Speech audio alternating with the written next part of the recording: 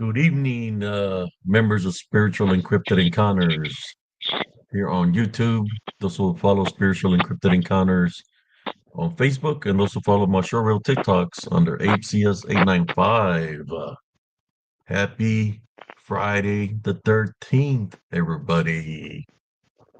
I hope everybody is doing great on this day, Friday the 13th. How you doing, cousin Jesse? Welcome to Friday the 13th. Hi to all the members of the Spiritual Encrypted Encounters. It's open mic night. So you got some stories to tell? Welcome. Welcome, Madeline Chap. Yeah, I'm here. I'm your How you doing, local. Sister Madeline? Huh? How you doing, Sister Jackie? Hi, Uh, Jackie. Huh? Your local if y'all want dog. to share an experience or story, you don't have to put the camera on if you don't want to be seen, but you can speak. And if you have something dealing with, today's about bad omens, bad luck, or actually anything dealing with in that Friday the nature. 13th. Welcome, Exuberance. Your perro's back tonight.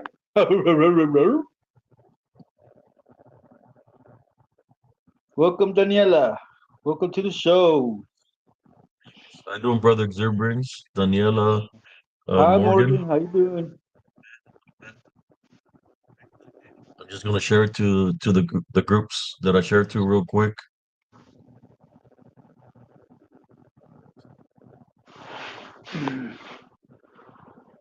So I hear you have a lot of stories to say, cousin, dealing with bad omens and bad luck. Yeah, if it wasn't for bad luck, I wouldn't have no luck at all, cousin. Ha, Madeline.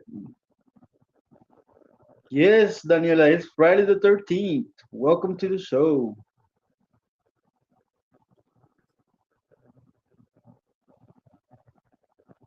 Right, I shared to the groups that I wanted to share. Yeah, time to get busy. How's Dude, everybody I doing mean, this evening? I hope everybody's doing great. Uh, well, I know who viewed last night the show, but it went a little bit crazy last night. You know, we were talking. It was a pretty good show, I think. As we were talking about dark shadow spirits and all kinds of things dealing with that. Till I guess there were some threats being made to Sister Nellie Turner and Josh Turner to me and to cousin Jesse. Not somebody that called in, but somebody that called them directly to their phone because I I was guess certain individuals gave up their number. So they're literally getting death hi, threats. Pamela. Hi, big Getting homie. death threats within like I think the fourth hour because we went 7 hours long just about. So I've put the video back in public for those who want to check it out. What went down last night? I was shocked. I found out I was black. We don't condone violence here or death threats and spiritual encrypted encounters. Welcome, Uh, Regina. we don't threaten people. We just keep our promises here on spiritual encrypted encounters. Well, when we say Exactly. when we say we're going to do something, we're going to do it. But for this people, this guy, this Welcome, Rocky. coward, uh, this threatening women, uh, I'm your Huckleberry. You say you're bad or you're going to do this or that. Since Welcome, we're talking Benny. about bad omens and bad luck, well, you done reached the bad omen, bad luck. You just stepped in Because some bad when luck. I need to be, I can be a bad omen, and I'll get rid of people that are wicked like you. Hey, Uh, Primo. so yes, yes. They're saying that Madeline's saying that bounty hunting bear and sailor nemesis need to be unblocked. Bounty hunting bear is going by walks with bear now. Yeah, He needs I to don't be know. unblocked, and so does sailor nemesis. That's what Madeline is saying. I'm reading it I right just now. don't know how to do that, cousin. Okay, well I've now been she trying. heard you. Yeah, unless you can block them, but I'm not. I need to look into it how to do that. That's a bad Yes. omen, So Smurfy. That's a bad omen, Smurfy. If you found a vulture walking around in your backyard. Happy Friday the 13th, Smurfy. after Friday the 13th, bought me something, cousin. I wanted to do a little show and tell. Oh, cool. Hi, Plymouth Pug Wuggy. Oh, nice axe. Hi, Smurfy. It's a throwing axe, cousin. I've seen it. Exactly, Madeline. Ain't got no bite. It's, people saying they're going to Hi, do this or Lunar that. Clip. You know, I'm just showing you a little show and tell that I got here. I This is like just that one throwing of the axe. many. This is just one of the many weapons that I have in my house. Are you still pretty accurate with it? Yeah, I'm accurate, cousin. Uh, it's within me, man. I can throw an axe, a machete, hit targets. You know, Hey man, you know what I'm deadly with? Throwing the middle finger. yeah. I just wanted to do a little show and Hey, tell. Uh, Today I went to welcome Bernard you Fox. know, well, to estate sales, and I found that there was some veterans, Air Force veterans, and we are talking about Hi, hydraulics, the tank PG. runs on hydraulics and stuff, and they hooked me up with this. They're like, let's hook up our brother in arms. They hooked me up That's with it. nice, man. That's nice. I like that. She, see what the balance point on it is. But yeah, it's pretty accurate, man. I just did it out, and it hit the target, and it got stuck on the target. Cool, cool, cool. It's I don't Friday have the that. 13th. Let me do the noise.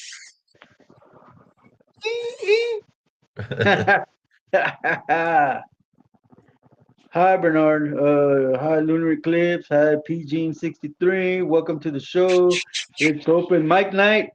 If you got a story to tell about Friday the 13th or some bad luck or a bad omen, you can jump on with Abe and talk about it.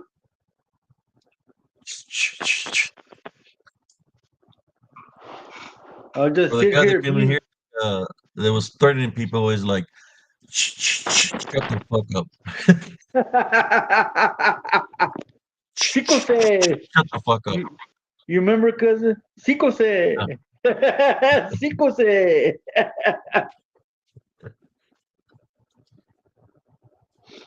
Who hasn't watched Friday the 13th? The raise of hands. Who hasn't watched Friday the 13th? There were so I've many of watched, them. I watched the first three of them, and then I realized that the horror movies were my thing.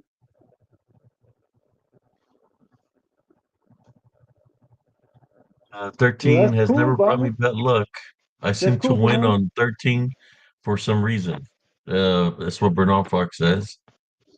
Hey, Bernard, the only thing I can say about 13 es mi barrio. Es mi barrio.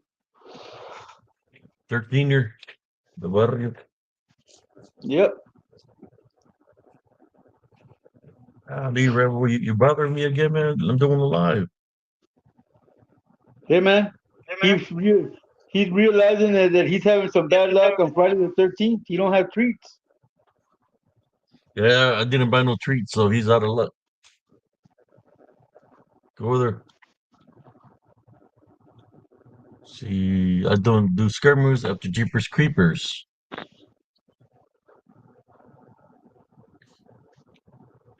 So in saying that, uh, the people they want to share something of a bad omen or bad luck, you're more than welcome. It's open mic night. It's for the regulars that come in here. The regulars.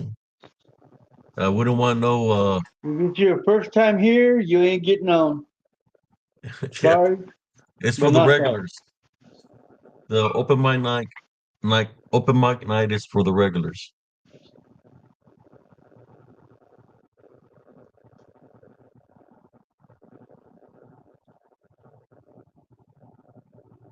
Smurfy. Rebels like, wait till you sleep, then we're gonna find out who's out of luck.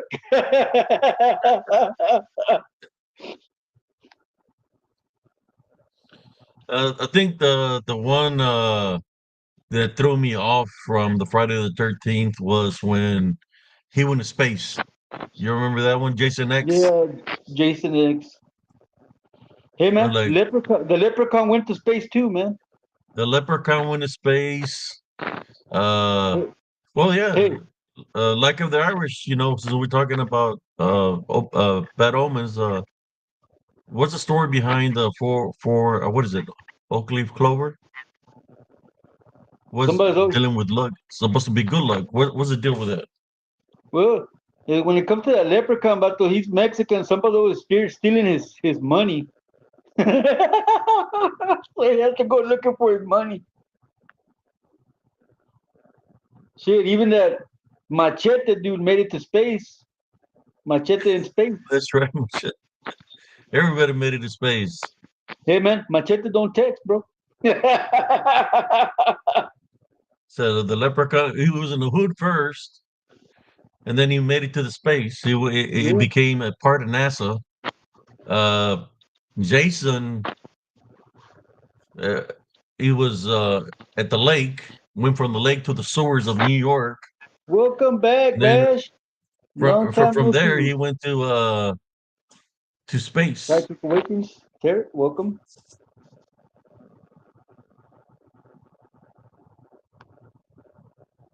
Yeah, that Leprechaun went to space, man. I laughed my ass off on that movie, man. How you gonna be running from a midget? Just kick him like a field goal. Yeah, that was some. You know what? Those movies were classic. You know, watching them go to the movies back in the days. For those that are old as us, I remember going to Saturday matinees. Uh, pay $1 and be there all day watching movies. Then we'll have a where the kids could go in there for $1.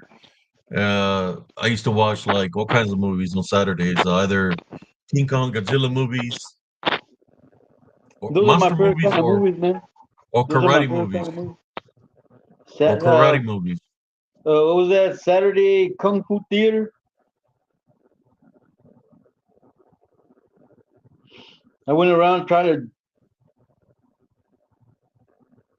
Abe had the best jokes last night. Well, I missed it, Morgan. I missed it. Yeah, Abe. I called Abe earlier this morning, and he told me that y'all really had some fun. Y'all were roasting some ass clowns. Yes, I don't know. I don't know. They get roasted hard, man. They Especially do every that time you idiot. come in here. What was his name? That idiot with a J. The J doesn't stand for his name. The J stands for jackass.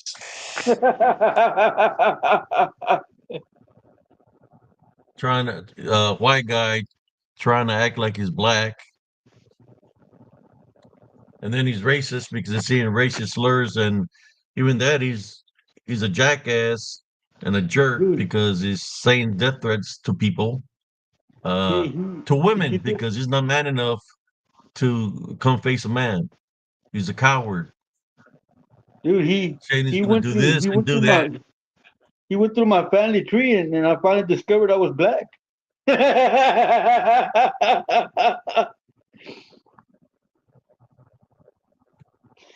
to hear that, Bash. My condolences to you and your family, man.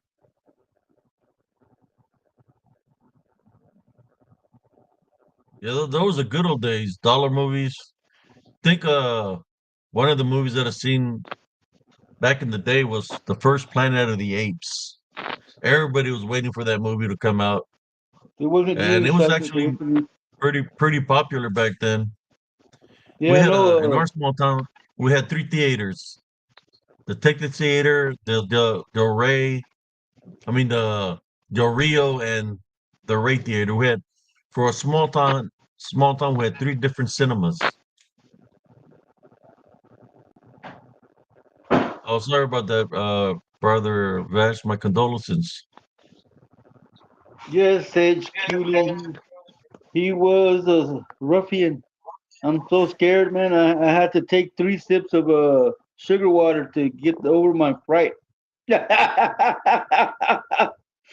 Tuve que tomarme 3 traguitos de agua con azúcar, primo, para que se me quitara el susto.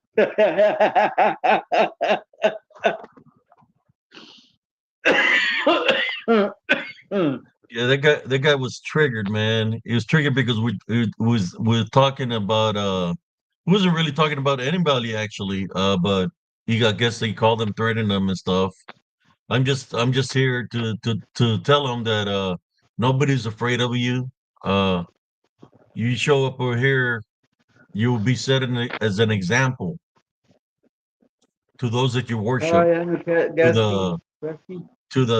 how should I call them? Hi, Lawrence Uh, Morgan. Welcome. to the freaks of the LBL, freaking freaks.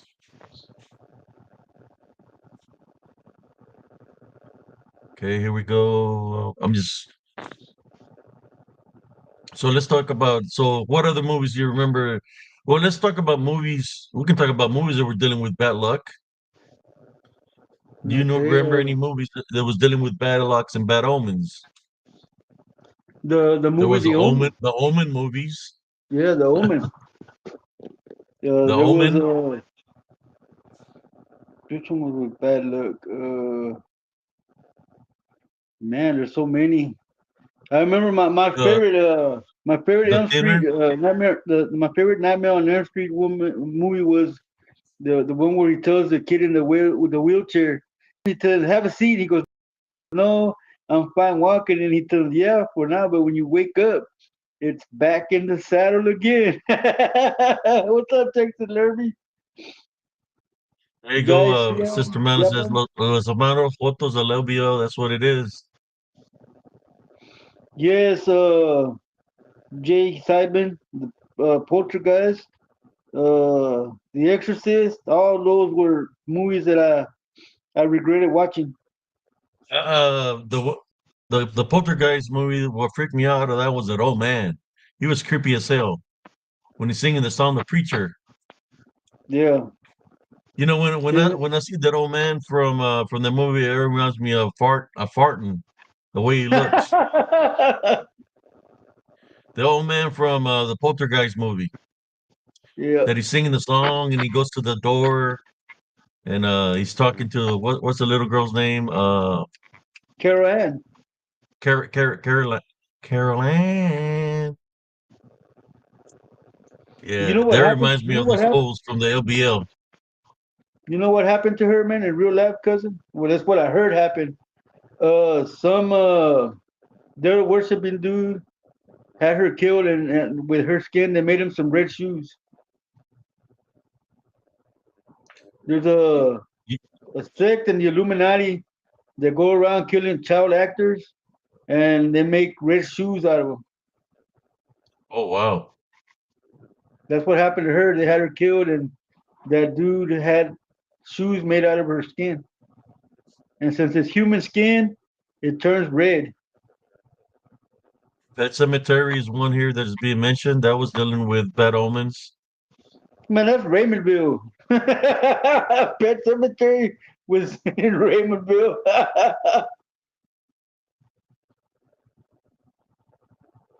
Sister Melanie says she's heard about the red shoe. Oh, that's nothing. I've heard about the McDonald's. They're saying that they found in the meat, Human meat, like human meat in the burgers. Yeah, they've been saying that for human meat years, in the man. burgers. Yeah, that's not a cow you're eating. That's Jose down the street. You know how they're making. Let's talk about bad omens. You know how they're making fun about cats and dogs because Yep. of the election. Well, somebody sent me a video, and it's not dogs and cats that they're eating over there in what is it, in Haiti. Guess what they're eating? Human flesh. There's a video where there's a body burning in the middle of the street. A body's burning in the middle of the street, and this comments are going fast. There's a body burning in the middle of the street, and there's a guy that gets delayed and starts eating the flesh of the body. So basically, we're dealing with cannibalism. Mm, Those are the people that the turn to Wicked Witch Wendigo. Kamala is trying to bring to the United States. Cannibalism. That's not what they're talking about. I seen the video. Uh, I thought it was something dealing with animals, but then it was a human body that was burning in the middle of the street. There was a guy standing over the body, and he started eating it. That's what's really going on in Haiti. You want me to tell you a creepy story, John Robinson, of that Pet Cemetery movie?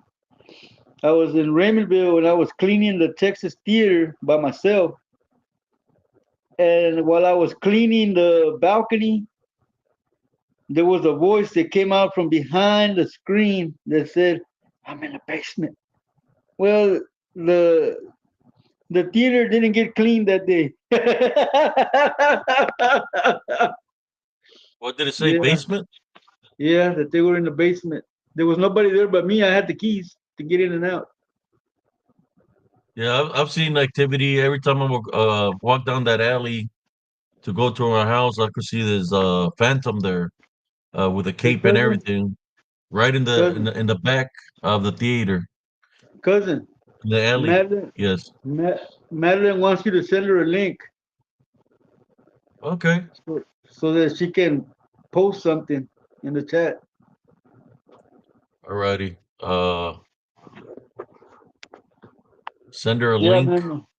Yeah, I never finished cleaning A, a link to that join. theater. Okay. Well, she wants to post something on the link. I don't know. Okay. Right up. I, I ran out of there like a coyote, cousin, out of that theater. I was peeing and crapping my pants at the same time. Yeah, there was a phantom in the back there, man. A phantasma, but it was all in black with the black cape. I would see him all the time.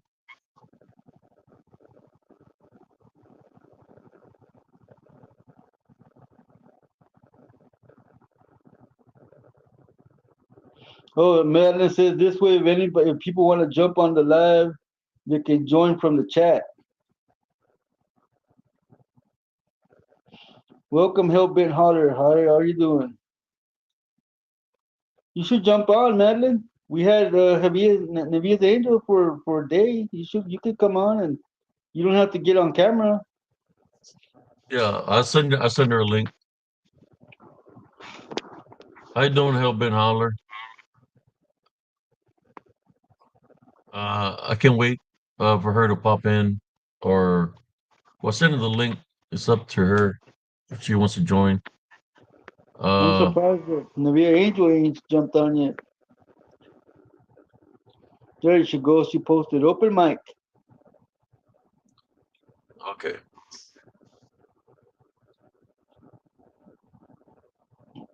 Yeah, back in the 70s and 80s, there would be some creepy movies that be showing in the theater.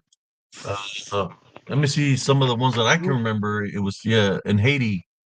Yeah, you it don't was have to Haiti. jump on the camera. You can just use your microphone, Madeline, like Navia did.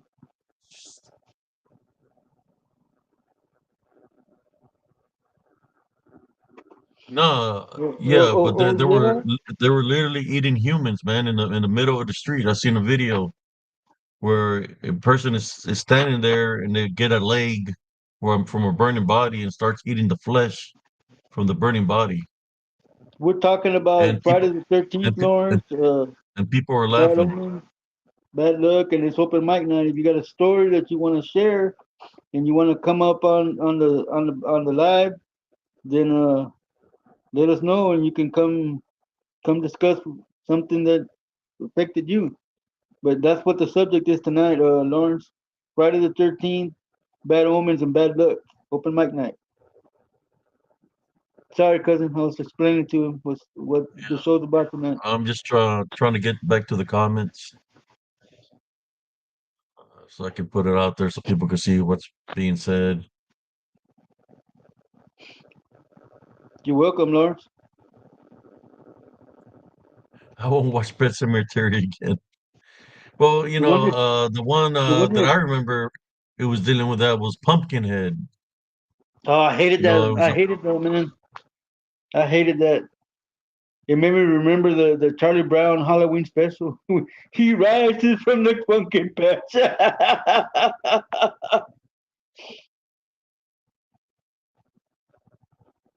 The one that movie that doesn't have to do nothing with Friday the 13th, man. But the one that creeped me out was that movie Species. species. Yeah. What's going on here? Stuff. Okay, here we go. Okay. Oh shoot, there you go. Hope that don't ban us. Camel Toe Harris. I Okay. see your camel toe.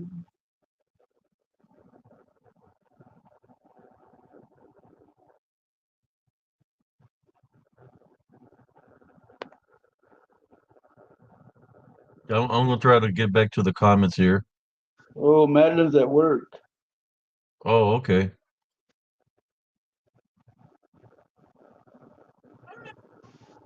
Yeah, I think another one that I remember has, I think it was a Stephen King movie, The Thinner.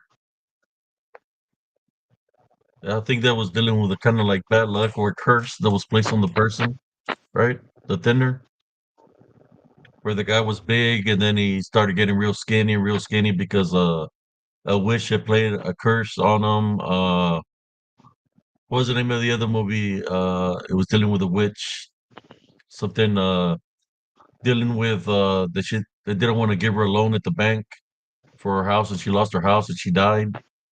But she had placed a curse on the girl. I just can't remember the name of the movie. I think Drag Me to Hell was the name of the movie.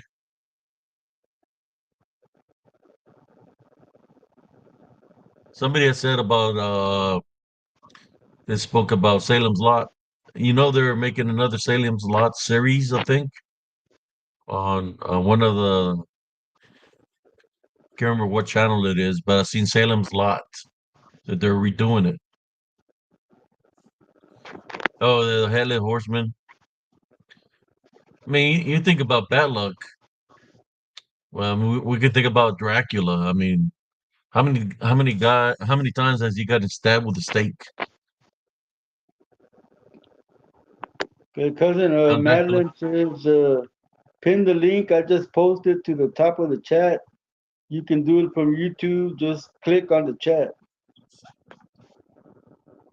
Huh? Madeline says, pin the link I just posted to the top of the chat. You can do it from YouTube. Just click on the chat. Right there? So I guess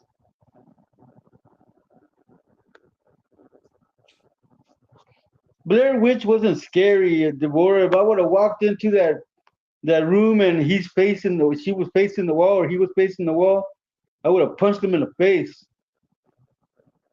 You're gonna stand there while I'm talking to you and then you start crying. Ooh, just knock that sucker out. Sleepwalkers. All you needed was some cat food to get rid of that food. Some tuna. There you go. That's the movie I was talking about. Salem's Lot movie coming out on HBO Max October 3rd. I don't know if it can be better than the first one, man. The first one was pretty good, but we'll see. Did we see you in the The studio? I fir- don't the, know, fir- the cousin. was that? Do you see psychic awareness in the studio? What do you mean? He says psychic awakens is in the studio. In other words, he's waiting for you to waiting. They're waiting for you to let them in to the show.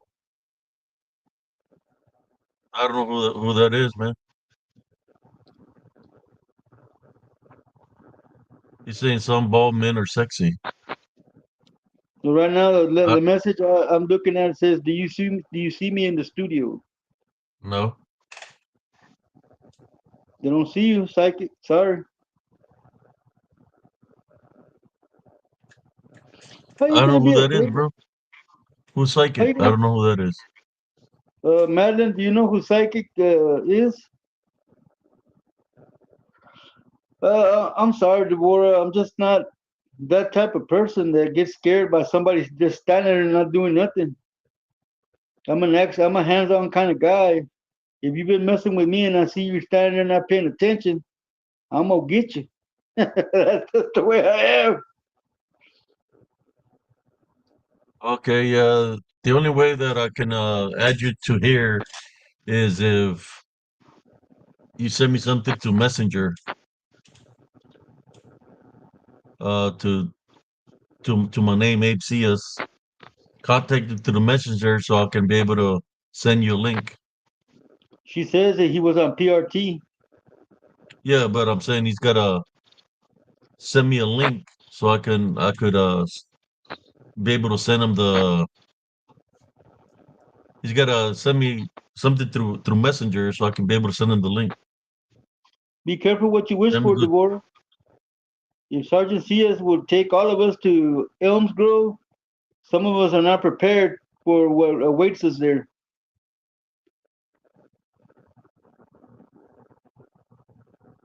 He says he'll hang out in the chat.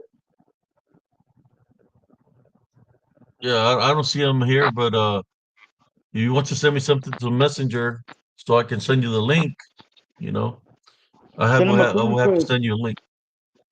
Hi, Navia's Angel. I mean, Cynthia, ¿cómo estás?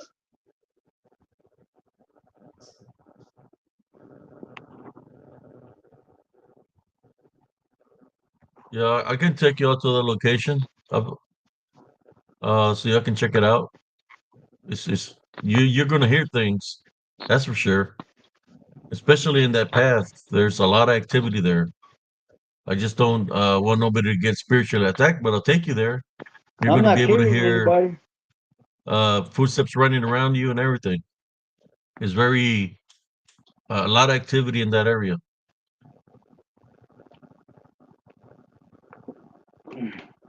I haven't met a bruja that I've been afraid of, Madeline. I even knew one that used to transform into a bird, into a lechuza. You Yeah, give, you give it. send me a message through Messenger, and I can send you the link.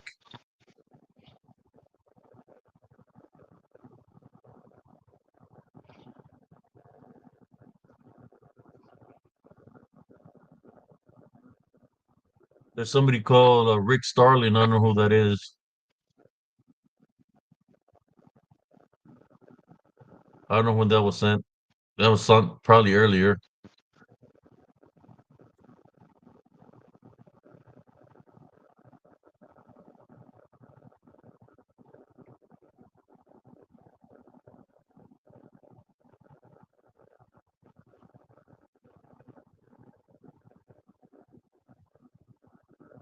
Yes, just message Abe because Madeline already posted something.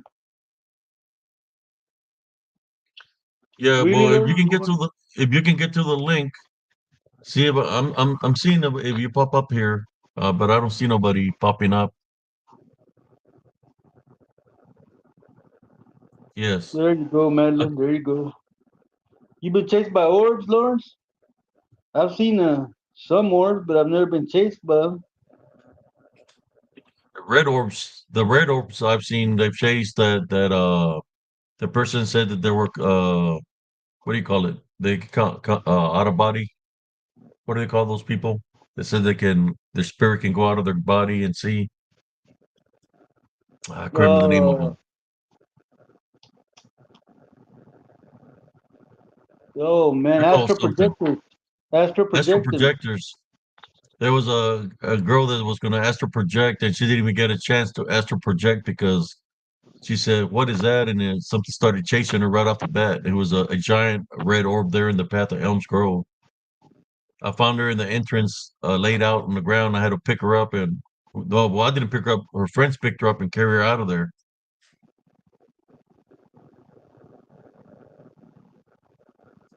¿Cómo estás, Cintia? Ojalá que estés bien.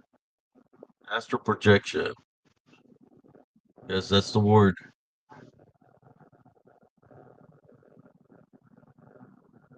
Took me Well, a let's talk while about bad to. luck, bad omens. What's this actors have been they've been dying because supposedly of curses or bad omens. Like John Candy. Uh, they made like a certain movies or worked in certain areas where people had already died before. I think a couple of comedians had died doing they died through supposedly through a curse or bad omens. You mean like Chris Farley? Chris Farley, or we could talk about Bruce Lee. You know, Bruce Lee, he's supposedly a generational curse, and then his son Brandon died in the same manner by a bullet. Bruce Lee got killed by a bullet, right? Or he got shot. He No, survived, but then he died a different way. And Bruce then Lee. after that, his son Brandon Lee, while he was making a movie, got shot and killed. Uh, which is it's like a generational curse of some sort, which is like a bad omen. James Dean, that died tragically. Uh, That the dude little like from that the dude different one, from Fast and the Furious. Paul Walker. Yeah, Madeline says, do brujas do rituals on Friday the 13th, or is that just all Hollywood stuff? They're not knowing the Brujas, they probably do, but I know their strongest when they really do the worship is on the 31st, What October 31st. what I heard, The, Texas learned me the about whole Bruce month Lee of that the whole month of October. he died of a mental edema. He was allergic to an aspirin, and that's what killed him. Who's that? He, remember Bruce Lee? Bruce Lee.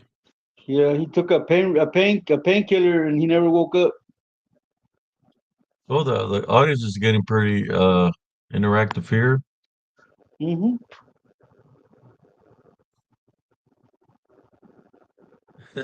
I said I outdid myself last night or this morning. We got a little bit crazy in the morning. Hey, I just like it when people come and mess with my friends, so I had to put them on blast. Uh, that's the way it goes for me. If they don't like it, they I can do see. something about it. I wish they would come. I'm not hard to find. You come around Fort Worth, you're gonna run into me somewhere.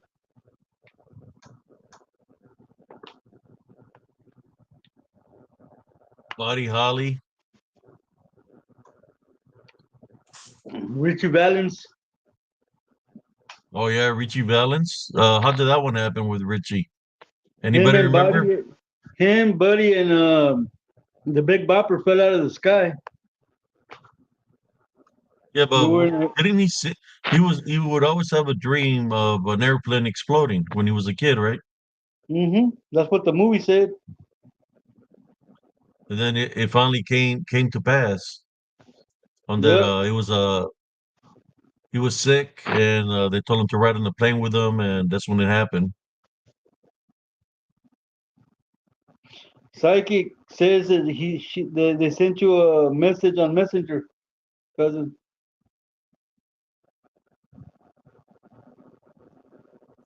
I'm putting the names of the people that they're saying. Uh, PSYCHE Awakens Tarot is what the name is.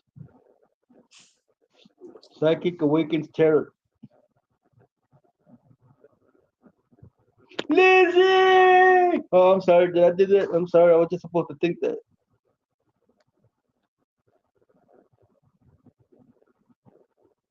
Yes, I just told him, Madeline.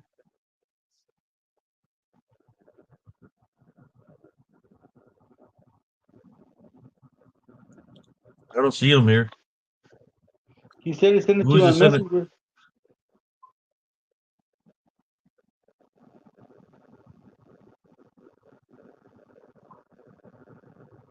I haven't seen nothing pop up. Is he sending it to APCS? Well, see, that's what he said. They said, I don't know if it's a he or a she. The name is Psychic Awakened Tarot. I don't know what the real name is, so I would know.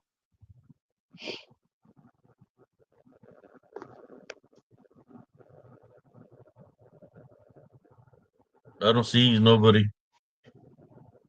Okay. Well, if you don't see him, you Right. don't see him.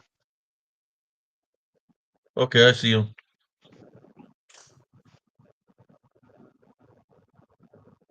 If you So could Sister find, Madeline said he knows them, right? We don't want yeah. no surprises like the other idiot that was drunk and then you know they came in here talking all stupid. Well, she said that he's been in on the PRT show. All right,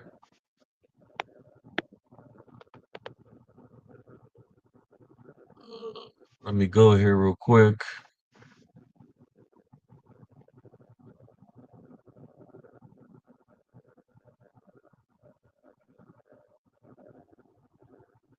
Shoot, let me see how I can. All right, man. He's trying to add you, Psyche. Not too drunk. Okay, man. I hope you're not wearing a cape. People with capes get banned. All right, We don't need no superheroes. I send the link. We don't need no superheroes or drunk dudes calling us Negroes. Then there was a matter of fact a he was like I think it was a movie I seen when I was growing up. It was a bandit from Mexico. Tigre or something that he was killing. He was a killer, and the federales were looking for him. You know how he died? Mm. And they probably had never seen this movie. He was eating beans, and they put a lot of hot peppers in it. So after finished eating the beans, he had to go use the restroom. So when they go Muerte. use the restroom, they killed him. They shot him. All the federales shot him while he was Oh, using the restroom. I thought it was Muerte by Chorro. Hello, Steven Yeah, Skiva. ¿Cómo estás? they shot him as he was taking a dump. That's a bad Welcome way to in. die, ain't it? There you Hello, go. Psyche. How you doing? Hey, what's up, How you guys? doing, brother? I'm good tonight. How are you doing? Happy Friday the 13th. All righty. I really How, like your how you? show. You're talking about some funny things and some good movies and bringing good memories and like it's a fun show. Thanks for having Yeah, me on. you're welcome. Whatever the topic is, let's start talking about it. It's open mic night, so you have the floor. Good night, Mike. What do you want to talk about, man? Dealing with Okay, bad omens, bad luck, or whatever you want to talk about. okay. So And we'll just I, I go remember ahead. seeing a lot of movies when I was growing up. So whatever you want to talk about, experiences or things that you've heard of. Okay. Well, so I dated like one woman in my life um, when I was like 30, probably 33 years old, like in 2012, and we just had this weird like attraction to each other. Like we went on Facebook and everything, and but she was like really into like witchcraft and Tibetan Buddhism and like a lot of other things. And but one time when we were intimate, she shapeshifted her whole body and she changed into like a from like a 40-year-old like overweight woman into like a Hi, Josh. 20-year-old like really like attractive woman, like right before my eyes. That was pretty much like when I started believing in Like the a, Wow. supernatural again. she was like a gypsy or a witch. Yeah, well, she called herself a Heyoka. Like that's what she referred to herself as, a Heyoka, and that's like a Native American thing. Yeah. She'll Welcome, Josh Fayo, Turner. How what's you the name of doing, it? Josh? Fayoka? Heyoka, Heyyoka. Yeah, Okay. Heyoka. And How you doing, brother Josh? hey, Josh, what's up, Josh Turner? I was on So Josh's she show went from before. a 40-year-old woman to a It To a was 20-year-old? 20-year-old woman, like in India, like from India, like, and she had blue skin. Her hair was like went to like it was like braided, like two braids. She had like the red dot on her head. Like it Oh was, shit. yeah. That really like opened my eyes to like the world is magic. There is like the other like side. There's the supernatural. I do tarot cards. I'm a bit of like a clairvoyant, and I'm empathic, and but my eyes have really opened like since then, and but I never dated since then. She kind of scared me off a little bit, but Wow. it was an interesting experience. When we broke Mhm. up, like she like said, let's take a ride in the car. She started like going 120 miles on the freeway. Like I thought she was gonna kill me, honestly, but that was an interesting experience. I haven't dated since then. Wait a minute. Wait a Did she minute. have So like a bad spirit in her? Was she mean when she manifested, or she changed form? How was she acting? Well, She was trying to changed seduce you. form, when she changed form, that was like that was a good experience. That was like pleasant, but she could go into these like rages. Like there's a Tibetan goddess named Palden Lamo, and she like rides this horse, and the horse she has a saddle made of her like her son's flesh that she made and shit. Like it's a really crazy story from Tibet, Palden Lamo. If you ever look into that too, it's, I got a it's question. When y'all were done having relations, did she tell you thank you? Come again. yeah, she did. She did it in the Apu voice, and yeah. I'm sorry, but I couldn't help myself. And then she opened the 7-Eleven, and she's really successful now. Oh, cool, cool. Yeah, yeah. No, I'll tell you another story about her. So, her last name was Vasquez. And so I thought she was a Hispanic woman, but she was this white lady. She was just married to some guy named Vasquez, and she showed me this article online where she actually found his body when he was killed by robbers or something, and she found his Oh body. wow.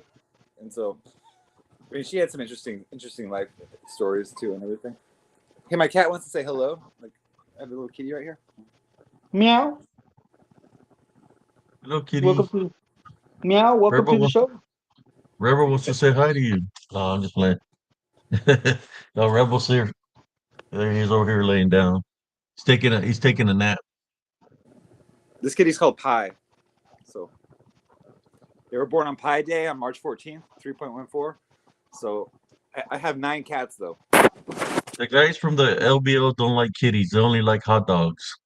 Well, hot dogs aren't bad. Like, but I once like knew a girl, and she had like all these hot dogs under her bed, and it's like they kind of like got rotten after a while, and it's kind of weird. But yeah, hot But dogs are really good. I'm talking about the guys from the LBL. When they go camping out there, they only like beef. What does But LBL yeah, stand for? I don't even know what it stands for. Okay. Yeah, you know, That's what's black cats are supposed. good luck. That's what. It's Friday the 13th, and so Friday the 13th is like Black Cat Day. Oh man, It's Cat's yeah. Day. And black cats are like, people think they're bad luck, but black cats are actually really good luck. They warn you because that's what happened to me. You know, I think I'll share the story again. But yeah, the bad luck might have been good luck because, but they were warning me. I had got him. I was 4th of July. I had got him. I was popping fireworks on a. Put a black cat in one of those red ant mounds, and he blew up. It exploded, and I guess an ant had got it on me, and I didn't know I had it on me. So when I woke up, I was hallucinating. You know, I was seeing my mother going like this, but when I went like this, it was a neighbor's light. But when I Wow. turned Yeah. around, I could see like somebody that was burnt with like nothing but red ants on their body, and you could see their teeth, their eyes, and they were going like this. So I was like, am I hallucinating? I was still seeing him looking at me, standing right there beside me. So I got up, walked outside. When I walked outside the house, he uh he was standing by the doorway, just looking at me and laughing, you know. I went to my neighbor's house, I knocked, but nobody would answer the door. So I think my aunt lived like 7 blocks away. So I went down the street. When I went down the street, there was a black cat that passed in front of me. I took a left, and I started going down another block. Another black cat passed right in front of me. Went to that's 2 blocks, the third block. Another black cat passed in front of me. When I got to the cross area of the street, there was like a cross. That's where it came. The certain thing I encounter I had with it came around me, and he was in a on a bike going in a circle around me laughing, and he was saying, "I told you I was gonna be here when God wasn't with you, but it's because I thought it was still hallucinated, but no, he was there. You know, it was you could say demon." So I finally made it to my aunt's house. I started running and made it to my aunt's house, jumped the fence, and told her that aunt had bit me, and I had a fever. She touched me. I was burning up. So she gave me some garlic to put in my mouth.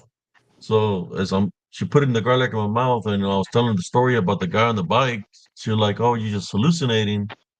My cousin said, "Mom, I don't think he's hallucinating, Mom, because that guy on the bike is right outside the gate."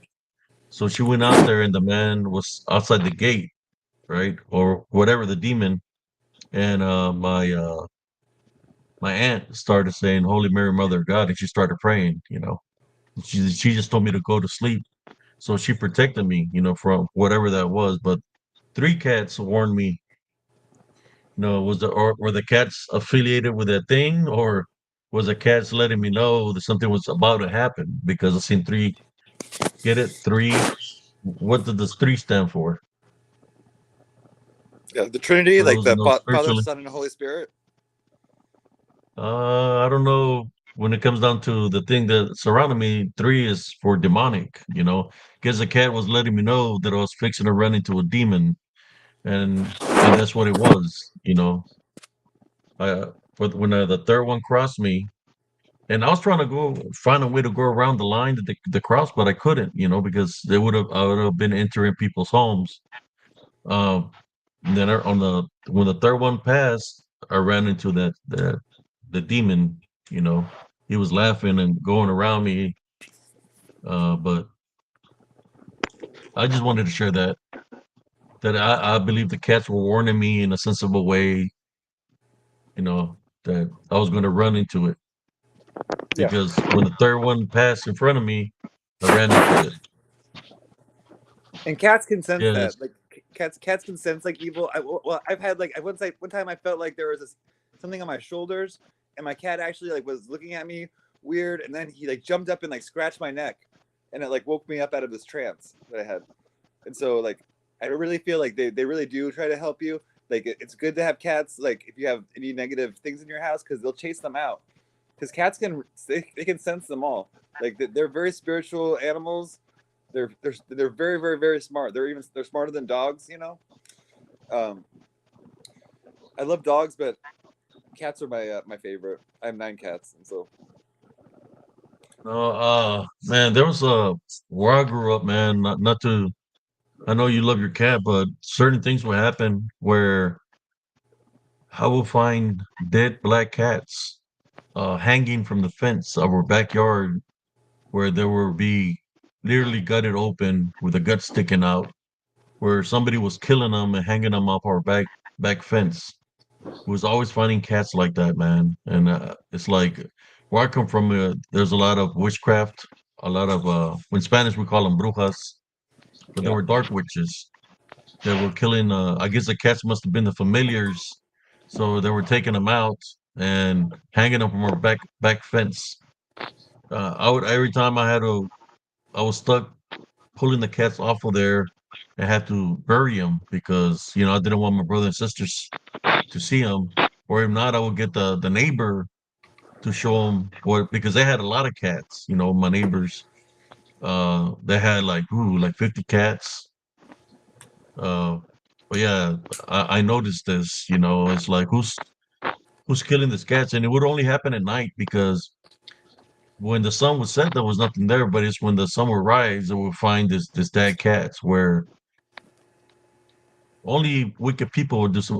You said something about that, cousin Jesse. What were they trying to do when they were placing the dead They cat were on like they were They were markers, cousin. They were markers for Markers. so that whatever they would send at night would find where it was supposed to go. And So so I It's a was marker. there was like a spiritual hit. So Yeah. there was that so they could know where to the demons could go, where to go Yes. to do the Yes. spiritual hit. So it's like a form of a blood sacrifice.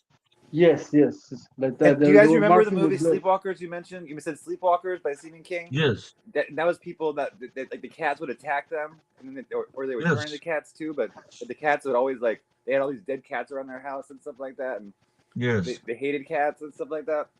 Yeah, that was a good movie. Stephen King has some really good movies. My favorite's probably It. Do you like It? Pennywise the Clown. Yes, I remember it. The original one.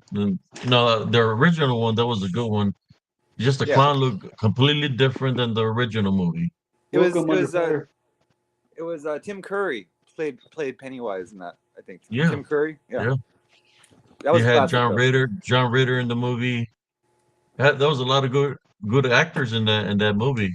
Yeah, I remember watching that when I was like probably 10 years old. It came out. It was like a mini series on like a station on a, and it was like 3 parts or 2 parts. But that was pretty damn scary for a kid. But my favorite movie growing up was probably Nightmare on Elm Street. Like when I was like five Oh years yeah. old, I was into Freddy like that. So um, my parents let me watch whatever I wanted pretty much, and so I was kind of like a horror So freak. which one was your favorite one? The first one Though Nightmare on or Elm all of Street them? one is classic, and then like Nightmare on Elm Street 3 is really good. I even like Freddy's Dead: The Final Nightmare, and they had like even if they still come out with them nowadays, I don't like the last one they made, like with a different Freddy, but the original It Freddy wasn't the Krueger, same with without Robert. You Robert know, England, all yeah, this other guys. It wasn't the same.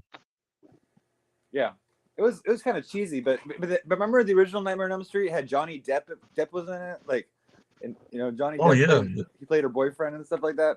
I mean that Well, he started his career on TV. What was the name of the show? Twenty One He used Jump to come 21 Street, up. Jump Street. Jump Street. yeah. Jump 21 Street. Jump Street. 21 Do you know Jump Street. do you know how old Johnny Depp is? Just guess how old Johnny Depp, Tom Cruise, and Keanu Reeves are. They're about the same age. They're in their 60s. Yeah, And they're they're about 60 now. 57. Can you believe that? Wow.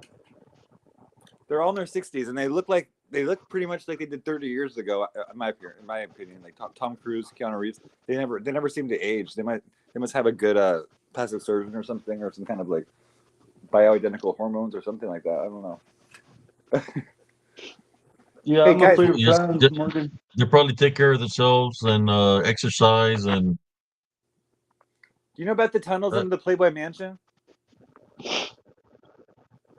No, So I under didn't the know Playboy about the what? that. Mansion, there's tunnels, and they go to different people's houses. Like Jack Nicholson, it goes to Jack Nicholson's house. It goes to like famous directors' houses and stuff like that. But under the Is that Playboy where Mansion, is there's that these real tunnels. is that where they were smuggling all the kids through all them tunnels? I don't know. I don't know. I'm kind of skeptical about all the child trafficking. I mean, probably it's more like popular in different countries, but I think there's probably more adult trafficking here in America. I'm not sure. I think we pretty much are getting a lock on protecting the children. I just can't imagine like that some of these things that they're saying are happening. Like all these rappers are saying are doing all these things, and it's like why aren't they in prison? I mean, if they harm one person, they should be locked up in prison. So I think it's kind of like a psyop a little bit, like with like the thinking that there's all this trafficking going on and there's millions of people missing and everything. I don't know if that's quite true, but The people that are missing, brother, it's been happening for many years. The people that are missing are the ones from Mexico. They've been trafficking along the borders. That's why the people in charge want to keep are leaving the borders open because they've been having a party with the children all this time they've been in power. They've been children have been disappearing and missing. You know, they worship the Moloch and do yeah, blood ritual sacrifices through what they do to the children. And that's a way when you see them speaking, they think they're powerful not because they're in power, because they have the demons backing them up doing the rituals that they do. Uh, Yeah.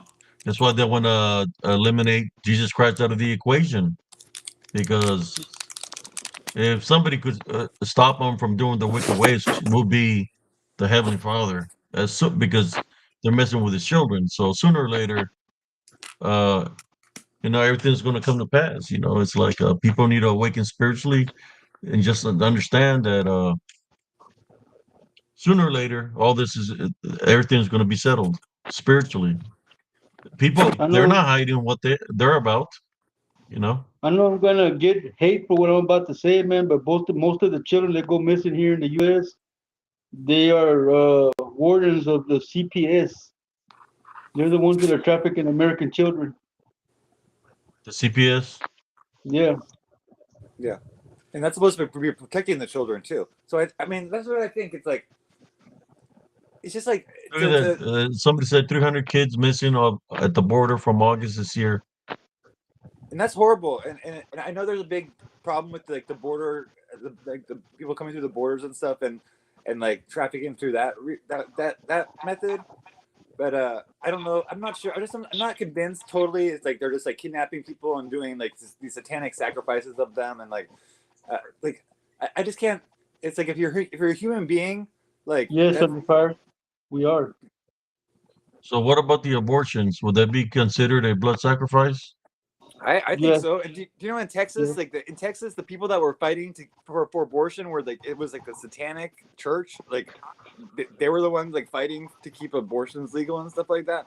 That seems really strange, and that is a blood sacrifice, and that is disgusting too. And it's like, yeah, abortion really bothers me, but you know, it's up to the women. I'd say like women can decide that for themselves.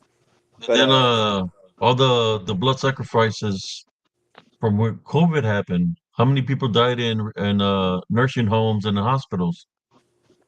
I know it's really horrible. Yeah, and I don't know if the vaccinations were a good thing or a bad thing. I think like I hear like cancer is really increasing now, like these weird types of cancer, like in all types of people, and it's like the cancer rate's going to go up like 100% in like 20 years, something like that. And it's the And people that took the shots that are getting real sick, the COVID shots. yeah, Some I heard a friend of mine, his sister and his sister's daughter died on the same day after the taking the COVID shot. Well, let me tell you something about that COVID shot, cousin. This is just what I heard on the internet, man. That the the government of the United States has been fighting in the courts to take control of all the people that had the jab, that they belong to the states, and they want to round them up and put them in concentration camps because they are now uh, property Infected. of the government. yeah. Well, I'd like to see them try that because most Americans had a COVID shot, or at least the first two, and so I mean if that happened, I mean, and then the people that took the shots publicly and if they didn't really take the shots, but they were just faking shots and everything, that is a big breach of contract. I would say that is like, so I don't know. It's like I'd say like you ever see the Little Mermaid, and so like Ariel signs her voice away to Ursula. She trades her for some legs and everything, and she signs away her voice, and then but she doesn't like kiss the prince. Then she turns back into a mermaid, becomes Ariel's slave. It kind of reminds me of that a little bit, where it's like, okay, she signed the contract with Ursula, but first of all, Ariel is minor, and minors cannot enter contracts. Second of all, Ursula breached the contract several times by turning into Vanessa and trying to like seduce Eric away from the Little Mermaid and having her henchmen tip over the boat before she could kiss Eric and everything. And so I just say, get a really good contract attorney in these situations because it's like I believe in justice and the upright. I don't believe in like the doing the okey doke or the hoodwink to people. It's like people are trusting. We really like the government is like it's not our parents, but it's like it's supposed to be looking out for us. It's supposed to be helping us. It's not supposed to try and put us in danger or bad situations. It's supposed to be there to protect us. Were And you so were you born in the 70s, brother, or I the was born 60s? 81. 81. Oh, well, when I was growing up, uh, all the children that were missing, they will come out in a carton of milk, the Yeah, carton of milk. I They remember will that. place their pictures. and everything behind it. There was a lot of black children missing back in the day, more than any other race in the United States. It was black children that were missing, uh, where I believe they were being killed by certain organizations. But all throughout, like in the borders, the human trafficking, or should I say, children human trafficking, was already happening even then. Th- Going up, the people we know now who is the ones that were behind it all along, which is our own government. Yeah. Well, do you know who started slavery? Who the first slaveholders were? It was ancient Egypt, and that's like the whole Yes. pyramid system, where it's like there's a hierarchy, and so there's like the bottom of the pyramid, and then there's like the higher up you go, the more exclusive it gets and everything. But the slave system is from Egypt, and so if you look into the Bible, there's a lot I of good was stuff about there. Egypt and Israel and stuff.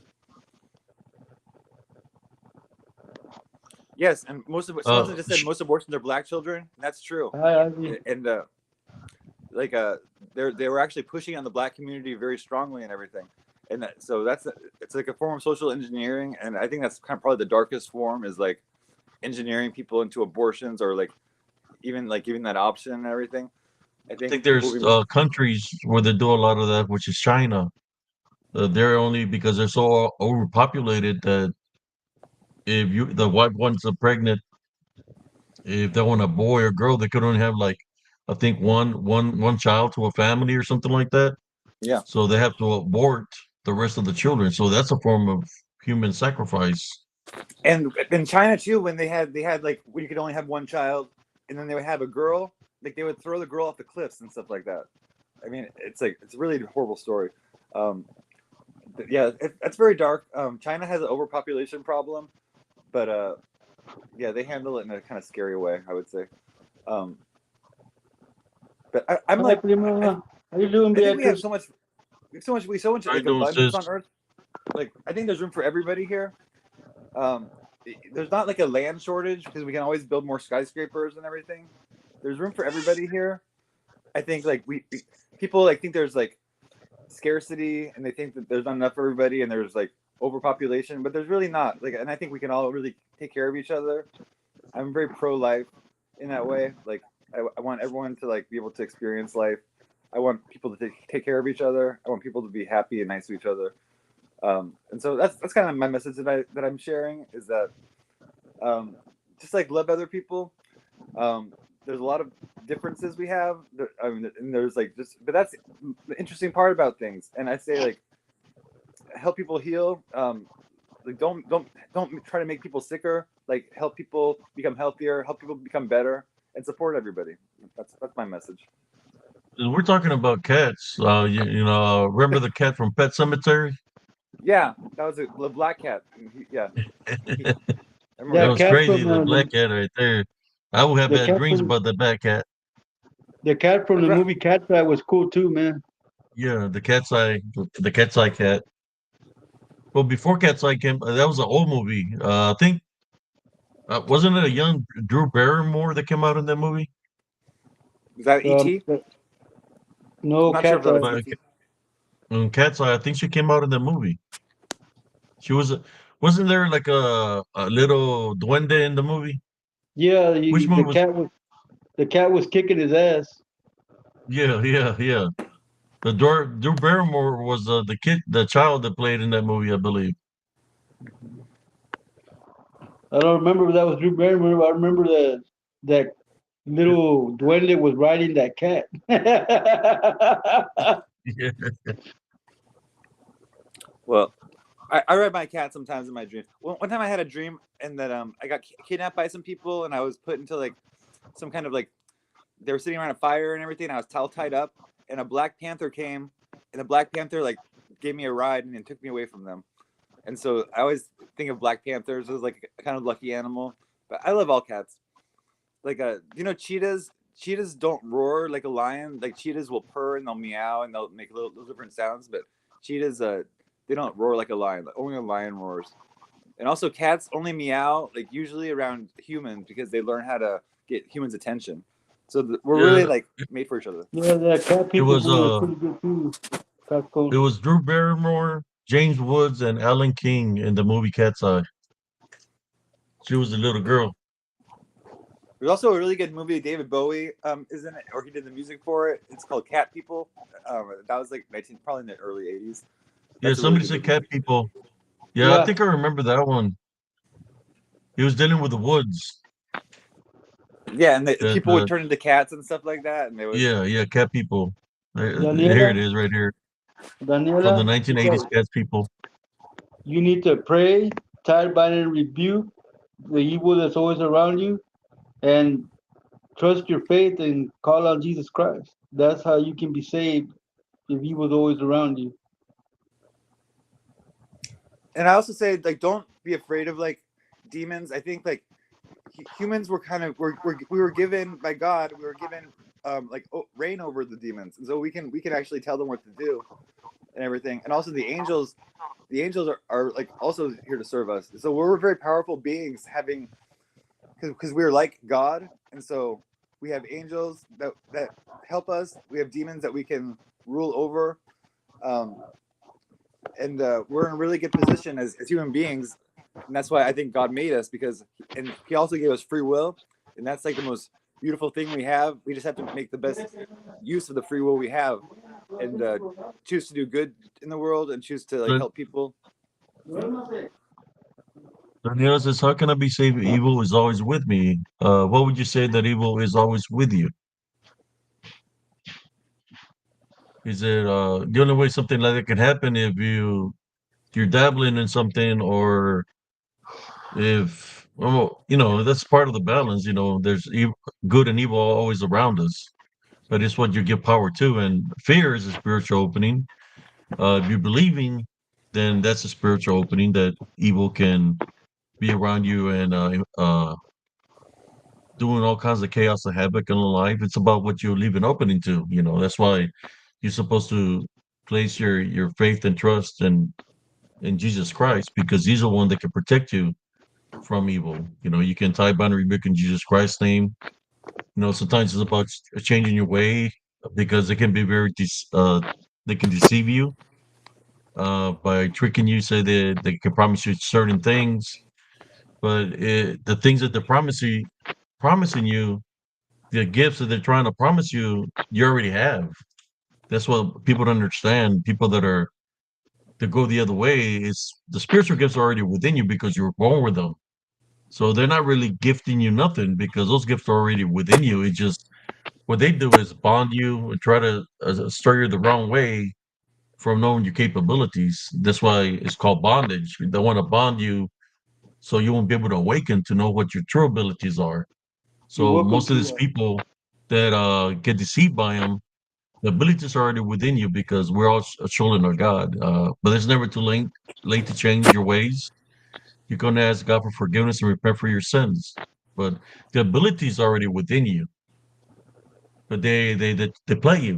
They, for those that don't know, the Heavenly Father, they play you to make you think that they're giving you something, but that's already within you. It just what they try to give you is not really giving you nothing. It's kind of like a used car salesman, I guess you could say. But And Abe, I really agree with that a lot. And I would say that like demons, they deal with like a lot of contracts, and they deal with like making deals, and if there's always like some kind of trade off and everything. But with God, you can just you can ask God, and then if God wants wants you to have something, God will take care of you. And so, like, it's always best to say like people like summon demons and stuff like that. But why don't try to summon God and try to bring God within yourself and try to talk to the highest power you can find and everything. And also, don't fear demons. Like, don't fear evil. Even it says in the Bible, don't fear evil, because if you're walking with God, there's nothing really to fear or to be afraid of.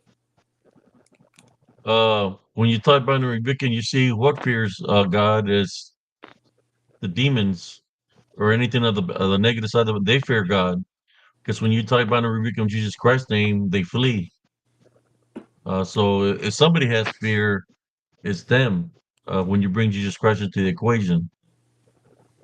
I And know that our media and our outlets they don't even talk about God or acknowledge Jesus Christ or talk about a love foundation. The only thing they want to talk about is chaos and division and uh, the the bad things, because that's what they dwell in.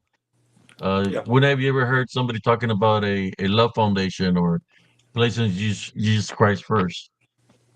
They rather talk about other things that are going against what Jesus Christ is about.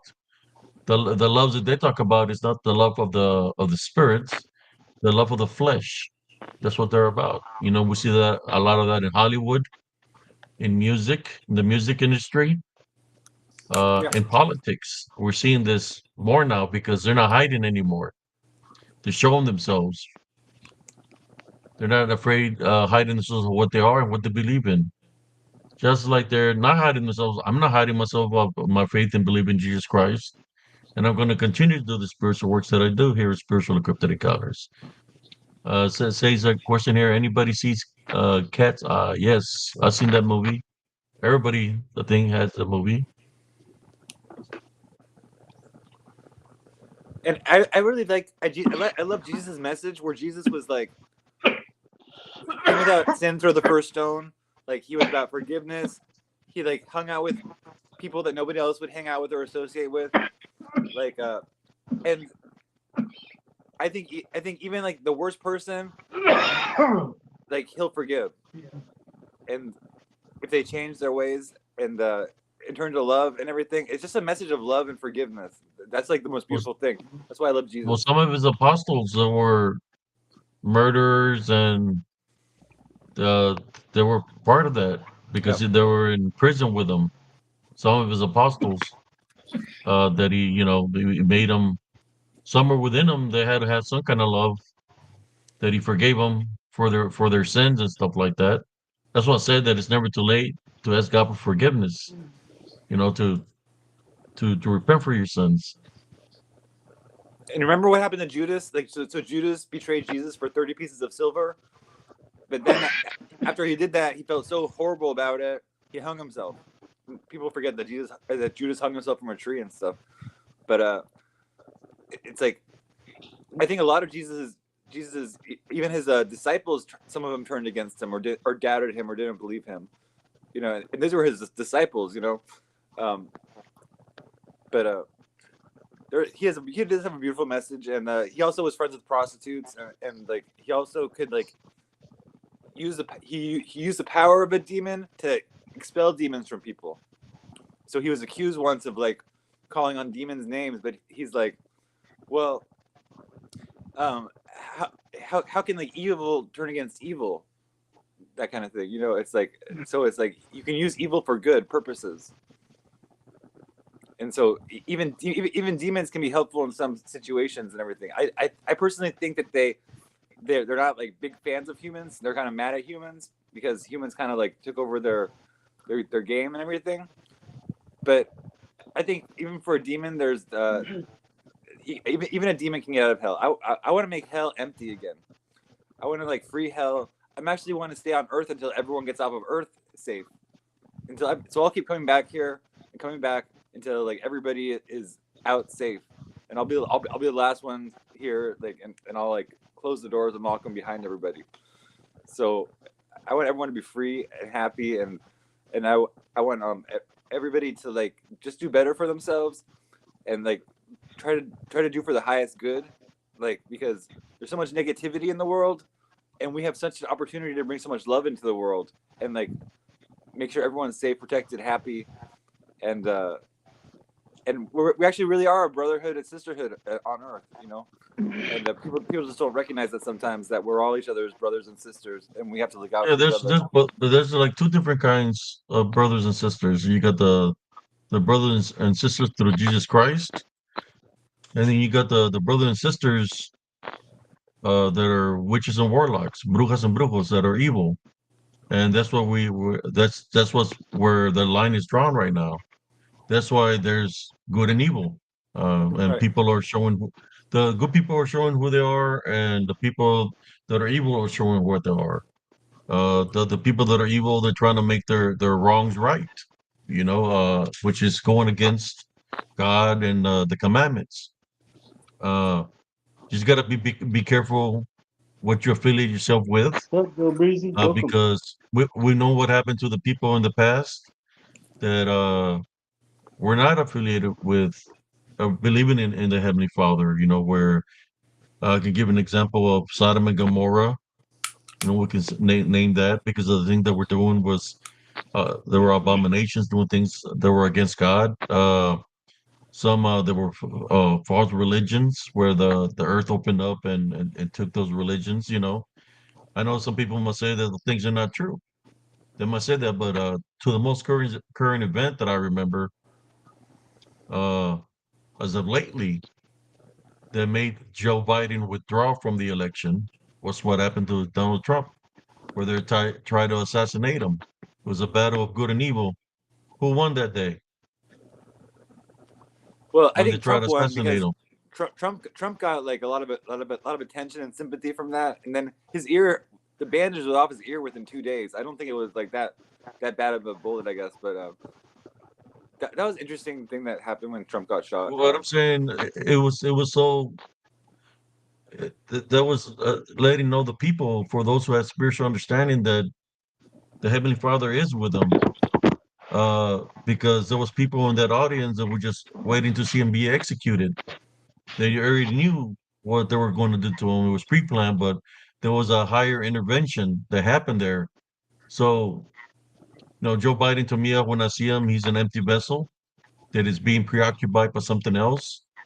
When the heavenly angels came and intervened and saved him, the demon that was in Joe, right, went out of his body because the heavenly angels came to defend.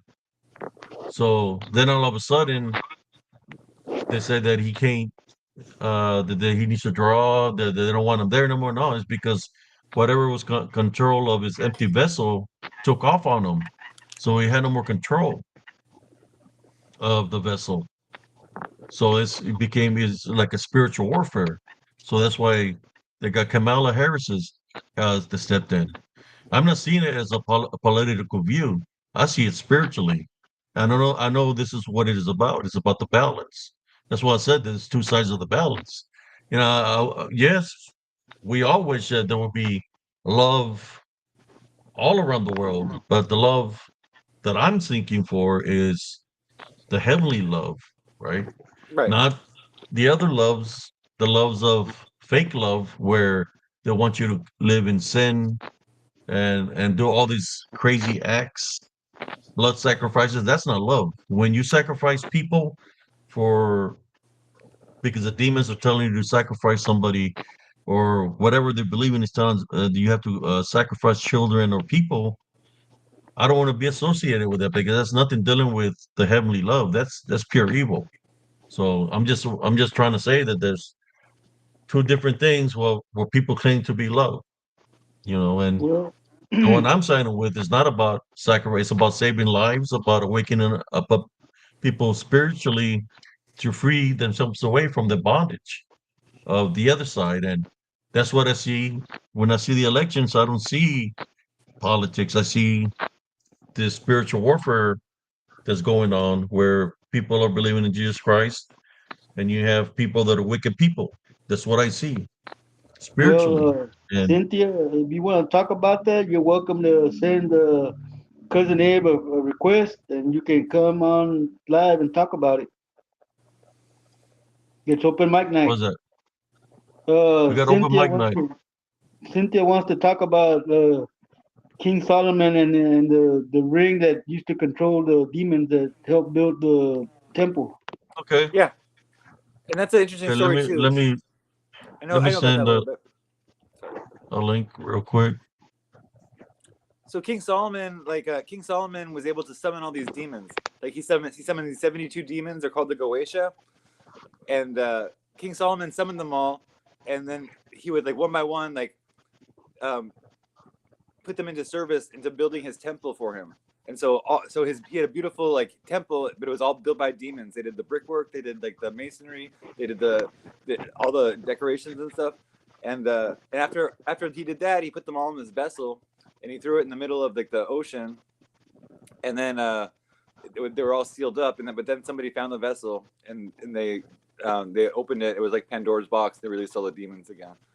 And so those are some interesting demons. So look into King Solomon, and look into King Solomon and like the demons, and like he once was tricked by Asmodeus into giving Asmodeus his ring, and Asmodeus took over the king, and he had to go on some adventure and like get back to his palace and like claim his rightful place again. He also dated the Queen of Sheba. If you know the Queen of Sheba, she was probably from Ethiopia, I think, and she visited King Solomon, and I think they had a son and everything, and they that's why there's a Hebrew and Jewish people in Ethiopia, and they have the Book of Enoch in Ethiopia too, and it's pretty interesting stuff. And also, I'll just say like Jesus, like there's no reason for anybody to sacrifice anybody, because Jesus already made the ultimate sacrifice. So, and Jesus did that, so there wouldn't have to be any more animal sacrifices or human sacrifices. And so that's another beautiful message of Jesus, is that Jesus selflessly died for everybody, so everyone could live a happy life and everyone could be prosperous. And he made the ultimate sacrifice, and he allowed that to happen to him and everything. But he knew it was happening, and he had the keys to hell, and he went to hell, and he like let a lot of people out of hell and everything. He resurrected, and he's still around, and he's a good dude. And I would say Jesus, like Jesus is my homeboy. I don't know if that's a good way to say it, but Jesus is a good name to call on. And it's a friend. Like he's a friend that you can always have, that like will forgive you, and that sees the best in you, and that he loves humans too. Like that's another thing. He was like a godly person, but he loved man, and he wanted to help man. And that's like a very Prometheus kind of thing, where Prometheus brought fire to man, stole fire from the gods, brought it to man because he didn't like man shivering in caves and not being able to cook their food and everything. And he loved man, and then he was punished for that too. Prometheus was chained to a rock, and then like some bird would come and eat his liver every few days and everything. I'm really into Greek mythology too, and everything. But look into Prometheus and Pandora, the first woman that was created. Pandora is very similar to Eve. Pandora means a gift to all. Like, but she's curious though, and she cannot resist opening the box and letting all the evil out into the world again. But that's just her nature. It's like she's curious, and that's a very feminine thing. Like females are very curious about things, and like Eve was curious about eating the apple, and then she gave the apple to Adam and everything.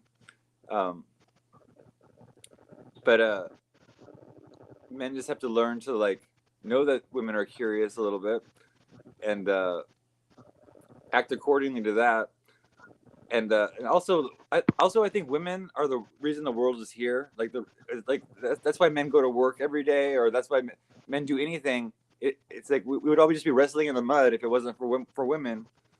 Women really civilize man, and so I think women are like almost a higher being. Like, and every woman should be respected. They control like who comes into the world, who goes out of the world. They control who gets food, who gets nourishment. Like, so women should be highly respected, and they're very, very powerful. And people put them down a lot, and they say they're emotional, but actually they're very emotionally intelligent. They're more Well, advanced. look at the guy that fucked here last night, brother. That was threatening Sister Nellie Turner and saying he was going to do all these things to her. I'm not going to mention what he said. You can watch the replay around the 4 hour mark. But yesterday's a video was called Shadow Spirits Bulto Negros. That's a psychic Use death threats, awakening. man. Hey, what's up? Tarot, Yeah. Plymouth. That's who's talking. Oh yeah. And hey, I'm like Josh. If Josh is listening, that's horrible. Like that someone would say such horrible things. They're probably just a troll. They're probably a lonely person under a bridge that they can't go anywhere or do anything, and they have nothing better to do but like just spout off horrible things. But that's really sad. I'm sorry about that, and I respect your wife. I respect all Cynthia women. can't find the link, cousin. She can find the Okay. link. Yeah, she said Okay, she can't find the link. If you let can't me find the send link, another one. like he sent me a link to the messenger, and that worked for me. Like my other link wasn't working, but he sent me a link on Messenger, and it worked. And so, but yeah, I'd love to talk to more people on the show and everything. No, shoot, I never sent it. My bad. Let me see. I'll tell you if I sent it or not. Friday the Yeah, 13th, cousin. no, I did. I think I did send a link. No, I didn't. You're made from the rub of man, Deborah? A rub? Was it marinating you? The rib, I think he's talking about the Adam's rib. rib, the ribs. So like She put, the she first put song in rub. the world was "I want my baby back, baby back, baby back ribs." You know, that's from Adam. So I remember that I'm one. just kidding, Deborah. I'm kidding. You know how I am. I'm kidding. It's be like that old lady from Wendy's. Where's beef? yeah, where's the beef? That was a good one. She was That's pretty what I popular did. back then. That's Yeah, what I did, Madeline. I said it was Friday the 13th. Even the cousin A forgot to send that link. It's Friday the 13th. Bad, it's just bad luck. yeah. I should be wearing my Jason mask right now. Hey, what's up? I have to poke my There we nose go. out the door all day.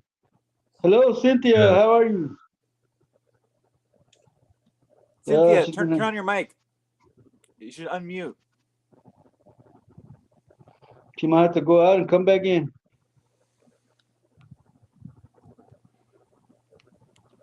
Make sure you're not muted, because sometimes the microphone. Okay, yeah, she might have to come back. Hit the link. When it pops up, go up and push the three little buttons and open in Chrome. It should come back and let you right in. You just join.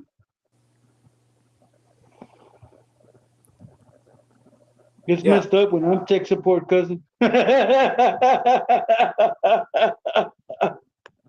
I know, like sometimes I have such trouble like getting on people's lives sometimes, and like, but it's always worth it. And I really like talking to you guys too, and thank you for having me on the show too. I hope I'll hang You're out with welcome, you a brother. little longer, but We Love your tried wife. open. Jesus Christ loved the church and gave himself for her. We tried an open night a couple of weeks ago, and it went bad. yeah, you just have to find the right people have to come on, you know, and it's like it just has to be the right chemistry. Like, but I go to a lot of different shows. Like I go to shows that you would never expect. Hello. Hi, I can hear Hello. you guys now. Hi, Hello, how you Cynthia. doing? Welcome to the show. Thank you. How Well, are you tonight? Fine, thank you. Good. okay, you just came in. The floor is yours. Let us talk. It's talking about what was it? King Uh Solomon and the Solomon, demon. King Solomon. Solomon, yes. And the ring that was I given to him by an angel. I think it was Michael. I can't remember. I'm really into the Book of Enoch, and I really love the historical aspect behind the Bible. I was listening to a channel, which is a Christian channel here on YouTube, and it was telling everyone about King Solomon and the ring, and that he did have dominion over the ring, over all the demons. And yes, he did ask them who they were afraid of. Also, who had dominion over them. And Oh, Uh-oh. Because every demon like has an angel that rules over them, and so he would like call the ruling angel over the demon, and the angel would bind the demon. And the ring, I'm not sure if Michael gave him the ring, but he had a ring, and then Osmodeus came and he he like said, "Can I try the ring on?" And then he tried on the ring, and then he was the king, and then he like sent Solomon away and everything. So he tricked him in some kind of way. And Solomon also like he worshipped Astaroth or Ishtar or Inanna. Yeah, here you go. You're back. Darn it. Yes, Stephen, give us the Seal of Solomon. And there's a book in the Bible called the Songs of Solomon. It's a really good book to read. It's really interesting. And he's talking about he loves this black woman. I think it's probably Queen of Sheba, but song and also the Solomon's Proverbs, Solomon's Wisdom. Those are really good books in the Bible. Like because he was very wise. And you know the story of Solomon and these women. They came to him and they said, "This woman Sorry. stole my baby," and he said, "Okay, well I'll cut the baby in Sorry. half. You can each have half of the baby." And then the person that said, "Don't do that," that was the real mother. And so he's very wise. You okay, Cynthia? You finally get it under control? Can't hear you, Cynthia. Your mic. Cynthia, hello? Yes, she said something right now. Having issues. It's okay. Yes, Deborah is not canon because the Catholic Church took it out of the Bible. It's one of the many books that they took out. And you know the whole Bible was like rewritten. Like they had this Council of Nicaea with like King James, and they rewrote the Bible, and that was like I think personally King James was like the same person as Shakespeare was, and the same person as Francis Bacon, and probably even the same person as Stephen King is today. I'm not 100% sure, but think about all the books Stephen King has written. Like he's written over 100 books, like 30. How can you do that in one lifetime? That's several lifetimes work for what he did. True Rock, I don't think so because Enoch was Moses' grandfather, man. I don't believe he was after Christ because, like I said, Enoch was Moses' grandfather. Enoch was, but you know they found the book of Enoch in like some weird places like the Dead Sea Scrolls and stuff like that, where they just found all this new information and stuff like that. So I'm not sure when everything was written, but I'll give them the benefit of the doubt. Hey, what's up, Are you Cynthia? back? Yeah, Did it you get it threw me off. Okay, I'm sorry. Seems like it's having issues. You've been having issues since yesterday.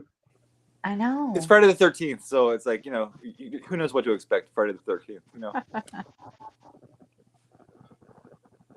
Yes, as I was saying about the ring, I was listening to the episode, and they were stating that with each one that he had a connection with, they're the ones that actually built the temple, and that it he he strayed away from the word of God, and it's turned into witchcraft because the demons were telling them.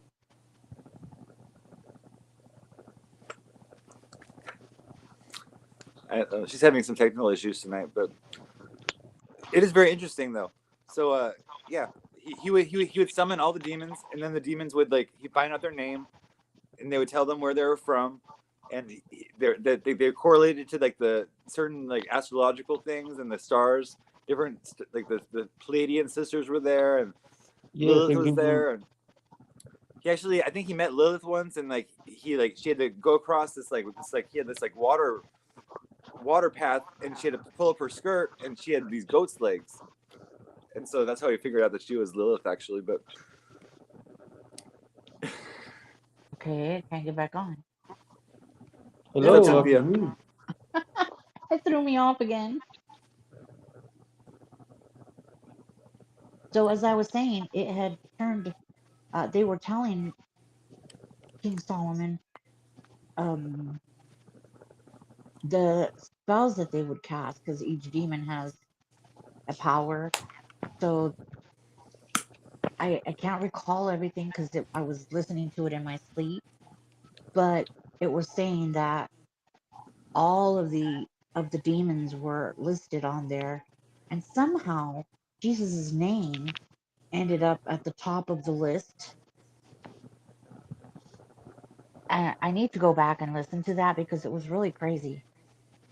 They would the things that they were saying to King Solomon were spells in which they used, uh, and they were saying how they can get rid of what they what the spells they had cast on people.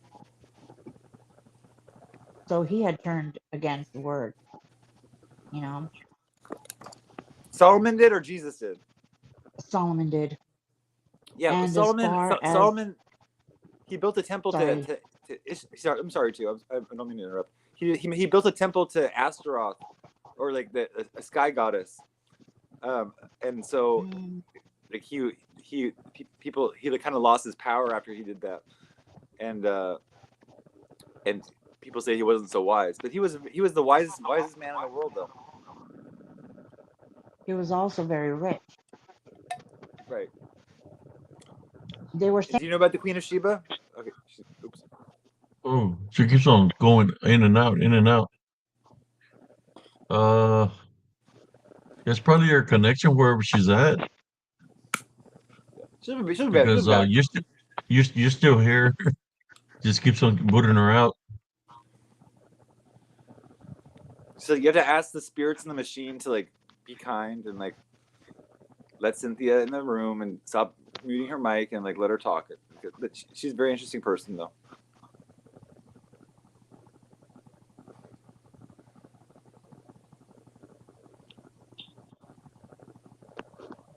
So did you guys see Beetlejuice too? No, man, I haven't gone out to the movies. I've And seen it, but I didn't like it. Wasn't good. I haven't seen it. I saw the original Beetlejuice in the theaters. That's a really brilliant movie.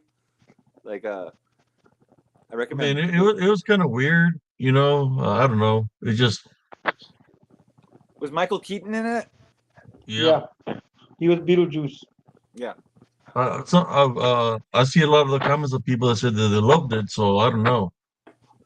hello, Hello. there it goes Welcome back. again. I don't know what's going on, but it keeps kicking me off and giving me a Might page be to your say internet. sorry. There was an error. Might be your internet. You No, probably have because something important to say, and there's like bad spirits trying to prevent you from saying that. But Yeah. yeah. don't give up. You know. Oh no, definitely not. They don't. I don't have any ties to them, so I know they're probably just like you have something important to say, and so that's why it's There happening. you go. Took Yeah. boot her out again. He said, "I don't have no ties with that," and he said, "Liar! I boot you out." No, just playing. So it's okay, Cynthia. Don't worry about it. I'm just kidding. It's just the internet, man. Sometimes they do that. They're trying to interrupt the live feed. You know. I know. I'm glad I got to come on tonight, though, too. Like, and like my connection's been good, and you have a really good show. I really appreciate your show too, and you're Oh, you're really welcome, brother. you're a I nice try guy. to do my best, man, to try to awaken my brothers and sisters spiritually. You know, me being in the military, I've seen a lot of the balance there also between good and evil in the military. You know, in the military, in combats, I've seen the balance, how it works, you know, and I know that there's a lot of people that seek power, you know, or through witchcraft and necromancy or sorcery because they think it's some kind of power, but they're really being deceived. She tried to pop on again right now and just kicked her right off the bat. Wow. A lot of people getting deceived. You know, demons are very they try to play you. Just put it that way. Uh, And you're right. I just want to say, like, human beings, we have a lot of power. We have like extraordinary power, like already, like just gifted to us at birth. People are trying to like play power games and like become more powerful, but every person has the power inside themselves to create worlds of their own, to like bring beauty to the earth, to like create things. it's a really beautiful thing. And so like we don't have to like make any bad deals for power. Like that's like any deal with the devil is like it's a trick. You know, it's like we already have what we're looking for. Like and if you sell your soul for like material things, that's a really sad thing. You know, because the world comes and goes. You know, it's like the soul goes forever. You know, and so. But I don't believe you can really sell your soul. I believe people think that they can, and they can like get in bad deals and things like that. But I think the soul belongs to God, and so God can decide like what to do with the souls, what not to do with the souls, what souls he wants to take back or not. They're his property, and so and just like this earth is God's property. Like he may have given like it to Lucifer or like to somebody to rule over it, but he created it. He's watching, and like I think God is sometimes very quiet. Like he's a quiet voice. He's always watching. He's taking everything in, but he is basically love, and he wants people to love each other, and he wants people to do better for themselves, and he wants people to heal too. Like that's why we can heal. There's a healing power, and not it's like we don't like get hurt and we just like get hurt more. Like we hurt and we heal. There's always like the balance of like the forgiveness and the learning and the improving and evolving. And so that's the biggest blessing of being human is that we're not perfect beings, but we can like try to be, or we can like decide to try to be, and we can do better for ourselves, and we can help so many people too. It's crazy, like people Well, that well, hurt people. what people don't understand is that we're created under God's image and we're children of the light. It's sometimes in life when we come into this world, there's a freaking wrench thrown at us to try to mislead us. Negative seeds are planted when we were born, and some of those negative seeds are planted in place so strong and rooted is to for us to go a different way. But sooner or later, as you grow, you get to know your spirit because you follow your spirit. So your spirit guides you. Every person in this world knows right from wrong. So for anybody that says that what they do, even though they might be in sin, is right, they know within themselves what's right and wrong. You got to follow your heart. But sometimes there's a lot of people that are followers. A lot of sheep, right? That follow other people because they want to be in the end thing or they want to do what everybody else is doing. But And that's even like though every their cult, heart, yeah, right? Like even though Charles Manson. it's kind of like I'll give you an example. I was at a swimming pool one time with my son, and there was this girl that I knew she was a stripper. So she goes in there and she's moving her body, and all this stuff in the water. And she was telling me that she was happy because she slept with a woman the night before. So she's moving her body like this, like moving like a snake in the water. And then I asked her, "Can I ask you a question?" She probably thought I was going to give her the answer of, like a guy would say. I asked her one simple question. How did it feel? And she's like, "Oh, it felt good." I said, "No, no, no, no, no. That's not what I'm talking about."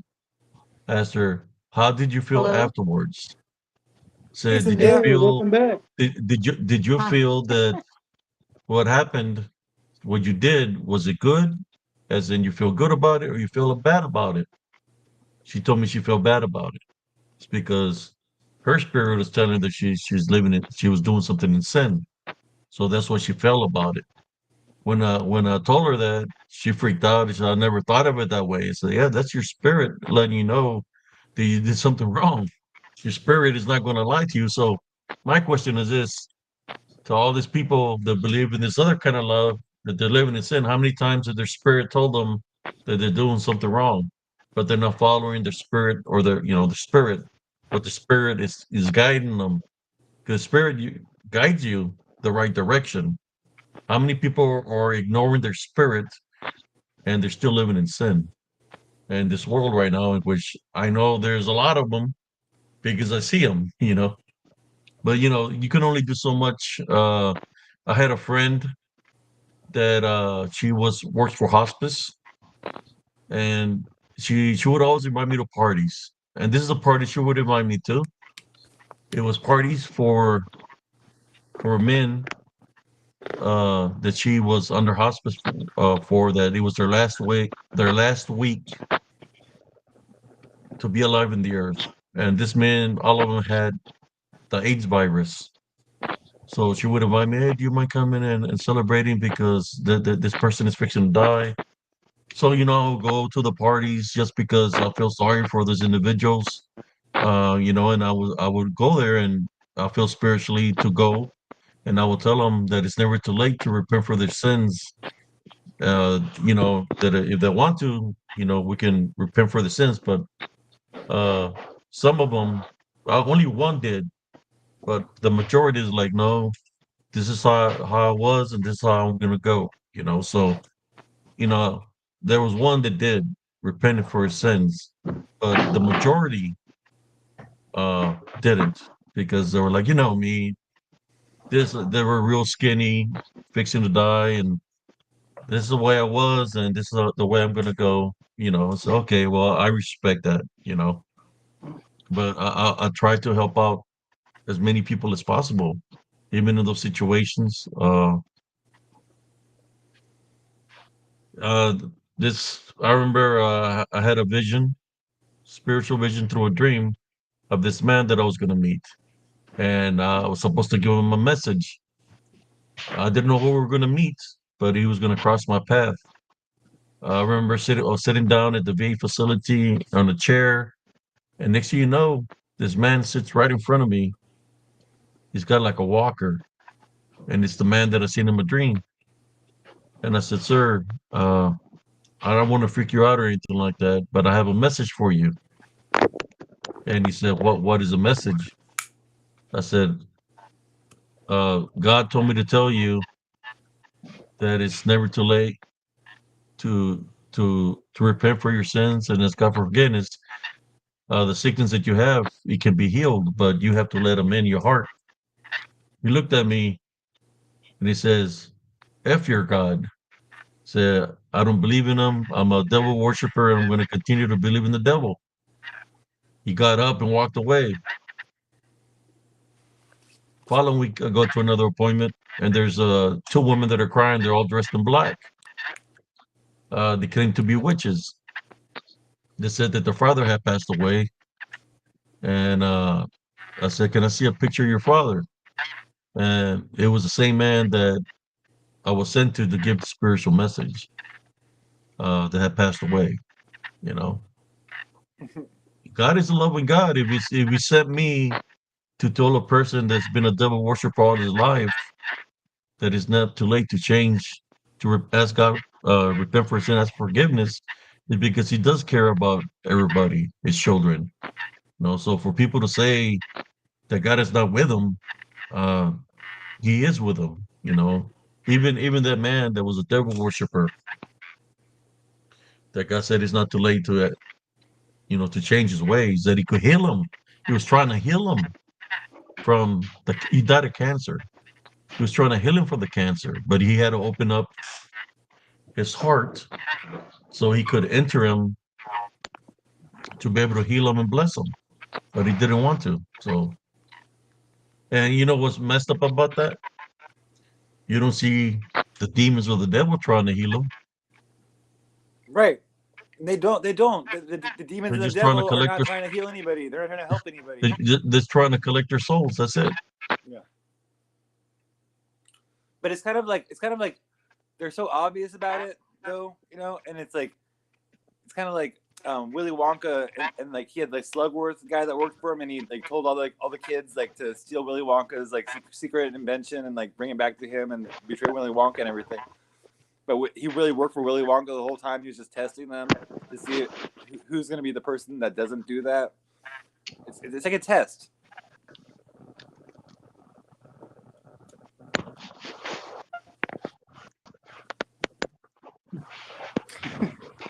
So, I'm gonna Cynthia send never her a made it back. different.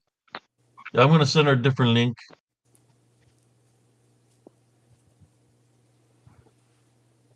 because she keeps on going in and out. Okay, there we go.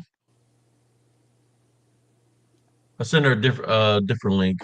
Okay, good. So, when people tell me I hear sad stories or people say that the whole world is up against them and all this stuff, it's not really that anybody's against anybody, it's just the path that they're on, so that when people are being bonded or being demonized, it's the demons that are keeping them are making them think that everybody's against them. In which nobody's against them. The people that are coming up against them, talking to them spiritually, is really trying to help them. It's just the demons that got the people bonded that want to make them think that everybody's against them. That it's the whole world, that they're not in the wrong. That it's everybody else that's in the wrong. It's just I've been sent to people to try to help them out spiritually. It's just sometimes people are already set. Their roots are planted deep in what they believe in. But I've been sent to people like that are very wicked people, uh, to to change their ways, but s- they Mm. don't. Some don't. They Welcome don't. back. I've heard of stories where people have changed, but just some people don't. Uh, there she Hi. is. Are Hi. you here? Send you a I different don't I link. don't think this platform likes me very much. Well, I'll send you a different link. Yeah, I you mean, sent it me a is new one Friday the thinking, 13th, right? so it could be that Friday the You're having some 13th. It must. bad luck. Yeah. I know what everybody talks about. Love. I was in a site called Law Workers of the World where they want to talk about love, but when I brought Jesus Christ into the picture, they said don't bring his name into our to our group because that's not dealing with love. That's not what we're about here. They're talking about the rainbow love, Yeah. and it's like, so well, the rainbow, what it truly represents is when the earth got flooded, that it would never get flooded again. It said, and Jesus Correct. Christ did die on the cross for our sins. So if that's not love, then what is love? You know, If you would the notice love that they something, were doing when I started looking into the group, it was tarot card readings, psychic readings, medium, clairvoyant. That's something completely different than the love of Jesus Christ. That's dealing with literally with kind of like witchcraft and alchemy and sorcery, doing those things because that's our spiritual openings. So I left the group. I got out of there. I couldn't be in there. I said, you know what? So I'm just gonna create my own little group and do my thing. And here I am. I was on Positive Spiritualist was my initial group. Then I created Spiritual Encrypted Encounters and created this. I don't mind. The thing is, through what I've been through in my life and what I've seen, I know about the balance, and I have to speak in truth. I'm not gonna sugarcoat anything for anybody, and I'm not gonna lie to anybody. Just because somebody's a certain way, I'm not gonna lie to them. Because if I'm lying to them, then I'm not doing the works that I'm supposed to be doing. So I have to speak in truth.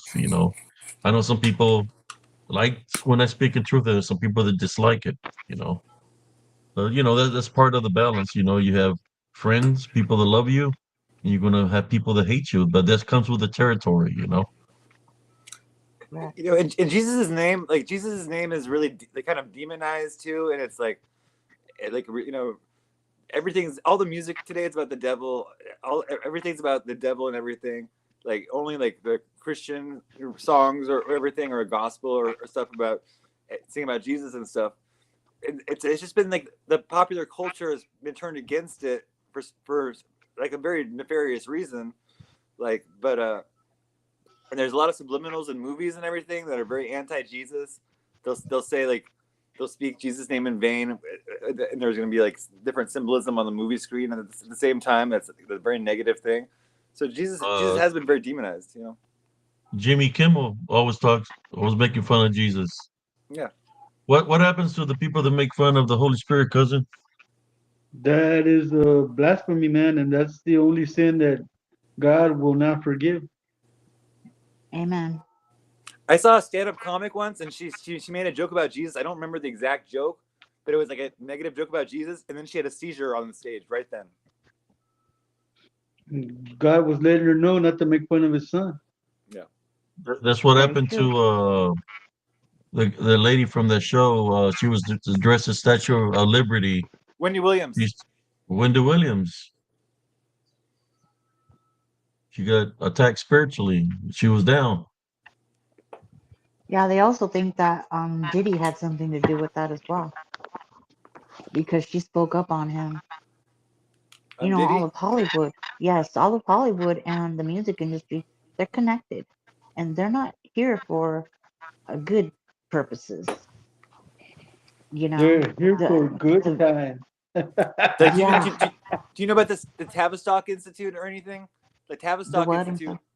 is like a mind. It's like a mind tank, but they basically founded like rock and roll. Like the Beatles was one of their like, the first bands, and so they all these bands are put out. They're like CIA plants, or they're, but they're very carefully crafted to like because people for entertainment, people like go to it for like enjoyment and to like let their conscious mind down and to enjoy things. And so when you put things in the entertainment that are like messages and you have a nefarious plan with it, like these are putting subliminals into people's minds. So and music is extremely powerful for that, and so are movies. So is TV. But like everything that's in the popular culture that's it's put out for our entertainment has like a purpose. It's like Right, social engineering or something like that, or trying to like change right. people's minds in some way. Welcome to Joe's Two Pops. Well, they're demonic. I think it was Little Nas, Jesse, when I had said something on here on the link, uh, I guess on the chat. Little Nas is the one who he's a rapper, very popular rapper. He doesn't even hide his worshiping of Satan. He made the shoes with his own blood inside. I don't know if it's his own blood, but it's blood inside the soles In the of the shoe, shoe. yeah. You could see it, and, You all and know it's the crazy. little girl Carol Ann. One of one of the directors when she was a little kid that she was in those movies, the Poltergeist Yeah, movies.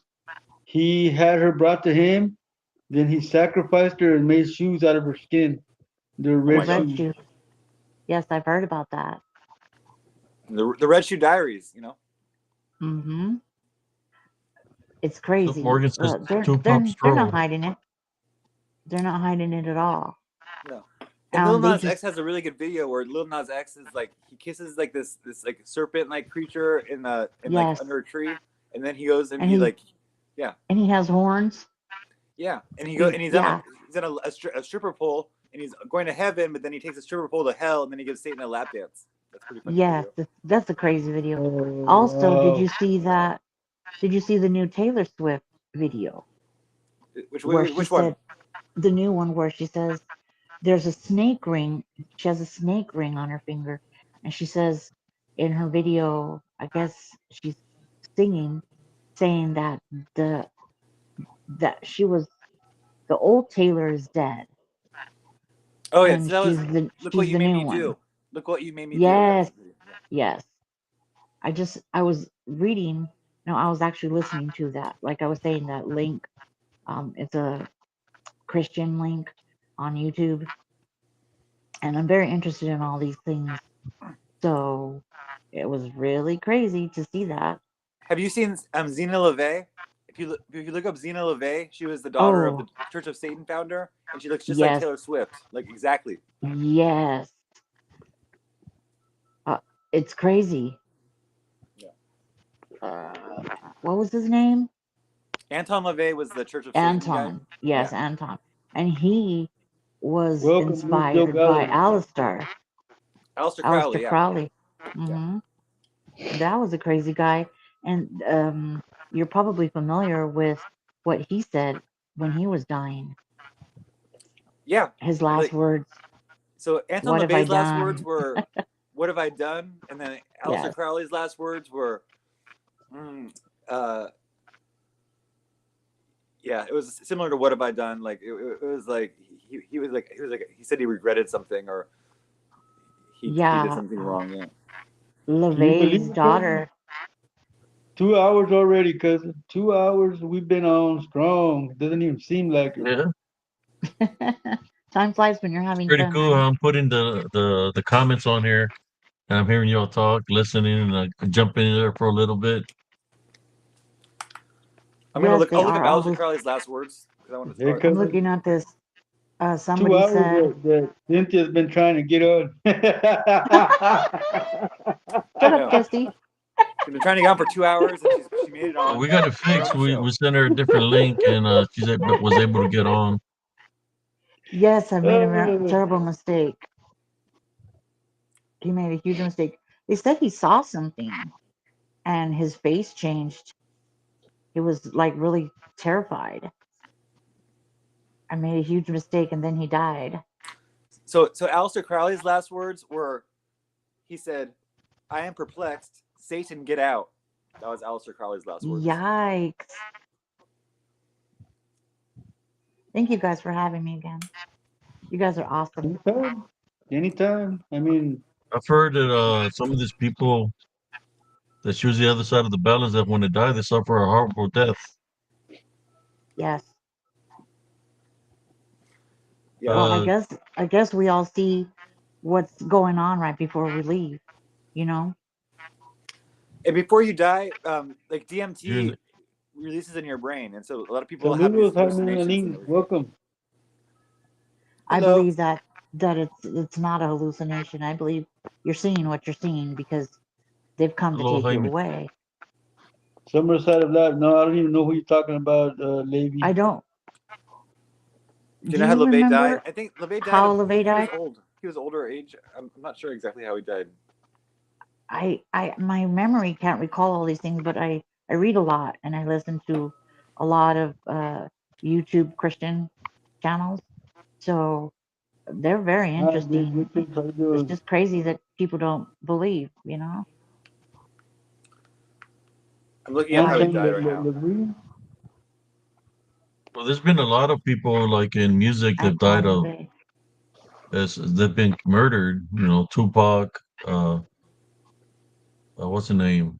Oh Uh, yeah, and Diddy the had other guy. something to do with that. Biggie Smalls? Diddy Uh, Yeah, had Diddy Diddy was had in a something to video blood do with with Tupac, or sacrifices. he was one of the last people to talk to Tupac, I think, or Snoop The Dogg other too was guy, around. Biggie. Yeah, Biggie Smalls.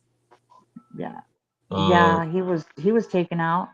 and a Um lot of other. There's been a lot of people that are rappers that been murdered in the streets. yes. It and you know the thing about the rappers too, like when they sign the contract with the music agency, like the record companies make a lot more money after they die.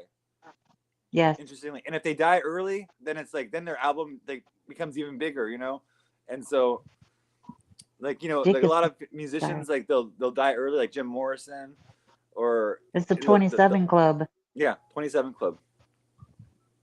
You guys know about Selena. that, Selena. So they're all sacrificed. Yeah. A lot of them die in bathtubs too. Like, isn't it interesting? Whitney Houston died in a bathtub, and then Bobby Brown, or her daughter Bobby And then Brown, her died in a daughter. bathtub. Yeah, The same exact way. That's yeah. not a coincidence. That's like Somebody a they did that on generational purpose. curse. No, same Well, assassin. they And said I love that Whitney Whitney Houston. If you think they said about that like with the Whitney with musicians like Lucifer was like the director of the choir of angels, and so they're Satanism and music are always been kind of linked together in certain ways like that too. Like especially with rock and roll and stuff like that. And It's in the lyrics and the music.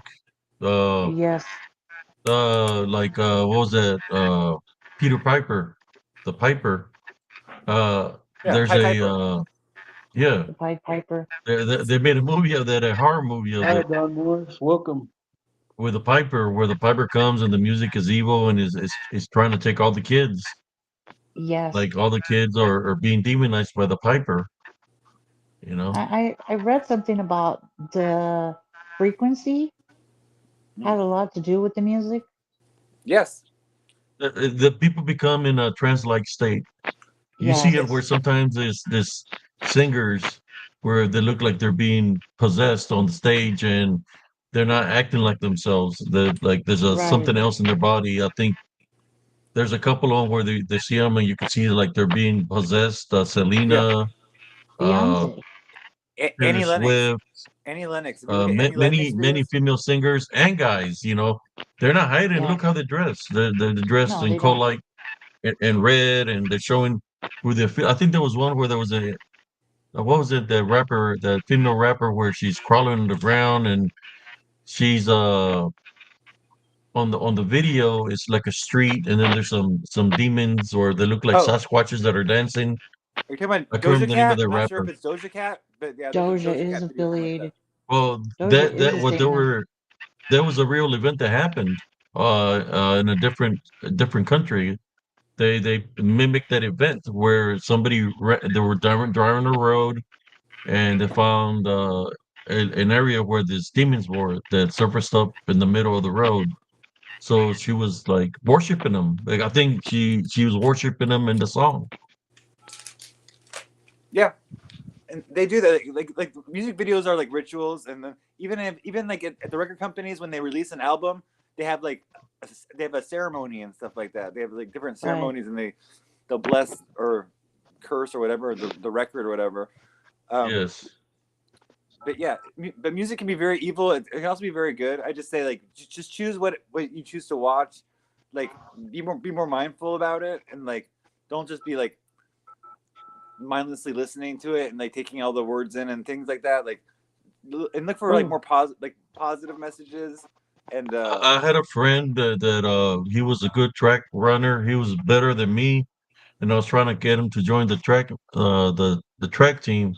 Name was Jack. He would run real fast, but he was always running with his. Well, that time it was a cassette, the cassette tapes with the the Walkman, The little earphone. Walkman, the Yeah, Walkman, the what? The Walkman. the Walkman. Walkman. So he could run real good with the Walkman. Then one day, he joined the track team, but he was running with the Walkman, and I guess he didn't do too well without the because he was listening to music. Well, after the track meet, mm. he tried to take his life. Oh, He wow. tried to because he was trying to do, it was trying to be part of something good, right? So later on, that I found out because he never went back to school, for a while, that he tried to commit suicide. I think whatever music he was listening to had some control over him. That when he stopped listening to it, that it because he always had the Walkman on him. Even in school, he had the Walkman on him, but he Mm, did try to take his life. that's And That's why sad. you got to be careful with the music that you listen to. and suicide Right. is suicide is a spirit of despair. Like um it's like when people get to that point, it's like they're being pushed by by evil spirit, and it's like suicide's one of the worst demons because it just tells you to hate yourself, and that no one will forgive you or anything, and that life's not worth living, no one loves you and everything. But Right. but you can get over that spirit. Like if you really like if you pray to God will get you out of any situation. Like God Right. really, if you ask God, God will help you. Satan will kind of laugh at you for even like thinking to ask him for anything, but God loves you. God loves everybody. God even doesn't even hate Satan. God loves No. everybody, and he wants everyone to be happy, but he wants people to be good to each other, and he wants like a spirit of Yeah. love. Yeah. Yeah. We can't even Basically, do what it that. is, suicide is people, the demons deceive the people because they're bonding them and they're possessing them. So they get into them, letting them know that, that there's Making you no feel God, unworthy. that they're not worthy, and Hmm. they tell them to give up. So when they give up and even trying to believe in Jesus Christ, then what's left there is nothing but the demons and Lucifer, in which they possess the body. There's people that pass away, they don't even know that they passed away because the ones that took their life wasn't themselves. It was the demons that were within them that took them out. That's what they do. That's what the mission is: cause chaos and division. They want people to be angry with one another because that's a spiritual opening where they can attack whoever's angry. They want people to have vengeance in the heart because they can attack the people that have the vengeance. That's what they feed on is negative stuff. The Yeah. only way we can overcome this unseen enemy is through a love foundation and then through Jesus Christ. That's the only way. If I were to tell you the only way to overcome something evil is through what other people believe in, Lucifer and demons, I'm lying to you then, because that's what the enemy wants you to do. The way to overcome it is through Jesus Christ. I'm telling you, put it to spiritual death. If you start voices start coming to your head and it's negative or a negative thought, say I type on rebuke in Jesus Christ's name, you're going to see that it's going to go like that, and you're not going to think about it anymore because you're sending it away. You're not letting it attach itself to you. So anybody that's viewing here, if you ever get a bad thought or you see a bad image or something happening to somebody, pray against it. Pray against it so nothing would happen to anybody, even if it's your worst enemy. Pray against it. We're supposed to love all our brothers and sisters, even those that might not be on the right path. That's why I created spiritual encrypted encounters to awaken everybody spiritually. Because we're all equal. There's nobody greater than nobody. It's just I want people to get ready for this unseen war that's already here. It's amongst us to awaken spiritually, maintain it using your love foundation through forgiveness, through the spiritual gifts of discernment, through Jesus Christ. A love foundation is going to overcome the unseen forces, Mm. And just I like believe that. Jesus Christ. Jesus Christ overcame them when he was here till what he had to do. Oh, yes. Let me see some of the Mm. comments here. So I'm There you reading. go, ladies and gentlemen. Don't forget I'm to hit your like buttons. right. So I'm reading that Samael was a fallen archangel who was banished from heaven after attempting a failed rebellion against his father, being sent to hell, as it is the new ruler, and later changing the name to Lucifer. And you know, So it's interchangeable. Samael means the name Samael means the poison of God. And then in the Garden of Eden, they say like Adam and Eve had sex, but also Lilith and Samael had sex, and they had like all these demon children. Mm. See, And I remember when my ex fiance and I were together. His parents joined a Amen. Exuberance. uh, odd religion, and it's called the Way. mhm. And I recall them saying, because it's rewritten and rewritten in different languages, but the old language is Aramaic, which is very, very old, and that's what Jesus spoke. So they're saying that it was actually, yes, um, the devil Hi, Kevin. who Welcome. had sex with Eve, and they believe that that's how um, that all came about. Because when they're saying they knew her, he knew her, that meant he had sex with her, because they didn't talk like that back then. It was Because it um, also said Adam knew all the animals, and so people say that Adam had sex with all the animals too. that's crazy. Yeah. But I I just don't looked up a I Bible quote. The Bible quote says, "I am the way and the truth and the life. No one comes to the Father except through me. If you really knew me, you would know my Father as well." That's John 14. Yes, I recall that. But Jesus isn't even they didn't have a J in the language. It Yeah, was a Y. it was a Y. So his name was Yeshua. Yeshua. Yes. Yes. So it's crazy I how they think that's came up all. with Jesus. You, you usually call many names, Yeshua, Yahweh, but it all stands for Yahweh is supposedly the yeah, name for God. For Jehovah. yes. Jehovah is Yahweh. Yes, yes. But you see, there Like in wasn't a Spanish, J. Spanish we call him Dios, God, but Dios. Jesus would be called Jesus. So it's just trying different translations. Because it And what's means messed up is Joshua. through the translations, people misconcept a lot of things. You will have to know Yes, those ancient languages to be able to understand what they're really saying. But that's why and you have the translators and the people that so and others can understand what is being said. in Greek, So it's theos.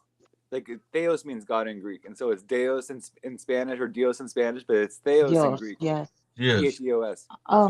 I was seeing Liz's comment. That's what I heard in that religion too. That Eve did have sex with um Satan, so Cain was Satan's son. Yeah. And Cain. So do you know the mark of Cain? The mark of Cain is like the letter F, or it kind of looks like the Facebook logo a little bit. That's the mark of Cain, because God said, "Whoever hurts Cain will receive be avenged sevenfold." And So what was Cain's full name? it was Yeah, Cain. is because Cain is short, ain't it? Didn't it have a different name, or is I it thought it just was. I Cain? don't. I thought it was just Cain, but I'm not sure. I'm not 100% sure, but I know there's the Canaanites, they were they came after Cain, and there's also Yes, other people. There was the land of Nod that was also had people in it before Adam and Eve, and so there were already people there, according to the Genesis, whatever. You know the story of Lilith? I read into that, but I've never seen that in the Bible, so I'm kind of standoffish about that. So I okay, don't well know. I'll just tell you what I know is that in the Bible it says God created man and woman, and that was before God created Eve, and so they speculate that there was another woman that was created before Eve, because God created man and woman at first, and so Lilith was Adam's first wife, and Hmm. Adam wanted to be dominant over Lilith, and he said, "I want to be on top," and Lilith said, "I want to be on top." And so they couldn't come to an agreement, and so Lilith just left the Garden of Eden and left Adam's Right. ass, and she went to the Red Sea. I So I God really made wish Eve to that be was a yeah. sorry. I No, really go ahead. wish that was there was more in it would go more into depth with that in the Bible, but like Yeah, they took so many books out of the Bible. Like the book of Enoch was taken out of there. And it's because they didn't want the truth to be told. They didn't want anybody to know that the angels, the fallen, taught us all that. They wanted to look like, oh, that all those things just evolved because we were human and we figured out all that stuff. But they were the ones who taught man how to create weapons, how to go to war, yeah. before God even did that. And that was the So, original pillow talking. That because the fallen angels, they were just supposed to watch over people, but they fell in love with the women right, because the women were so beautiful, and then they right. traded sex for magical favors and stuff like that, and that was the original Dig- pillow talk. Richard says Lilith was the first screech or is the screech owl, Yeah, which we and call Well, lechuza. Dick, in the Lilith was Bible the first it talks about Medusa. the screech owl, and the satyrs are crying and stuff like that, and there's a screech owl. And then if you look into into Judaism, because Judaism will the Bible was written in Aramaic and ancient Aramaic, and then there's a Right. Jewish oral tradition where they take every name in the Bible, and they take every and they look deeper into it, and they there's a lot of different symbolism and everything. If you study Kabbalah, that's also really interesting. The Cabal, yes. Kabbalah, yeah. That's very much witchcraft. Said Freemasons worship Cain. Yeah. So Freemasons do, or so there's tubal cain. That's like a Freemason code word is tubal cain, and I heard that. there's also Jabalon. It's like Jah, Jah, which is like Yahweh, and then Bul, and then there's On, which is the sun. So Jabalon, that's another Freemason word. And Freemasons are really really interesting, because they're the Mm, builders, and so they're not God because God created everything, but they're the ones that are making the buildings and just selecting artists and right. and they're very very powerful, and it's a brotherhood, but when you first become a Freemason, you become a Freemason in your heart, and so there's a lot of people that are Freemasons that they don't even know it, but we do live in a Freemason world, Wasn't it George Washington who started all that over here when he yeah, came? and Benjamin Franklin, I would say Washington, Franklin, Yeah, they were all the every He president. presidents. I would say every Didn't he president, used to wear stockings and a wig? yeah, Yes. he wore That was Oh, in there stockings you and a wig. go. England. Hey, I do That that. was in That I England. do makes that a on lot of every odd Saturday night. I'll go out in stockings and a wig. It's no big deal. I'm just kidding. I saw they used to did he cross the Delaware? Yeah, Yes. Josh was saying that the other night, remember? He was the only one, because of the lead in his teeth. He was a little loony. yeah. And George So he was the Washington, only one standing in the boat. he had wooden dentures too. George Washington, like they made dentures out of wood back then, and so And the teeth Was of he the slaves. who was the one that cut the tree, the apple tree or something? it was a cherry tree, and it was Washington. Yes. Well, he Oh, had there you go, slaves. a cherry tree. So he was a little bit fruity. No, I'm just playing. It's Mhm. He cut it okay. down with Well, his wooden teeth. With a what? He he cut had it down wooden with his teeth wooden and teeth. he Yeah. had wooden teeth and the teeth of slaves in his dentures. Look up General Washington or George Washington's dentist records because they're really interesting. Yes. His teeth were a real mess, but and it gave him a lot of problems and it gave him a lot of pain and everything. But that is an Oh, interesting it's the story. worst. Yeah. It's the worst. Oh, Beyonce, I was going to tell you, Abe. Beyonce is the one who says she changes into um, Sasha Sasha Fierce. Fierce. Sasha Yes, A what? Fierce. Sasha Fierce. So alter Her ego. there's a demon that takes over her, and if you see her, she looks a little nuts, and it's actually rituals they perform on stage. Yeah, It's because she's on their part of in their concerts.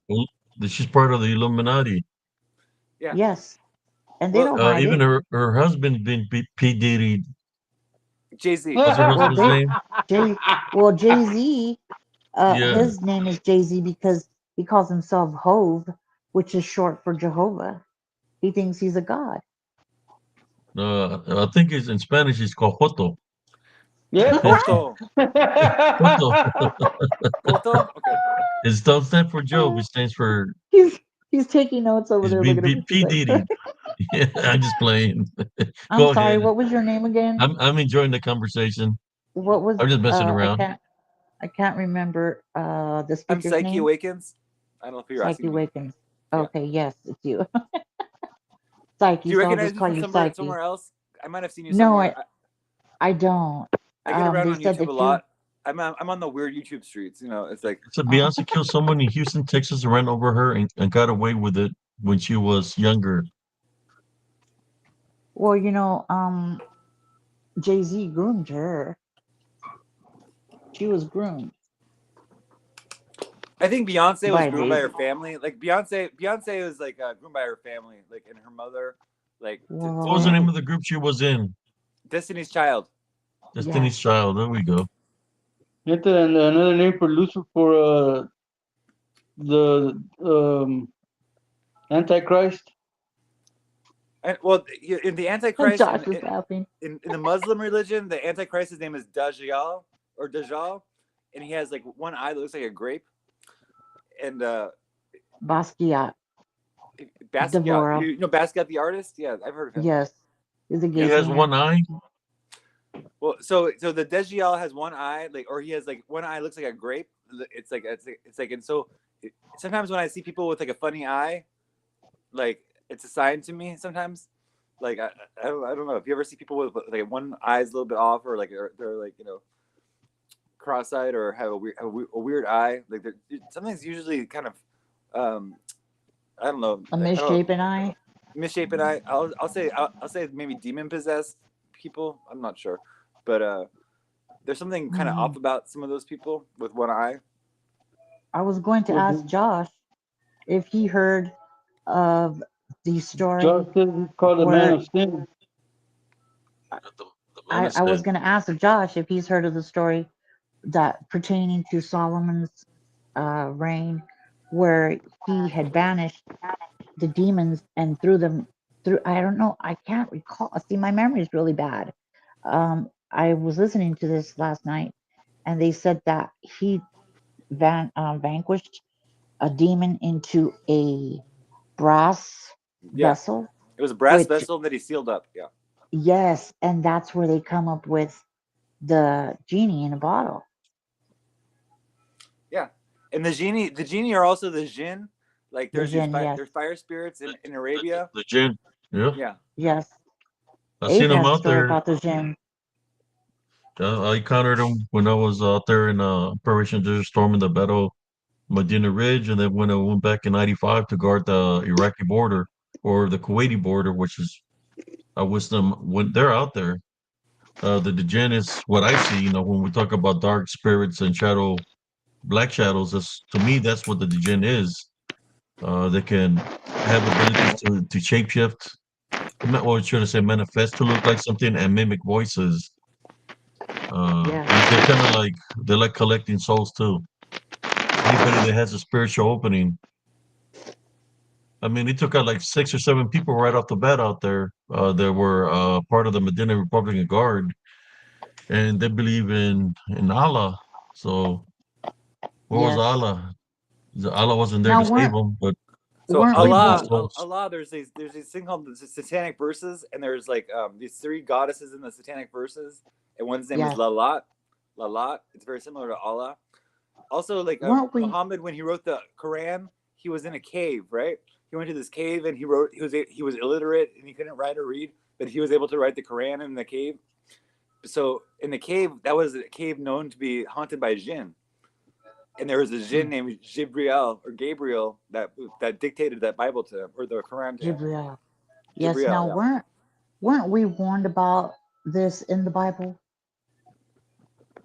Well, the thing about the Abraham or the Muslim religion is that it's also an Abrahamic religion. So Judaism, Christianity, Muslim, they all believe in Father Abraham, like I was the thinking the first same father. thing, Smithy.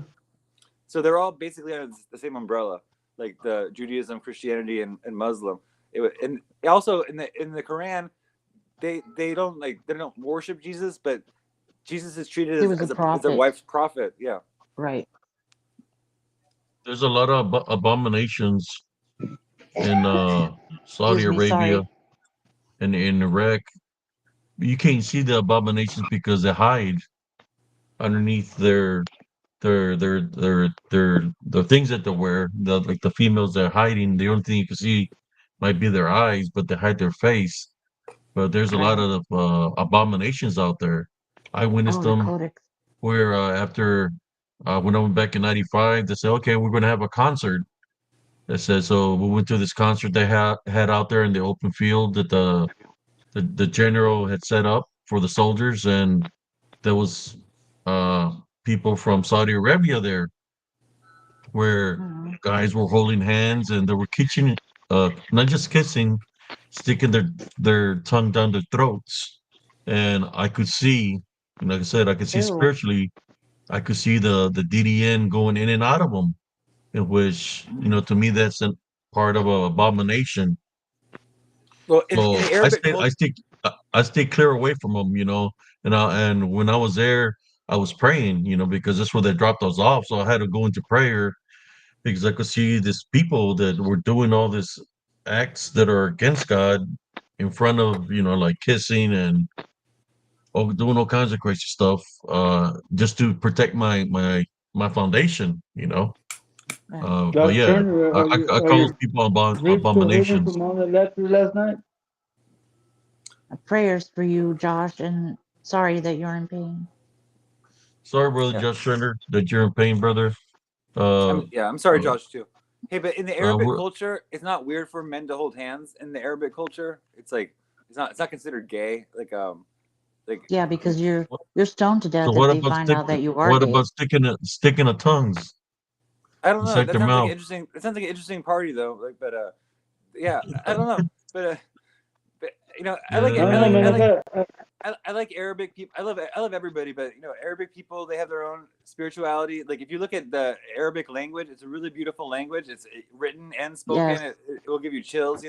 It's a very very old. beautiful. There's beautiful parts to it, just like everything. There's good and there's in everything, especially when you make religions, and then people start judging on the religion and everything. Like Jesus was yeah. never like hated I anybody could or literally see the shadow spirits or DDN, the jinn going in and out of them where they were doing this. That's So crazy. that's why I said, well, what happened to their Allah?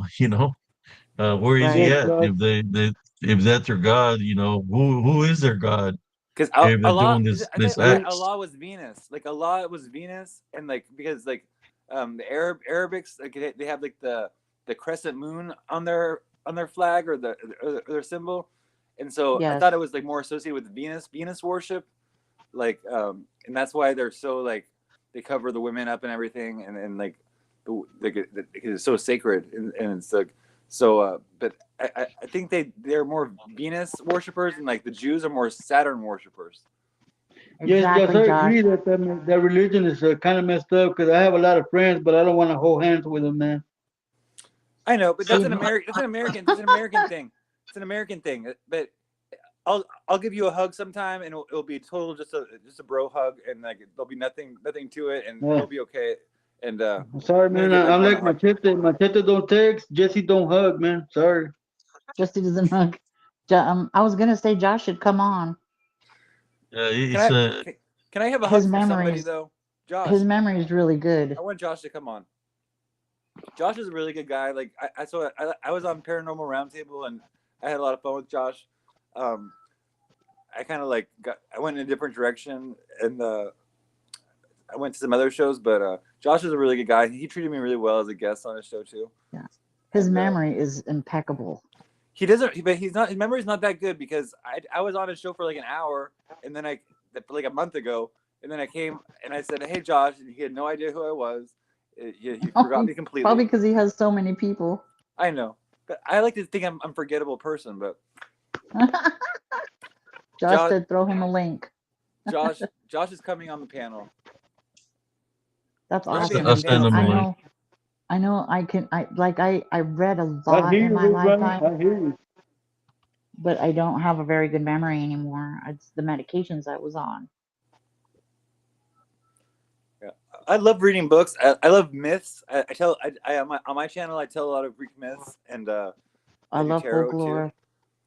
But I love I guess stories. I am the way I am because of what I've witnessed all my life that I have to stay away from certain things, because of the Right, balance of fighting right, spiritually against the brujas and brujos that I know that it's a spiritual opening of certain things that certain people do, even in other cultures. right, I mean, like in Germany, the woman there, they could be naked right in front of you, but it's part of their culture.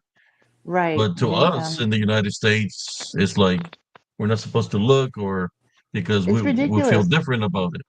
Over Yeah, there, I think it's silly. naked is open, but no, I guess Right, because you know. they're not weirdos. So I was And 19 years old going to the swim pool. They call it what do they call that? They call it the swim ball, something like that. Mm, Uh, right. and women get butt naked right in front of you, and they're putting their Yeah, bikinis on, and yeah, because it's they're not laying viewed out in as the sun bad. naked, or it's normal to them. Well, you do something Yeah, like that in the Uh, United States, they want to the put whole you in jail. but what else The about the whole United of States? Europe is like that. United States I'm is very sorry, self Kevin. conscious. We're a very self I'm sorry, conscious Kevin. culture. I love my brothers, but we don't hug, man. Okay, I'm not gonna give you a hug. Okay, hey, I'm gonna give the host a hug if he lets me, but it's no I don't homo. know. Okay. I don't think my cousin was brought up that way either. We're not huggers. I want to give you a hug. I'm I bet you're a good hugger. I'm I can I'm tell. I'm a big hugger. I'm a I am touchy too. feeling type of person. I hug everybody that I love. I'm gonna hug. Or I'm gonna give Abe a hug, and he's gonna hug me back. You're gonna get a black and eye. I'm just kidding. I'm just kidding. Abe, are you blushing? Stop blushing, Abe. Stop it. in my family we were taught to hug people when we meet I've, them, I've hugged my brother in arms, like, but it's a Yeah, tough, but like, it's like a bro. It's a bro hug. you know, I'm it, Uh, not, yeah, I'm not gonna I like might brother give in you a, arms, I might give you a chest bump, but ain't no hug. a chest bump, or I get a chest bump. what we used Okay. to do is we hit each other in the arms, like like that kind of stuff. You're a dead Which arm do arm. you want me to hit you on, the left or the right? It's like it sounds give like. you, I'll give you a handshake, but not a pat on the butt. Okay. I do not accept. I have to have a pat. But yeah, I'll give you a Now see, handshake. Okay. I like to ask Josh so many questions because he's like he remembers so much. that he reads, and he's an avid reader, like myself. But first, like I said, I was on medications that affect your memory. So there's literally parts of my life I do not recall at all. So I feel like all the knowledge that I've read. Yeah, it's kind of like What'd me you when I was say? in Germany. The woman was naked in front of me, like the freaking gypsy that I told you about. That's temptation could come to your mind just because there's like we're raised differently, but yeah, you have to protect because that's a form of like a succubus, an incubus would do. Yeah. That's how they Mm. attack in your dreams. So you have to be careful. What openings you give yourself to.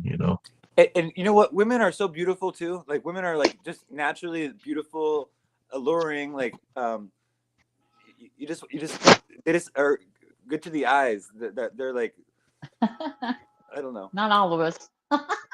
Not all, but I think all women are beautiful. We are beautiful in our own In their own way. way. Yeah, under Yeah. fire. I'll give you a hug after I make you knock out 50 push-ups. If you can finish 50 push-ups nonstop, we'll give you a hug. I'll get. You got to Can I So knock get what them you're out. that deal? saying, cousin? Hold on. I'll Can I knock. get What that you're I'll knock deal? saying them. is you I'll knock want, them out with you. Abe, can I get that cousin. deal? Can I do some So what burpees you're with Abe saying and is then like you want a sweaty hug. Burpees. burpees? Yeah. I'll do 50 burpees with Abe and then we'll hug afterwards. Hilarious. Hey, cousin, So is they Josh? wanted you to send Josh a link. Is Josh coming on? Well, I don't Send them know. a. Kevin's screaming, Turner, Turner, Josh, Turner. you have to go to his messenger, send him a message, and ask for the link, and then it works for the messenger. Yeah, I sent them already one, but let me send them another one. Okay. Maybe it's giving certain people problems, like it's giving me. I've Paste. I never think I seen, tried like. I've never seen Cynthia's profile. So I'll take your word for it, Morgan. Or who was it, Madeline or Morgan? What? Madeline. What did Madeline say about Cynthia? That she's pretty. That she's seen her profile picture. I see her picture. She's a Oh. beautiful woman. Oh, thank you, Morgan. It was Morgan. All the females on here are gorgeous. Madeline, I'm jealous of your curly hair. Okay, so I know a succubus. Maybe she'll come on your show sometime because I mod for her, and I'll ask her if she wants to come on your show. She's Succubus. actually her name is Emma Leviathan. She's Satan's ex-wife. What the fuck? What? Are you serious? Yeah, she has tarot readings. She's really cool. She's like Elvira a little bit. Or she's like late night shows, and she's really funny and she's really beautiful. But that she taught me that succubuses aren't so bad. As long as you like volunteer for them and No. help them out. No, They're not so bad. Guess she hasn't run into a real succubus then or incubus. Yeah, no, thank you. I I ran passed. into I've seen and I my ex defeated a be. succubus. You I've dated a seen my Nails, ex succubus? bro. be. I've known I a few saw my ex succubuses. be. I have a succubus tattoo on my back. Like I was 18. Yeah. I always have a succubus on my back. So tell me you got a butterfly in your lower back. No, but you know what? A tramp Emma stamp. Leviathan, she has a butterfly in her neck. She has a butterfly tattoo on her neck, and she has really cool tattoos. Like she has one of Zoltar from Big, and she has other tattoos. But if you Google her name, Emma Leviathan, you can see what she looks like. That's a little too much for me. Well, cousin Jesse knows a vampire on TikTok. Who's got a tramp stamp? I was never Who into got a tramp those. stamp? Who got a I tramp don't have a stamp? tramp Man? stamp, but I have I some think- tattoos though. Anyone have tattoos? I see your tattoos, Yes. Abe. Abe has tattoos. Yeah. Yes. I don't have Is it in the tattoos. military? You don't have Give me a flex. tattoos? Thank you. No. Jesse I tried doesn't to have draw tattoos? one once. I tried to draw one once, Cynthia, but I was doing it myself, and then I smoked some cannabis, and then I talked myself out of it. But it was gonna be a flaming sword, and I said, "Oh my God, you're flaming now!" So I quit. A flaming sword. The flaming No. sword. That's from the Garden of Eden. There's like Right. they sent a cherub there with the flaming sword to like Right. not let Adam and Eve back in the garden. They sent a cherub there with the flaming sword. So Oh, I remember when I used to like Zorro till they came out with the gay Zorro. It was like, oh hell no. Okay, Zorro. He Remember was gay wearing Zorro. red like a rose. that did it for me. I was like, oh, that messed up. You Yellow Hey, like know, a I banana. think it was called Zorro the Gay Blade or something like that. it was the It gay was Oh a my blade. movie. God, yes. Yes, I remember that. Hey, It I done want to see you messed in the up Zorro my mask for everything Halloween. about Zorro. I was like, oh my, I was dressed up like Zorro till that happened. It's like, oh hell no. I threw away my little costume, my homemade costume. Man, it's like what was the actor's name that played him? I don't George know. What was something. George I'm gonna look it up. somebody help me. George George something. I just remember his last name. I agree with Madeline. Leave it alone. Okay, Zorro's wild. George Hamilton. Mhm. George Hamilton. Yes. I knew it was a George. I just couldn't. He done messed up my mind, man. I was like, come on, bro. Said, please do not that's do a right. Lone Ranger. Yeah. I dated Zorro once, and he was a little bit too mysterious, and Hilarious. I broke up with him. Did he Sounded put a like Z on your Zipper said, butt? Gay A little Zorro's too wild. Huh? mysterious. I'm I still don't A know. waiting for little too mysterious. brother Josh Turner. Let me Something let about me create another link and send it to him. This platform is going a little nuts with that. I know. I was on StreamYard last night. I always had problems with StreamYard, and then this is a new kind of studio for me, but I was able to figure it out. I'm Okay, glad I so came on though. has anyone read the book of Adam and Eve? I've read Hey, that. cousin. Yeah. The messed up part about that gay Zorro, he didn't have a sword, man. He used a whip. Whip it real good. Dun, It was dun, Whipping. dun, basically Oh it was dun, basically dun, no. dun. Zorro in a Catwoman costume. Okay, so damn, damn masochist. Masochist. hey, Ah, Yeah, Jesse, what do you know about but I masochism? think he was real. He was gay. I think George Hamilton. I don't know, man. maybe He was wearing a gay, not a, well, a gay pink Zorro outfit, man. I know. I know. hot pink Zorro. Hilarious. That sounds fine. No, Oh um, wait, Under Fire Oh, says to use a computer. I yeah. I sent him have another link. a I sent brother I George have another a link. I have a Samsung See if he can flip join. phone. I'm on my iPad Mini right now. My computer's Okay, not working. Morgan, I should have used my I'll be Chromebook. honest with you, Morgan. It's Friday the 13th. I haven't even poked my nose out the door all day. I used to I like know. the Me other either. movies with what's the guy's name? Uh the guy he made a lot of crazy movies. Pee Wee Uh Louis, Herman, he tried little short guy that make Martin those Short. comedy movies. Martin No, Short, nobody short. Hmm. The one that said Zorro with chaps. oh man, what was it? The history of something of man, and Oh, Mel they were show Brooks. Mel Mel Mel Brooks. There Brooks. we Brooks. go. Yeah. Yeah, Oh, he's Mel old. Brooks. He would make some crazy stuff, man. That dude, it was like Did you he ever seen the Mel Brooks movies? There did he were do Blazing comedy Saddles? movies, Blazing Saddles with Mel Brooks. Is that Blazing Saddles? I'm not Yes. sure. but the My other favorite ones, Mel Brooks movie, the ones dealing cousin, with history.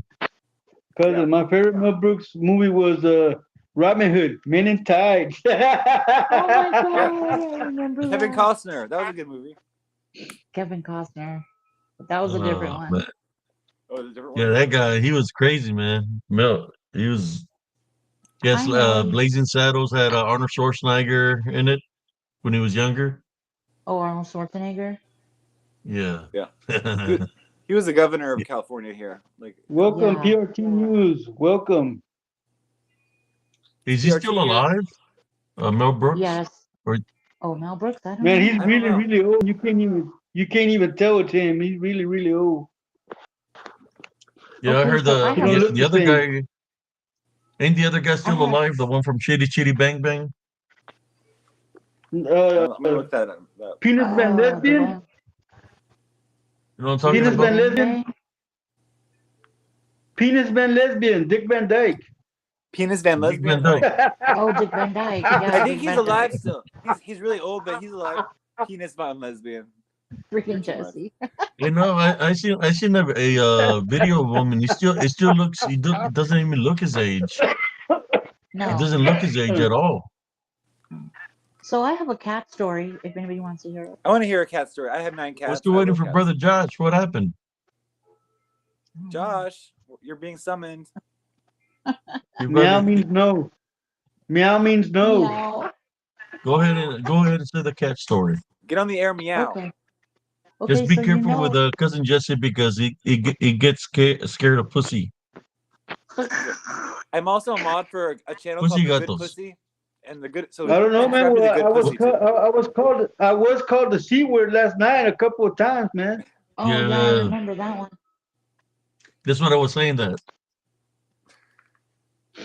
Okay, so you know that I've seen shadow people since I was little, and I have had an experience with the Hat Man when I was 13. Well, you know where I grew up, there the majority, the town was a native Yaqui town. They're mixed with, Mexican. So the majority is Yaqui and Mexican. how do you spell yaki? Like yaki Y A mandu? Yaqui. QUI. Mm, they speak their native language as well. Um, they have ceremonies which represents, I guess, the death of Christ at Easter. Before Easter, they call it the Cuarenta, which you guys, I know Catholic people do the Lent. So it's during that time. They usually had a carnival there in my town, and everybody, they would set up food stands and rides, and it was kind of, it was like a carnival, but it was at the Catholic Church there on their really, really big plot of land. So I knew a girl who lived by the church, and that area was called the Cuarenta. So one of her sisters I used to hang around her because it was a really, really small town. Everybody was related, and everybody knew everybody. I was like, my cousin, me and my cousin my mom had moved from Tempe, which is a little city in Arizona. They moved to where I lived because my aunt, her husband was from there, and the plot of land next door to my aunt's house was for sale.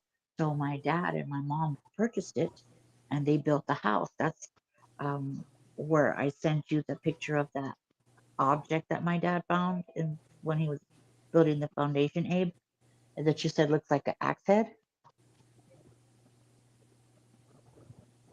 And so Looks like a what? An remember, it axe looked like head. an axe head. The picture that I sent you. I Oh remember yes, yes. the one that the one that you You know used what? to use. I'll make a show reel real quick. I forgot to make a show reel out of it. Oh, okay. So one I'll do it right night, now off my phone. okay. So I had a dog, and she was a Staffordshire Terrier, and she was probably less than a year old when I got her. She probably like 6 months, and she was an awesome dog. She was all white. So I had a girl, one of my really good friends. She moved in my home, and she was my roommate. So one night I saw the girl across the street uh, sitting outside with her uncle and her husband. So I decided to go over there and chat. And I sat down and we were talking. And I told her about the Hat Man. I said, I've seen him. And she got like freaked out. She goes, oh my God, are you serious? I said, yeah. She goes, whatever you do, do not follow him because you won't ever be seen again. Now they have that whole town, like I said, has a lot of supernatural activity there.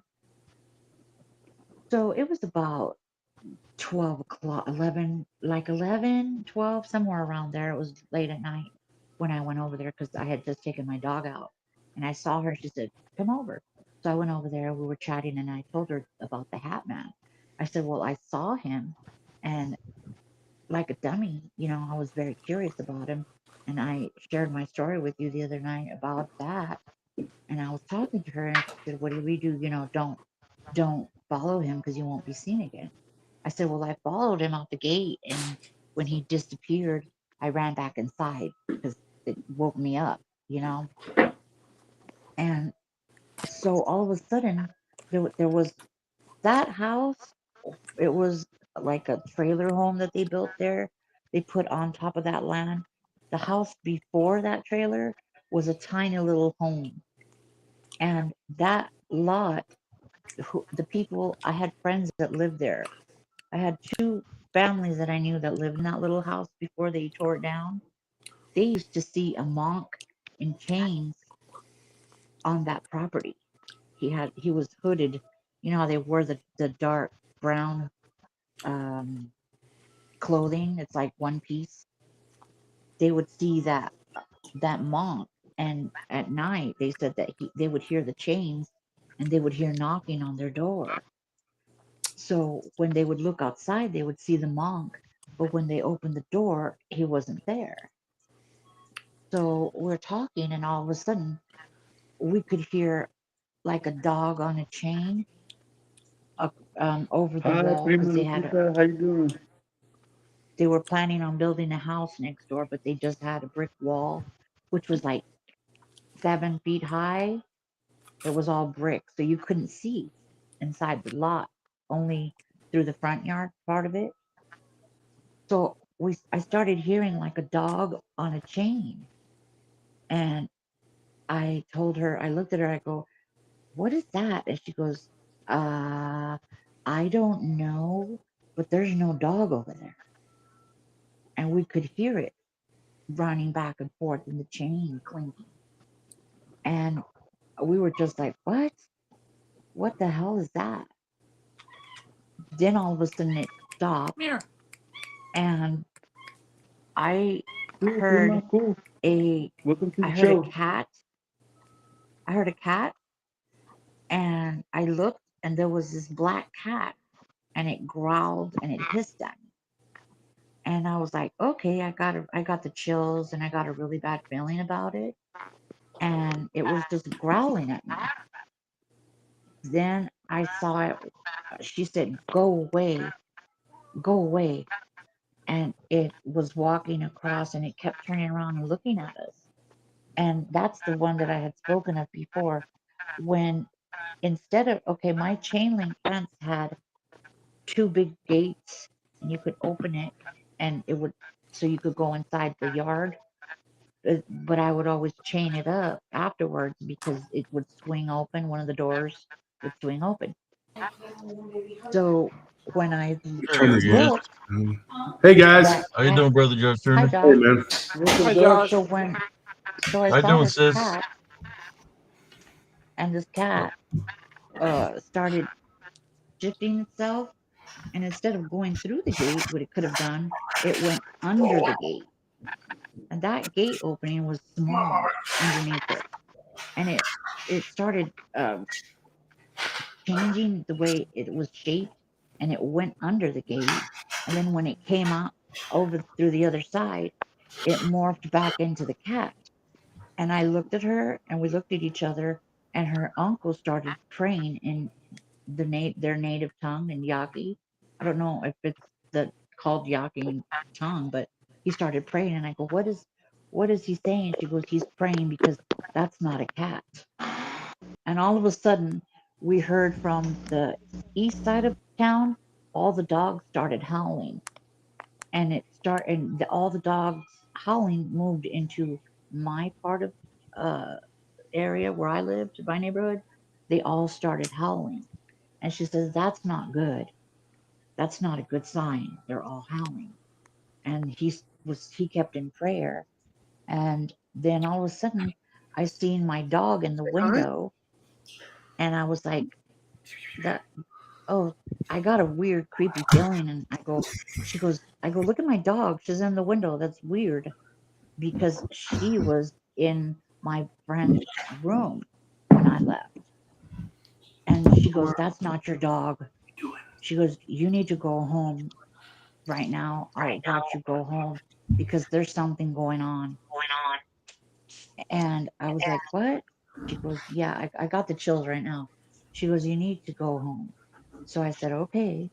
So her uncle started praying again. So when I get home, I go inside and my dog's not in the room. I went to my friend's room and I knocked on her door and I opened the door and my dog was in her room. So what we saw at the window was not my dog. Look at good kitty, Marmar. Welcome, Josh and Kat. Yeah, this is Martis, man. Martis, I have a weird story about Martis, too. We were talking about black cats. This is my black cat. I have 3 cats, Honey Butters, Martis, which is this one, and then Panzer, which is our little gray cat. He was our first one. We rescued him from an apartment complex we were working at. And Martis, he's a good cat. He's very, very smart. He's very intuitive. I have dogs. I have a lot of them, and I have a lot of cats. I have 3 cats and 4 dogs, and they are the center of our world. We have guinea pigs, we have rabbits, we have 2 cockatiels, and of course, we have a pig. So we have a whole, and we have our little ferret, Story. Aww. Story's been with us. Our other ferrets passed away one by one, and she's the only one left.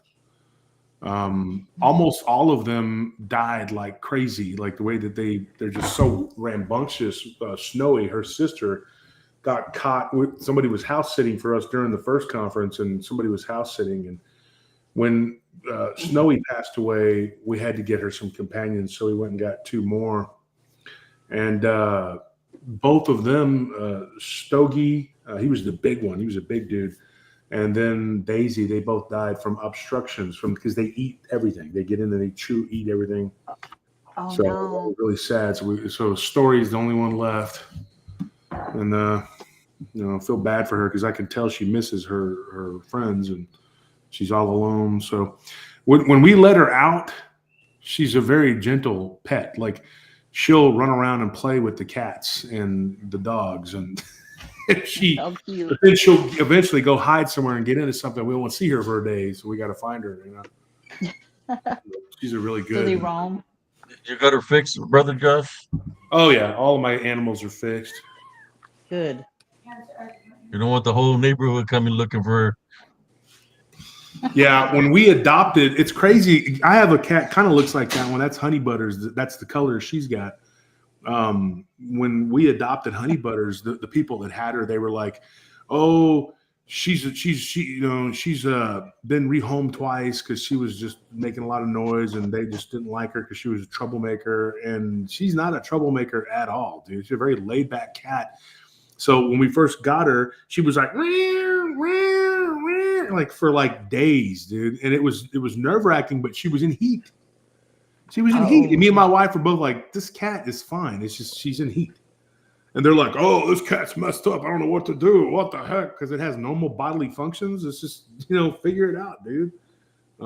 So we just got her fixed. And then she's been like one of the best pets ever.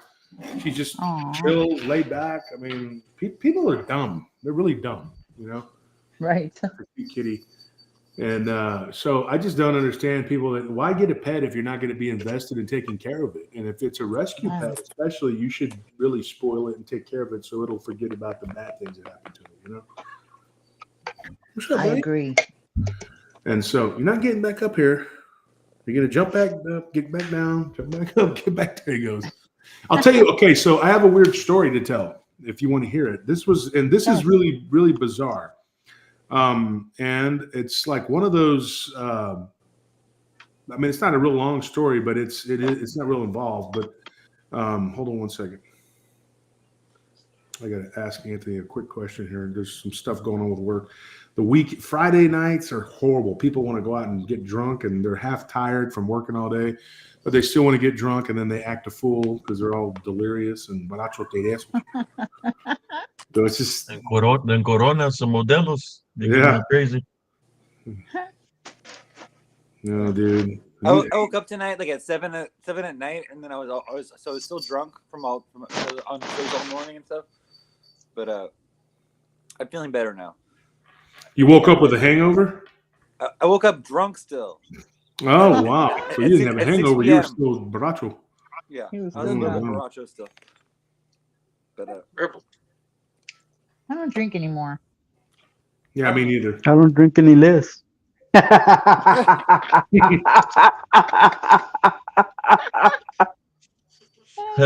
Sister Madam Modelo time, fool. I did all my drinking when I was younger. Okay, she said Modelo time. Modelo time, fool. Hold on. Modelo model. I like the Modelo. Modelo Negras. Modelo Negro. That's what I think about Modelo means model, right? So you gotta Right. do them poses. You should try that Modelo Premier. Whoever likes to drink Modelo Premier is really, really good. It's a light beer and it's delicious, man. That Modelo is good. It is good beer. You're right. And The I like Premier? all Modelo. Modelo Negro is my favorite, dude. Yes, mine too. Uh-oh. And I used to drink Sapporo. Is it like Guinness? it's a It good is, Japanese beer. kinda, Sapporo. but not as. It's as strong, I think, honestly. But it tastes a Yeah. lot better than Guinness. Guinness tastes like motor oil. I've never liked the look of Guinness. The German beer. Whee! The Guinness is like motor oil. Go, Big Truffles. beer. Truffles. Get away from my A bathroom. lot of yeast. I don't know, Ridge Runner. I don't think you could hang drinking tequila with me, man. Because if I open a bottle, the bottle's got to be drunk. You can't save it for tomorrow, brother. I know I used to be can't because like I that. can't drink tequila, period, Nelly. dude. Mm-mm. I used to drink tequila. My parents like That was tequila mine. so much they have a house in their room called the tequila room. And How it's Wow. full of funny. tequila. I was a tequila drinker. Man, You know I when seen a a guy guy, come in here and got drunk with champagne. Yes. He was drinking Champagne shots is of you know, fine. champagne. you know a guy's an alcoholic when his daughter's named Margarita and he's got twin sons that are called Dos Equis.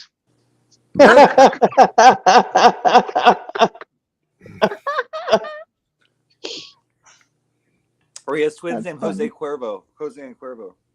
Cuervo No. was my friend. Cuervo's nasty. Yeah, How Cuervo. about roast The tequila? Throne is good.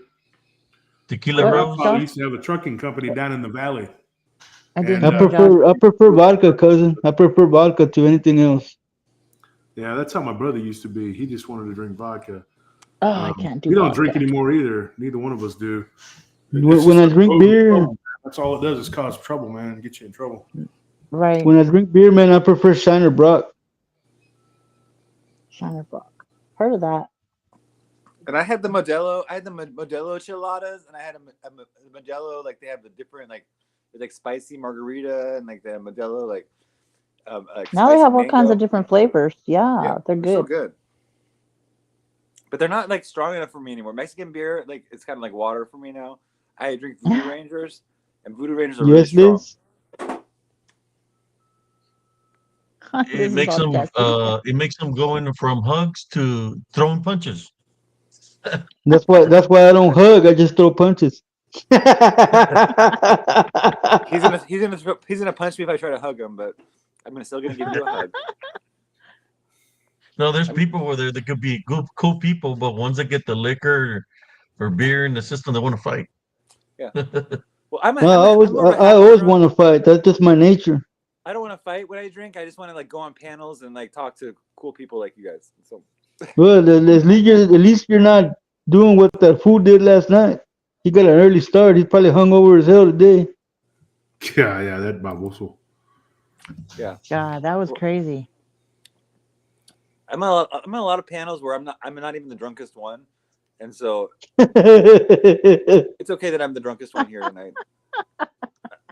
I'll take that position of honor. Blackberry mojito topped with ginger beer.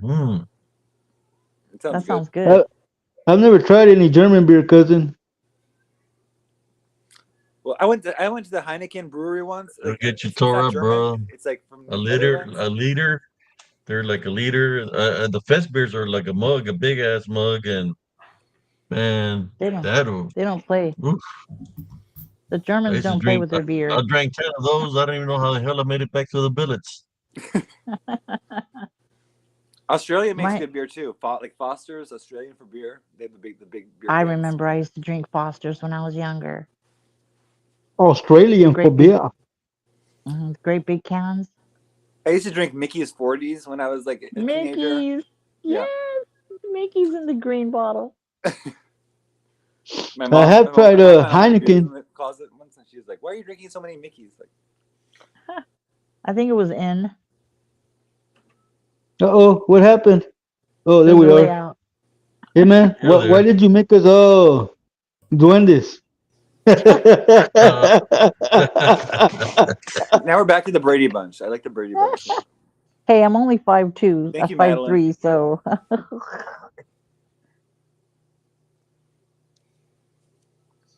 I'm 6'3". I'm like 150 oh pounds. wow. Yeah. Oh, you're I've got thin all kinds of for your height. botellas, man, that I hadn't even drunk, and I haven't drunk in a long time. I got Right. all kinds of bottles from Mexico, Presidente. Uh, I mean, just all kinds of bottles of liquor I hadn't even touched that were given to me. Half It's gallons. I it's haven't touched it. it's I can't. yeah. It's been Summer I about used side of to. 2 life years. says I'm surfing eBay, surfing eBay and listening to Abe. That's cool. That's a good Friday night. Yeah, and Germany is like we had a blast. It's like as soon as you come off of work at 4, everybody goes straight to the liquor store because they give you a little card that you can only buy a certain amount of liquor per the month and a certain amount of What? cigarettes.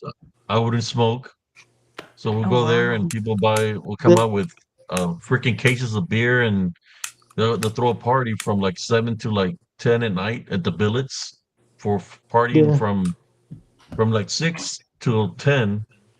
Everybody's drunk off their ass. Excuse my language. Then we go out to the economy to go drink some more. So you could The only heck you imagine how many drunk people I had to put on my shoulders and throw them in the cab to take them back to the billets. the heck you say two Joe two pubs? Turkish conscripts, Northern Cyprus often held hands and too often kissed other men. Nah, man, I ain't ever going there. Well, I can weigh in on some of what y'all were saying earlier. When we could start with this. First of all, somebody said something about the crescent moon. Yeah, that goes back The croissant. to the well. That was actually the siege of Vienna, which was centuries later. But the croissant, but it was because of the crescent. What happened was, and I'll explain it to you. The Turks had conquered Constantinople, which was the capital of the Byzantine Empire, Byzantine. which Yes. was the Eastern Roman Empire. And so, if you go back in history, and it pretty much it's step by step, and I'll explain it to you if you guys want to hear it, or I can not. We can talk about something else, and I'll tell you that story in a minute here. Dealing with some I'm work aware stuff. of that one. Yeah. This freaking guy, one of our sites, is dealing with some stuff over here. Morgan said I was gonna be the first to give the tip, and he put a smiley face. Ah, Did you read where she said if Josh has another conference?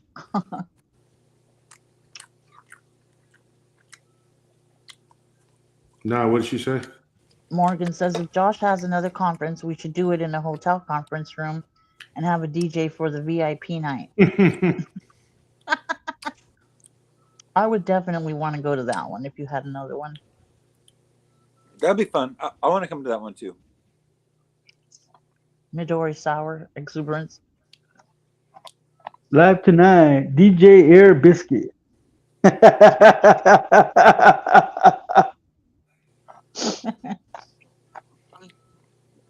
Midori Sour. yeah, I Midori drank Sours are really good. the craziest drink Oh, that I drank in Germany. They were giving it away when we came back from war. It was this little bar we go. It's called B15. My friend was dating the owner from the bar, She opened up this bottle, an old bottle. It was like red in it, and it was called Raxi Putzi. That's a funny name. I drank a shot. It was in a little tube. I drank one shot. It burned my throat, burned my chest. And she's like, "You want some more?" I drank me like 4 or 5 of them. They were free, and Do you it kept remember on those? burning my throat and my chest. Right when I woke up the following day, I had hairs on my chest. Mind you, I was only 19 years old. So I I woke up and I recall had those shots. hairs on my chest. Like, what the hell? That's funny. I recall the What shots was in the beakers. No, in the test That's tube. what it was Remember the called. test tubes? Test Yeah. tube shots? There was some that was called buttery nipples and different kinds of shots. Yeah.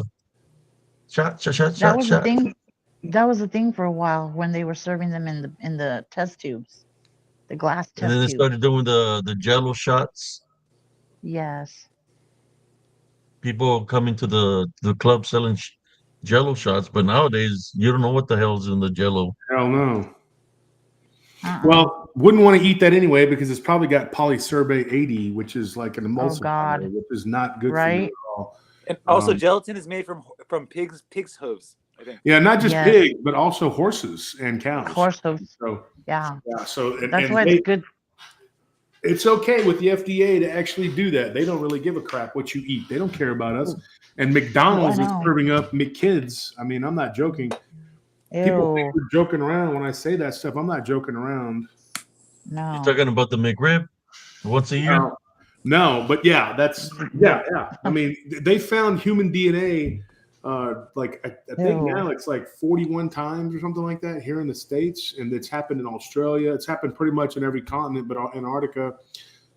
Most recently, they found a child's tooth and part of a gum.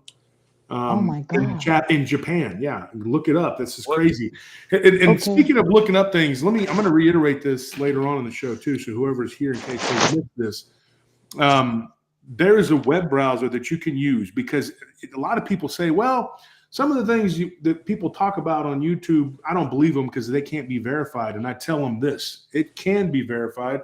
What is happening is that YouTube or whatever, Google, the search engine you're using is probably that's the problem because Yes. you're using a search engine that's not going to give you all of the The results. information. Yeah. Welcome, Right. Anunnaki, bro.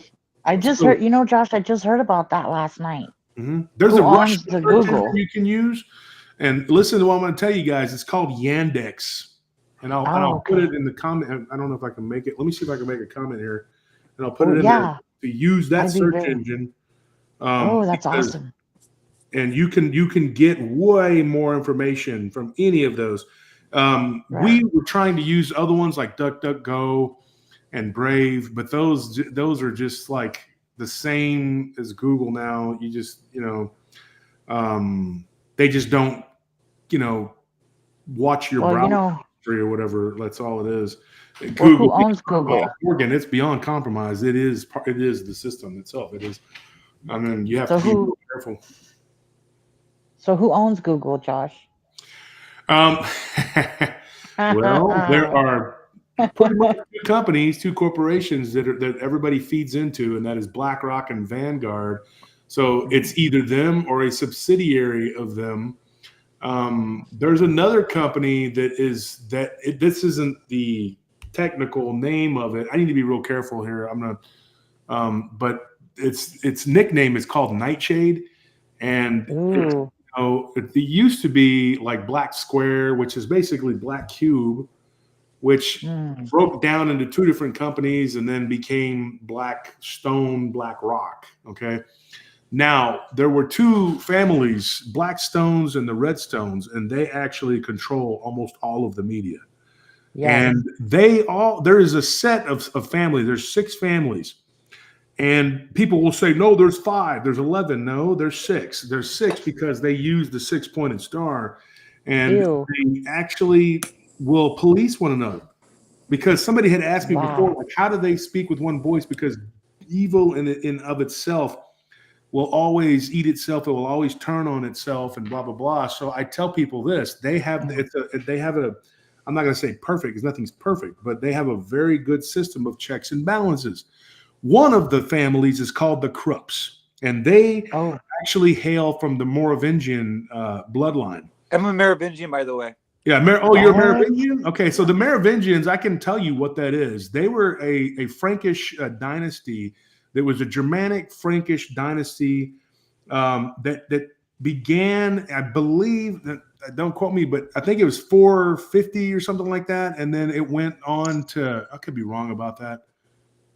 I think that's right. I think it started like in the 400s and then it went on to like 751. I know the exact date that it ended. And I think it was King Chaldric was the last. Oh, no, it was Francis Martel, but Chaldric was like right before him. What ended up happening too, very interesting people. They broke down. The kings slowly lost power, and eventually the mayors that they used, which were kind of like governors of the provinces, they had all the power, and they fed into a central mayor. Really interesting because they were the first Germanic state, and it encompassed France and almost all of what is now Germany, except for the eastern part of Germany, like Prussia. So it was a very interesting conglomeration. So that family, though, the Krupps, they are responsible for the making of, get this, 88% of all of the military hardware that was ever used from the I believe it was the 9th century in Europe, in Europe, all the way to World War I. Wow. And then in World War II, they got a little more discerning. They were a Jewish German family, and they were like, hey, there's this group of people called the Nazis who want to wipe out the Jewish people. So why don't we just fund them and give them weapons? And then while we're at it, when they go to war with Russia, the Soviets, the communists, who actually did what the Nazis were saying they were going to do and didn't do, they actually did kill millions of Jewish people. Let's arm them too. So does that make sense? Because come on now, let's be honest. These are evil people who don't give a crap about their own people. They don't care if you're not one of those social elite people. They don't give a damn. They really do not care. So the Krupps are the military wing. So someone had posed a question to me in a chat one day, and that was in, and I can't remember when or where, because as Psyche said, my memory is not worth a shit. So because I can't remember him. But you have an encyclopedic knowledge. I'm just saying you forgot who I was, but you're a really smart guy. I really appreciate you. Well, I talked to I know John, lots of people, and I email back and forth, and it just. I forgive you, Josh. Right. And you look different though when you grow your beard and whatever. You look a little different than when you got the. And I was wearing dark glasses on the show. Yeah, you look a lot different than you were on that show that day. You have one of those faces that you look different. That's a good thing. People don't get bored of looking at you. You got to mix it up, man. Like Abe's like suave. He's over there like changing his look and all this stuff. Getting the haircut, looking all good and whatever. Abe's gonna have to kick me off the show because I'm gonna flirt with him too much or something. Oh my gosh, he likes to hug. He's a hugger. Don't play with Jesse, boy. He'll probably beat you up, man. I tell you, if you drink some tequila, he's not going to be hugging. He's going to be fighting with tequila in the system. If he smacks you, man, no llores. I take it to eat at McDonald's, man, and order you some food. Welcome to McDonald's. I said he'll have the third grader with fries. Oh my God! I'm getting you McDonald's. I'm getting you a Big Mac meal. I'm getting you Oreo McFlurry. If you want a frappe, well, they never have the ice cream machine. Here's an interesting thing about the ice cream machine too. So it's broken. You know why? Yeah, it's always broken. That's not by accident. The company McDonald's is a franchise, right? So I'll tell you the whole story about that. There's a reason why that machine was broken all the time, because there was a company called TaylorMade, and that company actually was responsible for doing all of the work and fixing. They had a contract with McDonald's. So these franchisees were being ripped off. Literally, the machine was made to break down. Every single one of them that they checked through a third party was always inefficient and broken down. And so what it was is these higher ups that ran McDonald's actually entered into a contract with this other company called Taylor, and they actually were responsible for the machines always being broken. And then if you wanted to get it fixed as a franchise holder, you had to go through that company to get it fixed.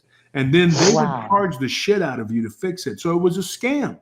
Literally, their machine was literally always broken, and it was designed to break down, literally. And so now I think that there's like a $33 billion lawsuit or some crazy shit like that because these people were always screwing around. And that's, saying, stop screwing around. That's what they're always doing all the time, man. And so when you stop and you look at our world, people take everything at face value and they never stop to look at what is really going on. They don't stop to pay attention and see the absolute insanity that is taking place in our world around us. And I say that it begins with history. If you were to study history, you would see everything through a clearer lens. Now, it's not the spiritual lens that Abe has, but what it is a lens that can clear things up for us as normal, regular people. But when you have a certain amount of discernment, you can actually use that discernment to say, hey, something's telling me that I should learn about this. So maybe I should read it. I've pretty much read the history of Europe from beginning to end up to this point, and Asia. And awesome. I have books I can recommend: The History of Spain, The History of Scotland. I mean, these books are literally just called The History of, And of course, I've read the history of the Byzantine Empire. That's a pretty long book. There's 2 of them I read. That's very interesting. I think I've read about like 30 something different books of breaking down World War II from every angle. And I just continued to learn. And now you got to realize World War I was the precursor to World War II. We all know that, but World War I set the stage for World War II. Now you got to wonder how these things happen, and it just seems like they just kind of fit, like it just falls into place. It's because the people at the top already know the chessboard. They know what pieces to move, when, where, how, who, whatever, why, everything. So we are sitting there watching it unfold, going like, how is this possible? And then there's people that seem to be clairvoyant because they know exactly what's going to happen. They can tell you, Taylor wrote the code wrong on purpose. Lawrence, thank you for that. Yeah, that's correct. And then they sued them. But see, here's the thing: when you stop and you look at history and you pay attention, you'll see that these people have been moving the pieces on this chessboard for a long time, and they are already planning World War IV. So you're sitting there going like, how in the hell is this possible? And then people will ask questions. They'll say, well, what do these people, like the Rockefellers, what are the Rockefellers predominantly? What is their role? Now, think of it like this. The 6 families, they each have their primary function, but they all have little subsidiary families that feed into them. And those families overlap. That's how they continue to control each other. It is an intricate web. So you will have families like the Sassoons that deal with marketing and projects and things like that, but they are literally a product of 2 families. Those 2 families being the Redstones and the Rockefellers. The Sachs. So when you sit there and you look at these families, you'll start to realize who they are, what they are, and then there's these collaboration families. Like, I want to do war, but I want to promote it. And they're like, oh, okay, so you need to talk to the Redstone and the Krupps. And then they have a family that is like the product of the interbreeding of those people. And then that's their job. So you have companies like Goldman Sachs. Well, it was the Sachs family that was responsible for certain exchanges and things like that. And they were an offshoot originally of the Rockefellers. Of the Rothschilds. The Rothschilds were the original power family. Jacob Rothschild, Eli Rothschild, their whole thing, their whole shtick was being billionaire financiers. So when you had the money, their whole deal is just making money. International clique of bad people, basically. And so you had all of this power consolidated in this family, and then they broke off into other families. But the Krupps were their kind of right hand. You know what I mean? The Krupps were their bully boys going way back, a Merovingian a conglomeration of Merovingian and Jewish, and that's what they were. And they could trace their lineage back, but they interbred with the Rothschilds. And it happened, I think, around the 1400s. Now, the 1400s was interesting. What ended up happening in the 1400s? In 1453, the city of Constantinople, which was the capital of the Byzantine Empire, was conquered by the Turks. The reason that flag now, and most of Islam uses the crescent moon flag, is because in 300 AD, the people of Constantinople voted on the flag to be the crescent moon. And it was under Constantine. That's what it was named after, was for Constantine. And so he was the one that set them on the road of Christianity. That's what it is. And so whenever the Turks conquered it, when they conquered that peninsula, whatever, that was the star. And then when they conquered Asia Minor, which became their home for the rest of eternity, which was the last piece was Constantinople and that sliver of Byzantine power. And it was the seat of Byzantine power until the 1450s. And then the Turks conquered them, and then they changed it to Istanbul. And of course, the translation of Istanbul, there's people that have talked about this and said, hey, it's really a nod to Ishtar, right? And when they say the bull, now the bull god, that's another interesting thing. The Turks were very connected to that. And I'll tell you why. Because Malak, or Malach, as they say Hebrew, they say Malach, which is like saying like the grand king or grand god or whatever. There's different translations to it. Because Malak means king. Yeah. Well, but it means like God king, you know. So it's like the main king, whatever. But the reason being is because I believe in the translations that Malak was actually the father of Baal. And I'll tell you why. If there's some books I'm going to post up, and I'm going to show you from my research, and they describe the Baal myth, if you want to call it that, what it is and how it works. Baal was the primary rival of the God Yahweh. And a lot of people think that Yahweh is the God that Jesus is talking about, but I got news for you. I don't recognize that God, and there's a reason I don't. And I'll say this, it's not trying to be mean, but the truth is the truth. Jesus never in any of the texts ever references him at all. He never acknowledges him. He calls his father Abba. He says, Abba Father, Abba God. That is who he acknowledges, and he.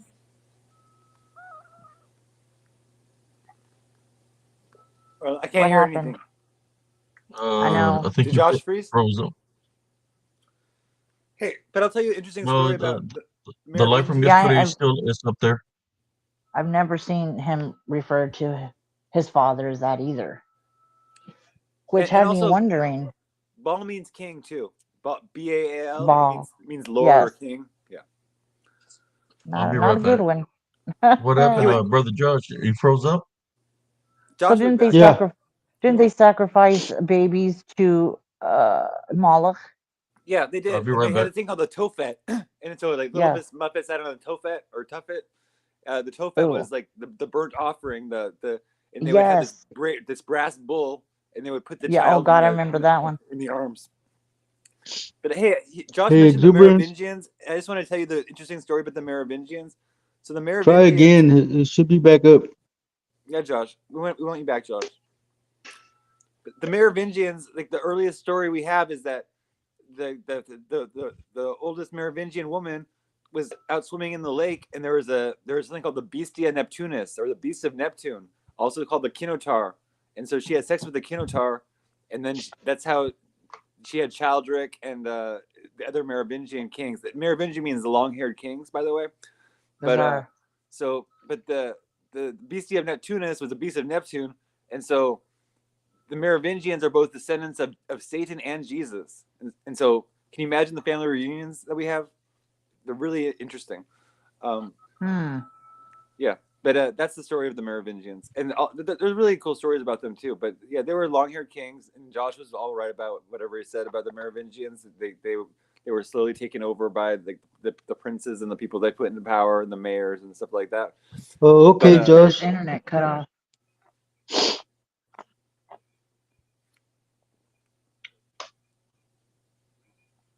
But Josh is a really So- cool guy. It's because he put it on private.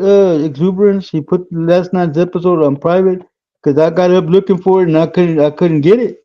So I called him and he said he put it on private because of everything that went down. But he put it back to where you could look at it now. Yeah, I put it back to public this afternoon. I love Josh's knowledge on history because I've read a lot, but I don't remember a lot. Like I said, due to I was on medications, and they say that it affects your memory. But also And, history Abe history is Jones- written by the winners of the history, and Oh history yeah, changes a by lot. the victors. Yeah, the victor. And history is interesting because it's like it's like all the stories were told. It's like a They're half narrative. truth. We don't really know what happened really. Like we just had to take whoever word for it. Rebel. Is that a cute Half dog? truth. Is that a doggy? That's Rebel. He's Rebel? he's the spiritual encrypted Rebel? counter mascot. That's a cute dog. I love black dogs, but that's a cute dog. That's a cutie dog. I love animals.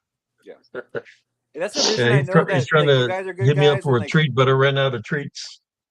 and I Okay, know Josh like said he's back. Wolf is a good guy, and you guys are good guys Let because me you're check. animal lovers. Oh, there he is. I was just gonna say that I tend to radiate towards people who love animals. Welcome Josh, back, I'm a huge Josh. animal lover. Yeah, odd that it cuts out while I'm trying to drop some knowledge, or it always seems to do Right? that. It's like you start talking too much, and they're like, "We're just gonna," and so the internet just cut out, and we had to reboot it. So, but it rebooted quick, so we got it back up. But it was just that's freaking weird, That's man. good. Like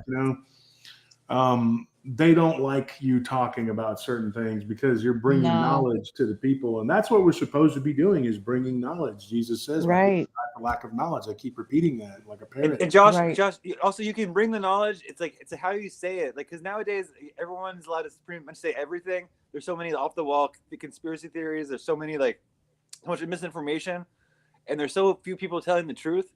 And so, yeah, it's true. Like when you do tell the truth, sometimes you'll get cut off from it because sometimes people aren't supposed to know, or some people aren't supposed to know. But I think you're allowed to tell it though, and like I say speak freely and like don't worry about censorship or anything like that because nowadays everyone's saying anything, and so you have to have discernment, and then once you have discernment, you can tell what's the truth from the false. But it's really good that you and other people like Abe are out there sharing like the knowledge and everything. I really appreciate that. Yeah, Abe having his show late at night is wonderful because it gives me something to do. And I played a few games while I was gone, on my hiatus and my early retirement, I guess. But I was playing Age of Empires and just listening to Abe and Jesse, man. And it was like, dude, it was just peace, And they're funny as hell and they're likable guys. And so my wife would be in there listening to them and doing what she was doing and talking to Maddie, and they'd be listening, and I'd be in here listening, and Anthony would be upstairs listening. So, it's just funny. And I would listen to them talk, and I'd feel this burning to come back, and then I'd be like, nah, I'm happy where I'm at. And then that night, I tell you, something weird happened last Friday. Whenever Abe When you couldn't hopped go. on. Also, technical difficulties. Yeah, that's weird though. That was weird because I was like, I told myself, I was like, well, if he can't get on, I'll use my show and he can come on my show. We'll just do it. And then the next thing you know, I'm like, you know what? I think I'm back. I don't know. Maybe I'm back. Yeah, I'm back. And then that was it. YouTube does a lot of policing. Yeah. They've gotten worse now. Yeah, and then if you try to, that's a very cool sticker. Yeah, we have a lot of different sizes in those too, folks. If you go to the Paranormal Roundtable catalog or whatever, what I want to do to help Abe grow, I want him to grow and get big. And what I want to do is get you a logo design. And we can go over some, and then you don't have to print the t-shirts up yourself. We're going to build an online catalog, which we were already in the process of doing. We had somebody doing it, and then we decided to throw in the towel and to say to heck with it, we're not doing it anymore. But I already had Blondes and Booze, BMR, Tex. I had several other people. I can't even remember everybody I had. Who else was there? Lyle Blackburn, Ken Gerhard. I had a bunch of people ready to go. Barton, but Barton decided to act crazy, in my opinion. But whatever, dude. He can live in his own world. But I was going to have everybody in free of charge and not make a penny off of it, and just have a catalog where if they could go to one place and get all of our merch, and you could just go like all on one website. And if you wanted to get like, Boggy Creek shirt from Lyle, you just go and you order it, put it in the cart, and it ships from Seven Clay.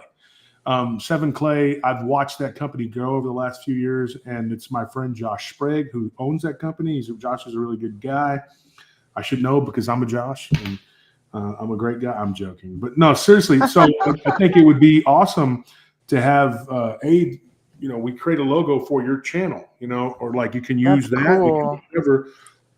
You can do it digitally, or you can there's a million artists that listen to our shows. And so one of our artist friends can make it or whatever, and then you can like use that as your logo.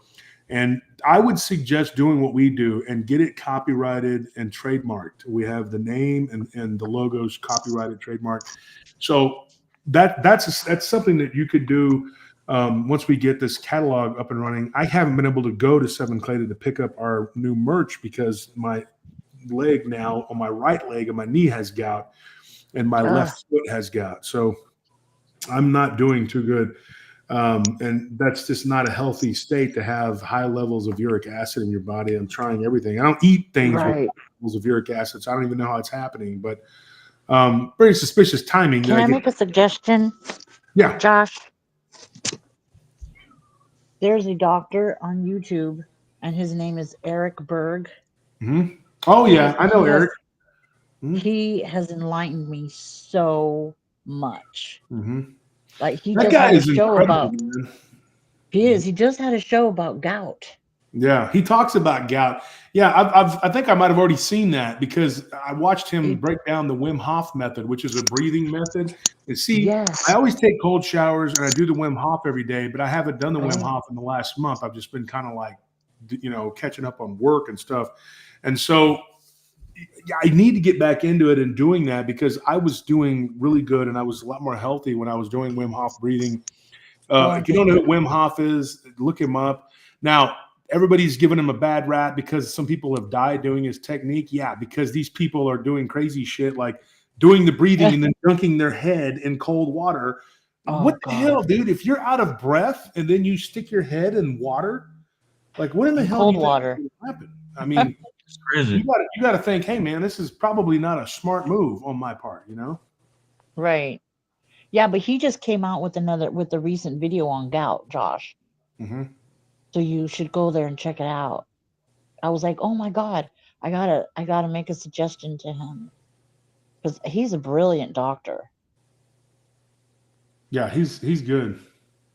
And also, Abe, I want to say like Wolf has really good advice for you, like about the logo and stuff. Like everything, I think it's really good. Like YouTube content creators helping each other, and like we're kind of like a big family. It's really been my second family. Like the YouTube people I've met, like they're basically my social life. And so thank you, Wolf. Like thanks for helping him. And like I see like I see everyone's channel like really like I think in 5 years time, we'll all have like hundreds of thousands, if not a million subscribers. Like if we help each other out. Wolf is a very kind-hearted man, and I have to tell you that they see that evil sees that and takes advantage of it because you have a very, very giving heart, and everything you have done since the day I started following you, I have never felt anything of ill nature from you. You have a very kind heart, and it saddened me last night because I could see how hurt you were that your wife was in, suffering from knowing that they could harm you. Which she's a very, very good person. I have never even met her, and I can tell you, God put her in your life for a reason. Yeah. She's empathic, and Yes, and she cares for you. She can read your body movements, your face, everything. When I see her come in and give you something, she's looking at you. yeah. She can tell what you're feeling already.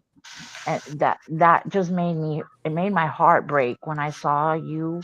I saw your face. I'm an empath as well, and so I could feel your sadness, and it was really pissed me off that they were doing that to you.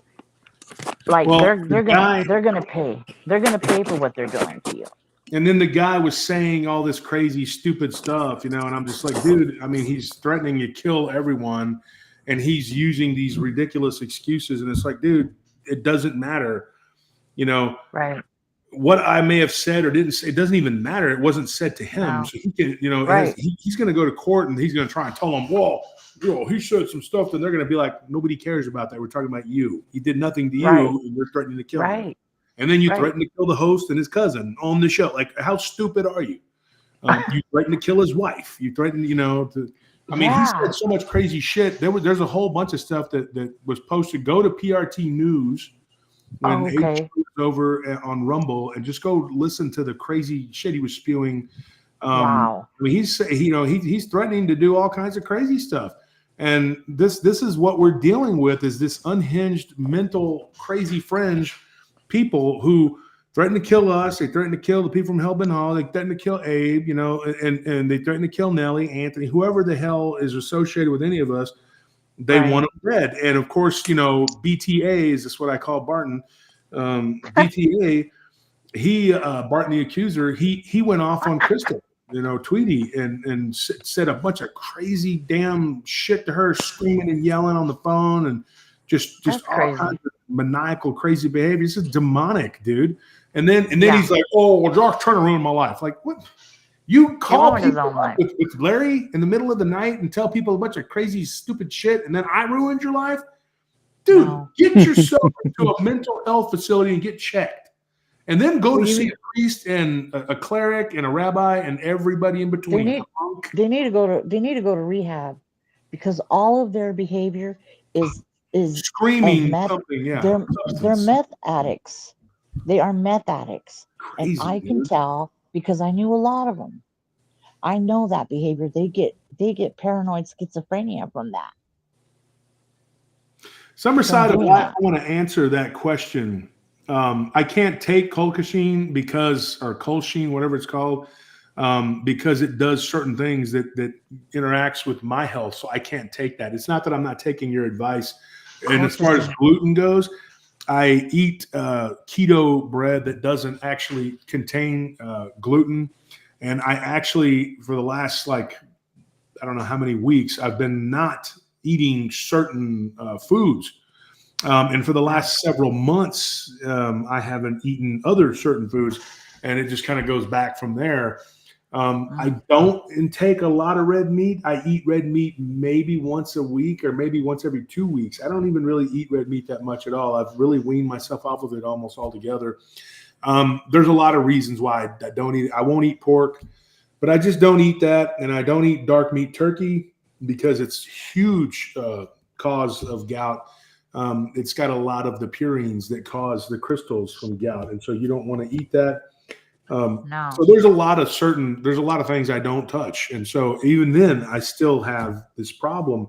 But the research I did, because my own doctor gets gout, and he's been my doctor for 27 years. Is that correct? I think it is.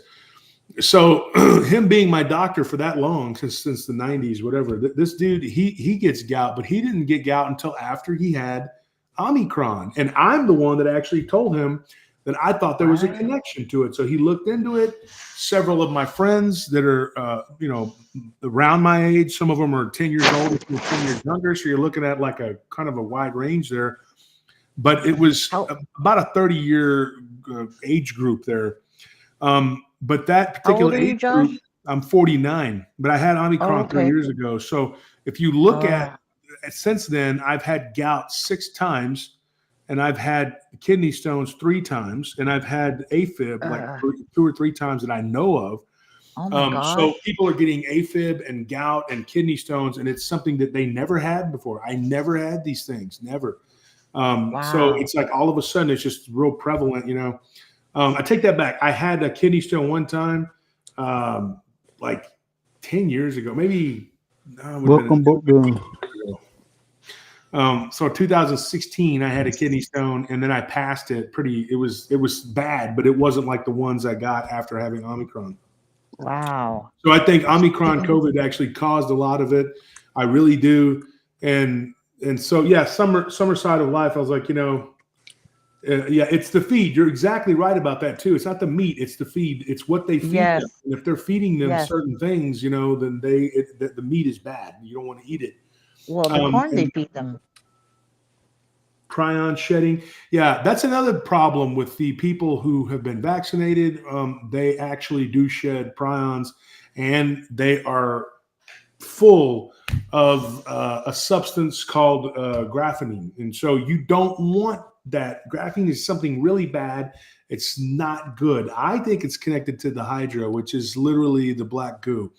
My first show I did on Rumble, I just spouted off all of that. I'm not going to say it here because I don't want to get, you know, Abe's channel flagged or whatever. But go to Rumble and I talk about that. So the first live I did on there, we talk about the vax and how stuff happens or whatever. The prion or protein shedding, those prions are really bad. They are actually, when we talk about mad cow, which is CJD or Creutzfeldt-Jakob disease. That is literally a really, really, really, really dangerous bioweapon is what it is. Yes. It loosen the food system. And I'll tell you what happened. They literally, in Britain, they were weaponizing this. This is what I believe happened from the research I did. And I think it was them that did it, but they were doing something with another country, which I'm not going to say because I don't know 100%, so I'm not going to say it. But I think that what they did was they weaponized this. The reason I believe that is because it takes like, I think 1,100 degrees or something like that to kill it.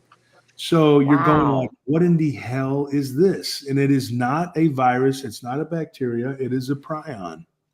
And what it does is it eats holes in your brain.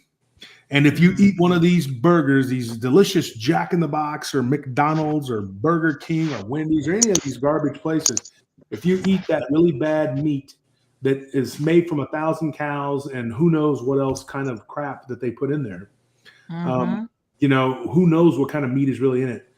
Right. You are risking your life. And I'll tell you why, because mad cow is still in small amounts, but still out there. Yes. And a lot of these people that they're saying they have brain cancer or whatever, they open up their head. If they opened up their head, they would see that these tumors they have are actually just their cysts that were pus filled because the prions ate holes in their brain. The brain of a person that has been exposed to, after several years, to mad cow disease or Creutzfeldt-Jakob disease, CJD, looks like Swiss cheese. I kid you. Mush.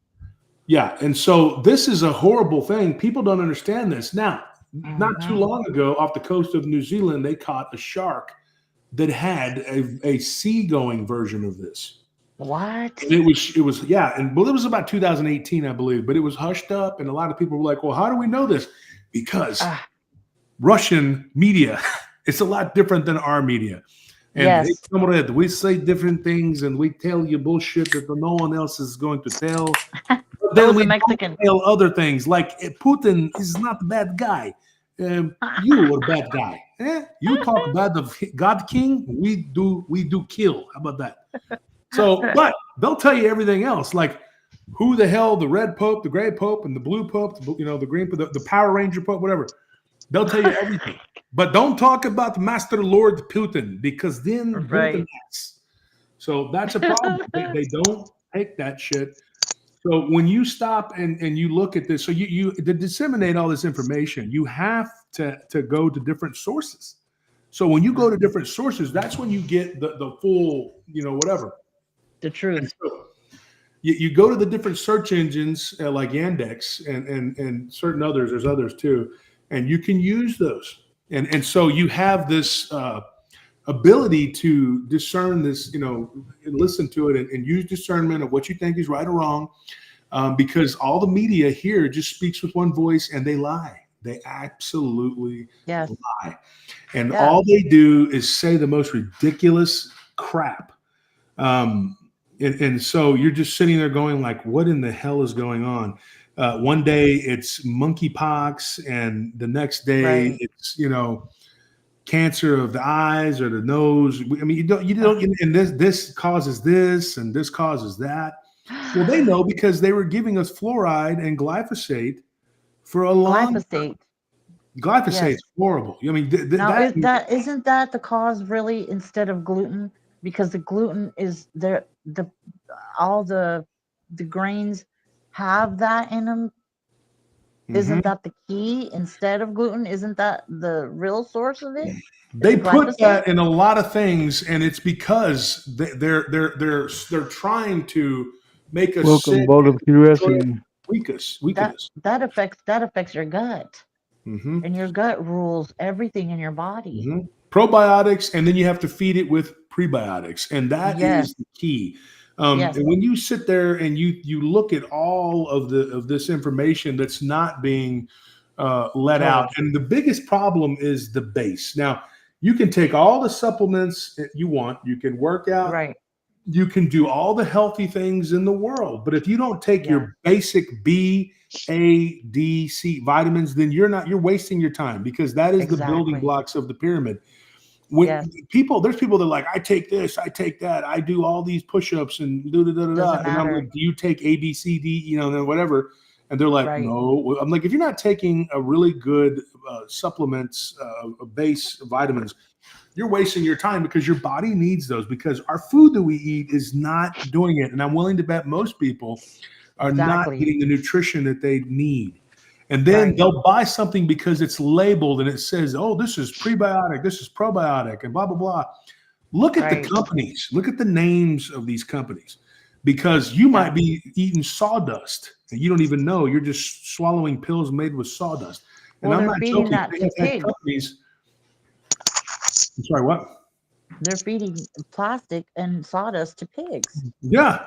Yeah, and Bill Phillips, back in the 90s, he wrote the supplement Bible. Bill Phillips was on the cutting edge. He had a company called Metrics. I used to take their shakes, and it really worked. You take one of them in the morning, and then you're good until late that night. Then you just eat a small meal and go to bed. Then have an ounce of fat on me, and I took supplements. I worked out. I boxed. I coached and did all kinds of stuff, man. What is that? It looks like Vladimir Putin, but it's from an old painting. I don't know if you could see it though, but it looks like Squidward. Looks like Squidward. It looks like Vladimir Putin if you look at it real close. Vladimir? Did you say that? Wow. Vladimir Putin. Yeah. Okay, and, now, and Josh, my mom used to follow. Sorry, my mom used to follow Jack LaLanne. So I grew up eating very clean and juicing. Jack LaLanne, he was a juice guy, right? He did the juicer machine. Yeah. Yes. Mm-hmm. My mom used to juice daily. So my point, what I was trying to make about the supplements, is that you need the same thing with the information.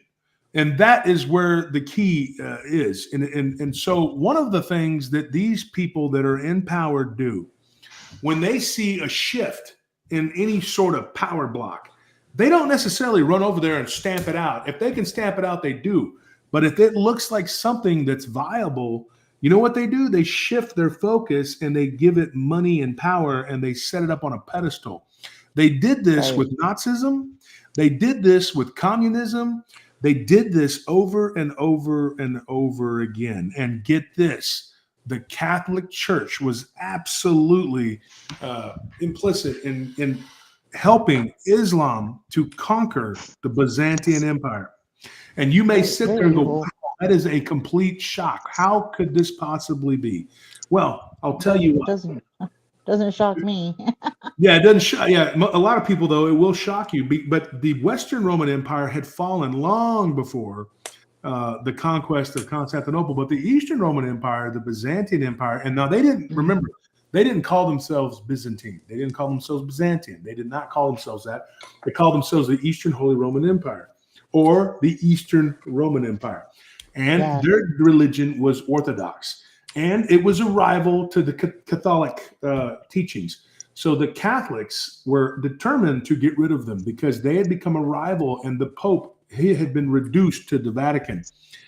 Italy was divided up into city-states, kind of falling back onto like Venetian, or if you were Milanese, you were from Milan, whatever. That's what you were. That's your deal. You were from Venice, whatever. So there wasn't any like they weren't really copacetic, and they were willing to fight with each other too. If you were from Naples, you didn't really like people from Venice, and so on and so forth. And so the Pope was not being given what he wanted. And so he made a deal with the Sultan, and that was through what we call the Gray Pope. And at that time, Alexander, I can't remember his last name. He was a Romanian guy. Anyway, that's what the forbidden histories. But the thing is, I don't want to get too far off into that. What he did, he cut a deal with the Muslims to take out the Byzantines. And so they did it from within. Yeah, that's really the truth. They really did that. And so whenever these people do what they do, they try to cover their tracks. But somebody always talks. And of course, the Muslims had no love for the Holy Roman Empire because they had been struggling and fighting with them for a long time, going back to like the 7th, 8th century. And so they didn't, by 850, though, they had conquered a lot of the territory in between. And so they were at war. Now you look at the like 800 something, which is 200 or 300 years after Muhammad had passed away, right? They were at the height of their conquering, that they were going forth and conquering, and they picked up where the Arabs left off. Now people will say, well, aren't they Semitic people? Yes, they are. Aren't they Arabs? No, they're not. Different people. Okay, the Turkic people have predominantly have several different race offshoots of them, and what they are is a mixture of Caucasoid and Mongoloid. Mongoloid is the term of Asiatic people. So yeah, and so the Mongols are at the heart of that, the Asian, whatever infrastructure. Them being the one group of people in Asia that has their DNA in almost every single body from Eastern Europe all the way to Japan. And in fact, a lot of these people live here in the United States now because immigration. And Mexico too has a lot of Mongolian DNA in there too. Oh yeah, well that's because the Polynesians and all the other different people who came here that made up what is the Native American people. That's how they got here, was by coming, over. They were here long before white people. I'm not arguing that. They get kind of aggravated if you say that. I have a lot of Native American friends who support the show. I'm not trying to piss anybody off, but they came here too as immigrants because they weren't here. And a lot of people say that when you look at Kennewick, man, that shows that a Caucasoid race actually lived here before. Well, I say this. If you go way back far enough, far back into our ancient past, you will see that there were multiple different types of people that came here, like Persians and different types of Asiatic peoples, Turkic people. That's their ancestry. And the DNA from Native Americans matches these people. The Aztecs, and somebody said, well, the Aztecs, that's not really an accurate term. Well, yes, because it was a loose confederation of Mexica. Yeah. Well, Mexica. So the Mexican people, or Mexico, you can say that the different ways, different terms, but there was actually a Mexic tribe. But they were called the Aztecs, and so they were a confederation, right? But their DNA matches an ancient DNA from India. And that DNA is Tamil. From the Tamil culture, and it is the oldest known language and culture on earth. Yes, people are like, Yes. no, what about Sanskrit?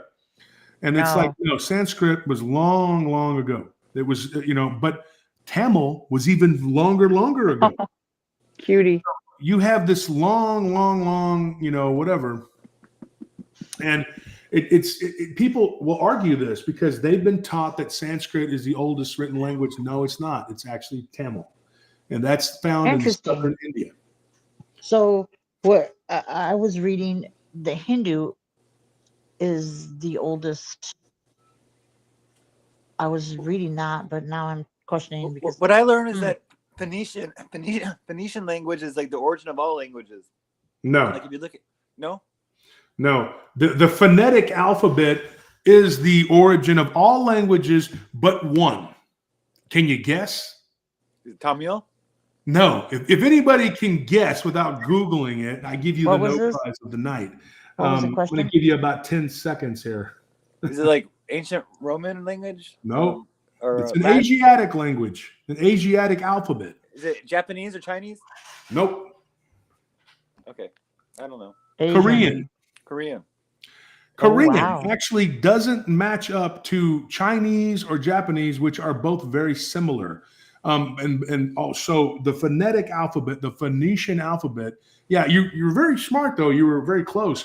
And when you look at that, you say it's crazy when you look at that and you find that the phonetic alphabet, the Phoenician language, whatever, it is the foundation of all the other languages. Carthage was actually, I have a problem with that because I think Carthage actually was a super strong colony, but I think that they may have been there before the Phoenicians.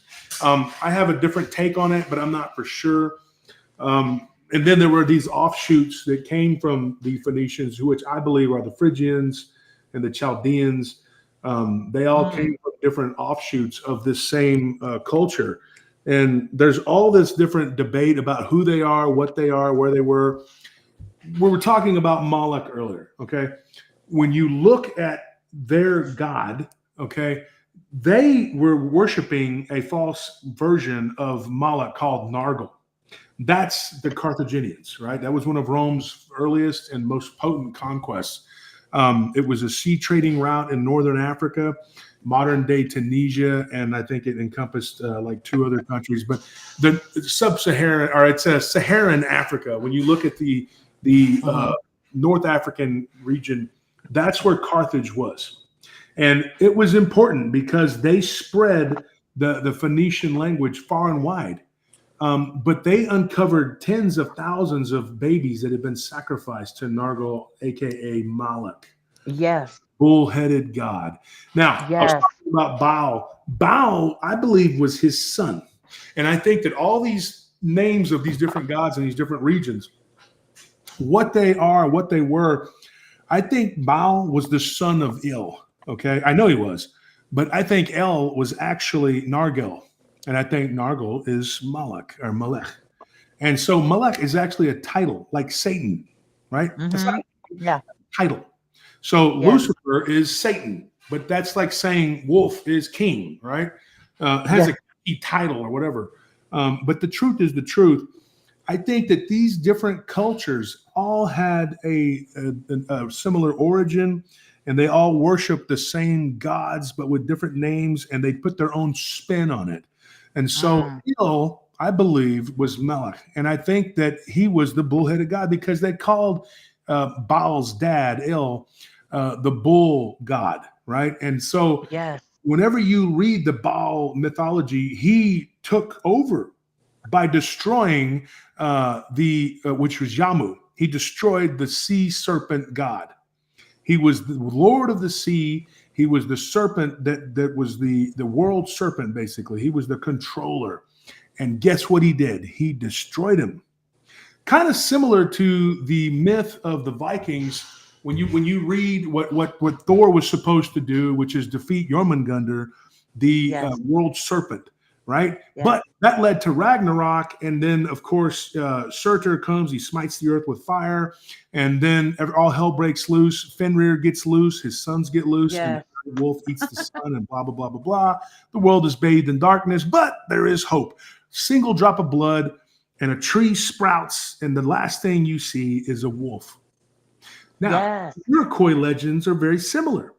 The odd thing Iroquois? is that not only do the Iroquois have that same legend, but so do the Chippewa and a lot of other natives. And you're going like, how in the hell do you have these different types of, whatever, all believing the same thing?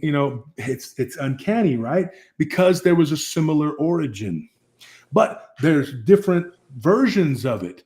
And I say this, they could be all correct. And now you're wondering, how could that be unless you're just talking about the multiverse, right? Well, I'm not Marvel, and I'm not going to sit up here and take the easy way out. I believe that it all happened before over and over and over again. And Thanos. yeah, Interesting. yeah. So whenever you stop and you look at this this amalgamation of these different gods, what you're getting, you're really, really just scratching the surface. The people don't get it, man. They just do not get it. Hey, good night, Jesse. I didn't get to say good night. And I know, so me when either. you Good stop night, and you look at these different myths or legends or whatever, and you really sink your teeth into them, you realize that they're all talking about the same beings. Now, Enlil, which means like son of Lil, but which is El, very similar, right? Yeah. And that is the Sumerian version of it. Enlil Yes. was the storm god. Guess who was the storm god? Thor. Guess who fought the world serpent? Thor. Guess who Baal was? The storm god. Guess who he fought? Yamu. Guess who Yamu was? The serpent from the sea, the world serpent.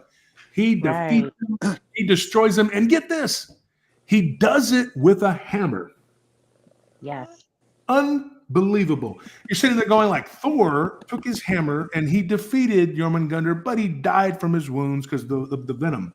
Well, in the Baal legend, he defeats the serpent and he wins, and then he becomes the badass because his dad, Il, had gotten long in the tooth and he was old. He was the creator. He was the creator god, his dad, Il.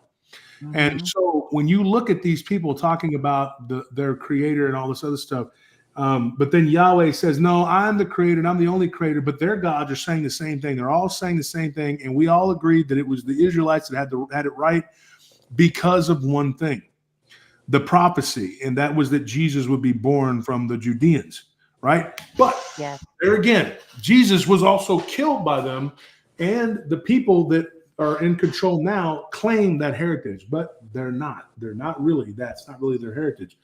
It's just a name stealing claim. But when you look at these people and what they say and what they do, it's all too eerily similar. So you have El, who is the father, God, who created everything, but he was getting old, right?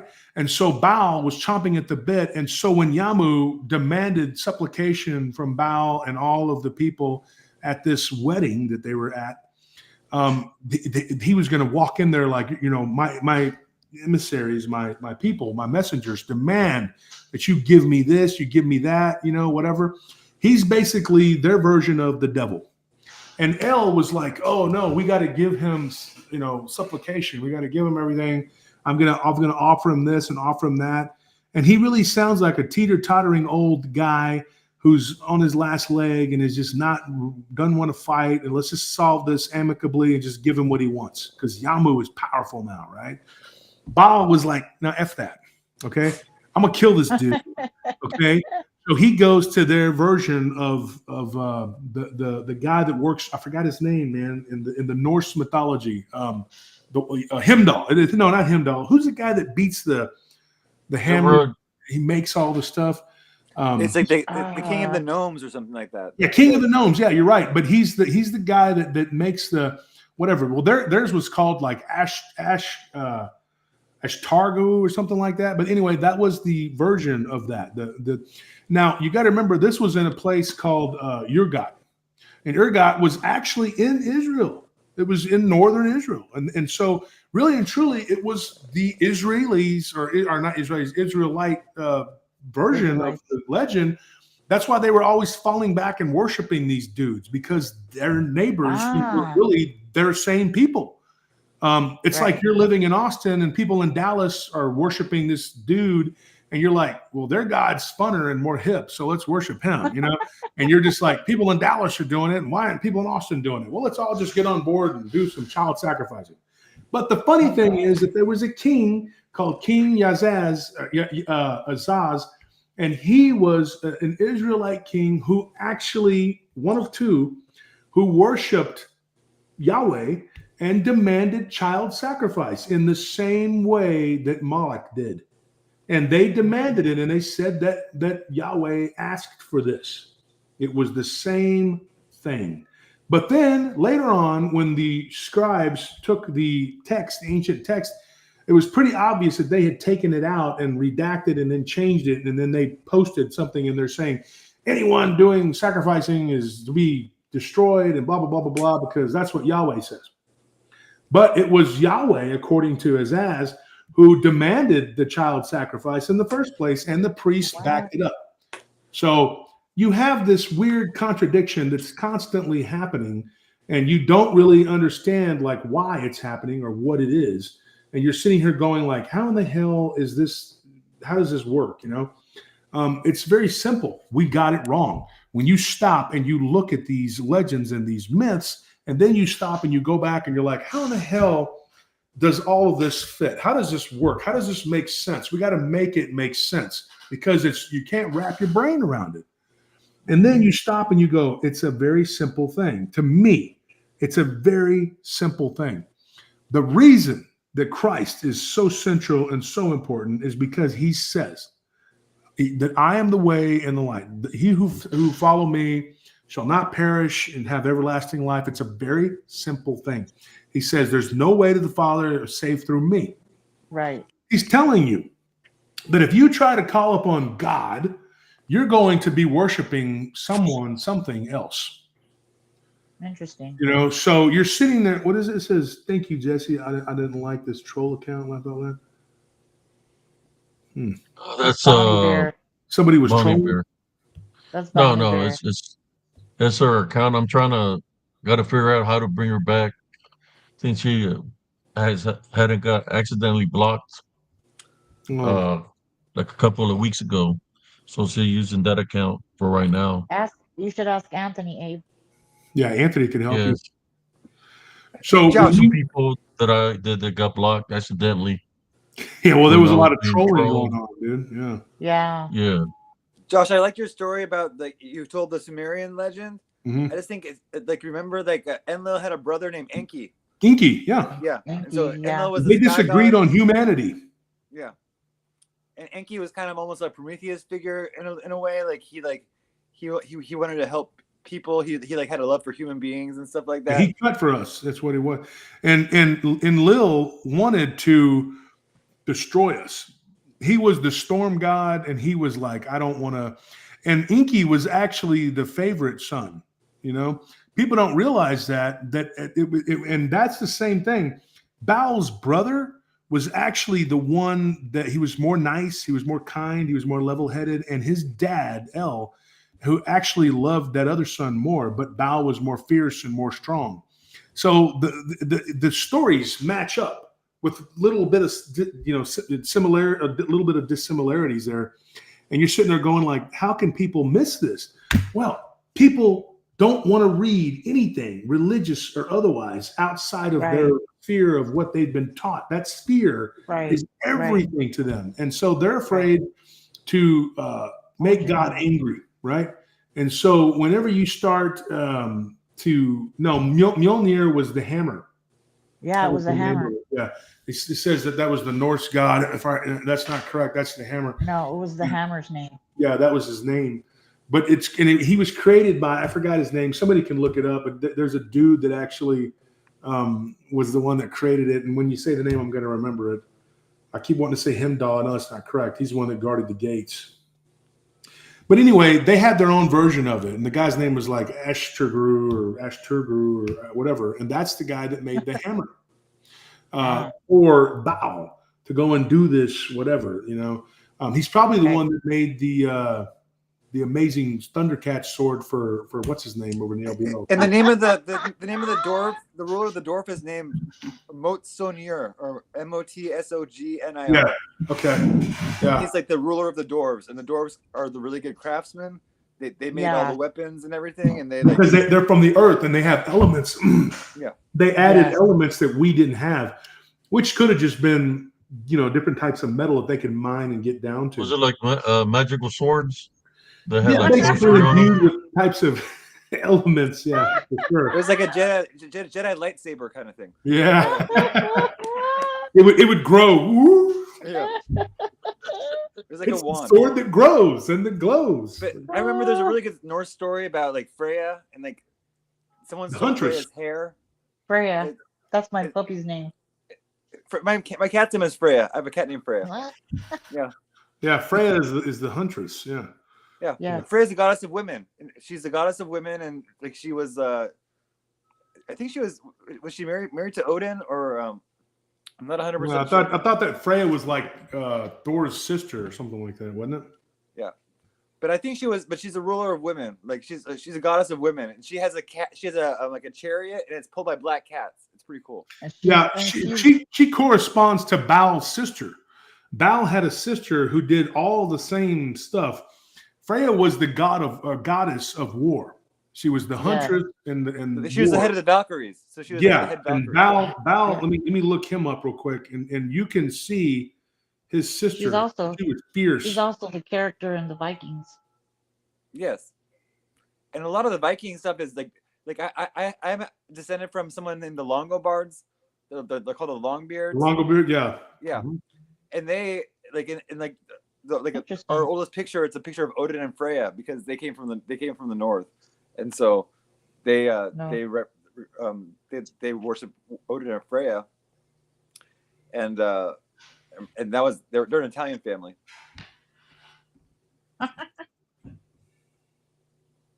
I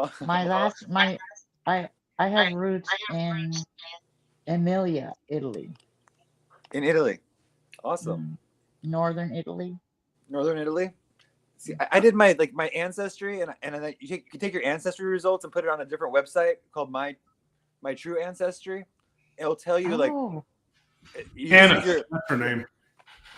Who was it? Aneth, his sister Aneth. She was fierce. She threatened to kill their dad, El, if he didn't give Baal after he defeated Yamu, which was something that nobody thought possible. Nobody thought it possible to kill the master serpent, whatever. But Baal did it. And so she demanded of her father, under the threat of death, that if El didn't give him a house, a palace, a kingdom, whatever, and basically passed the reins down to him, that she was going to kill him and color his gray beard red with blood. This is the myth. This is the legend. But she was very fierce. And so she kind of corresponds to me. She corresponds to Freya because that was the goddess of death. And like, she was like, whatever. And it's funny because they had female gods of death. Like Hela in Norse mythology. Hela. Yeah. Well, also when you look at the destructive Shiva, like that destructive female force, that is. So when you look at these beings, these are the female goddesses or whatever. The Romans and the Greeks had male people that played those roles under Ares, the Greeks, and Mars under the Romans, but they were all the same. And they always corresponded to the same chores and duties and jobs. I'll say this. There was really no monotheism. It's just not true. The Israelites later on, that like the Jewish people, they painted over it to make it look like all these different gods' names were all just one guy. And they claimed monotheism so they could unite everybody. Because you had in the city of Ugarit or Ugarit, whatever. Ugarit was up there in the north worshiping Baal, and you had these other people worshiping Malak, and then you had them worshiping Yahweh. And they're all pretty much doing the same thing. But then you're sitting there going like, what in the hell? Why? We have to get this shit together and make them all be one. We have to all have one culture, one nation. And they were Canaanites originally, but they had gone to Egypt under the name of the Hebron and then became Hebrew. And they turned that from a negative thing into, oh, we're actually a good thing and we're all one people. No, you're not. You're like 100 different types of people. And you just came together under one banner, and then you created a culture. And that's what they did. But they survived. Give them credit. And then the next thing you know, everybody's under one banner. There's one God. But really and truly, the only true monotheistic society was pre-Islamic Persia, which is pre-7th century Persia. Wow. And they were Zoroastrian. They were about 80% Zoroastrian. And the Zoroastrians believed in Anga Manu was this bad shadow version of their main guy, which was Ahura Mazda. And Anga Manu a lot of times gets credited with creating an alternate reality to trap us all, blah, blah, blah, blah, blah. That's exactly what the bad guy does every time. And then he tricks everybody. And everybody's like, how the hell does this, whatever. And so they pretend to be the good guy, and the bad guy is actually the good guy. There's this like flip. They flip the script. And that's what happens over and over and over again in these stories, these cultural stories. So I say this. Right.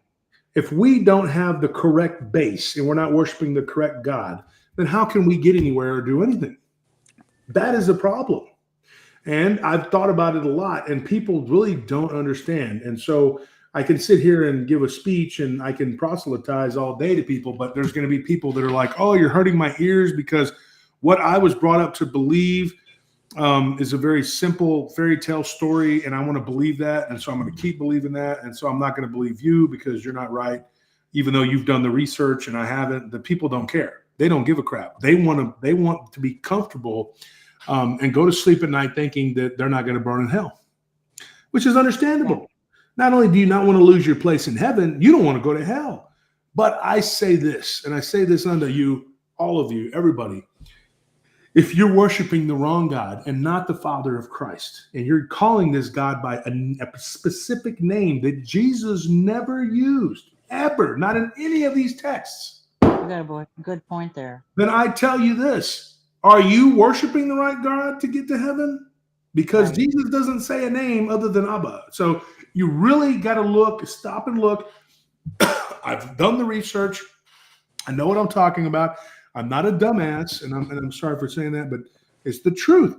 So when you stop and you look at these texts and all of these whatever, if you're not willing to do the work and you're just going to blindly follow a guy that got a 501c that lets them not be taxed, so they just spout off the bull crap, the baloney that literally the government wants them to say to keep you in line. How does that make you closer to the one true living God? It doesn't. And then Well, I have a people get question. caught up in the semantics of who created us and how they created us and whatever they created. Doesn't matter. It doesn't Right. matter whether it was the good guy, the bad guy. God loved us enough to send his son down here to pull us out of this mess. Right. I have a question, Josh. Yeah. I'm very confused right now because in the Bible, in the King James Bible, I can barely hear you. sorry, in the King James Bible, it has where the Creator says, "I am Jehovah." Mm-hmm. So if he's telling us to call him Jehovah, and he was the God of Abraham, what how did that get in there? Oh. So Jehovah, you're saying that Jehovah is the God of Abraham. Well, he says, "I'm the God of Mhm. Abraham." In the Old Testament, I think it's Jehovah, and then the New Mhm. Testament, Yes. it's Jesus. Or Now, Jesus and God are different. Yeah, but It's Jesus in- is the son, Jesus is the Son of God, and on the redeemer Isaiah, came on earth, I would say. he says, "I am Jehovah. That is my name, and my glory will not give to another, neither my praise unto graven images." Right. He says it several times in the Bible. Yeah. How did So, that get so, mistranslated then? so what is the question though? Again, what is the question? So how come we're not to address him as that when he says to address him as that? Because the Old Testament, the God of the Old Testament, Jehovah is Yahweh. Look at the spelling. Jehovah, Yahweh. Okay, the W way, that sound is a V. The J is a Yes. Y. So it's just Yes. literally two different spellings of the same. It translates to the same. Jehovah and Yahweh are pretty much the same thing. But Jesus never refers to them as these names. This is not who he Yeah. talks about. Right. I've never heard him. I've never read him say that. Nope. He does not say this. And See, he that's why I'm doesn't talk about it in he doesn't talk about it in any of the lost texts either, like the Gnostics, the Nag Hammadi. He never says it. He keeps on referring to the Father God as it's somebody different than the Old Testament. Can I say in Exodus 6:2, it says, God spoke further to Moses and said to him, I am Yahweh, and I appeared to Abraham, Isaac, and Jacob as El Shaddai. But by my name Yahweh, I did not make myself known to them. And you know, there it is, Il Shaddai. Il is also the title, right? Yeah. And then you have Shaddai, but get this. Shadim, which is almost Shaddai, also means Shaitan, which is Satan. Satan. Yeah. Wow. And I also so remember, I'm not gonna refer to that. He also said to Moses, like he said his name was Aa, Asher Aa, or something like that. Mm-hmm. It means I am that I am. Yeah. I think translated. It's supposed to mean the great I am. Yeah, great. But if God, the Father of Christ, the God that Jesus talks about over and over and over again, he never refers to any of this stuff. He never says all of this like, like worship me, I'm the guy, I'm the guy, I'm the guy, I'm the guy. He doesn't have to do that. He doesn't have to keep bragging and telling everybody who he is and be like, I'm jealous. Like he literally, in one of the books, I can't remember, I think it's Isaiah. They say I am. It says I am jealousy. But you know, I am jealousy. Literally. Interesting is like the goddess Hera, Zeus's wife, was the goddess of jealousy. Yeah. And so whenever you stop and you listen to this, where he says he's jealous and he's jealous and he's jealous and he's angry and then he's asking for blood sacrifice. And at one point, he even accepts a virgin as a sacrifice. Now, tell me this, the one true God, the one that Jesus refers to, would never do that. I'm not telling you, and just like Jesus said, I didn't come to take away from the words of God, and I didn't come to add to it. What I'm saying is that's not God, because the God that I know, the God that I was taught to follow by Jesus, his exact teachings and his words, that is a completely different guy. I don't recognize that name. I don't believe in that name. Jesus never tells us that that's the guy you're supposed to be worshiping. And now what these nitwits are doing is saying, wait, was Jesus evil? Was he the bad guy? He's the only one who ever came and told us anything other than these low vibrational demonic entities or these archons, their fathers, the fallen, the Anunnaki.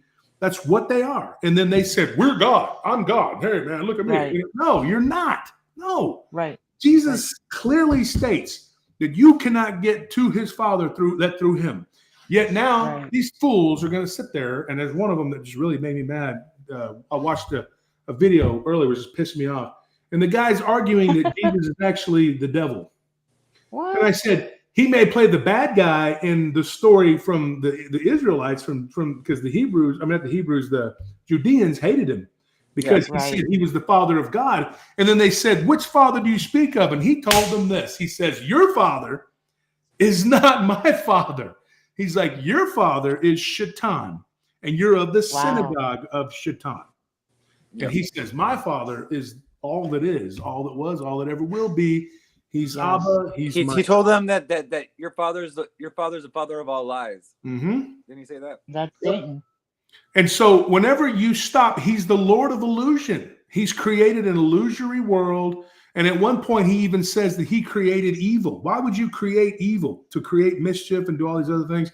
A lot of people aren't going to like what I'm saying, but I'm sitting here telling you this is the absolute truth. And if you don't believe it, I am not telling you to turn your back on God. I'm telling you to follow the true God. Right. And I have been following him and clinging to Jesus with like driftwood in the ocean. Like, please don't let go of me. Jesus, I don't know these other gods, because the only way to get to the one true God is through him. And so the people make the mistake of worshiping Jesus, but Jesus says, no, you don't worship me. You worship my Father. And he Right. says, but the way to do it is like this. And he tells us how to pray. And he gives us an outline.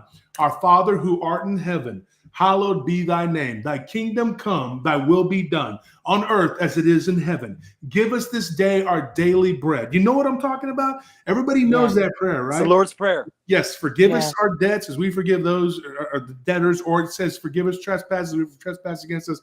And then, deliver us from evil, lead us not into temptation, deliver us from evil. And then it says, thou is the For kingdom. thy is the kingdom and the power and the glory forever. Amen and amen. Yeah.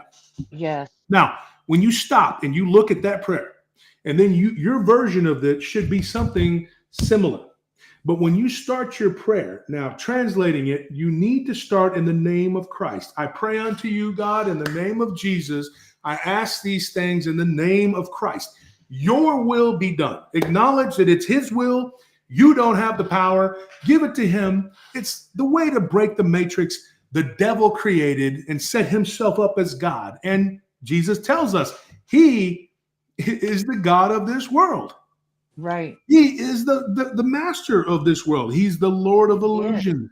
And so he set himself up. And I will say this, I bet money. I'm not a betting guy typically, but I am a gambler sometimes. It depends. Let me tell you something.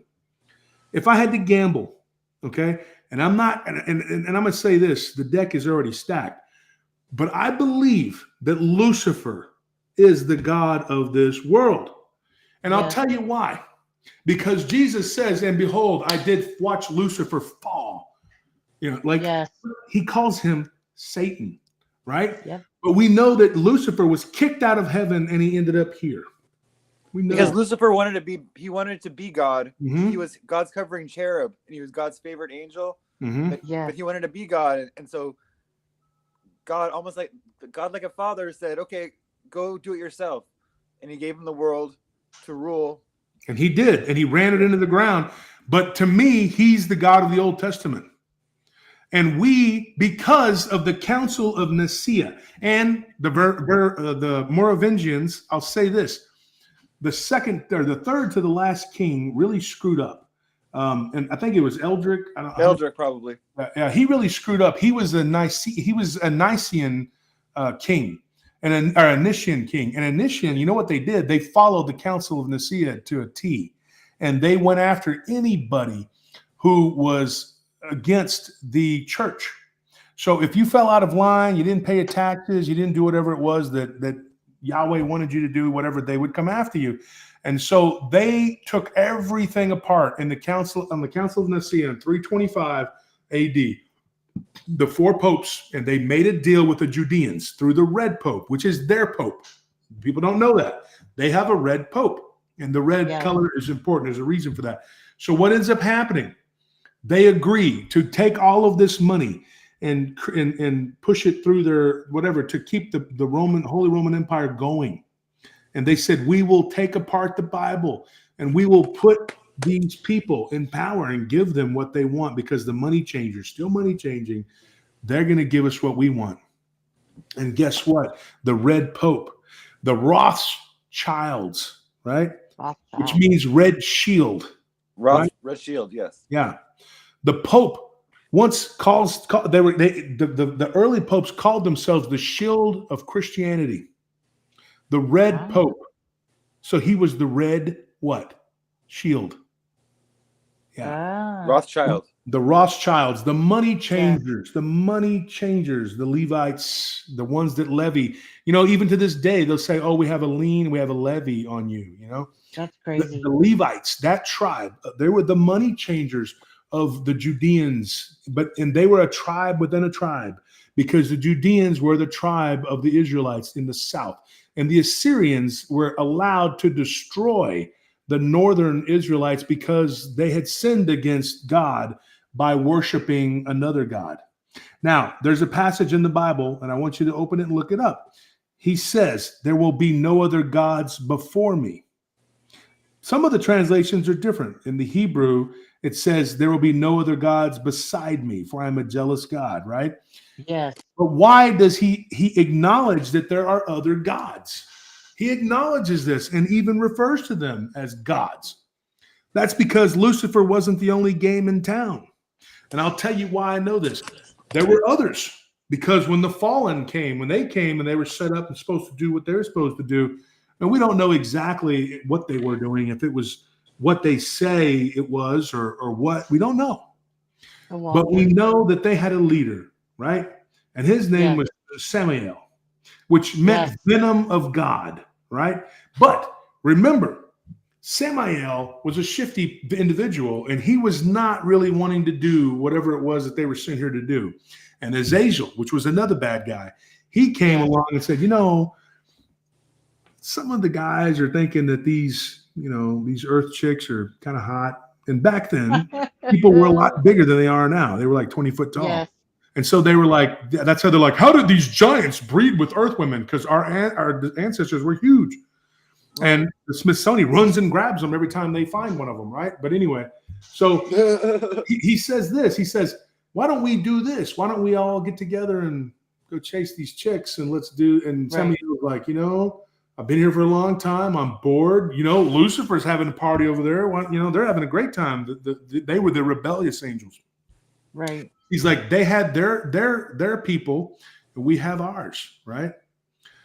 But get this, some of them moved around and did different things and set themselves up. There was all these kingdoms and fiefdoms, and there wasn't just one guy. That's why you got to understand something. Christians are wrong.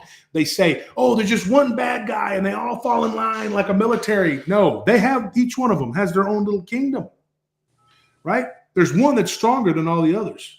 Right. And he's not afraid of any of the elements or anything, and that's Lucifer. The other ones, though, are still trying to be gods, and they can do it because Lucifer is not omnipotent, and neither is the God of the Old Testament. The God of the Old Testament has to ask a lot of questions and wonders what's going on all the time. The God of the New Testament does not do that because he's omnipotent and already knows. Now, that is the difference. So whenever you stop and you open your Bible and you look at the Old Testament, take a good look at what these people are saying about this supposed God. I mean, it is not correct. It is always a contradiction. And everybody is always saying, hey, who is in charge here? Right? Because that God is the war God. That God is like always wanting wars and wanting like people to start wars and fight for land and stuff like that. Because he wants to take what those other fallen and rebellious angels had. And so he was able to deceive, you know, and then there's a part in the book of Enoch, which was really, you know, it basically says that they had been deceived and tricked by Lucifer. But it depends on what the translation is. A lot of people say that that's what it is, but then they say, well, that's not the correct book and blah, blah, blah. But then again, what's left is right and right is left, up is down. You don't really know. Basically, all the fallen angels in the book of Enoch, they said, well, okay, let's make a pact. Because they wanted to share the karma. They didn't want to like each, or they didn't want one person to get in trouble and not the rest of them. Yeah. So they made a pact. Right. They made a pact together for that, to do what they were going to do. Yeah, and so what you got here is conflicting stories. And so when you stop and you start looking at all of this, you're going like, what in the hell? Why are there so many different, somebody just said factions, whatever.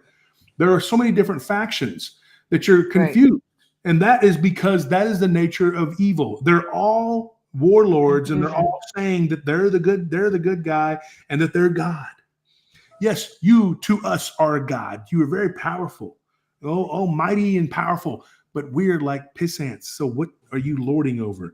The truth is the truth. The true Abba, Father God that Jesus refers to is the true omnipotent, holy one God, the true creator of everything. And being able to terraform and create this world does not make you him. These people actually believe that the master creator of the multiverse is what it really is. The one true God. It's crazy, right? And it says, this God, how can you say that he's confined to this world, this one little world? He's not. And they want to say that this is all there is, just this right here.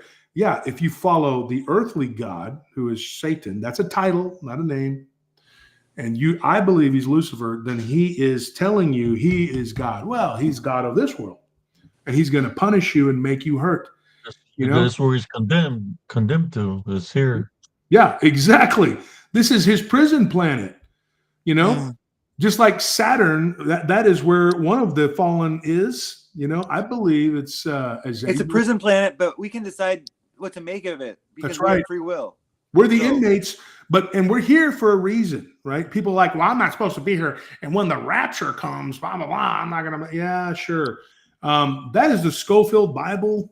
And it's like one passage, and they created a whole story based on one sentence. We will be caught up in the air. There's going to be a rapture. And guess what happens? They're going to come down and they're going to zap us up and we're all going to go. We're not going to have to deal with anything at all. And all of these suckers are left behind to be burning on earth and then in hell. And then we're gone. That's not how it works. They create an entire scenario that doesn't exist. The rapture is not what you think it is. It is the rapture, not the way that people think it is. We're going through the rapture right now. We are. Yes, exactly. And then people don't understand that Jesus says over and over again that the kingdom of his Father is found where? Within. It's not something you find externally. It's because the true life and breath and spark of God is within us. Yes. And these archons, along with their friend Lucifer, or their boss that's only going to be the boss so they can backstab him. This is the crazy thing. There is an actual story. Now, I want you to do the homework. Go look it up. And like I said, you can use other search engines. You don't have to go through Google. But I'm going to tell you this. There was this reason that the Dark Ages were so dark. And there is a story. And I'm telling you, go look this up. And I'm not going to even tell you what culture it was from. It was European, but listen to what I'm going to tell you. It coincides with the Far Eastern belief of the Red Dragon. And what happened was 2 of the friends or the servitors of the dragon, the evil one, the dark one, but he's also the Lord of the earth. He's also considered to be God. Are you talking about whales, by the way? Huh? Whales? No. Listen to what I'm going to tell you. These 2 individuals, okay, one of them's name was Ashtaroth, and the other one was named Asmodeus. And what they did was they conspired to get rid of this god and become gods themselves. So those are the names of high-ranking demons, right? We would call them demons, but that's not a correct translation. They're more powerful than demons. They're called archons. And Jesus talks to his brother James, and he says, you must flee Jerusalem, for it is full of archons. The archons are not demons. These are master principality, game-breaking. These are game-changing angels, fallen angels, bad guys, rebellious angels, dudes that had a lot of power. And they all wanted to destroy and break Jesus, but they couldn't because he had the power of the one true God, the master of this whole thing. Not just this one little world, but all the bazillion worlds that he created. It was his. It's his. And one little pissant tried to take over because he had the power in one world. And that's where we are right now. And Jesus comes and says, this guy has no power. This guy's a joke. He's nobody. He's nobody. He's a fallen. He tried to be my dad and he got kicked out. Right. A lesser angel. Michael was not on that level. Believe me, dude. And then people are confused. They're like, I don't understand. So what happened when they tricked Lucifer and they did this? They trapped him in a maze. Get this. And so the Dark Ages began for 500 years. Now, you're wondering what in the hell was going on? Well, they set themselves up as the boss because they went to this other gangster and basically trapped him. And then the Dark Ages fell upon us and blah, blah, blah, blah, blah. So why would trapping Lucifer create Dark Ages? Right? Lucifer is the light. Exactly. But he's the light of this world, not the light of all that is. Because he used that life and breath and spark of his Father, God, right? Because God created him, right? Right. He used that light to be the light bearer. And he'll give you information and whatever you want, but there's a price. It's not like Jesus, where Jesus is like, this is an open test. Why are you going and paying for this energy when energy is actually free? You're paying the oil companies for energy. You don't need that. The energy is free, like Nikola Tesla. But then he ended up dead, right? Jesus ended up dead too, right? But he rose up from the grave and he returned to where he was supposed to be. But not until he went around and ministered to a lot of people after he died. Yes. Crazy, right? But then So, you got to when realize you say eventually the light bearer, this brother stuff Josh, is not that Light the bearer. Statue of Liberty, Statue of the Liberty light is bearer? Yeah, Lucifer, that's yes. Lucifer. That's why it's Lucifer. flat chested. Yeah, that is not a woman. That's a man. They call it Lady Liberty. It's like no lady I've ever seen. It looks like a dude that I met at the club one night. It's a man. And also, You know? if you notice, the Statue of Liberty has a chain around their leg. Mm-hmm. But it's breaking Yep. the chains with freedom or whatever. That's what that is. But you know, I've it seen looks like a a dude that was drawing of killing me one night at supposedly the of club. of Lucifer, and to compare to the drawing from 17 something to the Statue of Liberty, Yeah. it looks identical. Yes. And It's so also the these- goddess Libertas too. well, from that Rome. that's one of the names. That's just a name for him, like a title. But you got to realize, though, when you stop and you go back and you look at all of this information, and you're going like, wait a minute, back up. Now you got a whole new ball game. You realize that Jehovah is actually Yahweh, and then you start to realize that Jesus never talks about these dudes. Only the Israelites do. And that's from the Old Testament. And Jesus says, I didn't come here to take away or add to anything. Right. I came here to free you and to Right. bring you back, you know, and bring you to the truth. And as we got 111 people in the chat. Thank you for that information. I've been so confused. Mm-hmm. And people get confused, and then you don't understand. You don't know what you're dealing with. You have no clue, and you're lost, and you're fumbling around in the dark for the light. And Jesus Right. said, hey, I'm the light. Yes.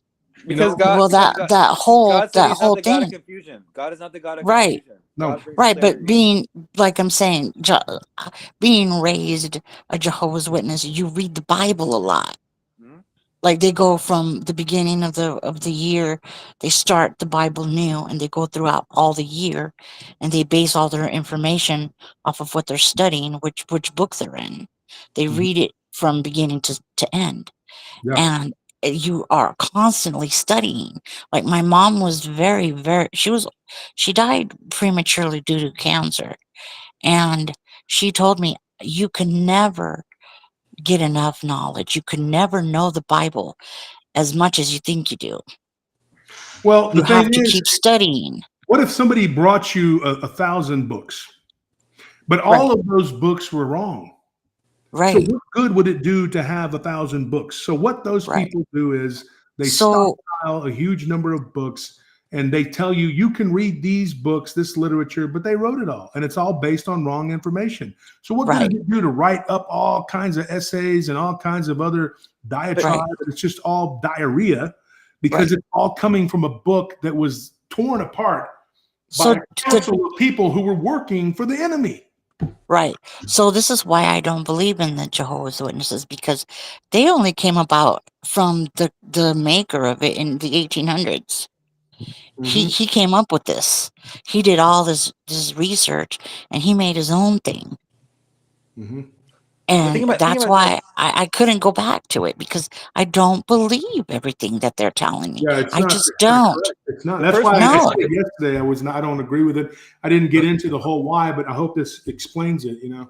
The first Every printing time press I was pass, made in like 1500, or the 1500s, the first printing press. And so Mhm. all this. I thought it was the books by- 1800s.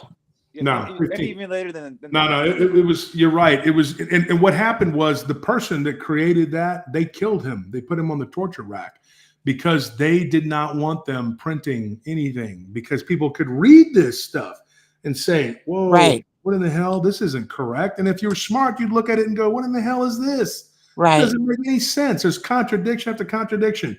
But Right. that's what happens when a group of people greedy for power tell you this is what the word of God is. Yeah, That's and they're very, very rich it's kind organization. of like they're setting you up for failure, because if they're lying to you, then there's a spiritual opening. yeah, and you're Yeah. always going to have that They're spiritual throwing you opening. off the path. That's But- right. That's why Yeah, it's that's important why. to have the You relationship know what? with What Jesus they try to Christ, do a too, personal the secret relationship. societies, Very important. societies will try to they think that they're cheating the system because they all share in the karma, and so the karma is lessened for anything they do. So they as a group can go after one person, and it's not like one person going after one person. It's like the group, but then they share on all the karma for it. But that's like it's like they're trying to play the law of attraction, but like they're trying to like game it. Can't get But to this. it just never works though, because God, there's ultimately divine justice, and God sees What's everything. going on? Something And, crazy is going on with. Hold on. Sorry. It's okay. Yes, I Something's did. going on with Both. my phone. I'm gonna Oh, disconnect and reconnect a different phone. Okay. okay. So I'm gonna go back to that old link, Gabe. Okay. My phone's overheating. I don't know why. Walter's Curiosity was talking about Hitler paying the price for his dealings, dalliances with the devil. He wasn't the only one. Stalin, Mao Zedong, multiple Pol Pot of the Khmer Rouge. All these bad people have, Evil people, they're down there. They're being tortured But do you know where by the these? Do you know where these tormentors. dictators come from though? Like Kim Jong Un, and like these are all the children of ambassadors. They're like they're multiracial. They're selected like before they're even in their spot. Like Kim Jong Un and Mao Zedong, and they're all like the children of like very wealthy people that usually went to like these special schools, or they were raised to do this from when they were born. Like, but if you look into it, like they're not like going to be like the complete place where they're from. And also, like, do you know the Nazis? And so the Nazi army, like, it was mostly German people, but they took conscripts from everywhere. Yeah, And they were so, all. There was a whole lot of different. There was a ton of different militaries that worked together. yes. Finland was their ally. Romania, Hungary, and Bulgaria. I don't think that we made the right decisions in World War II. There were many, many things that should have happened, and we made some serious mistakes. I think Patton was right. We should have let the Germans finish the communists, and then we should have gone in and taken them down. Or after we finished taking over the Germans, which would have been smarter just to let them finish doing what they were doing in the East, and then they would have been really, really weakened, and then we could have gone in and thumped them and knocked them over. But we went in there and knocked them out. And that was a setup too, because like I said, these people will play ball with anybody. They'll play ball with the Muslims. They'll play ball with the Christians. They'll play ball with the communists. They'll play ball with anybody that they feel like they can get a bigger, better deal, because they are literally an international clique of people who are in charge. And these 6 families, I'm going to tell you, the Rothschilds, the Redstones, the Rockefellers, the Oppenheimers, The DuPonts and the McDonald family. Now the DuPonts, yeah, but not McDonald's. The McDonald family, I don't know who that is, but I know the DuPonts. Yeah, the DuPonts actually are, though. They're a French Jewish family, but they're all different, but they are all one. And then the Krupps, and each one of them, like the Rockefellers, their education, Redstones, are the media. I'm sorry, I meant the Disney family, by the way. I'm sorry. I meant Disney. Yeah, well, Disney was not. He was not one of them. But they took him over. And of course, Michael Eisner, who was one of the Redstone family members, he was the one that was the original in charge. And then the Levines, I think that they owned NBC. And then it was another one that owned CBS, ABC, all the major networks, and they had it all sewed up. The only non-one was Ted Turner, and they wouldn't sell to him, so he just sold out to them. And then they took over all of his stuff. So when you sit there and you go back and you look at these 6 families, they all correspond to one of the triangles. You know what the triangles are? The 6-pointed star. When you look at the star of Remphan, and get this, Remphan was a Canaanite king who built that temple in honor of his father, Melech. So what country is the 6-pointed star on? What exactly, yeah. So, I don't want to go too far with that, but you got to stop and look, and you realize when, they're told in 2 Timothy, by the true God, that they're not supposed to be using that symbol. And then they're like, oh, well, we're going to do it anyway. Well, that's not correct. And then they call it the Star of David. David's symbol was the palm tree. It was not that star. It's the Star of Remphan. It's Remphan, yeah. And now, some people say that he was the serpent king, serpent god, whatever. And then Saturn. Saturn. There's a lot of them with different types of theories about it. But for my Morrison, man, I'm just playing. The son of Malak. And so I think that what ended up happening was all these different deities and entities. So all these different entities and deities, they all kind of correspond to one another. And when you stop and you look at these different families, they all correspond to a different task, but they all sort of police each other too. Like if you get too far out of line, the media will step in and ruin your ass and then put somebody else in there. Like when Disney was not being run, in my opinion, pedo enough. This is my opinion. The media stepped in and destroyed Eisner. They took him down. They took him out of there because he wasn't pushing enough of the garbage crap. But why would they? Why in the first place would they be pushing that on the society? Well, it's very simple. A corrupt society that's broken morally and is lacking the leadership of Christ is an easy target. And like Abe calls it, the spiritual opening. Kind of like right before in Germany, right before the Nazis took over, when they had like this big the Weimar Republic. Yeah, it was just absolute garbage and chaos. And so the art was like the worst art you've ever seen. It was like, terrible. Yeah. All of this is happening now in this country. We are being set up for failure, like Abe said, being set up for failure. And what's happening now is our country is weaker than it's ever been, and it's going to fall. And I'm telling you, they are pushing these things, this agenda that they have. Make no mistake, it is all by design. They are slowly marching us to the slaughterhouse, and we're just marching along with it. And we're conceding every day a little more of our freedom, a little more, another brick. If you were to chain a dog to a fence and it had 30 links in it, and you took out one a day, within a month, that dog would not realize what has happened to him, why he's chained up against the fence. And he's like this. He no longer has that little bit of freedom that he did have. And they're taking it out one brick at a time, and we're not doing anything about it. And everybody's okay with it. And I say that it begins and ends with the foundation. And the foundation of Christianity is wrong.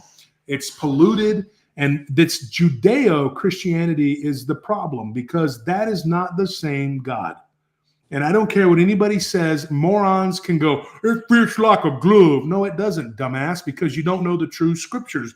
You don't know the true text. And in fact, they don't even know the Bible that they claim to love so much, that Schofield King James Bible. They don't even know it. Because the King James people rewrote the Bible. They put unicorns in it. Yeah. That's all the Mandela effects over the King James Bible. They changed a bunch of words in it, and they actually, but a lot of that's why Shakespeare is related to the Bible, because the same people that wrote Shakespeare wrote the Bible. Mm-hmm. Yeah, they rewrote it over and over again, and they update it. They update it. You know, and you just sit here and you're like, dude, these people. It's when you stop and you can look. And I don't know if anybody knows who Jordan Peterson is. I'm sure most people probably do. The guy just basically says like common sense things, and these people, these people from the left, they just go nuts. They're like, "What the hell?" And it's like, dude, he's basically just saying like common sense stuff, and you're flipping out over it, dude. He's just like, a man can't be a girl. What the hell? Oh my gosh! And they're just like screaming and yelling and going ape shit, and he's just like, you know, hey, maybe we should, you know, not cut our dinglings off. And people are like, what the hell? You know, and they're all like, you know, they're like, you know, they got this indignation, like, I can't believe he doesn't believe that I can have a period. And it's like, what in the freaking heck is going on with these people, man? No, there's all these men that are saying that they can have a period. It's like, no, you can't. You can cut your off, and you can cut your balls can have off babies. and bleed to death. If a guy gets a sex change, he can basically have a period every day. I think after that. Yeah, I'm highly offended as a woman. I'm sorry. It's ridiculous, man. I hope she wasn't really offended. I hope she was. No, she wasn't offended by you. She said what she was saying when she was offended as a woman. Yeah. And I know where she was going with that. And I'm telling you, we watched a dude beat up a girl in the Olympics, and then they're like, oh, well, you know, he was so brave. She was so brave. Get lost, dude. This is crazy what's going on. What was it? Transgender boxing or something? What was it? It was ridiculous, man. They had some Algerian guy up there that probably smelled terrible and was, you know, just, you know, it was a dude. Dudes have body odor, man. I mean, I bet that woman was like, she stopped because it smelled so bad. And he was beating her up. And so, you know, and they're like, because he identified himself as a woman. Yeah. He did. Hey, but do you know the basketball player Brittany Griner? She was like arrested in Russia. So Brittany Griner, I've seen pictures of her with her shirt off, and she has a flat chest, and she's like a guy. It's really a guy. I'm sorry, Brittany Griner. That's like a they're like, you ever see the movie Ladybugs where they put like a guy on the girls soccer team? No. So the girls soccer team like wins all the time because they have this guy on the soccer team. But there's a movie called Ladybugs. Jack Hayes in it. But that reminds me of Brittany Griner. They put like a man in the WNBA to make it more exciting and make it more like. And look, and she's already had all this publicity from going to Russia and getting arrested, and then trading a Russian spy back for her because she had a vape in her purse or something like that. And then there's pictures of her playing basketball, and she's like more ripped than like Dennis Rodman. Mm-hmm. But It reminds me of Michael Robinson. Michael Who's that? Robinson? Yeah. Who's that? Michelle Obama. Michelle Obama. Yeah. So Michelle Obama. It's So a dude. So Joan Rivers was like walking, and a press guy interviewed her, and he says, "Hey, will we ever have a woman president?" And she's like, "We already do. Obama's a woman. Michelle's a tranny." And then Joan Rivers was dead 2 weeks later. Yep. Yep. What happened to Bruce Jenner? He just disappeared from the face of the earth. Well, no, he's dating a woman, as a Caitlyn woman. Jenner now. It's Caitlyn. You know why he turned into a woman? Because that was part of their sick crap too. One of the families, that's what they do. Their job is to do all of this shit, and that's the media people, the Redstones. That's their job. They're a very important cog in this machine. And so what they did was they had the Kardashians, and they took them and they made them into a bunch of hoes, and they set them up on a pedestal, and they made them date a bunch of nasty thugs. And then the mom is a big old money whore who worships Mammon, who is the true god of the six families. And then you stop and you look and you see who this other one is. The dad. He was this white guy, track star, a shining example of American muscle, and whatever. And they broke him down, and the final indignation, he turns into a woman. Do you not see it unfold before your eyes? That is symbolic, folks. That is symbolism 101. I've been watching this for the past 30 years and going like, what in the hell are people not seeing that I'm seeing?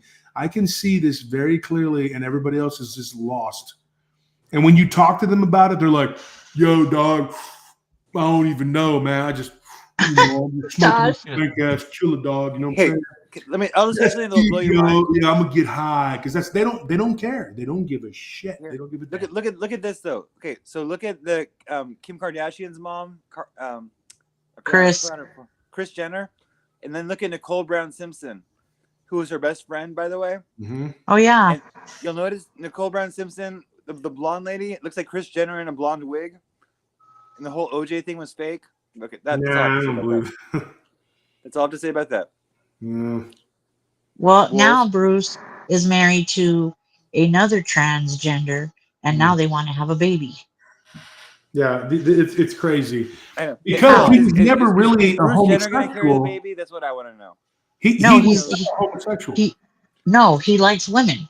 Yeah, but they wanted the He's final a lesbian. indignation I'm really for these confused. people that sold their soul was for them to undergo all of this crap. They told these people, we'll give you everything, but you have to play your role too. And what we want from you, Jenner, is to become a woman. And he's probably going like, what? And they're like, either that or you get the pimp hand and you go take a or you go Mimi. Serious killing yourself accident or whatever. Right, so, right. What's you know what? alternative? I don't think being a woman is like too bad. Women do have a harder time with like the hair, makeup, the clothes are more expensive, and women they deal with a lot of things. But I think it's good to try to emulate a woman because I think women are really beautiful. Like that's why men love women. Not if you're a man. But men love women. So I think that men should be. It's a yin and a yang, dude, and it fits perfectly. That's why if you look at the yin yang symbol, there's a little bit of white in the black, and there's a little bit of black in the white because that is the perfect balance and harmony. But not only women are supposed to be women. I mean, not like the guys that emulated that at the Olympics. Yeah. Well, also, the guys pretending to pretend to be females, and they were mocking the Last Supper. I know, but a lot of people mock the Last Supper. That's a funny thing. But there's an episode of South Park where like this. There's this, the principal of the school is a woman, and she like is starting to enter these weightlifting competitions, and then but her ex-boyfriend is like so jealous. He like just starts identifying himself as a woman. Heather. Yeah, Calls himself Heather. Yeah. I'm Heather, and it's like Macho Man Randy Savage. Yeah. It was Macho Man, but he was Heather, and he was like, we went all the events and all the weightlifting. It's pretty obvious. I mean, Well, you know, the thing about this all is that they forget why we were created as a man and a woman. It was to procreate. Yeah. Our body parts fit exact. You know, our body parts are made for one another. The man and a man is not. Well, yeah, in a certain way, but Junior, the creation of life. men can find pleasure with other Right. men. Women can find pleasure with other women. Yeah, we were made to create, though. You believe that though because you're bisexual, aren't you? Am I? Yeah. I identify as gay, like, but I'm like pretty much celibate right now. But because you were telling a story about being with a woman. Yeah, I was with a woman. I had one girlfriend at one time. That was my like probably one and only girlfriend. It was quite an experience, but I told the story. I told the story on your show. Yeah, and and it was the shapeshifter. Yeah, of course, of all women I date, I end up with a shape-shifting Heyoka witch, like my luck. But Heyoka is That's a weird creepy. thing, dude. The Heyoka. I mean, it's a weird thing. That's crazy. I thought you were bisexual because of that. So you're basically a gay man. Because you know they're the sacred clowns. They were black and white, Mm-hmm. and they're like at all the like the religious ceremonies. They'll like interrupt them, and they'll do things that are like unconventional in society. What was she called again? Heyoka. Heyoka. I have to look that Native up. American thing. It's a Native American thing. I mean, it means sacred clown because they were like they were like the certain clowns of their tribes. Like they would like just do silly things and things that weren't supposed to be done, and like they would make people like look at their own actions and like not take life too seriously and laugh and like have fun. Yeah, Heyoka's a really See, I have cousins who are half native, and I have a cousin who's actually not really my blood cousin, but he is to me. My uncle raised him as his own, and when he left my aunt, he literally took my cousin with him and raised him. And my aunt didn't raise him, and he's half native and half black. And last year, his wife actually found his father, and now he's in touch with his siblings, with his his father's kids, because my aunt only had him from another person. My phone's. Hello, are you there? What is it doing? Yeah, it went somewhere. I don't know where. Yeah, my phone just. It's weird. If I lose you guys, I'll call back on. Vanessa says all these men in dresses are, of course, lesbians. I know. Like nowadays, I get so confused because it's like there's like beautiful women that look like men, and then there's like really hot guys that are actually women, and it's like the surgeries have gotten really good, and it's like, how can you not be confused in today's day and age? Like, with the beautiful women that are men and the beautiful men that are women. I mean, I'm really confused. I don't know. I'm not confused. I'm not confused at all. I know, but Josh, I'm not gay, so I know you're not gay, Josh. But if you were single, and I know you're not single, and you have a beautiful wife, and I don't want to like make it weird or anything, but if you met like a beautiful, you met a guy, and then somehow the guy was attractive, but you didn't understand why, and the guy turned out to be a woman. He was actually a woman, like. So if I met a guy and he looked like a guy, and that wouldn't happen because it was really a woman. It was really a woman, and you're. It was a woman pretending to be a guy. It was maybe a woman that looks like a guy naturally, or that maybe a woman that when we had more. I don't think I'd be attracted to it then. I mean, I'm not. The dudes don't do it for me, bro. I know. I mean, I'm not judging or passing judgment. I'm not that guy. If it's really a woman, though, if it's really a woman, it looks like a guy, but it's really a woman, and then you like the guy as a friend, but then it turned out to be a woman. Like, I don't know. What would you think? If it had a wiener, is that what you're asking? No, I'm saying it's a woman. It's a woman, but she looks like a guy. And so you're Okay. friends with this woman. Well, I've And met it's women that look like dudes, and I call them friends. Okay, Yeah. that's all I'm gonna say. I know, and you're married, and I want to say it like a Even if I wasn't married, I've never been with a woman that looked like a dude. I know, but Josh, I honestly, I'm not bragging, but I've dated some beautiful women, and I love Nelly, man. I mean, I wouldn't I trade know her you for love anything. her, and I really respect you, and I respect your wife a lot, and Did I miss anything?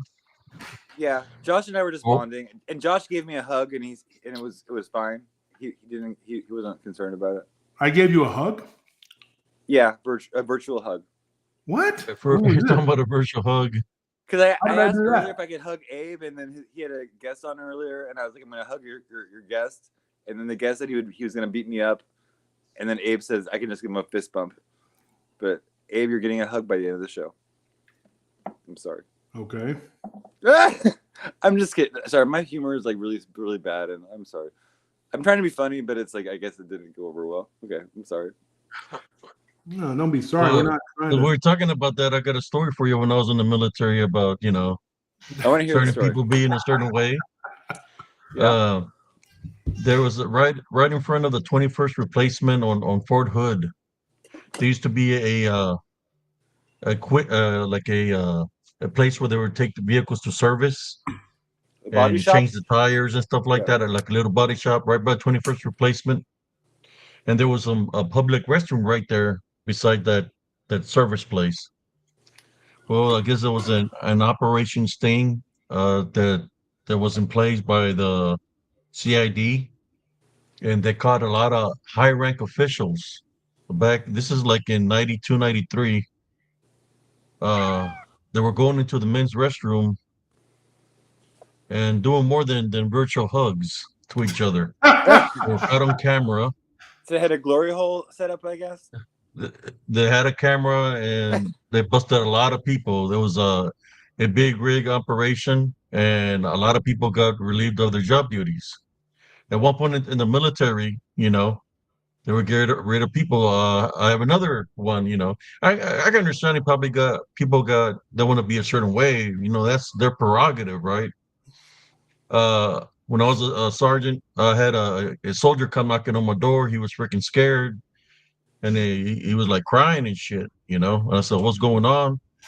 And he said that some NCOs were up on the third floor, called him to a room because they invited him to come for a party. He just didn't know that the party was gonna be his party. They wanted to do things to him. So, I went up there because he was one of my soldiers. I knocked on the door and I was like, "Hey, what the fuck's going on? This and this and that." So I got the information. I went straight to staff duty and reported the situation. They did an internal investigation. They used to work in the motor pool. They were mechanics, and they found pictures of those individuals, doing something else besides hugging. At that time, the military was different. Those guys got relieved from their duty. They got kicked out of the military, you know. But I would notice people that like giving hugs in the army because if they knew who, I guess, who the peoples were, But the only thing I'm saying is about that I've seen a lot of things like this to happen in the military, where people had. To me, it wasn't about a gender, or it wasn't about about how they consider themselves. To me, it's about how should I say it? You know, Do you know about um, Sparta? Like ancient Sparta? They had it was you like know, the most toughest like those army in the people that world. they literally got relieved up from their duties because they affected those people in a negative way. But like all those people that are like in the military, there's rules, right? Like for example, if there's anybody cheating on their wives, adultery, right? You get busted, or you can even get kicked out of the military because you're messing with other people's women and stuff like that, right? You get Article 15 deranked, doing those things. But this people, it was a lot of them. There was a lot of high ranking people, man. They got busted doing this, and they all got relieved from their duties. This is like '92. They And that call was it the like fishing before hook. Don't Ask, Don't Tell. Like remember Don't Ask, Yeah, Don't Tell yeah. was like There you go. '93. Yeah. Yeah, that happened on Fort Hood, Texas, and many bases where people were getting busted and kicked out because yeah,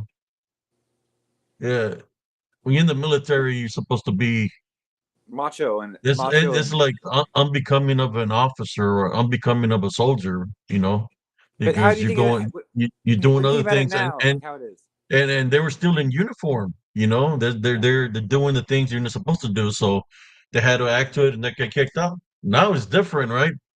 But Yeah. who is it's not different to me. To me, it's still the same. Just because somebody places something in order to make the people think it's right. In my eyes, when I was a teenager, growing up in the military in the young years, that wasn't right. So to me, it still ain't right. Because Yeah. if somebody's going to be a certain way, well, let it do it in your own time. Do it somewhere else. But they've done so many things that are against God now, right? They even want to take Jesus Christ out of the equation.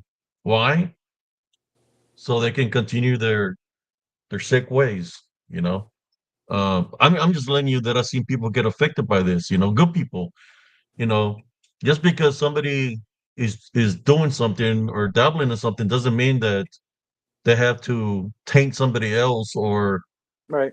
mess with somebody that's not what they do. And Yeah. tarnish them. In any kind of way, shape, or form. But But if you think about yeah, the those guys military, got lucky. Those guys got lucky that we my soldier that I didn't beat them up because I was the type of a NCO that if somebody's doing any kind of harm to my troops, I'm going to defend for them. So they got lucky that Sarncias didn't whoop their ass. The only reason I didn't whoop their ass, they were higher ranked than me, right? So I didn't want them to be scot free. That's when I would go report the situation to the staff duty so it can be on log, so they can then do an investigation. And if I wouldn't have backed up my soldier, then what kind of person would I be if I'm not doing my job as an NCO? Because I would take my job seriously. So I did what I had to do to protect my soldier. You know, yeah, and that's really noble too. And but I think in the military, it's a lot of men together, like a lot of like men together away from women for a long time, and it's kind of like prison in a way. And so it's like I don't know. It's like I don't think I don't judge or think people are gay if they do that, but it's like that's it's like that's the best option at the point, or I don't know. People need affection, people need love. I don't know, but I think even like I think openly yeah, but gay that's not person. that's not that's not that's not really love, man. That's sin. That's not love. I know, but well, it's like you think a gay person can have That's the that's same. not that's not true love of man and woman. That's what I'm trying to say. That's the only through the Heavenly Father. When they get married under God's eyes. So when a man and a man decide to get married, how they have it now, or a man and a woman and a woman, they're not really getting married under God's eye because they're Yeah, this it's against the commandments. So and that that's and that's a that's totally sin. that's totally So it's fine. it's like a mockery But I don't think like to I the don't think Heavenly a lot of Father. people are trying to mock anybody. I think a lot of people just are genuinely in love. Like personally, for me, like I would never get married to anybody. If I want to make money with a man or go into a contract with a man, I'll just enter a contract. I won't get married. Uh, and uh, so anyway, but I No, think like I'm just saying how it was for me when I was in the military. I agree. How I Yeah, had anything that happened with my soldiers, I had to be on top of it because, there was a saying in the army, shit rolls downhill. So if I didn't do my job, what I was supposed to do, and they found out that he came to me and I didn't do nothing about it, then it's gonna be my ass. So I had to do what I had to do as an NCO and report them what they did. You and that know, sounds really bad. What like that sounds really like I'm sad about what happened to him, and I know that people like have those kind of parties or this like guy. The reason I think that this happened to this guy is because he was the only boy in his family, and he had like 6 or 7 sisters. So this guy, he kept his room clean and with all kinds of fragrance, and he was kind of like how should I say, feminine in a sense of way, because he got raised with a lot of sisters. Yeah. So this guy seen him that way, and they thought he was, part of what they do. So they lured him into the room, but he had a girlfriend and everything. He just I toughened him up, try to toughen him up because to get the mean side, because when you get placed in a situation where it's a combat environment, you can't you got to be strong mentally and physically, right? Yeah. Uh, but he had a girlfriend and everything when this guy did that. He was in a relationship, and it's kind of like they messed with his, you could say, his manhood Yeah. by doing that. There was 2 guys waiting for him. They were trying to do something to him. When he came down, his hair was all messed up and his shirt BDUs were torn. And that's why they got lucky that I didn't go in there and just whoop the crap out of him, because he was my soldier. But I reported him, and they Yeah. got kicked out of the army. And me, honestly, I feel good about it. If he's not consenting, no means no, right? If he's not consenting to that, and they try to like literally rape him, I know. then no means no. You know. Yeah, and that's horrible. And I've heard horrible stories like that about like football teams and like other teams, and it's like they go too far with like their initiations, and they're like, I don't know, like some men have like kind of weird initiations, and like but And I made sure that they got kicked out of the military, because I told the people in charge, if you don't kick them out of the military, then I'm gonna handle them myself for what they try to do to my soldier. And they had no choice but to let him go out of the military, because I would have taken it higher. I would have gone from battalion to division and took it higher, and yeah, pressed the issue for sexual assault, because that's what happened. and you sound like a good And drill sergeant. I would have been happy to have you as my drill sergeant if I ever was in the military. I probably and be. and they'll do that for anybody, man. Protect anybody that is going through something, or if I see a situation and I'm there, that's what I would do. Uh, but Because that's what that's they're what there that's for. what That's the, what we hope that, they that's what do. the confusion is. People say I feel I need to be loved, but the love they're talking about is not through Jesus Christ. I mean, it's not the heavenly love. It's a whole different. He's dealing with Right. sin. Well, there's love and there's lust, but I think like sometimes love and And, lust and, connect. and if you think about it, if you really think about it, it falls in the category of the pedals, because that's what the pedals do. That's no difference, right, than pedophiles, because the pedals, the love they have is for children. Is that love? No, it's not. Why do you think the borders are open? I'm just saying that wrong is wrong, Yeah. and our society, our government, that are in power, they're putting all these rules in place to go against Jesus Christ, and so they can continue the pedals. I'm talking about the pedophiles. They have the open borders, so they can continue to do what they consider love, which is being pedophiles, But is that and that's really who wrong. the people the borders And are? I think I'm just saying it, yeah, of speaking in spiritual truth. Wrong is wrong. I'm not gonna bullshit course. somebody. I'm gonna tell you the truth. I'm not gonna lie to you, man. I'm just speaking the truth of what I witnessed. But that's what I see with our government. They're all part of that. Of course, that Moloch. That's what they worship. They sacrifice children to Moloch through blood sacrifices. The Clintons were involved in that, and many others. And that's what they do. That's, to them, that's love. So But if that's not. I But that's not. agree, It's lust. if I I mean, there's a agree difference between that love and lust. these pedophiles like Epstein and all these people affiliated with them, that's their love. No, that's bullshit. That's not love. So That's here's what's weird about Epstein. pedophile. That's sin. Yeah, it's sin. But so Epstein apparently like he had an island, and then he would fly 14-year-old girls out to his island to give massages to celebrities or his friends or whatever, and videotape it or whatever. And then the 14-year-old girls would go get more people at school. Where are these 14-year-old girls' parents when they're flying away to islands to be doing massages with people. I mean, that sounds like a little bit far fetched to me. I don't know.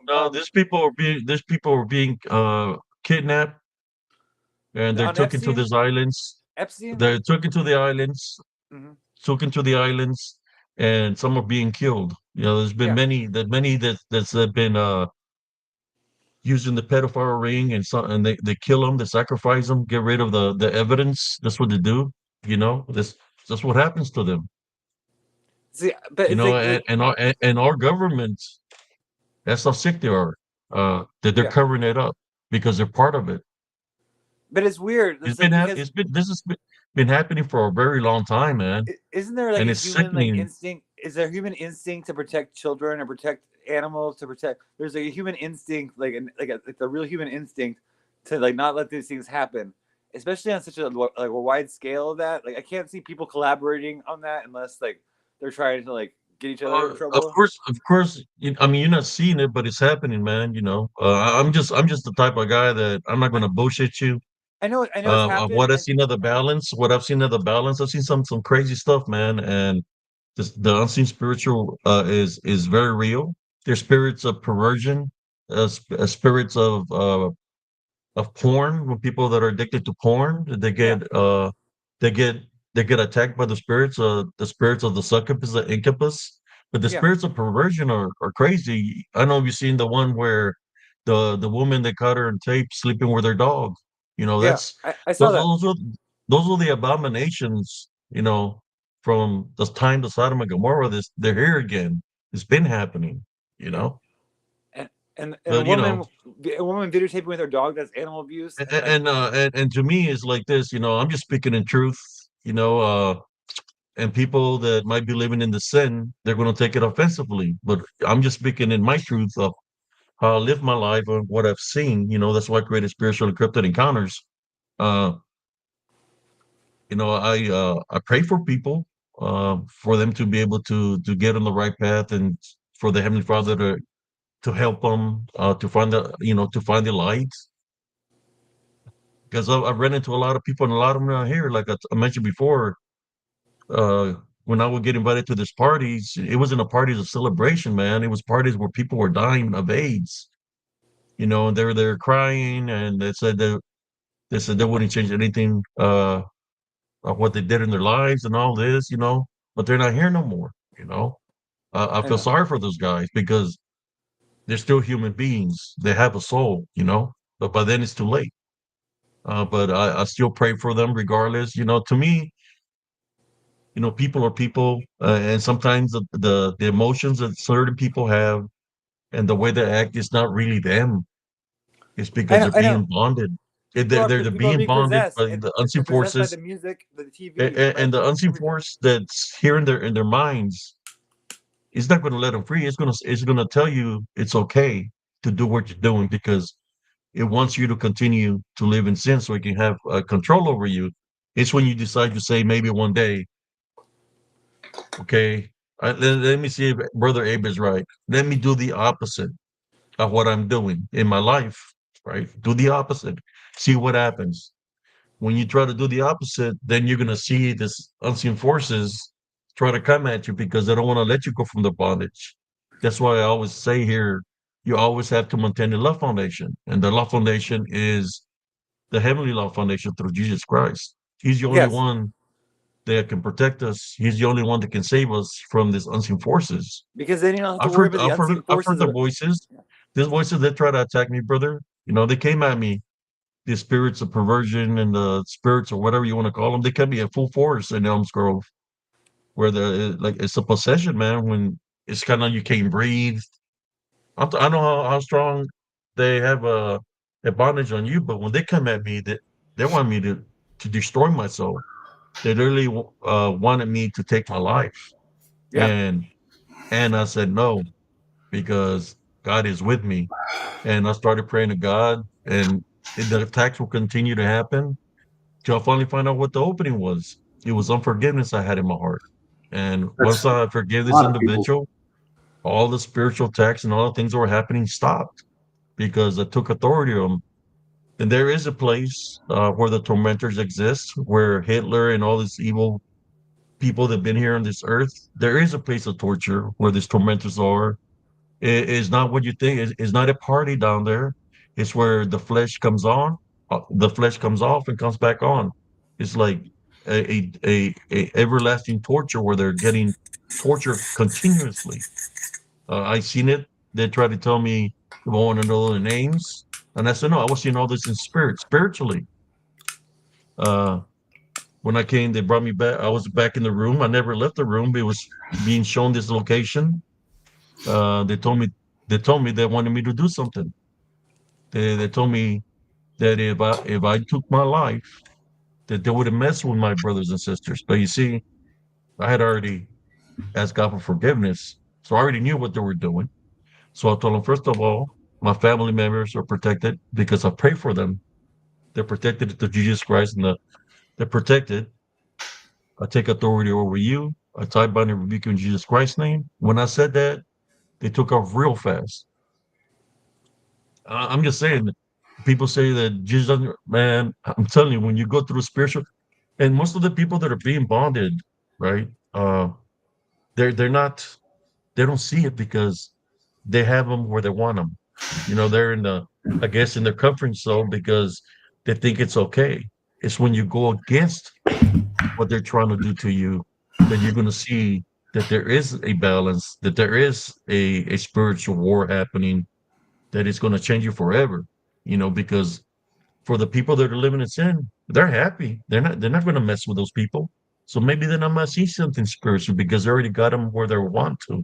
It's when they decide to say, you know what, let's see if it's true what Brother ABC CS is saying.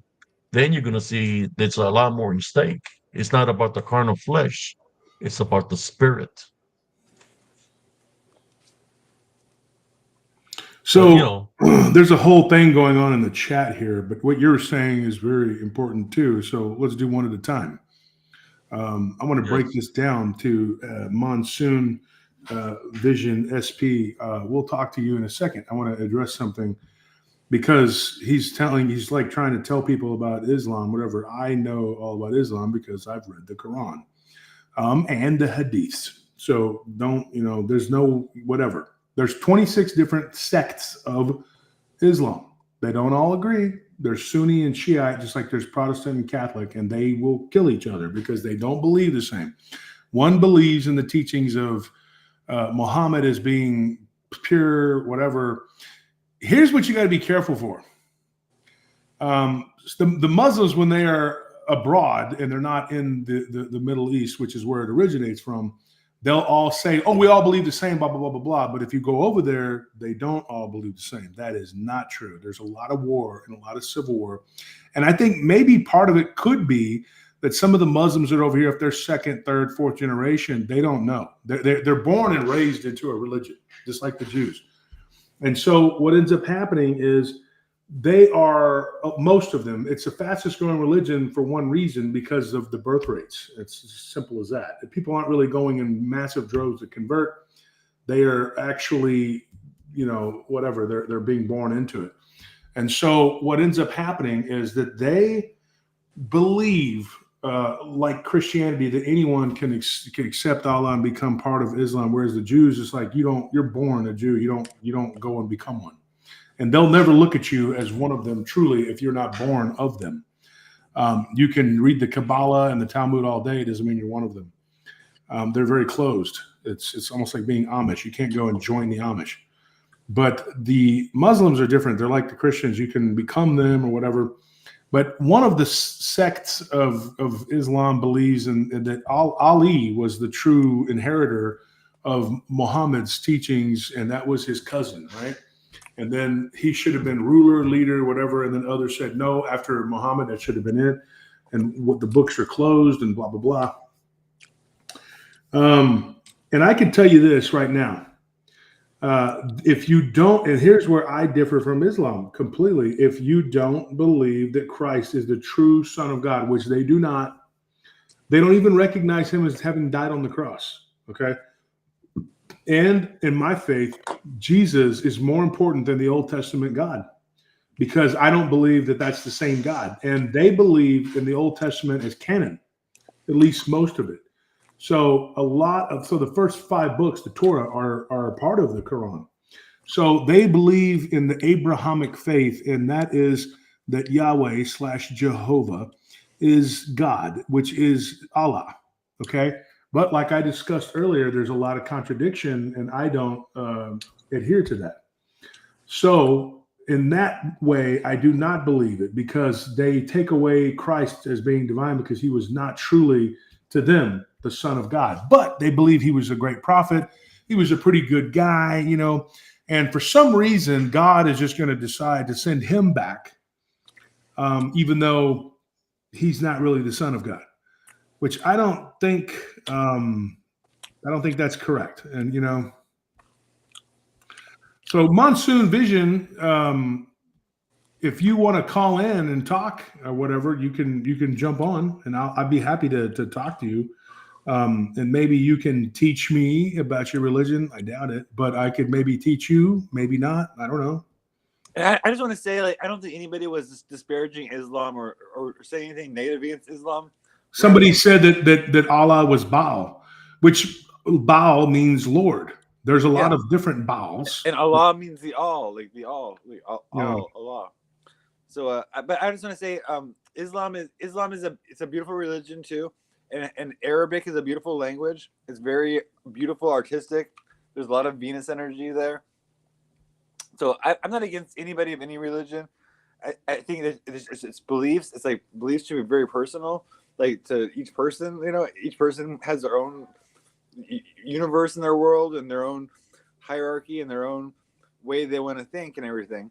So, but I just want to say, I didn't hear any of you guys say anything negative about any religion. You guys are being really, really respectful, and so thank you. And I just want to say, like, you guys are doing a really good job. And to address what Brother Abe was talking about, you doubt the fact that there are children that are being sold into slavery. That is absolutely the case. Over 600,000 a year of American children, just American children. Then you have hundreds. Because I looked into the statistics on the kidnapping. You just interrupted me. That's very rude. I'm sorry about that. That wasn't a mistake. I'm sorry. Well, okay. So what I'm saying is, when you look at the numbers, okay, and what I said, you know, there is something to be said about this. As the closer you get to Passover, this is the truth. And Abe Finkelstein, a Jewish businessman from New York, bragged on the internet, on YouTube, that they themselves were responsible for the murder of most of these children. And then they were taken into the slaughterhouses and they were grind up in the hamburger, and we feed your children to you for lunch, breakfast, and dinner. He literally says it like that, literally. And he says, and you goyim, you eat your own children. And me, A.B. Finkelstein of New York, I'm sitting here telling you, but no one will do anything because of blah, blah, blah. And he's bragging. And then he says something that is absolutely correct. He says, because we Jews, our father is Lucifer, and you don't know this. And he's laughing. And then he goes on to say that a lot of Jews won't admit it. They will never admit it.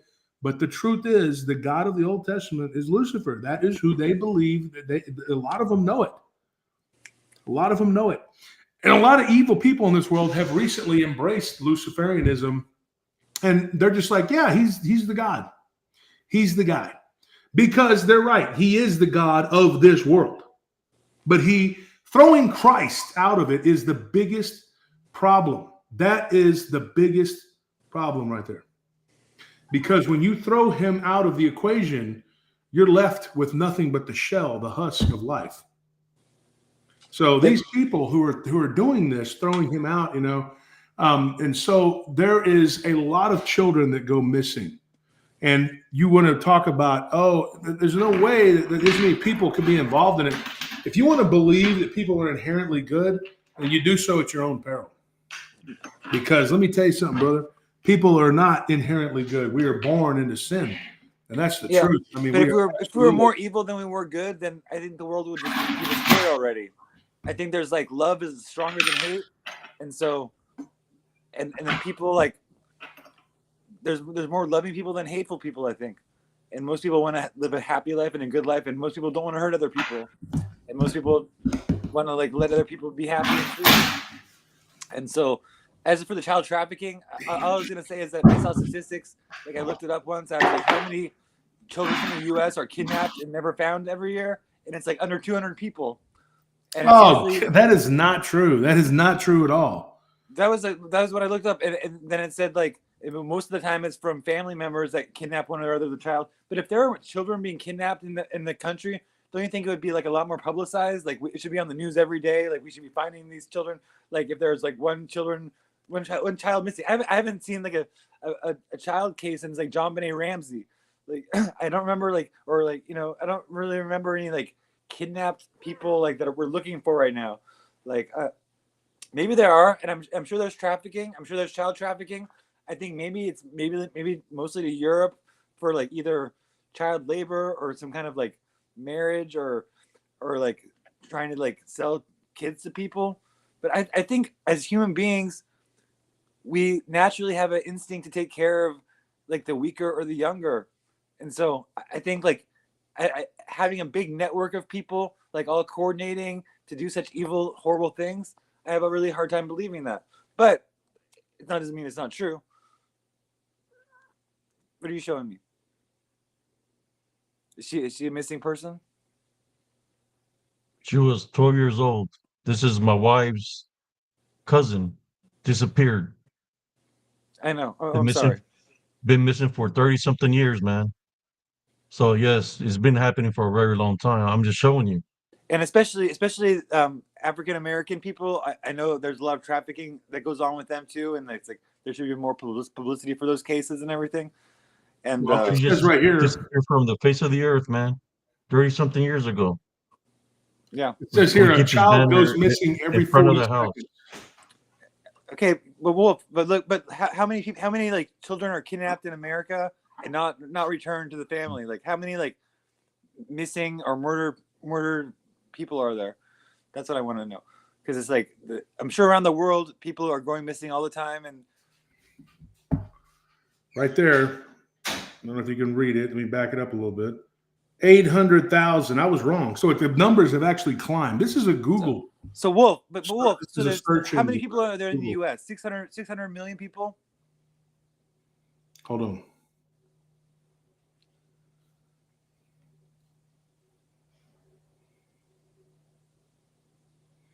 So that's the Google search engine right there, which is probably going to say less than what there really is.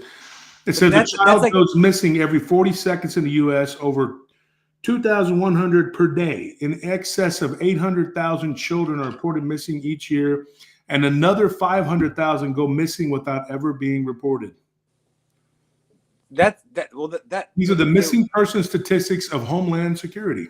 I believe that. I'll take that at face value. But I'm saying, so that's basically one in every 600 people is kidnapped and this disappears forever. Because we have 600 million people, and they said there's about 1 million people that go missing every year. But I would think we would have like more like Amber Alerts or more like national publicity for even like one missing child. Like I mean, it's like I don't understand why I don't hear about it more. Like other than the millions of people are being trafficked, I don't hear about any specific stories. The specific stories I do hear are highly suspect, and like I don't really believe the news anymore. But no, it's good for people to believe that though, that everyone's in danger. We need to protect everybody, and there's a lot of people missing, and all this is happening. But just personally, I think it's probably another psyop, like another like thing. Because I just in my heart, I feel like people love children and people protect children, and if anyone wants to harm a child, then people will come together against that person. It's like I don't believe that it's like. Yeah, well, they can create whole networks of. I'm sorry. I mean, you believe this fantastical thing. I mean, I'm not trying to be rude, but that's they're like I said, 800,000 children. I mean, it's okay, Josh, and I'll accept that statistic, and I think that's really horrible. And I'm praying for every child to be returned to their home and unharmed and everything. I'm just saying that I wish there was more That's publicity about this. that's not what happens, man. They never return. They wind up being murdered. And that's really sad. Because But a million they're- people. Like I need to see some more cases about this. I need to like. well, the government's not going to show you the cases. They're going to cover it up. And that's if that's true, that's really really sad because it's like we have. Well, that's not the only. Just like there's missing children, there's missing soldiers. From in Germany, the soldiers disappeared, and they consider them to be AWOL, which means that they left on their own. So they never returned back to base. So they're still considered AWOL. There was when I left there, there was like thousands of people missing. They said that who's going to want to go into a foreign country and go AWOL? I can understand go AWOL maybe here in the United States, but you're in a foreign country, and those like thousands of soldiers that never made it back home because they went AWOL and they don't know where they're at. You know what I'm saying? But that's the term that they give them. They went AWOL. But we know there's things out there where they still hate the Americans, and soldiers were dying, being murdered out there. To this day, there's a lot of soldiers that are considered to be AWOL. That means that they never return back to duty.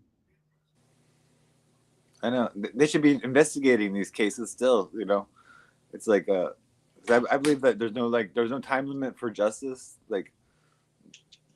And things can be corrected and like answers can be found. Tito's gonna leave. Sorry, I have to say something about that.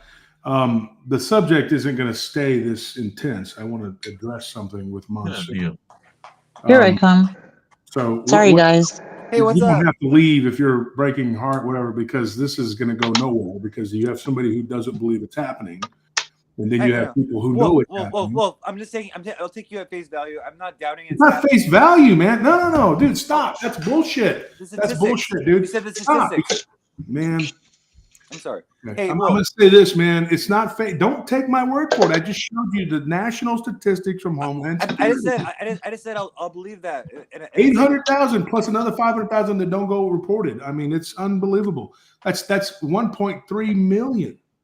I think there might be more going on in some of the cases. Like I think there's a lot of like families that are broken up and then like. Okay, that's some of it, but that's not gonna. That's still you're trivializing 1.3 million children. Let's say that half of them.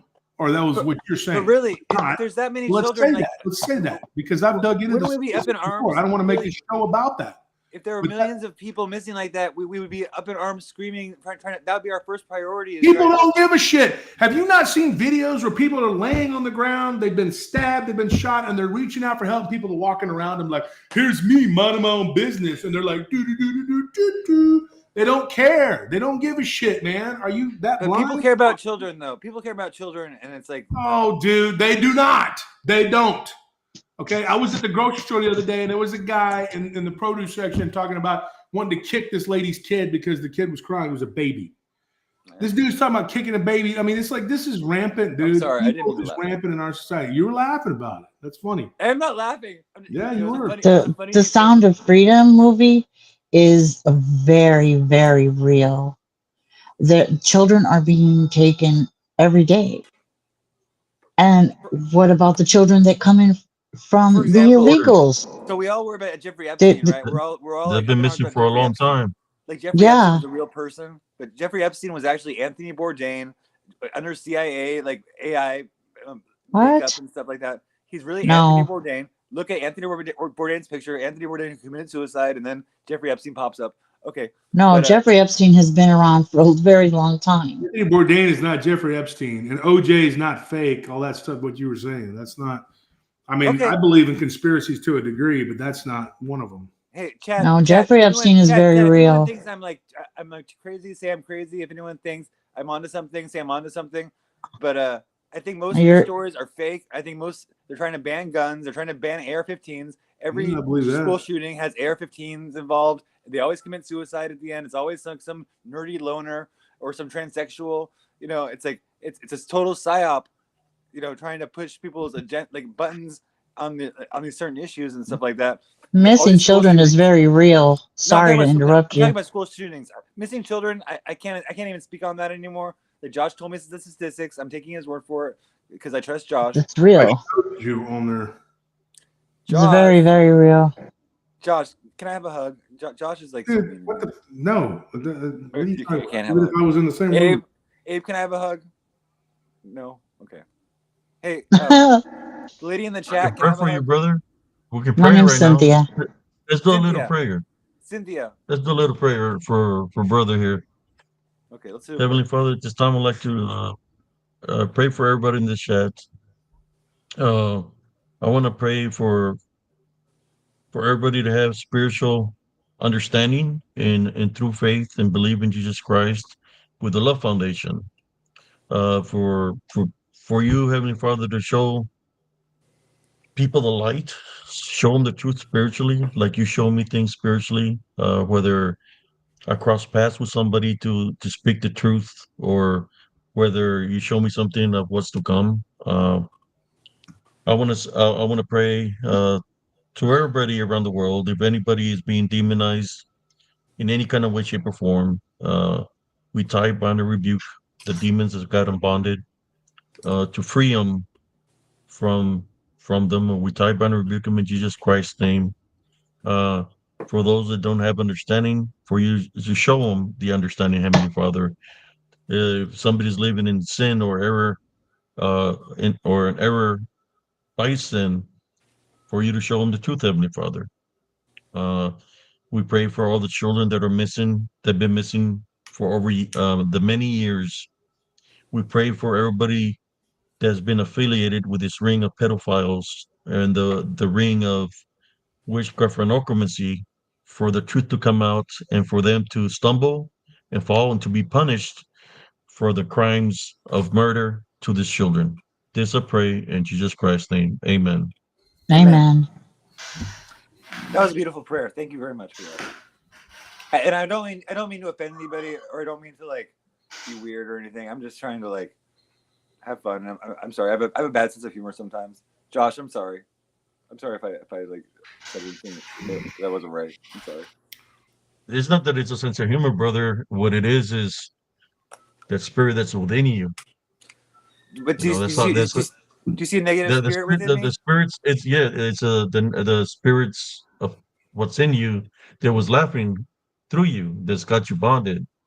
That's what it is. It's a spirit. I wasn't. I was laughing because he It's, said like it's not a somebody joke kicked the when it baby. comes to human lives. I'm just saying that it was an unclean spirit that's in you that's laughing, is mocking us because we I'm do not believe in laughing at Jesus you or mocking Christ. you. Like really, I'm not. No, I'm If just saying I'm is upsetting you, listen, I'll leave. it's a I'm sorry. spirit that was within you, brother, that's laughing, that's making you laugh, that's got control of you. That's why I is was using you, laughing it's because laughing through he you. said something that was kind of a strange image to me. It was that's why I laughed. Maybe I laughed because I've been traumatized a lot, and I laughed a lot What? because There was a strange image. yeah, when you said something about like something about the baby and like someone kicked the baby like a football or something like that. I don't know.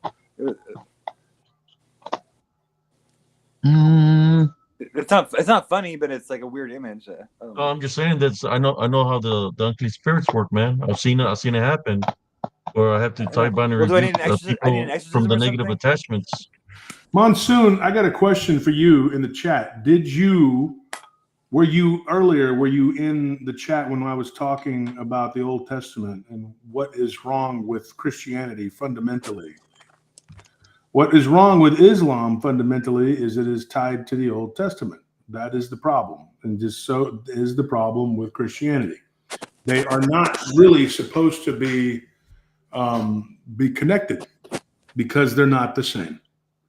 And people will argue and fight all day and say stupid things like it fits like a glove. Like the glove fit on OJ. Yeah, that's probably it, you know? So, you know, I don't know what to tell you, but you said you left the Christian faith to go join Islam. That's a grave mistake, in my opinion. Wow. Islam isn't going to get you where you need to be. And I'm going to tell you that with all sincerity. I'm not over here trying to be some Baptist minister because I'm not a Baptist. And I don't have a denomination. And I'm not non-denominational because that has become its own denomination that's full of crap. What I'm talking about is being somebody who is a pure follower of Christ, not a follower of a religion of Christianity. And the religion has been polluted. I agree. And people where, men are marrying, other men, and they have women that are lesbians that are preaching, and the Episcopalian and all this. Yeah, dude, there's a lot of craziness going on in these churches. I don't agree with it. And I don't agree with it. But when your foundation is already brittle and polluted and not correct, what do you think is going to happen? When these people are already like not doing what they're supposed to be doing, what do you think the end result is going to be? What are you thinking is going to happen when the foundation is corrupt? And that begins and ends with the beginning. It really does, because everything is really a loop. And the problem is fundamentally we are learning from the wrong book. The Bible is not it's not correct. And you can find the answers in other texts that have been taken out by the Council of Nicaea. And these particular people who are running the show, they are playing ball. Look at what's going on in Saudi Arabia now. What you were talking about, the Wahhabism.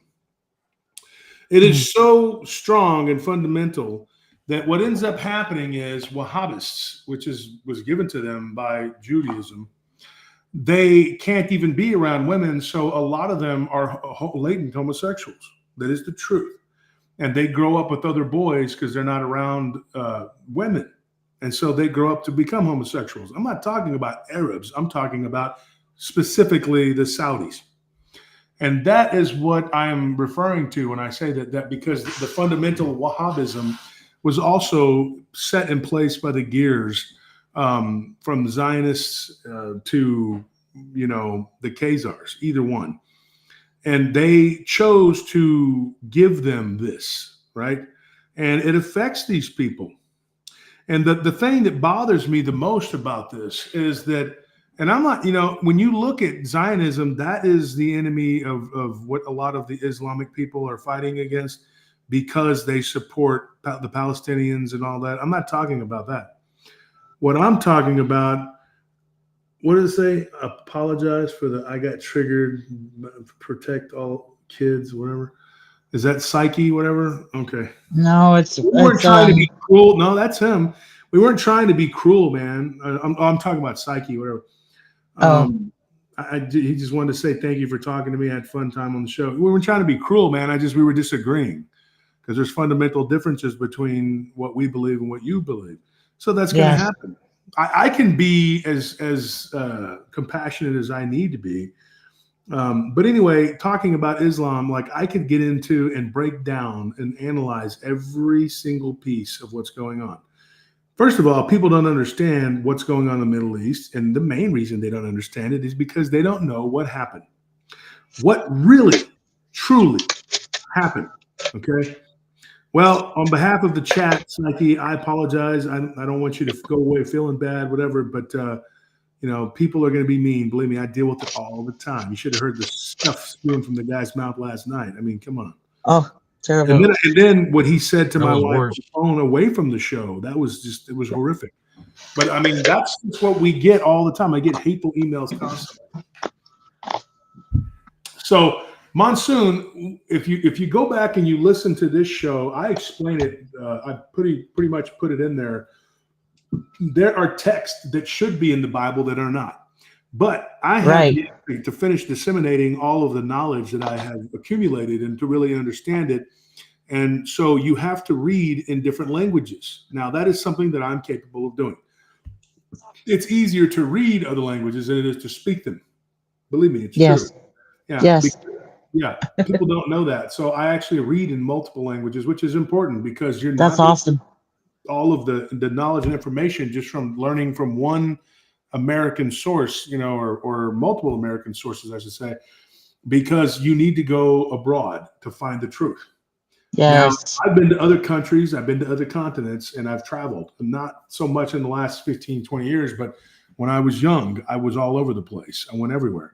I was in Hong Kong. I've been to Central America. I've been to Africa. Been to a lot of places, done a lot of things. I went to Athens as a kid. Just, you know, a lot of things I've done. I've traveled Australia. I mean, you know, you stop and you break it down, you look at your life, and you learn from all of the past mistakes, right? And you stop and you look at the world and you're like, dude, we're living in this goldfish bowl. We're living in a freaking bubble, dude. Like we as Americans are being spoon-fed lies every day. And the church is implicit in that. I mean, it is really a part of what is going on. It's been compromised. It's been polluted. The house of God has been just completely gutted. And there really is no church anymore. That's why there's a falling away from the church. But going to a synagogue or a mosque, to me, is not the answer. And the only reason I believe that is because they don't have Christ. Because Christ, and if you know anything about me, I don't know if you know anything about me, Monsoon, but I have a show called Paranormal Roundtable.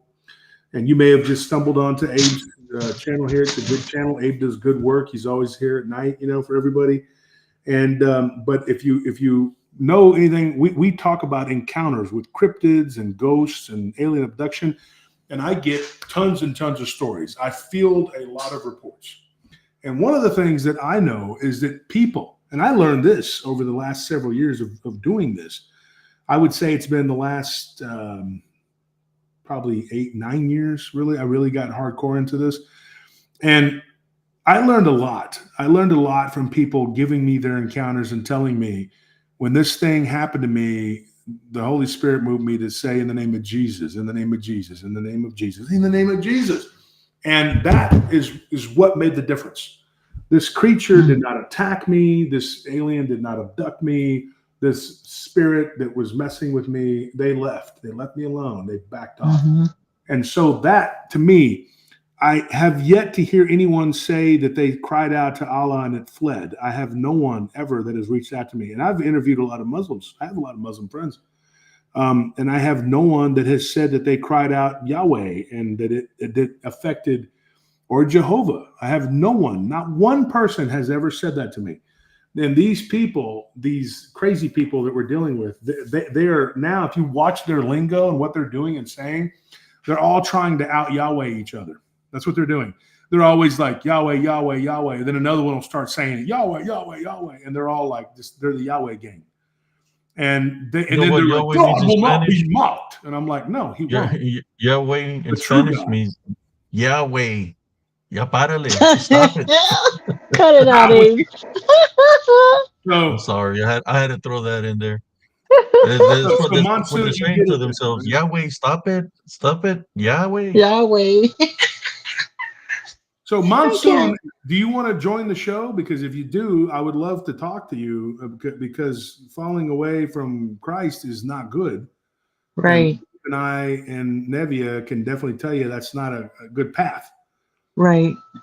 And you're going by what's going on in your church. Well, that's when it's time to either find another church or go solo. I fly solo because I fly solo too. Sorry to interrupt you.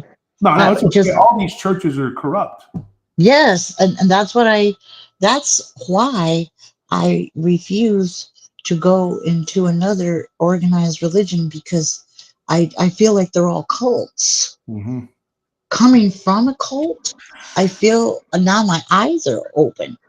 I see everything that goes on in all the churches, and the first thing they do is ask you for money. Mm-hmm. Everybody wants that. Everybody wants that money. Yeah. And I don't see a lot of those churches turning around and helping their own people when they need help. I have several friends who have had issues, and they're afraid to go and ask their own church to help them. They go and ask another church. Why aren't they helping their own people that are giving their own money? Yeah. You know, isn't that what they're supposed to do? Is help their parishioners? Mm-hmm. It just seems so disgusting to me now. And like when you grow up in something different and you leave, you tend to see things in a very different light. I refuse to go to another church because they all feel creepy to me. Mm-hmm. I'll be honest. I'll be totally honest. They all feel really creepy to me. We've seen I don't. and had a lot of weird experiences in churches. We've guarded a lot of them. Not a lot, Yeah, like over half a dozen. We've guarded, I and saw your episode. yeah. Oh, on TV. Yeah, Yeah, me and Abe were both on that show. I Yeah, didn't see Abe. I'm gonna have to go back and check that out. yeah, Abe was on a different episode, but yeah, it was all from Oh, okay, what's his The name? second episode, Michael. Yeah, the second one. something okay. is out there, not human. Yeah, It's I'll have season to check three, that episode out. two. Michael. I can't believe Michael Sheehan. Michael Sheehan, really nice guy, good friend of mine, good dude. He's a producer over there. Oh, okay. Yeah, I've seen so much, and like the gentleman that was speaking, he said he's gone through trauma. I've been through a lot of trauma as well. I mean, I have PTSD from some of the shit I went through, and I till the day I die, I'll have to live with that. But the thing is, you have to open your eyes and see the reality of this world. This world is not, God is not ruling this world right now. The devil is. God's never really been in charge of this since we've been here, Right, because the devil is the one that terraformed it and created it. right. It's his And world. he even says in the Bible, woe unto us, because the devil is loose amongst us. He Mhm. feels sorry for us, but I've seen them. I've seen them all my life. The demons, yeah, me the shadow too. figures since I was a kid. You know, the temptations, Yeah, the sins, how they can turn somebody. A lot of these people, that they're on the wrong path. I'm more sure they got corrupted when they were young through the negative right, seeds that they were planted, what they were shown spiritually because of what was around them. That right, they start believing what they're seeing, and if they're hearing things in their head because they're being bonded, they just don't know that they're being bonded because they're too young. They get and misled the wrong road. You know, it's just right, all I'm trying to do is awaken people to to know that the sins that are being in place, they have got them going the wrong way, is right, because it's about what's within them. That's the main goal. So right, if they got you bonded, they got you where they want you. They ain't going to mess with you because they already got you living in sin, doing right. things that are not good. So they're going to continue to bondage you. You know, you can Yes, laugh about it. You and what's laughing is not the is because it's the demon that's I think within I'm them that's blocked. bonding the person.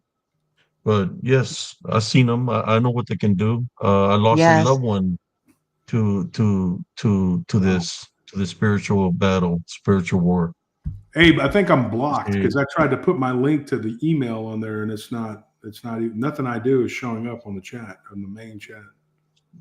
Mm. there's a church here that all members are required to complete a blank Oh, a bank draft from 30% is drafted from their pay. Wow. Abe, can you hear Josh? Yes. What is that, brother Josh? Okay, I just typed in hello, but before it There wasn't it is. doing.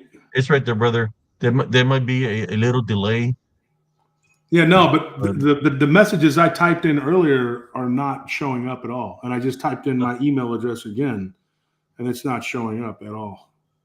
hello. I see the hello. The It'll hello pop is all there. it is. That's all I got is the hello. All the other stuff I typed has not showed up. Uh, This chat, this thing, this whatever it This is, bad. platform? Yeah, this platform is bad, dude. Yeah, it wouldn't let me I'll on. send you. Somebody said, "Hey, would you send the link?" What do you mean Um, send the link? somebody wanted a link. I guess a monsoon wanted to hop on. Yeah, he's the Monsoon. one that converted to Islam. Let me See see if that I got him on. I, I Did wouldn't. you I would never.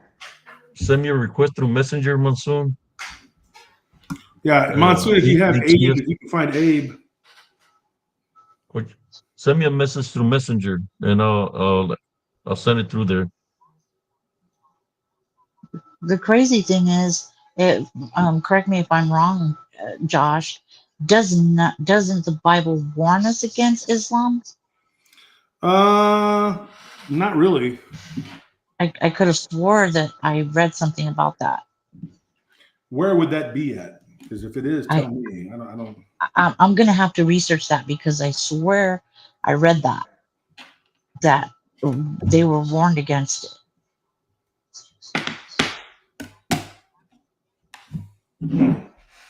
Now, Islam does not believe Jesus is the son of his father.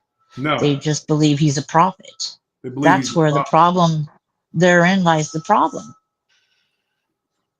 Contact me through Messenger under HC or send me a message and I'll send you the link. Monsoon. Facebook. Messenger.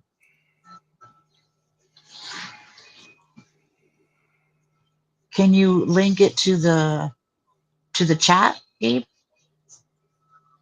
Yeah, I'm just telling them to send me a message through Messenger so I can add them to my Messenger so I can send them the link.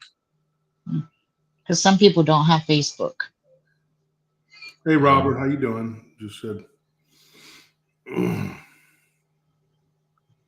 Yeah, I don't try to give out like too much things out because then we'll have people sending me all kinds of crazy stuff.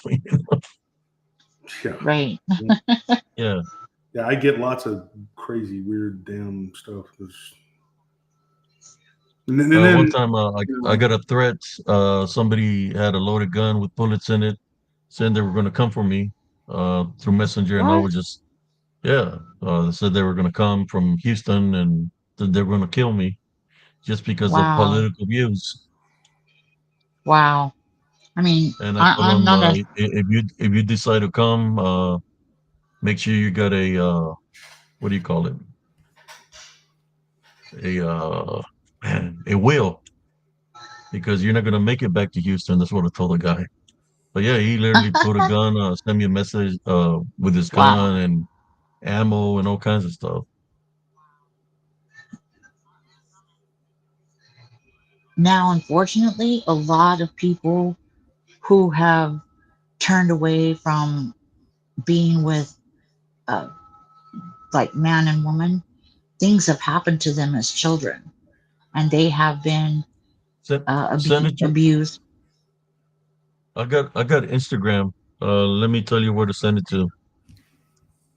There you go. He said Instagram. Okay. Why did I have a feeling he didn't have Facebook? can you just throw the link on there, and then I mean you Oh can my look and God! see What who the comes hell is in. this?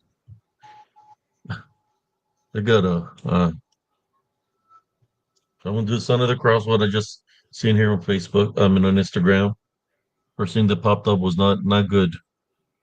Hmm. We're talking about flesh. It was flesh that was being shown.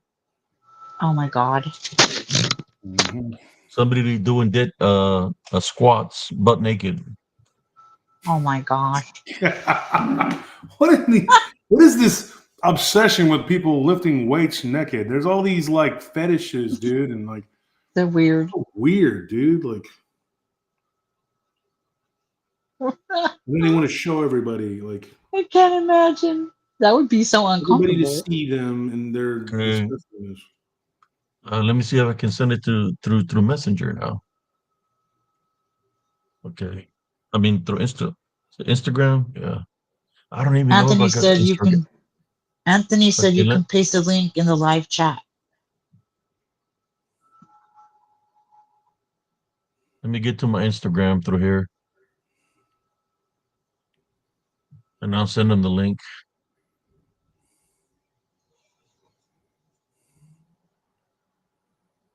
Is Anthony the techie, Josh? Yeah. Another thing too, if you look at Jacob, and you know his name means Israel, and his name Mm, means he who wrestles with God, right? And mm, so you're sitting there and you're going like, you look at how he got his birthright over Esau, and you realize that he did it through chicanery, like trickery, and mm-hmm. it was horrible. Him and his mother, they deceived his dad, Isaac.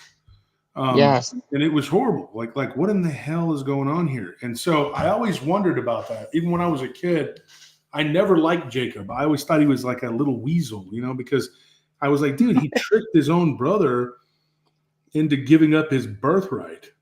And God was pleased with that and okay with that. Why would God be okay with deceiving? It sends mixed messages. And when you're a young child and you're impressionable, you think, well, if I do this naughty thing, as long as I worship God and I'm just like really devoted, you start to think that you can do these things that are not good and he'll be okay with it as long as you suck up to him, because that's the message it sends. I'm not kidding. A lot of these stories really confused me as a child. And I thought, this is crazy, man. Like, you know, what am I praying and asking for forgiveness? Jacob used underhanded and deceitful tactics to steal the birthright, and he became, you know, the chosen one for Israel. Mm. And so you're sitting here going like, and then you stop and you have to think about it. But what if this is not? Excuse me, sorry.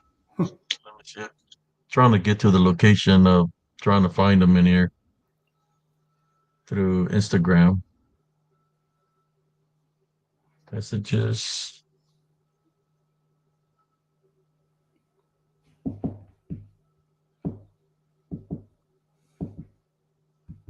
I would just post the link in the chat. I mean, that'd be the easiest way to do it. And if somebody wants to jump on, they can, and then you can just look and see. And if somebody comes on and they're not, Just post it in the chat. Yeah. I came on for scary stories about Friday 13th, but I'm loving this. So I can find it. I can't find them in here. So here's what As happened. always. My black cat, one time, it's probably been 6 months ago now, but I was sitting here in the study during the day doing what I usually do and reading emails and pulling stories. And I would go, I had this routine. I was doing that like 4 or 5 hours a day. It was getting really tedious. But my black cat came in here. He's like the sentinel in this house. He walks around, patrols everything, and he opens the doors because our doors have these little like sideway handles, and he will jump up, and then push it, and then he's figured out how to open it. And so I'll send the link. he's super smart. But I think that cool. The link is there, Monsoon or Monsoon's friends or whoever wants to come on. There's the link right there. So here's what happened. He was sitting in the chair. It's across from my desk. And, you know, there was a lot more stuff in here at that time, you know, and he liked to come in here and get into everything. And then he'd go and he'd chill out on the chair while I was doing what I was doing. And there's a closet door right here. It's got a closet and I could, you know, put stuff in there, whatever. And he started acting weird, like getting up and looking like he was looking toward the closet door. And I looked and I noticed the door was not open. And so I just went back to the computer and was reading the story, doing what I was doing. And then I noticed him jump toward the door, and then I saw the door close, like he had pushed it, and then he ran to the front of the study to get out the double doors here and get out of the room. Oh wow! And so I was like, "Whoa, what the heck?" And I was like, "How did that door get open?" Because I know Martis was on the chair. I saw him there, so I know he jumped and pushed the door closed, which I had just seen was not open. So what just happened? Did something try to open that door, come out of the closet, and he pushed it closed? And so my instinct, it's not really a big closet. You know, you can't really, a full-grown adult would have to squish. I don't know how they would do it, but it's not real big. It's just like a coat closet, you know? So I was like, what in the hell was that, dude? You know, so yeah, it was freaky. And so when he ran to the front door, he was looking back at me like, come on, let's go. And so I took his lead and I just said, okay. And I walked out and then he ran upstairs. Yes. You know? Listen to your pet. Yeah. He's been that way since we've had him, since he was little. We got him when he was a baby. And he was a very inquisitive little dude, man. And he loved to play. He loves to play with all the other animals or whatever. And he just, from the jump street, him and the dogs, they just play. And Panzer, it took a little while to get used to him, but then they started getting along, you know, because Panzer didn't know what he was. Panzer had been always by himself around a bunch of dogs. And he knew the ferrets, but he didn't know the dogs. He was like, I don't know what this is. What is this guy? How funny. He was hissing at him and get away from me, you know. And then we saw them like sleeping next to each other in the hallway. And I was like, oh, they're buddies now. And, you know, because Martis kept following him around because he was raised around other cats when he was little, you know. So he knew what Panzer was, but Panzer, I don't think Panzer knew what the hell he was. He was just like, "What is How, this?" how I think funny. Panzer just always been around dogs. He thought he was a freaking dog. You know? Right. I remember I had a dog that I always rescued my dogs. And I had a dog who was half healer and half border collie. And he grew to be 99 pounds. He was a big boy. Wow, that is a big dude. Yeah, and he was like fearless. He wasn't vocal at all. So one night, and the funny thing is, he would patrol the house as well. And I think it was the herding dog in him that did that, you know? Mhm. So he would walk into every room and then he would walk into mine and he would literally look up and see if I was okay. And then he would walk out and he would lay down. And I had a hallway that was in the shape of a T. And the main long, uh, the bottom part of the T, he would sleep right in between, like at the middle of the T where it crosses over. So he would sleep right where he could see every room and then the long hallway that went into the dining room and the kitchen, the living room. He would post himself there nightly. I sent him the And link, but he's not responding to it. Yeah, I'll be right back, guys. okay,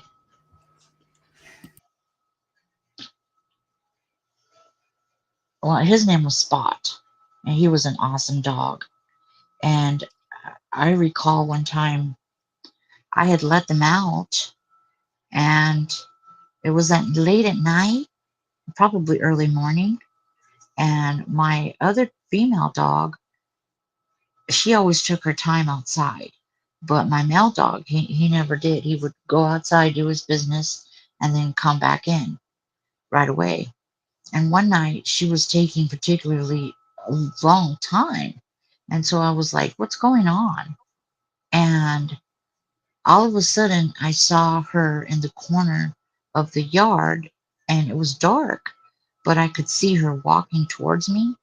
And I got the chills. I got a really bad feeling. And I shut the door because I had an Arcadia door that slid. I shut the door and something told me to go check the room because they had their own bedroom. Because I There he had a is. 4 bedroom. And so when I went to go check the room, I noticed they were both in the room.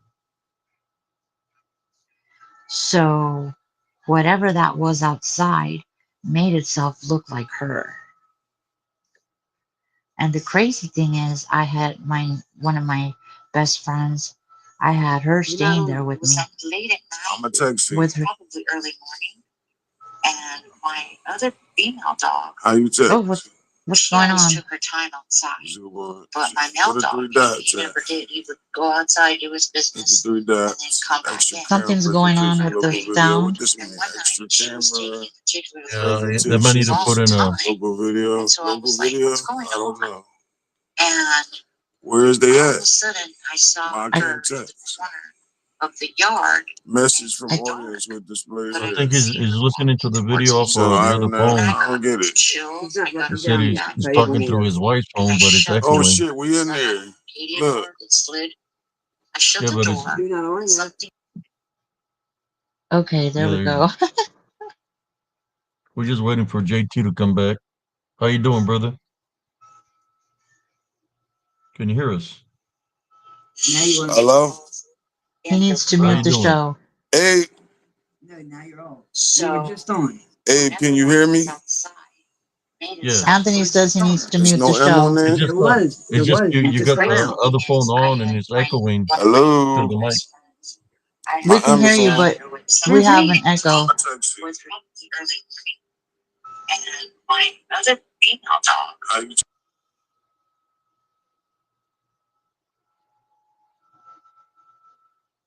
Okay, Can you hear us? Monsoon? Sound like they had another phone because he's calling from he's using his wife's Facebook. and Yeah, I guess everybody's he telling had him the to other mute phone it. on. Yeah, everybody's telling him to mute the show on, I guess, on his other phone. Yeah.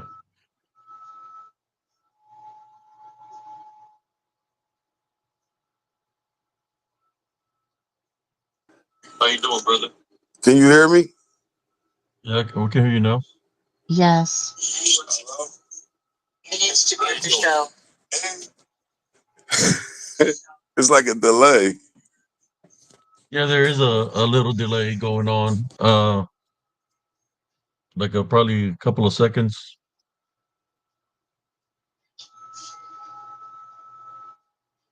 Can you read the chat, Monsoon?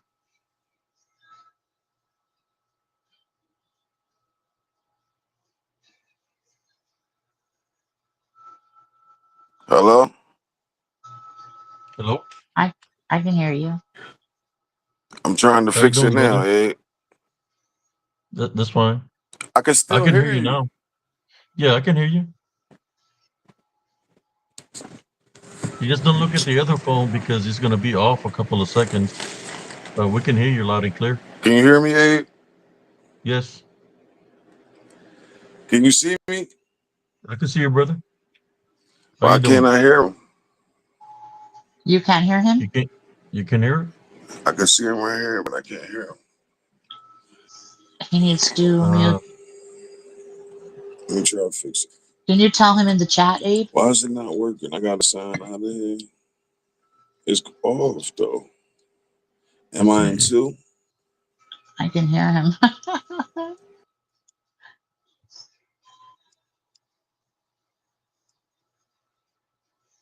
Uh, there we go. We can hear.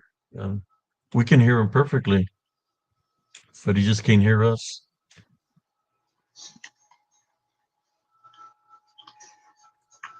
Is he using two telephones? Yeah, well, because he doesn't have a Facebook account or Messenger, but his wife had it, so he decided to go on his wife's phone. Oh, Maybe he muted himself. I don't know. yeah. Maybe should have sent him a different link. Let me send him a different link. Refresh it because it's been a while.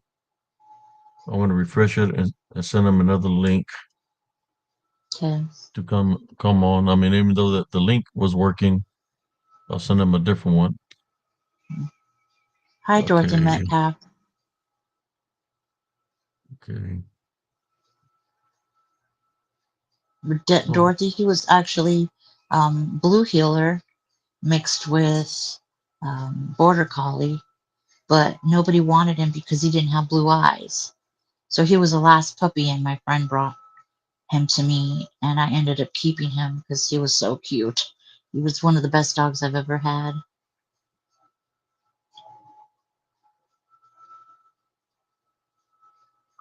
send you another link, Monsoon. Hopefully that one will be better. I refreshed it, so maybe you'll be able to hear us.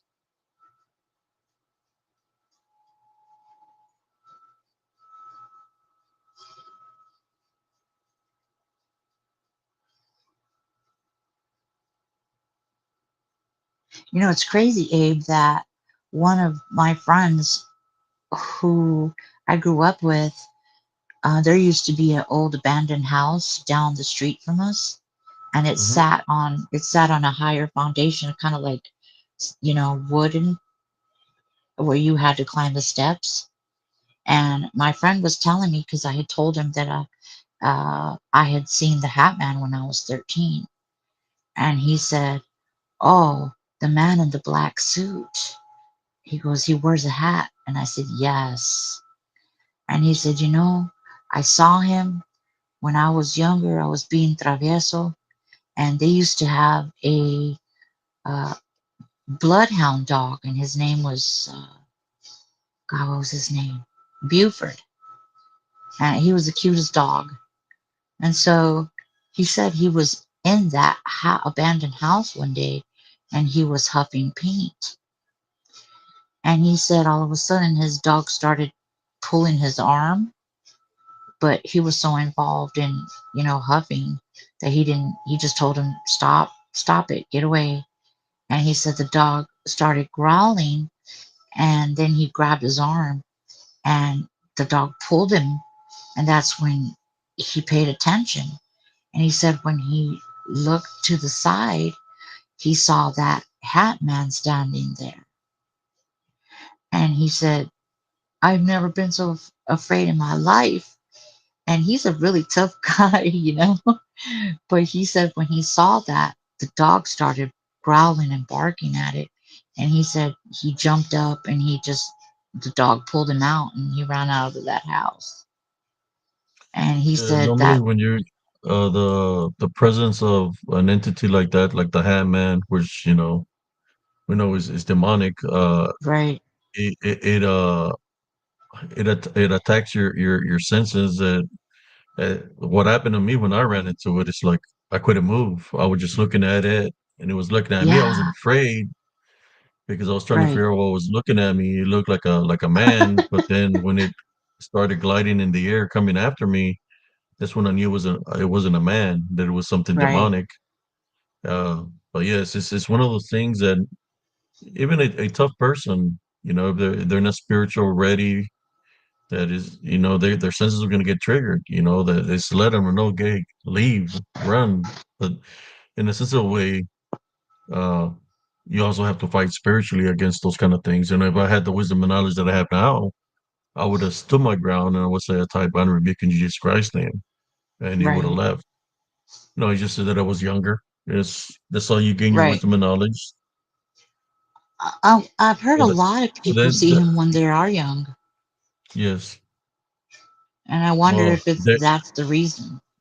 You know? the day I see him was the day I lost my mother Oh, I'm sorry. in a certain location out there where I ran into him.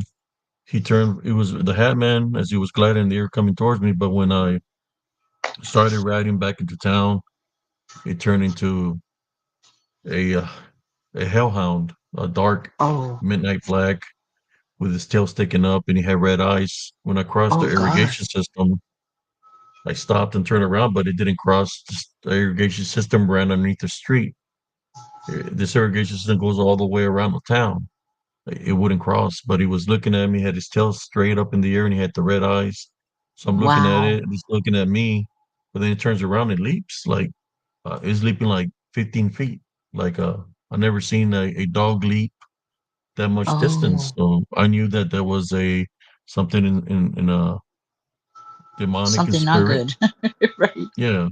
So it was leaping like 15 feet with one leap, you know. So Wow. uh yeah. Like I said, I've a lot of stories, but They're never by they're, themselves.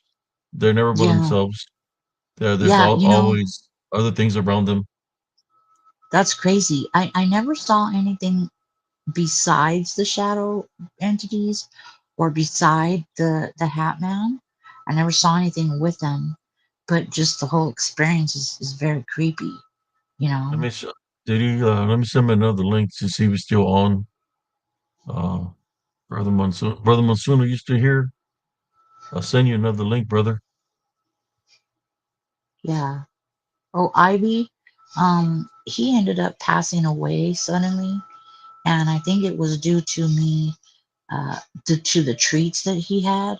I had given my dogs treats that I had bought at Walmart, and they both got sick, but I had given him two because he was a big boy, There he is.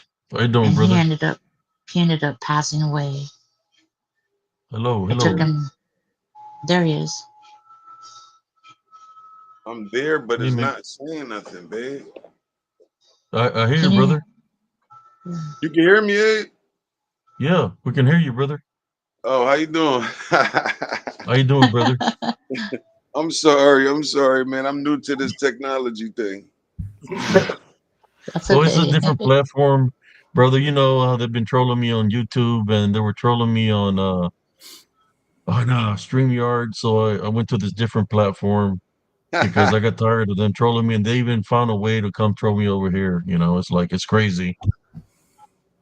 I'm But sorry to hear yes, that. Yeah, I've been paying attention. and they've been saying a lot of racial slurs, bro, against the brothers. I have friends from the friends that were in the army with me, combat in the front lines that were my brothers, and when they say the N word, they're disrespecting my brothers, man. Yeah, the It's guy killing that came me. on last night, he started screaming it, dude. Yeah, Yeah, yeah, this I seen that too, Josh. Hold on, I got a big fan of both of you guys. Hold on. Hi, Abe. Hi, Josh. Hey, Hello, how you doing? Good. How are you? we're All good. righty. What's your I name? love I love watching you guys every night. In your name? Thank you. Jamie. Jamie? Yes. Yeah, that's my cousin's name. That's cool. Yeah, that's my wife right there. Yo, we've been fans of y'all like from the beginning. Josh, I used to like I work a lot, so I was fans of yours since the podcast. I mean, like the what's it called? The podcast thing. Yeah, when you was on Vic first and you told the story so good, I was like, wow, like I wish he had his own show. And then you had your own podcast. And then you was like just telling encounters first.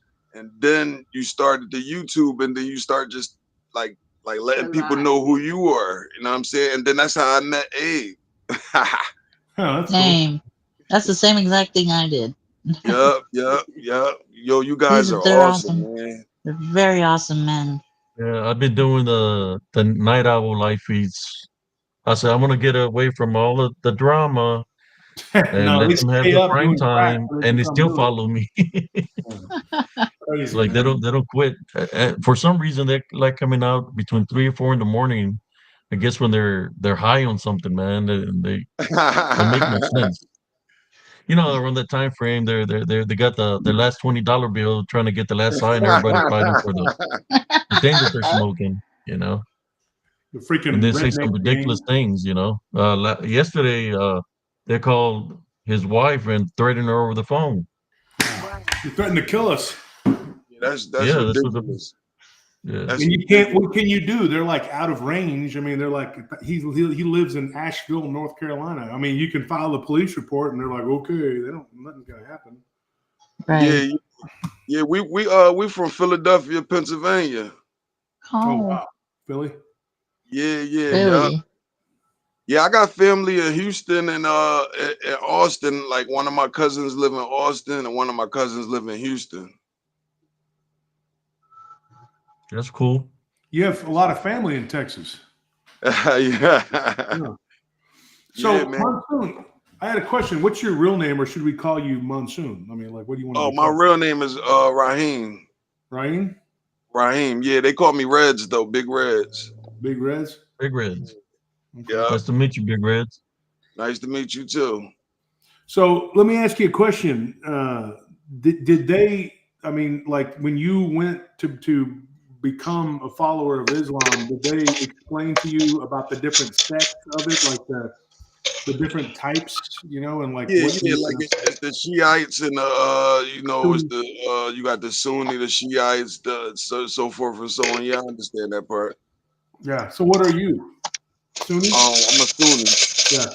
That's most of them. That's making a lot of noise, Navia. Oh, sorry. Yeah, it was like scraping whatever. It was my ice. Oh, it's your ice. Yeah, I was Okay. drinking something. Sorry. Yeah, I only She's putting the the only tape reason, on her Josh, eyes. I'm just the playing. only reason, Ripping it off.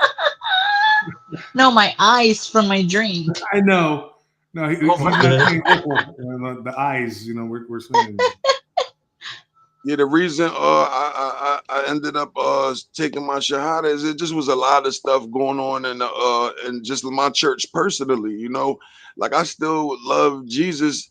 I actually like I was telling my wife, like since I've been watching Abe, like I've been like coming back to Christ, you know, Mm-hmm. to Christianity because like you said, like I've been seeing like shadow people a lot of times throughout my life, and I seen spirits and stuff, and like you're right. The only thing that make them run is the when Name you of say Jesus. I rebuke you in Jesus' name, No. and that's the You truth. had an account. Did you put it to the test, brother? Yeah, I Tell you, did. you see something out of there, whatever, say a type and a rebuke you, that they're going to flee. Yup. Just like Abe said, and it worked, and I was shocked. I was really shocked. So what is it that you've seen, brother, that you rebuked in Jesus Christ's name? Shadow people. I be seeing a lot of them. Cause yeah, like my wife was sleeping one time. She said it was one leaning over top of me, like trying to whisper in my ear, Oh wow. like while I was sleeping. And you, when you got up, you rebuked it, or did your wife rebuke it in Jesus Christ's name? She rebuked that one, but the one I seen, I was using the restroom late at night, and it was standing in the kitchen. He was standing there, like he was like trying to block my path. Mm. Oh wow. Mm. But Mm. for some reason, they be peeking. They like peek a lot. Oh yeah. Yeah, Mm-hmm. that's what they do. Yes. They try to Look, remain hidden. I'm getting goosebumps, man. But you're saying that because that's what they do. They Yeah, I like to don't pick around understand that. corners, like the hallways, closets, doorways. It's kind Yeah, of like that's what the succubus, the incubus be doing, peeking from a distance, trying to scare you and shit. But yeah, I'm glad you rebuked it in Jesus Christ's name. Did you protect your home, like yeah. I did get that something thing. Like, pure, holy yeah, water on the crosses, on yes, the sir. The doorways cross. and windows? Yeah, you told me the crosses on the windows, the doors, uh, and Any Tybon and rebuke. passageway? Yes, Yes. yes, yep, And the activity stopped. yes, sir. That's Wow. good. Yes, sir. I've been paying attention. I'm glad you did that. So that was an eye opening, eye opening, and I'm glad you didn't say like bring anybody else's name because then they would try to attack you. That's Right, why right. I'm glad that you use Jesus Christ because I wouldn't be the reason I say it because that's what I would do in Elm's Ghost when I would fight spiritually against them. I had a type binary rebuke in Jesus Christ, and they would flee, but then they would come back more in numbers. I was going through a spiritual battle that nobody understood what I was going through. It's just I had to keep it to myself. But thank Yeah, God I that was was able to crazy. survive that, and that's why I created. I seen the First it was show on that show you said episode. I forgot what episode it was. Uh, when season they three, had like episode the two. actors. Yeah, they had the actors portraying you. And your Yes. sister. Yeah, and then two little kids went into the woods and they just like was like in like a zombie state or something like that. Yeah, I seen that one. That was scary, bro. It's that's nothing but 100% true, man. My son was only 4, and my sister's daughter, I mean, my friend's daughter was 5 years old when that happened. We couldn't find him for about 45 minutes. We called the cops, and the cops were coming, I guess, and the sun was already going down. And I went out there, man, and I was praying to God, please help me find him. And my son was a tall boy, so I was able to see the hair. I had to focus spiritually, and I was able to see his hair sticking up from behind a bush. So when I went through the woods, through the brush, and they were standing in front of a big old tree in a trance-like state. Uh, Yeah, uh, when they even snapped out of it, they said that the man in black called them, and I called my sister and my friend. They took the kids, and I went looking for somebody either dressed in black or there's black, African American. That's right, what I right. thought. So I went searching. I mean, trying to figure out. I went through everywhere. I went through the woods, through the creek, through the highway that's right in front of it. Crossed over the bridge. I went all the way around. I couldn't find nobody, man. But I already know what the man in black was. It was not a man in black. It was a dark spirit, a bulto negro, how we call it in Spanish, which Yeah. is Mm. something Black demonic. shadow. The ones that you've seen. Well, you've seen it, so you know what I'm talking. Some of them are pretty tall. I've seen a Yeah, really big tall one. We had these 12-foot tall vaulted ceilings in my old house, and I talked Mm. about this on the show before. And she's getting me some more. She's getting me out. Thanks. So I saw this. It was me and my roommate at the time, and he was an African American guy. He was actually from Louisiana. He died of brain cancer in 2020. He was my best friend, dude, and one of my best friends, if not my best friend. And back from the old days, he was actually one of my inner circle and one of my bodyguards. And um, his name was Willie. And we actually named the art contest after him. And he was 6'5", pretty big guy. Not afraid of anything either, man. But he was a gentle giant, but he was also like he was a good fighter. Like he was tough. He was always with me. Him and my brother and my friend Jerome. and Scorpion, and Squid. Those were like my main guys, and my friend Jack. They were like my inner circle. And so, we were always together in some, number of those particular guys, Of course, everybody's heard Loki talk on the show, Chief. All these guys witnessed something in that house. And some of them's girlfriends would get grabbed. My girlfriend got grabbed by something that she thought it was me going into the bed. And it was some gnarly something. I don't know what it was. It grabbed her and she jumped out of the bed and it grabbed her by her ankle and tripped her, and tried to rip the clothes off of her. It was crazy. And then she crawled and ran out of the room, and I was in there playing PlayStation with my friends and, doing some stuff. I was smoking, smoking as they say. Oh, you smoking, Josh? PlayStation. I was like, those candy cigarettes? It was a Saturday night and we were done with work, and I thought, it was the nightclub life, and I thought, I'm going to drink a couple beers, play some, smoke a little, whatever, and then she's falling into the hallway, and I had to drive 30 miles. Well, from there, it was about 25 miles to San Marcos to take her home because she refused to sleep in my house. So she was going to sleep outside of my truck. And she just had a long t-shirt on, no underpants. So it was, she's not the kind that was going to run out there naked. She was embarrassed and freaked out and screaming and just crying. And she couldn't stop crying. And I was just like, holy shit. I said, okay, guys, I got to go to San Marcos at 5 a.m. and drive her, home. And she was so terrified. Then she wouldn't let me leave. I had to stay there with her. And then I that evening, I'm like, look, I need to go back and get some clothes, man. I'm like, I haven't bathed. And so she went with me back to Austin because she wouldn't be alone that Sunday. And I had to this is how bad it scared her. This stuff was in that house. But one night we were there. It was me and Willie. We had these couches. I had one like this and then one like this.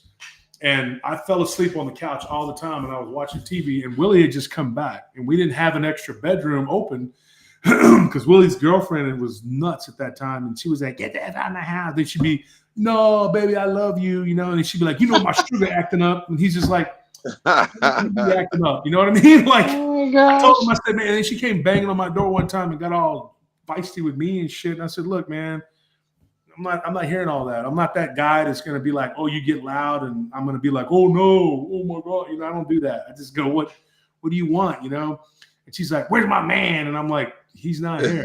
He went to Louisiana because he was Creole. And so I said, he's from Lake Charles.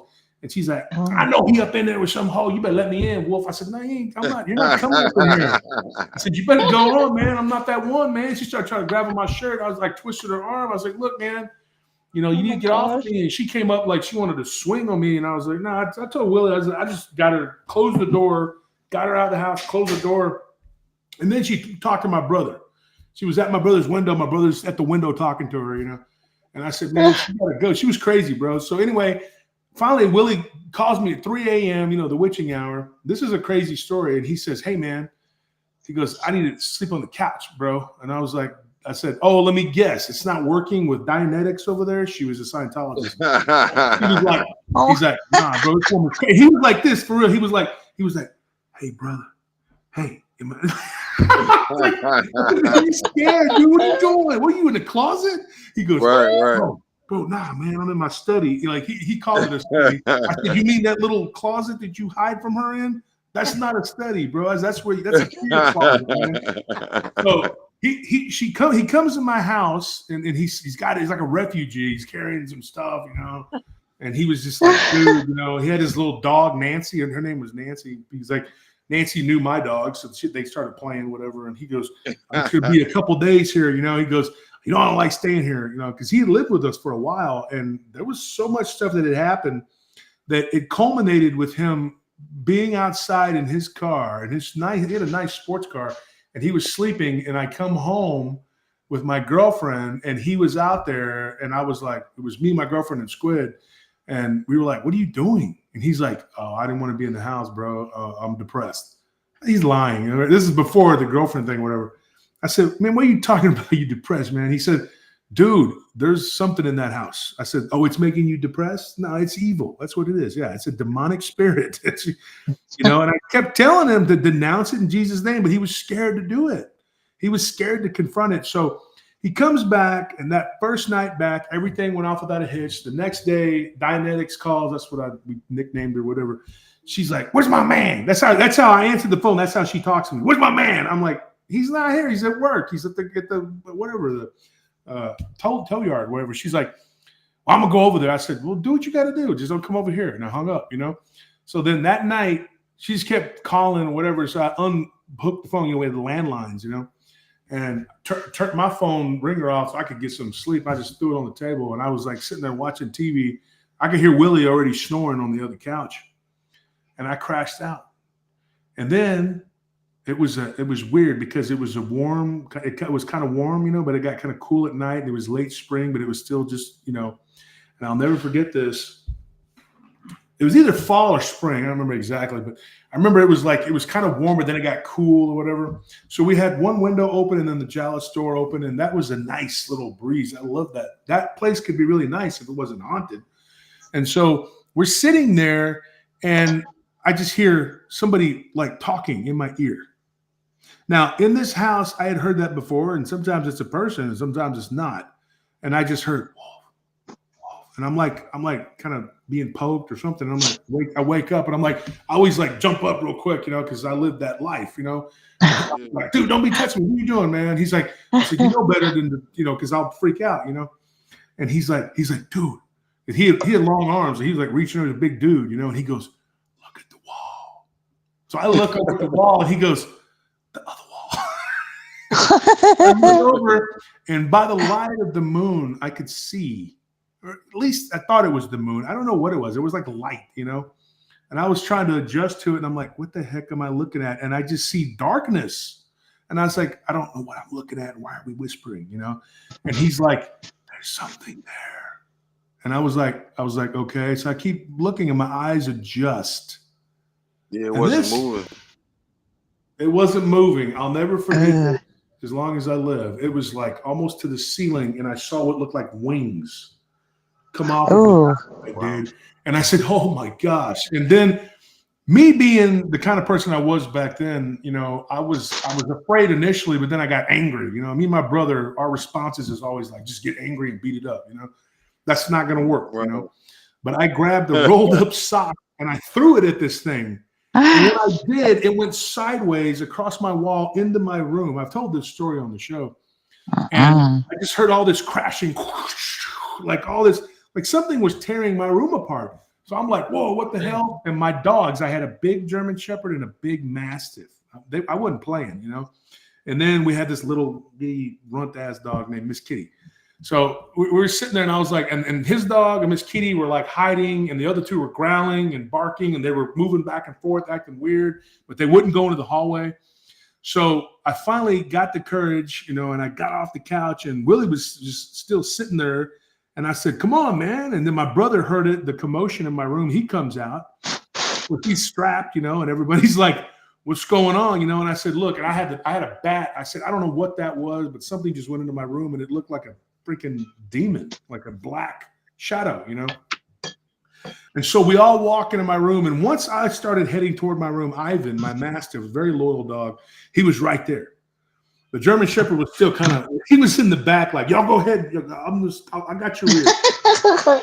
He's like, y'all go ahead up in there. So we open that door, and I run up in there, and I'm looking around, and I'm like, I turn the light on, or I think my brother did, and there's nothing. There was nothing there, and nothing was out of place. Nothing at all. Wow. And we were sitting there, and I just dropped that bat, and I was like, this is weird. Like, this is the kind of stuff that would go on in this house. And it was all the time with these freaking shadows, man. We had one that would run and jump into the mirror. And if you were sitting there playing video games, like in the living room, I'd be playing Xbox or whatever with my friends. And yeah, I used to smoke back then, but like, I wasn't like, like high, like I didn't know what I saw. And I'd be like, oh, whoa, bro. Right. And people would be like, dude, like, something just jumped in your mirror? What the heck? You know what I mean? And like, my friend Big John was there one time with his girl, and they were just like, she was like, huh, and she freaked out and like rolled over him and was like jumping up on my couch. And And she said, something just went by me. It was a black like shadow, and it grabbed my arm, you know. And I think we lost him. It was crazy. Like that house was jacked up, man. There was a lot of crazy stuff in that house. Dude. So the shadow thing is definitely, you know, and I used to have to rebuke it all the time in the name of Jesus. Eventually, I figured out I had to stop drinking, doing any kind of smoking, whatever, and be sober, you know. But anyways, so Monsoon, you have these things like I'm talking about in your house. You have them now? No, not no more. Ever since I Taliban and rebuked them, they haven't been here.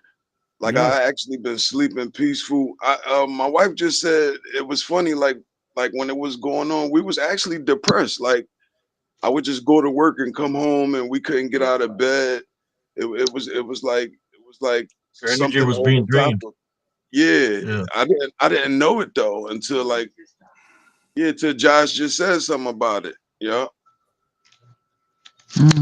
So what ended up Uh, happening? Like you did this recently, even though you're now a practitioner of Islam. Right. You had to use the name of Christ. Right. That's why I said like I was like I haven't been like practicing Islam for like that long. So like I'm like still kind of like on the cusp of like, you know, learning and not sure what I want to do yet.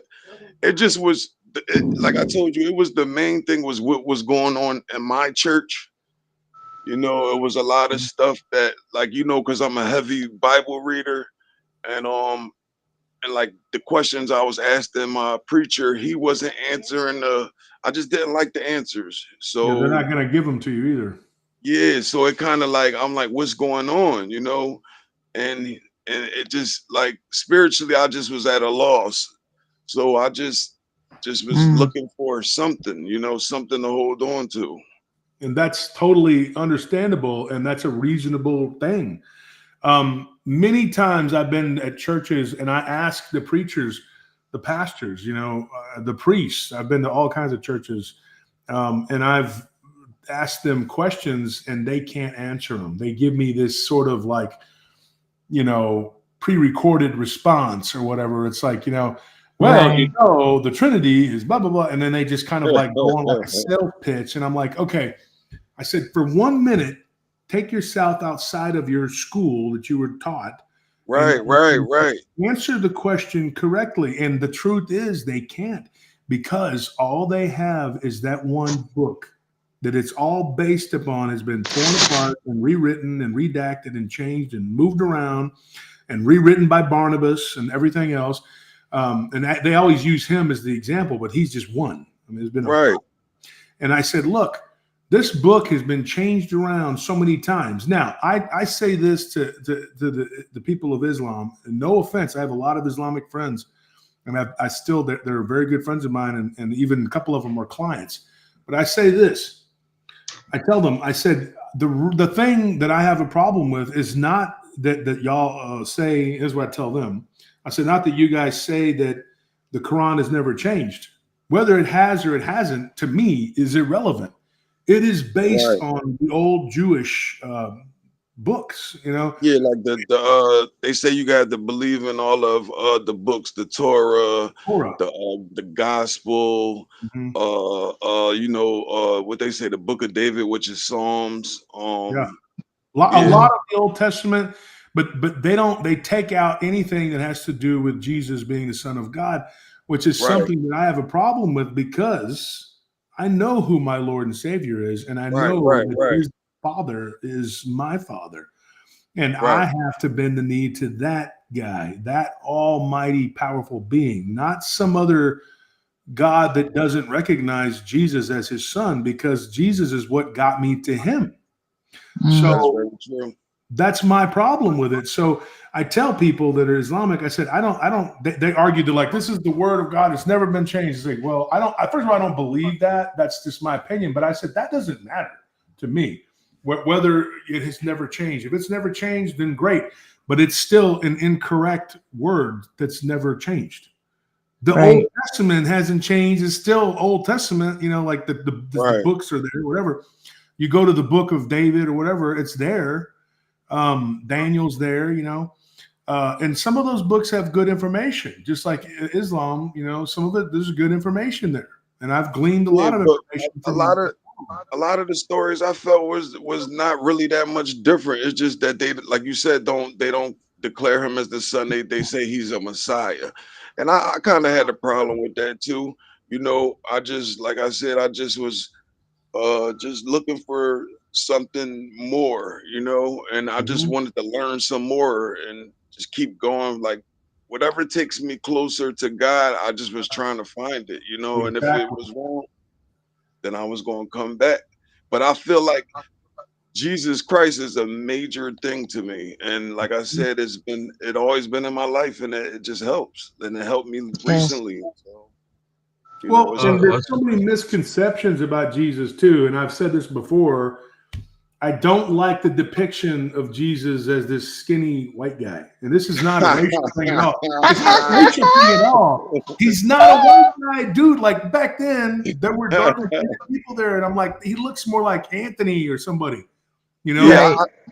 yeah. I was going to say like maybe you or Abe, maybe like a little brownish, like a little light He'd be skinned darker than color. us. I mean, Yeah, and that's the truth because Michael, what's his name? Michelangelo, who painted Jesus, he used his boyfriend as the yeah, Yes. yeah, template. And so that is yeah. the image that we get is that guy.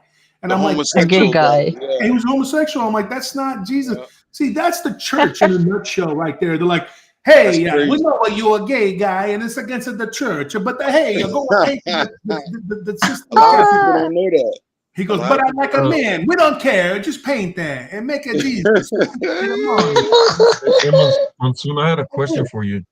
Uh, yeah, go ahead. when the black shadow or black spirit, whatever was inside your home, you said you were feeling tired. Was there like arguing between you and your wife happening at this also?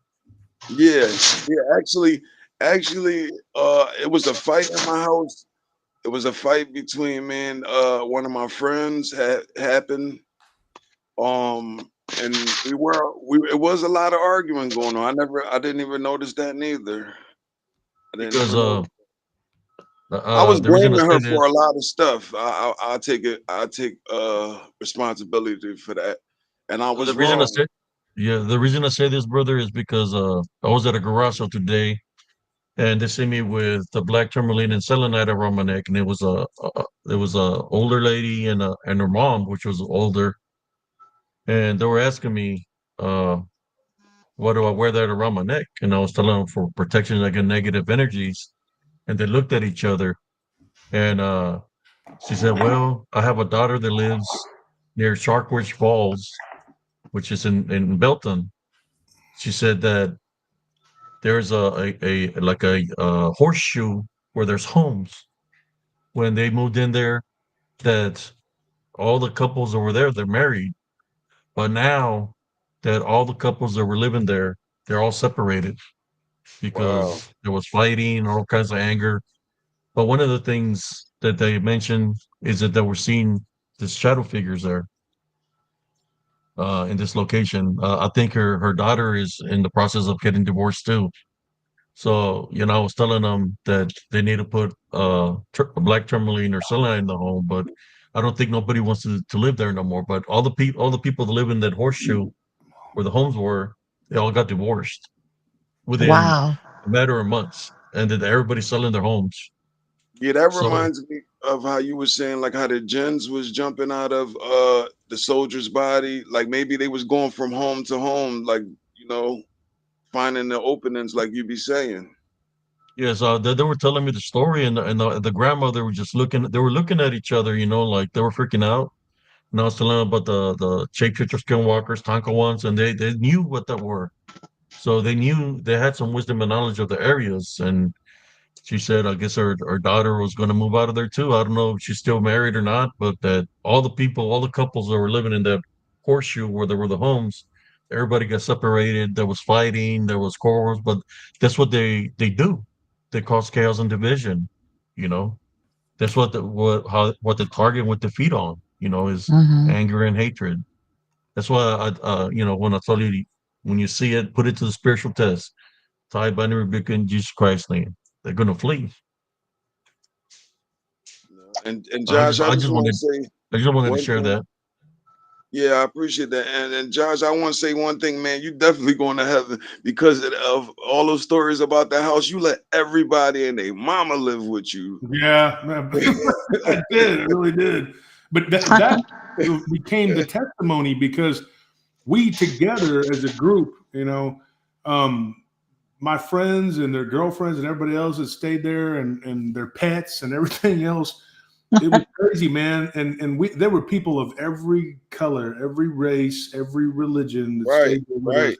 And I didn't turn anybody down. There were guys that would come to town and be like, I'm down on my luck. I need a job. I'd give them a job at the club. And then they'd be like, hey, can I crash? I'd be like, look, I don't have a couch open. I have a chair and I have the floor. I mean, give them a blanket or, I told this one guy who's a McDonald, and he's told me I don't have a place to go tonight. And it was a cold week before Christmas. And I said, come on, man. And so he was cool, man. He was a bar back at one of our clubs down the road on 6th Street. And name was Guile. And we ended up becoming really good friends. And so we drank that night, all of us. We hung out, and he had 2 bottles of liquor. So I was like, we were like, hey, man, come on. Yeah. And so we let him crash. And he ended up staying with us for like 4 months. That dude, his life could have been it was a wild story with that guy. He was in Mexico, and he was a fugitive from the United States because he stabbed a dude in a bar fight. And so he goes to Mexico and stays there with this girl that he was in love with. And she had like a spinal problem, and she walked like kind of funny. And he loved that girl, man. And she was not attractive to me, I thought, but she had a disability, but she was a very sweet girl. But he loved her, and he doted on her. And then she passed away. They had a daughter together. She wasn't supposed to be able to bear children. And I think something messed her up. And then a few months after the birth, she passed away. And so he was real protective. He loved his kids. He had a daughter and a son with another girl. So he took them to Mexico with this other girl that he was staying with. And this guy that I guess was her brother or something, he did something to his daughter a few years later. And so he walked up to this guy's house, like a trailer house. He just knocked on the door. The dude opened the door, and he just blew his head off right there. Wow. And so people were like telling me, they were like, dude, you let that guy stay with you? I was like, man, I had worse people staying there. I said, that guy did that out of anger for somebody that touched his child. Right. And so, and I said, dude, there were probably a lot of cutthroats that stayed at that house. And, we were just as bad as anybody. So I was not afraid. Nobody was going to mess with me or my people. So I was just like, you'd have to be a fool. Everybody downtown knew who we were. And so, I just thought of him, and he stayed my friend. He came back to the United States and turned himself in for what he did here. And he did a little bit of time. And then because it was better than facing justice in Mexico for shooting a guy cold. Well, they would consider cold blood, but it was for something that he did to his daughter.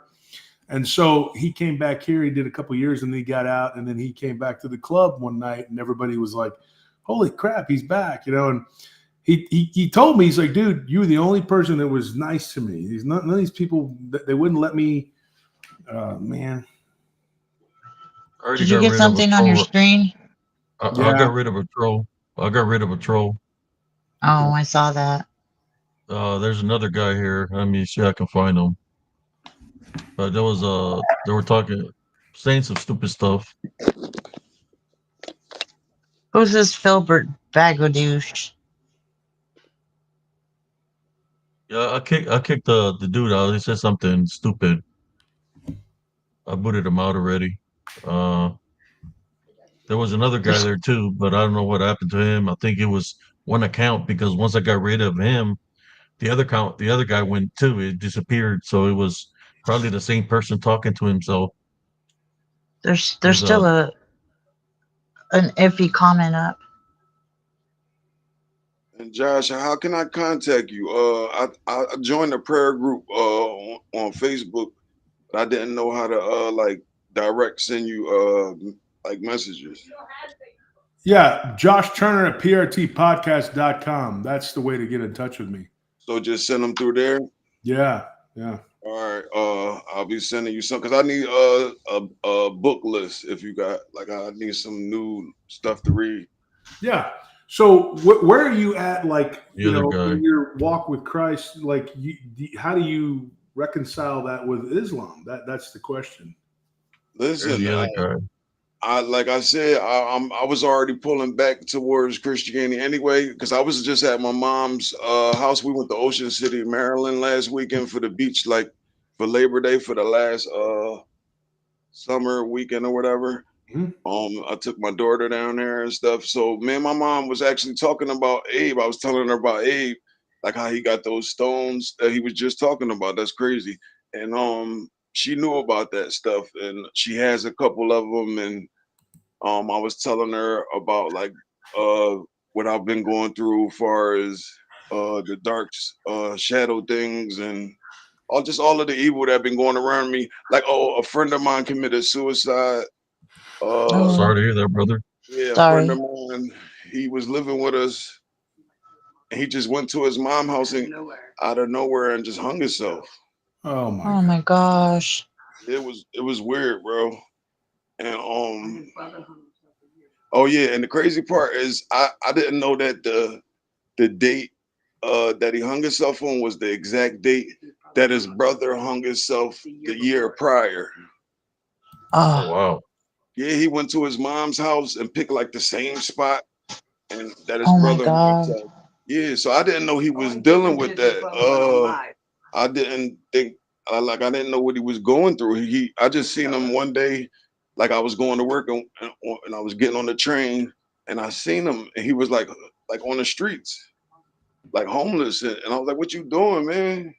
And Hmm. he told me a situation. I was like, "You coming home with me?" So I brought him home. I was trying to like get him back up. Help He was him. staying here for like Yeah. 2 months. And then one day I gave him some money. He said, I just gotta go to my mom's. And that was it. I'm God. sorry for And your loss. generational curse. Uh, do you know the history of his family was like? I've Like heard his, this kind of thing. Sometimes it runs through generational curses. So, was there? Do you know if anybody in his family was dabbling in like maybe voodoo? I think his brother was the one that killed himself. His brother was real weird. And the crazy part, his mom was like a church lady, but she never was home. She would be, they was like in the streets and stuff. So like she was just like all concentrated on church too hard, I think. Yeah, a lot of times people, because that's another thing. Christ tells us that we got to focus on helping ourselves spiritually, but also helping our neighbors and helping those that are around us and doing good works. We know is not going to get you to the kingdom of heaven, but Right. if you feel it in your heart, it does. You can have compassion because Jesus says that love covers a multitude of sin. And a lot of Hmm. these people then go to church or mosque or synagogue. You know what they're doing? They're just doing ritualistic, like you go Right. to the Catholic church and it's a stand, sit, kneel, sit, stand, sit, pray. It's like calisthenics, and you're not Same thing really. with the same thing with the Islam. I don't understand that neither. It's useless because Jesus says he talks about this and he says that's all just for man. That's for man. Yes. None of it matters.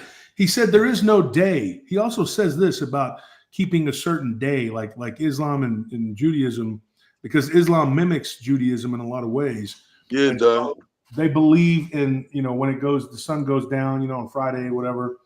And they're like, oh, this is an important day and whatever. And this is the Sabbath, keep it holy, But God, Mm. every day Right. should be devoted to God. But Yes. if you Yeah, focus right. too much on the spiritual and you stop living your life, then you're not able to help those others that are behind the eight ball that need to come to Christ and then go to the Father, kingdom of God, to the Father. That's the problem. And a lot of people they get too caught up in their own piety and they're like, oh, we got to observe the Sabbath. My tia, that's Spanish, that's my aunt. My tia Hova was always like, oh, mijo, we gotta go to church, you know, and then we gotta go again. And then it's like, and I was like, okay. And then I was like, yeah, well, my knees are hurting because, you know, those things hurt my knees. And she's like, well, it's gonna hurt because look at Jesus, he suffered on the cross. And I'm like, yeah, so that makes Jesus is gonna tell us that we need to go and hurt our backs and our knees for hours because that's gonna make him happy. Because I was miserable and I didn't enjoy the service at all. And so it doesn't do you any good when you're not in the right state of mind to even try to learn or participate.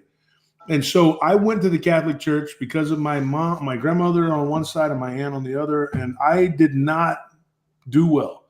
I felt nothing when I went there. I felt absolutely nothing. Now, when I went to mission down in San Juan, in the valley down in you know, whatever, I used to have to go to San Juan twice a year and light candles. Yeah, San Juan. Yeah, that's a big church over there. So we would go there, light the candles or whatever, and we went there. It's a 6-hour drive from up here. And all the way down there, my aunt, my great aunt, she'd be telling us all these horrific stories like manos peludos. And I'm like, why are you telling us all this scary things, you know, like La Llorona? And then she'd be like, and then this woman came out of the water. And you're just like, what the? And then by the time I figured it out, like by the time we were there, I was ready to light as many candles as I needed because the cocoy was going to get me because I was terrified. I was like, because everybody's Juanita has a cocoy in the closet.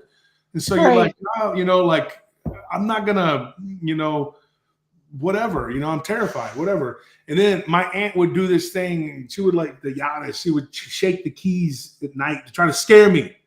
I'm like, what are you doing? Why are you trying to scare me? Because she's like, you need to pray.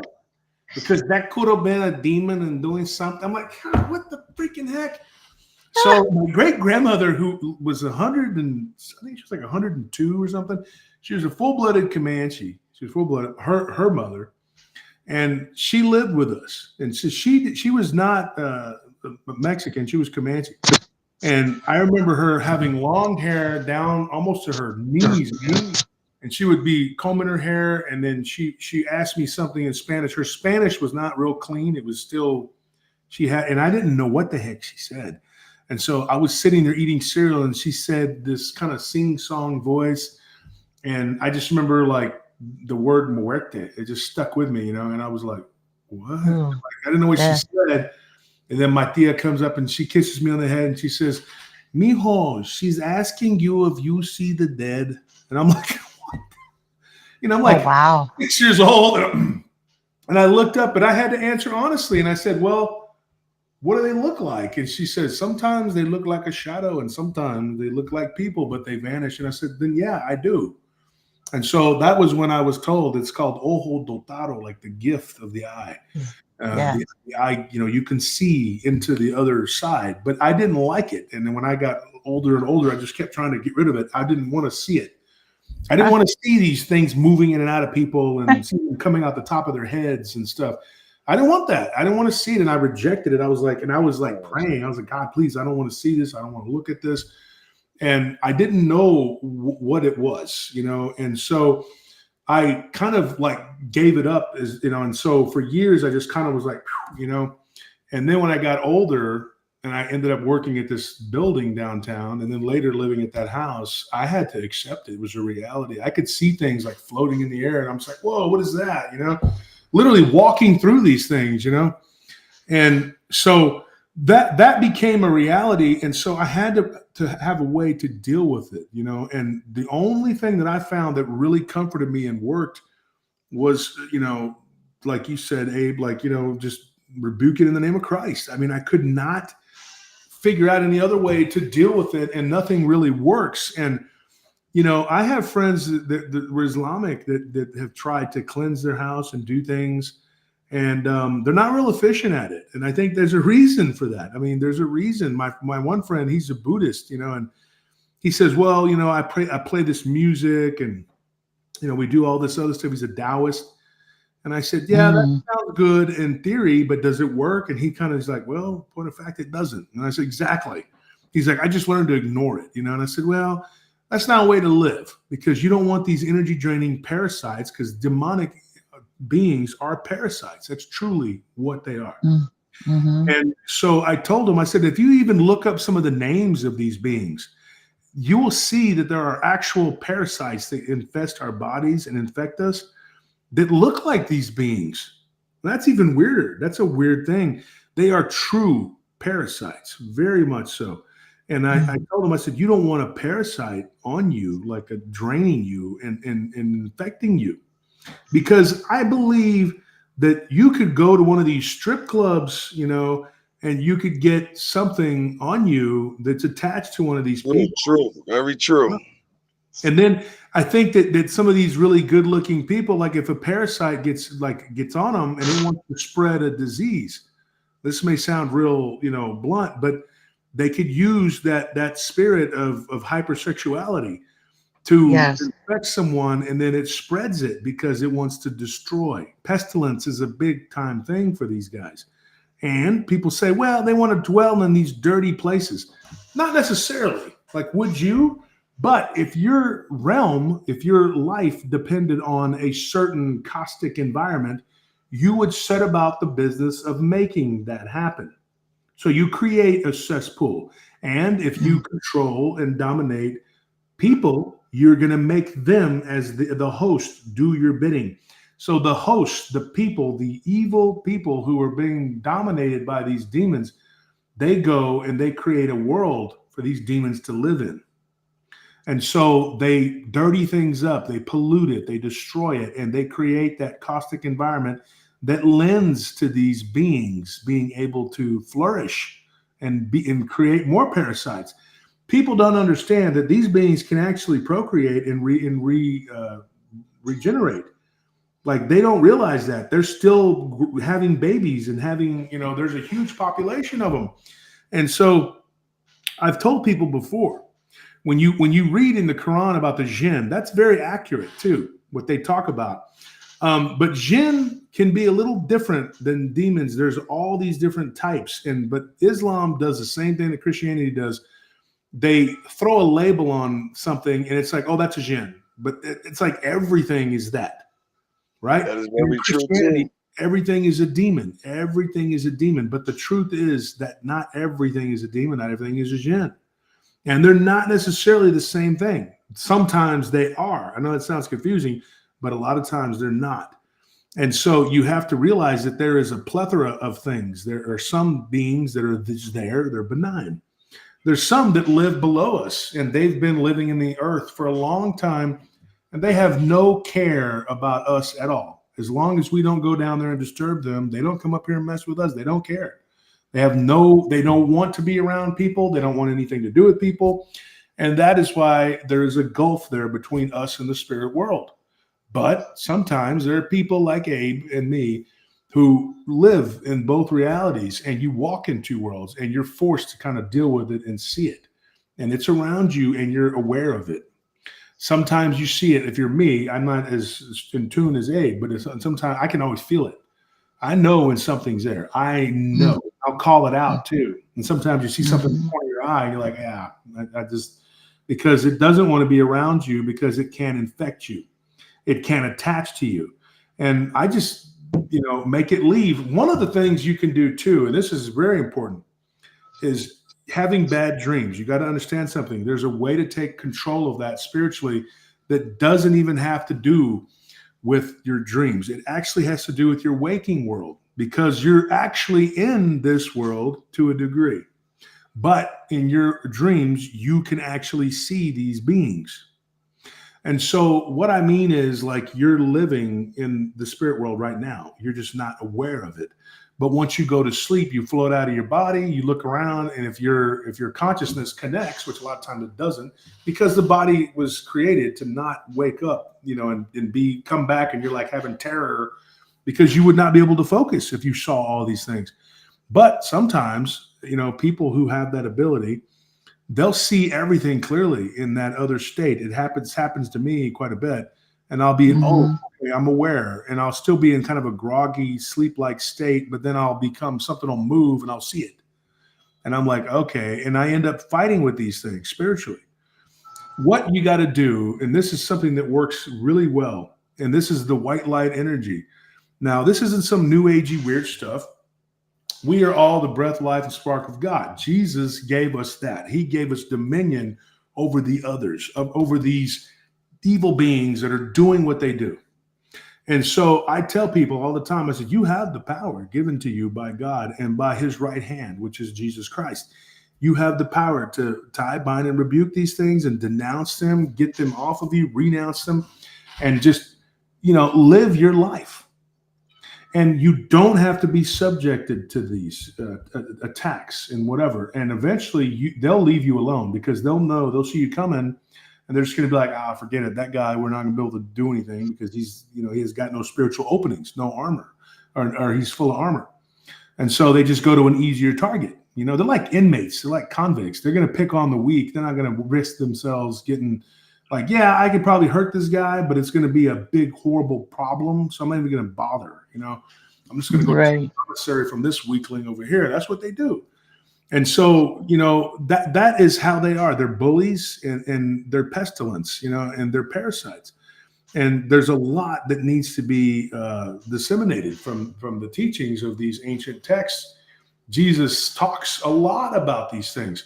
If you go to the Apocryphal of John, or if you go to Gospel of Thomas, you go read these books, okay?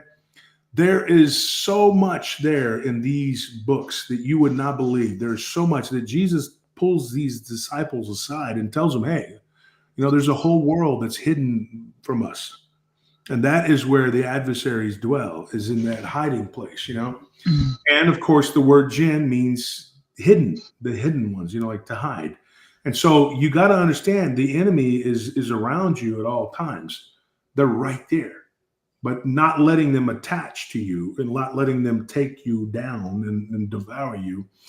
That's a big thing. And it's a full-time job trying to keep yourself clean, because they'll hit the ride for a little while and you got to get them off, get rid of it, and constantly in prayer. That's a very important thing. But when you pray, the only power you're going to have, if you want the power of the one true Father God, you can get power from these other gods. They have it. It's true. But they're not going to give you what you need. The health, it's like junk food compared to health. So you pray to the one true living God in the name of Christ. And you say that in the name of Jesus. I come unto you, Father, in the name of Christ. I ask these things, they be done if it is your will. And then you proceed to say what you need to say. You ask for what you need to ask for. You pray for forgiveness, because that is the most important thing. And the love foundation that Abe talks about is completely spot on. Loving is the most important thing, because Jesus says that covers a multitude of sin. If you were to die and your heart is, you were right with God as far as you know, but there is someone somewhere that you hate and you did not forgive them, or you have that hate in your heart and you're not going to let it go.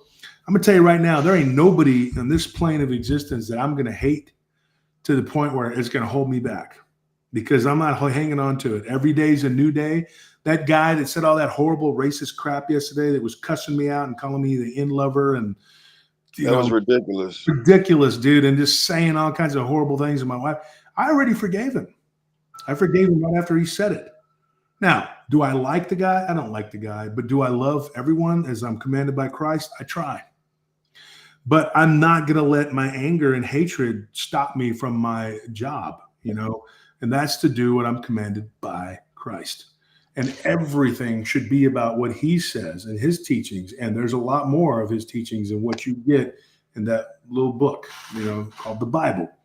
And the problem with Islam, the fundamental problem, and the difference too, is that you, as an Islamic a follower of Islam, being Islamic, you were told that you must learn from this book, right? And sometimes the hadiths, you're able to learn from them too, depending on what sect you are. Right. But the problem is that doesn't have the information that you need, because it's based on flawed knowledge from the Torah way back. And so when you're going through these books, it doesn't matter what they say at this point, because they're all based on wrong information. And they're based on following not the one true God. And that is my problem. And so there are so many people who are being misled and being blindly following the darkness, and they don't even realize it, and they're calling it God. And so I don't tell anybody that I'm changing the words or taking away or adding to. That's not what I'm here to do. The only thing I'm here to do is follow my Lord and Savior Jesus Christ to the kingdom of heaven, because he said that the only way to his Father is through him. Now, as long as I get to the Father, that's all I care about, because that's where I belong. We're a part of him, and we're trying to get that ultimate oneness. I don't care about heaven. And people are always like, well, if you believe in Allah, you could have anything you want when you die. You could have a palace. If you thought it up, you could have it. And I was like, why would I die and still want earthly things? You going to the next level, you don't care about the earthly things. This is a whole nother world. If I died and my ultimate dreams in this world are being realized in the next world, I'm going to be aggravated, because I'm looking for something better than this. You're like, oh, I get to have that nice truck that I always wanted. Oh, yay. I'm still on an earthly plane, man. You know? Oh, one of my friends is Islamic. He told me, he says, and he's a good guy, but he says, well, you know what? If you just thought it up, you could have a chocolate cake. I'm like, what? Chocolate cake? Like, he's like, I'm just saying, like, anything you want. Right. Like, that's how the heaven is. You know, that's what he's saying, right? And I'm like, dude, I'm not going through all of this for chocolate cake or a palace. All right? This does not interest me. What I want is the will of the Father, Abba, Father God. That's what I want. So if I get up there and the source, God, the ultimate creator of all that is, not just this world, and he says, you've done well. Now I'm going to send you on another journey to another place, and you got to do all this and that, then so be it, because I'm fulfilling his will, so I'm happy. So I check in, and he says, you got to go do some more stuff, whatever you want. Because as long as I am pleasing God, that's all that matters. That's called being a true servant. And one way to be a true servant is to be helpful to other people. Amen. Somebody the other day messaged me, and she is a little bit misguided. Her name is Steph. That's all I'm going to say. And Steph told me something, and she says, you know, you need to stop being so nice to these people and endorsing these people and being a friend to these people that are snakes. And I told her this, do you have a guide for me, a handbook that says, hey, this guy's a piece of crap, and eventually he's going to turn on you. And then there's nothing you have, no red flags other than maybe a few things they did here and there. But you know what? All my friends from my whole life have always thrown up red flags because they were turds. You know, one of my friends, I'm not going to say his name, we're still friends to this day. If I lend him money, he's never going to pay me back. So you know what I did? I said, look, man, I'll just call him Loke. I said, Loke, I'm going to give you this. Don't say you're going to pay me back, because you know you're not. Just take it. It's a freebie. That's what I did. So we stay friends. That way he's not dodging me. And if I need him to help me with something, I can call him up, and he knows I'm not calling him. I'm like, hey, bro, where's that $200 at, man? Right. I need it, bro. What's going on? I got to pay rent, dude. And then you're in a fight with this guy, right? And the guy's like, man, I ain't giving you $200. I got to do things. I got bills to pay. You know, I'll get it when I get it, man. Don't talk to me. Leave me alone. You know, that's what happens with money. So I tell you, I can give you money, but I'm not going to lend it to you, because then you'll run away and I won't see you again, and I want to be friends. Simple as that. Or I'll tell them this: I can't afford to lose $200 or $300, and they'll be like, well, I'm going to pay you back. I said, please don't say that, because then that creates a schism there, you know? So I tell people, I want to stay friends. And so I told this lady, I said, so I should never have been friends with Barton. She goes, correct. I said, so everybody from now on, I have to judge like Barton or any of these other heels that did the way they did me. And she says, correct. I said, I refuse to do that. Somebody's Rick Rude or Rick Crude, your PA address. Oh my gosh. So I said, this is the thing. I told her, I said, there is no way ever that I'm going to do that. And I said, I appreciate. So I told her, I said, I appreciate that you have this, you know, whatever, you know, like you're trying to look out for me. But I told her, I said, the flip side though, I told her, I said this, I said, I can't live my life worrying about what other people are going to do to me. That is on them, not me. And what Barton or Larry or any of these other people that were friends or whatever, There will be other Judases. There will be other Brutuses. There will be betrayers your whole life. You Mhm. can't be afraid to live, because the reaction, the human reaction, is to cloak yourself, isolate yourself, and go back into your cave and just be like, I'm gonna, knuckle up on anybody. I'm not gonna, don't want to talk to nobody because they might be a bad guy or bad woman, whatever. And then you lose touch with your goals. You lose touch with what you're supposed to do. And one of the most important things we're supposed to do as followers of Christ is to witness to people. Right. You're supposed to bring people back from the edge. You're supposed to tell people the gospel. You're supposed to teach them the truth. My people die for lack of knowledge, he says. That's what the Savior wants us to do. And he said that is one of the most important things. Also, love one another. And how are you going to love people if you're isolated from them and you're hiding from them because, they may stab you in the back? Well, people probably will, because they're people. We are all people. And people Right. always want to say, well, white people be like this, and black people be like this, and Mexican people be like this, blah, blah, blah. We all have flaws. We're all equal. Mhm. We're all equally not good. Nobody is any better than anybody else. So people that want to throw rocks and live in glass houses, it's really on them, because what's going to happen is the rock gets thrown back and their house is going to collapse. Because Mhm. if your house is not made on sand and glass, and it's made of the proper material, when they throw the rock, it's just going to boomerang back and hit them and knock their windows out, because they're living in a glass house. The universe takes care of itself. God doesn't need our help with that. But Christ It's says an idiot again. with bringing people back from the edge here on this plane of existence, because the God of this world is the devil, Satan. And what he wants is for you and everyone else to not believe and not talk to people and to isolate yourself and to just go into your own little bubble and preach to an echo chamber. But I'm not going to stop being friends with people in the community. I'm not going to stop having faith in people doing the right thing, because there are good people out there.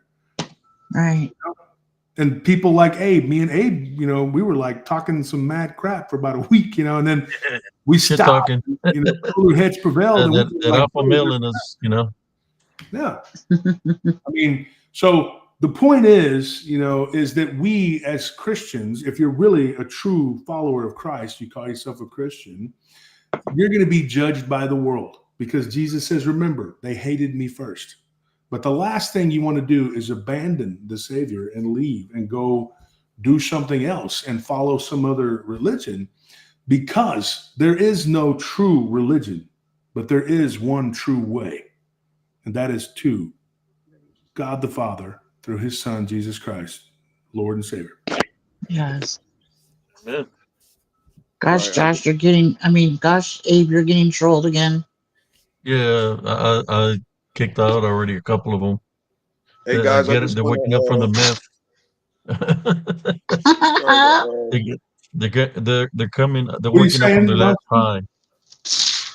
no, I just want to say thank you for letting me on. Josh, I'll be tuning in every time you on. Abe, I'm on here every single night. I got to Thanks, head to brother. work. I love you guys. Love it too, You brother. guys keep rocking on. I'll see you tomorrow night, guys. All right, man. All right, brother. Bless you, brother. God bless you and your All wife, right. brother. You God too. bless you. Good night. Good night. Or Bye, good Jamie. morning. Bye. Bye, guys. Bye, Jamie. Nice to meet you. Bye. Drive safe. There's another one, Abe. Hey, give Anthony a wrench so he can help out. Anthony will help too. I added them to the block list. I don't know how to. This is a different platform here. Uh, let's see. Valerie says, Jesus of Nazareth is the only one I trust. Valerie, you and me both, sister. Let me tell you, I don't trust any of these Yahweh, Jehovah, El Shaddai, whatever. I don't. If it's Jesus endorses it, then I believe it. And I look at it and I said, that's it. Well, But you opened my eyes to that, Josh. Thank you so much for that. yeah, I was a little perplexed there for a while because, you know, reading it in the Bible is it. I'm like, wait a minute. But you totally made sense. And I have to thank you for that very much because that that feeling where you're not sure is not good. Yeah. Yeah. And so hopefully, you know, our brother there, you know, Red will come to the, you know, and stay in the fold and be, you know, nothing against Islam, whatever, you know, nothing against Buddhism or whatever. I believe that they do have some truths, but I believe that there is only one way. I haven't Yes. found any others. I've explored other religions. I can tell you everything about Islam. I can tell you a lot about Buddhism. I can tell you a lot about Hinduism because I've studied them. Mm. And I once read that it's the mark of an intelligent man. It's not tooting my horn. I'm saying what I once read. That it's the mark of an intelligent man. It's saying basically this is what you're supposed to do. To be able to read about subjects, but not necessarily accept it. You know, like you can read it. Right, right. I've read Mao Zedong's, you know, red book. It's a Ah, communist manifesto. It's a horrible book. It's full of wow. xenophobia and racism. It's a terrible book. And he's a horrible guy who I'm sure is being tormented. He was one of the worst people. He was worse than Hitler. People don't realize Mao Zedong and Stalin, both of them Yes, individually killed 5 times as many people as Hitler, but they Hitler were gets a bad rap, you know? very evil. Very, very, very evil. And so I've read all about Pol Pot and the Khmer Rouge. I have friends that lived there, well, their family that lived under it. And then Hinduism, I've read all about Hinduism. And I know all about the yugas. And I can tell you that we're in the Kali Yuga, which I do believe there is some truth to that because it predates anything, you know. Yes. In Buddhism, Taoism, and Taoism, and I can tell you about all these things. But the Yeah. truth is this: I have explored all these religions. I've gone to multiple Buddhist temples. I've gone and studied with Hindus, and I did meditation. I didn't really like it. I didn't like what was happening. Uh, Right. I've done a lot of that. I've done all this namaste and whatever. Just wanted to know what else was out there. I've been to Right. Jumai, you know, as they call it, and I've been to the synagogues a couple times. And I've studied with rabbis and clerics, of Muslim clerics, and I've studied with preachers and priests and pastors, and they're all different. That's all different stuff, you know. And I've been to Right. multiple different types of churches. I've studied with people from every type of Christianity you could imagine. And they Right. don't all agree. In fact, most of them disagree. And that's really messed up. And they all try to proselytize and tell you they're all wrong and they're all bad. And you're like, dude, I was like, you're about the 8,000th person that's told me that. I just tell them like this, and this is my philosophy, and I stick to it. I said, I cling to Christ like driftwood in the ocean. And one preacher got really snarky, and he says, oh, you cling to Christ like he's driftwood? And I said, I'm not saying Jesus is driftwood, but if you were in the Right. ocean and you were tired of swimming because it's 300 feet down, you're going to You drown, would. right? Right. Driftwood is the best thing that you can find because it floats. Exactly. So if you're in the ocean, you want driftwood, right? And he goes, well, we're not in the Right. ocean. I said, sometimes we are, sometimes we're not. I was like, there's sharks in that ocean and there's sharks on this land. And I looked at Right. that guy and I told him, I said, look, and this was a Baptist, you know, and this is one of the reasons why they're so stiff-necked. And I told him, I said, look, when I was 15 years old, I saw what looked like a werewolf. He kind of scoffed and then he goes, well, then it was a demon. I said, maybe it was, maybe it wasn't. I'm not going to debate about what it was or what it wasn't.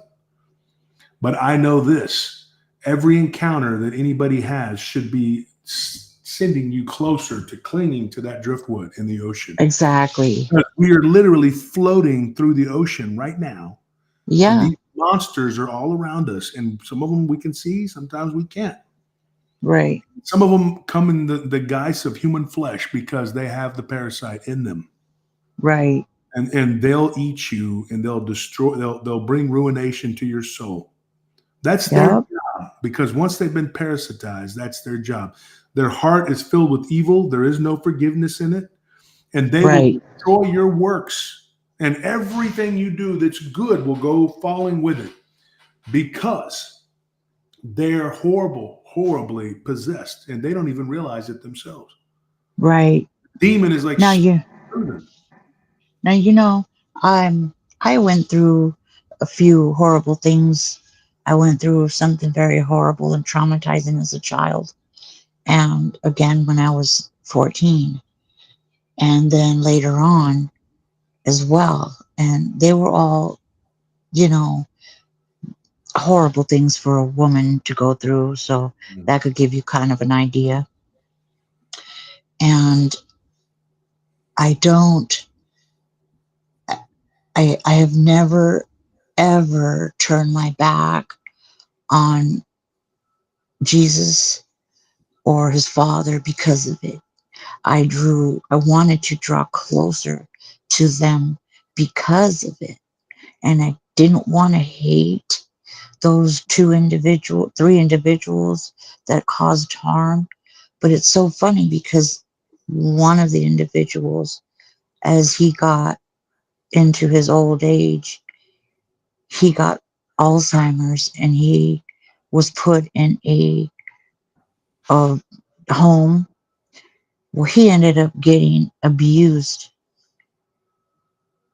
in his old age. And I had to, and you know, they never said sorry for these things. So I hated that man with all my heart. And one day I thought, you know, I need to forgive that person and give that hatred to my creator because I can't carry it anymore. It's too heavy, you know? And I did that. And I did that with the second person. And I did that with the third person. And I feel lighter. My soul feels lighter. I stopped hating. Yeah, and that's very important. Right now, as Yes. you speak, you were speaking, and somebody was trolling and attacking because they wanted. I put them out. I got rid of them through YouTube and through here. They were like, "We got your docs, blah blah blah. You've been hacked, whatever."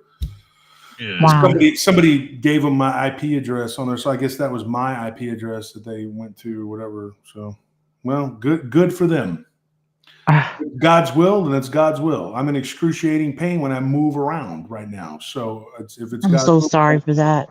for an entire day and night, my knee has been in excruciating pain, and I can't even Comes like. another one, another troll. Uh, This is that this is what what's he's saying. affected you? This is what the troll is saying. I'm fixing to boot him out. He says No, keep productions on it. I got your production here, right here. Boom. Here you go. Here's your production. where are Take it the to moderators? They must be asleep or something already. yeah.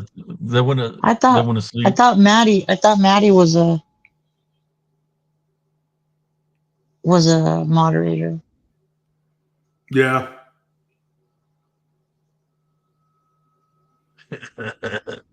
They're waking up from their zombie like state from the meth that they were on a couple of hours ago. That's right. They'll in about 5-10 minutes they'll go try to get another high, so they got to go hustle somewhere. Right.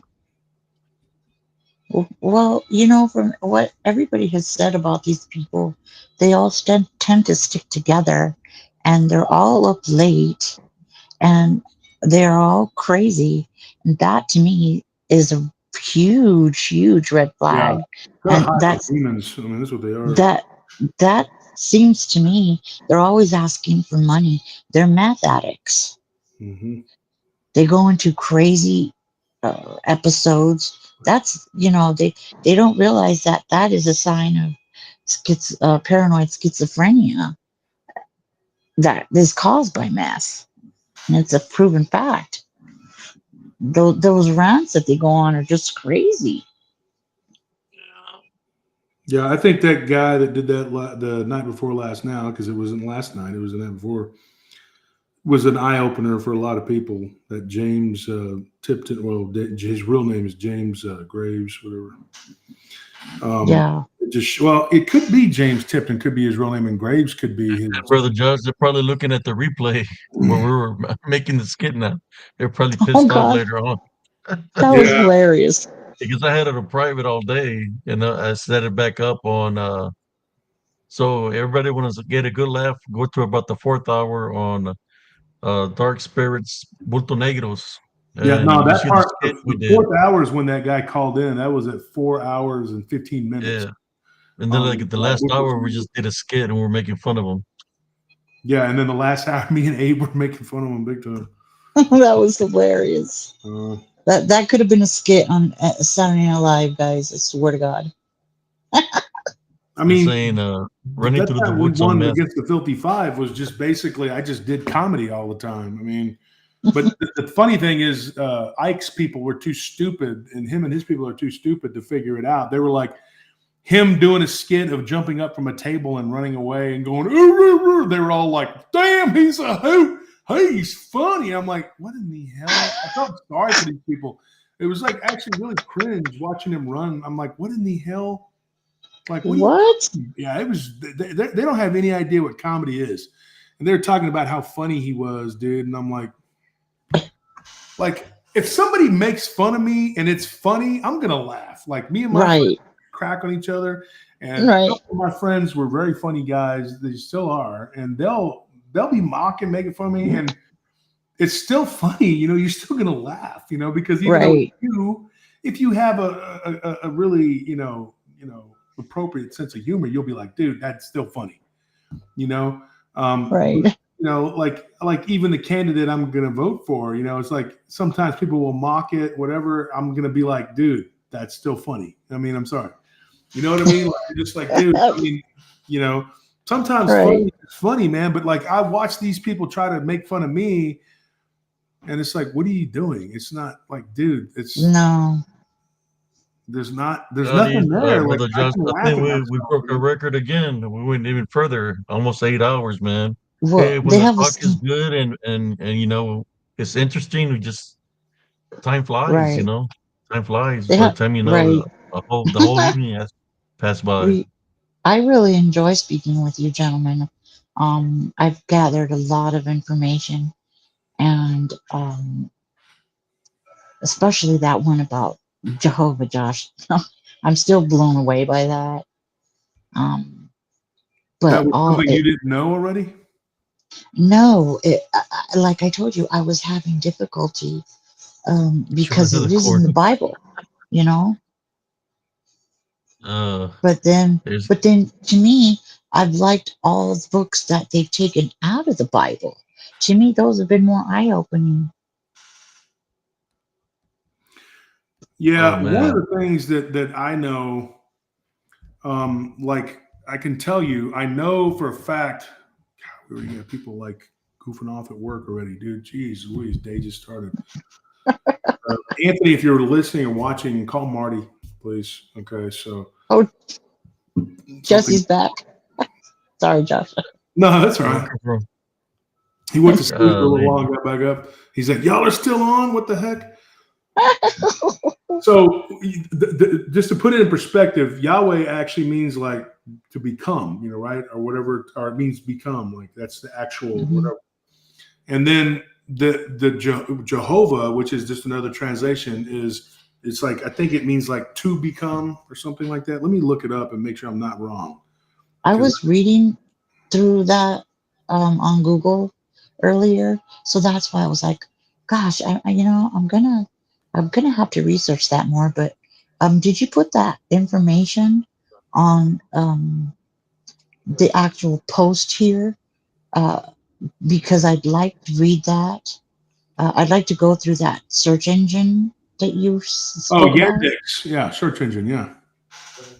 So here's what it says about Jehovah and Yahweh. It says Jehovah and Yahweh are both names for God in the Bible and are generally considered to be the same name. Jehovah, the Latinized form of the Hebrew name for God, which is based on the Latin equivalents of the Hebrew letters JHVH. The first recorded use of the spelling of Jehovah was in 1270 by a Spanish Dominican monk. It says here are some other things to know about Jehovah and Yahweh. And this is the Tetragrammaton. The 4 letters that spell the divine name are called the Tetragrammaton. The Tetragrammaton first appears in the book of Genesis. It says the pronunciation, the Hebrew is basically the same thing. And it says here, according to that's a different one. Now, what I read that got me confused as well was that it said it was a misspelling. Yeah. So I was like, what? Okay. My thing though is this. I mean, Christ never refers to his Father as with these names ever. Right. And that really opened my eyes when you said that. I was like, somebody grabbed me and shook me. Like, Mm-hmm. it made so much sense. He never calls him that by any other name than his father. Yeah. Abba, or Father God, or that's what I thought about that. I was like, wait a minute, you know what? He never says Jehovah. And the Jews were actually worshiping Yahweh or Jehovah, right? But the Jews didn't call him Jehovah; they called him Yahweh. So when Jesus says your Father, which is Yahweh, not my Father, he says he's interesting. not my Father. He says my interesting. Father. The one true living God. He goes, and your father is Satan, and you're in the synagogue of the synagogue of Satan. And so he's making Yahweh the equivalent of the Shaitan. Wow. So whenever that's being said, that of course, when you walk into their synagogue where they're money changing and doing all these bad things, and they're not in there worshiping the one true God. Now, people misinterpret this all the time. And I had somebody ask me one day, they said, well, how do you interpret it when he says that they're in the house of God or whatever? I said, there's 2 ways to look at that. One, that never happened. I mean, like what they're saying, the way it happened. Somebody wrote that because the disciples were from the Jewish descent and they wanted to make it fit. Or people that were following the disciples' teachings wanted to make it fit. So that's what they did. Or what's more likely, it did happen. And he did say that. But what he's angry about is that you have taken the temple of what should be his Father, the one true God, and it probably never was. And you have built this temple in honor of your God, who's completely okay with you money changing. That's completely okay with him because he's the God of money. Right, because there was never money. Yeah. So why are they collecting taxes and doing all these things in the name of God, right? Because they were blind to the truth and the true whatever. So that is the problem, the fundamental problem that Jesus is like, you shouldn't even be in this temple, doing anything because it's not in honor of my Father. But it's even more, like horrible because you're in here money changing in what should be a house of worship and in honor of the one true living God. And he's like, I'm here to fulfill this and teach you and tell you what needs to be done. That's the problem. There's another thing too. This is really weird, and I don't know if anybody even wants to hear it, but like people. And first, we'll talk about this one, Moses. Why did Michael the archangel have to argue with Lucifer over the body of Moses? That's a weird thing. People have asked me that question too. They said, well, if he was being led around by somebody who wasn't really in Jehovah or Yahweh, has been considered by many scholars from, that looked at the ancient world as a volcano god, like he was a fire god. So that's what some people have even called him, a volcano demon. And that he wanted sacrifice because Azaz, who was one of the leaders of the Hebrew kings, or the Israelite kings, he demanded sacrifice for Yahweh through his priests. And it happened 2 different times, and we know that this happened. It's canonical in the Jewish faith. So it was taken out and changed, but there are still books that are there, and it's a matter of fact that he did do that. And he said, and he did exactly what they were doing for Moloch and Baal, which is to take their children, in particular Baal Haman or Haman. And it's funny because that was the chief rival of Yahweh. So South Park actually did a skit on it. I caught it and I figured it out. People were just like, what? Because this one Jewish guy was like getting all crazy and trying to convince everybody.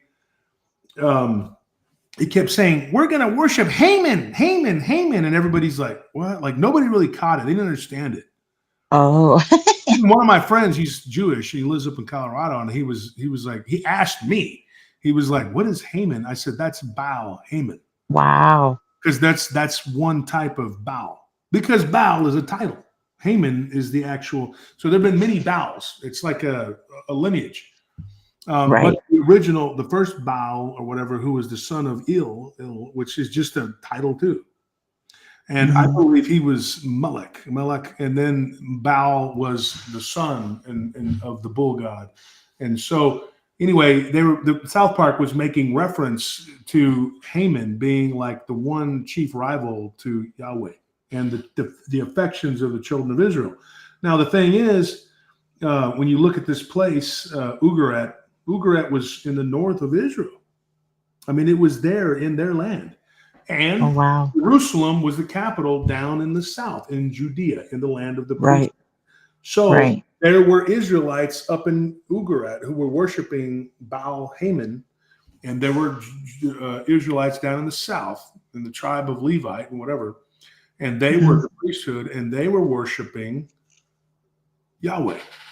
But at one point, they were all doing the same thing, and they kept on intermingling and, and committing. So they all had it wrong.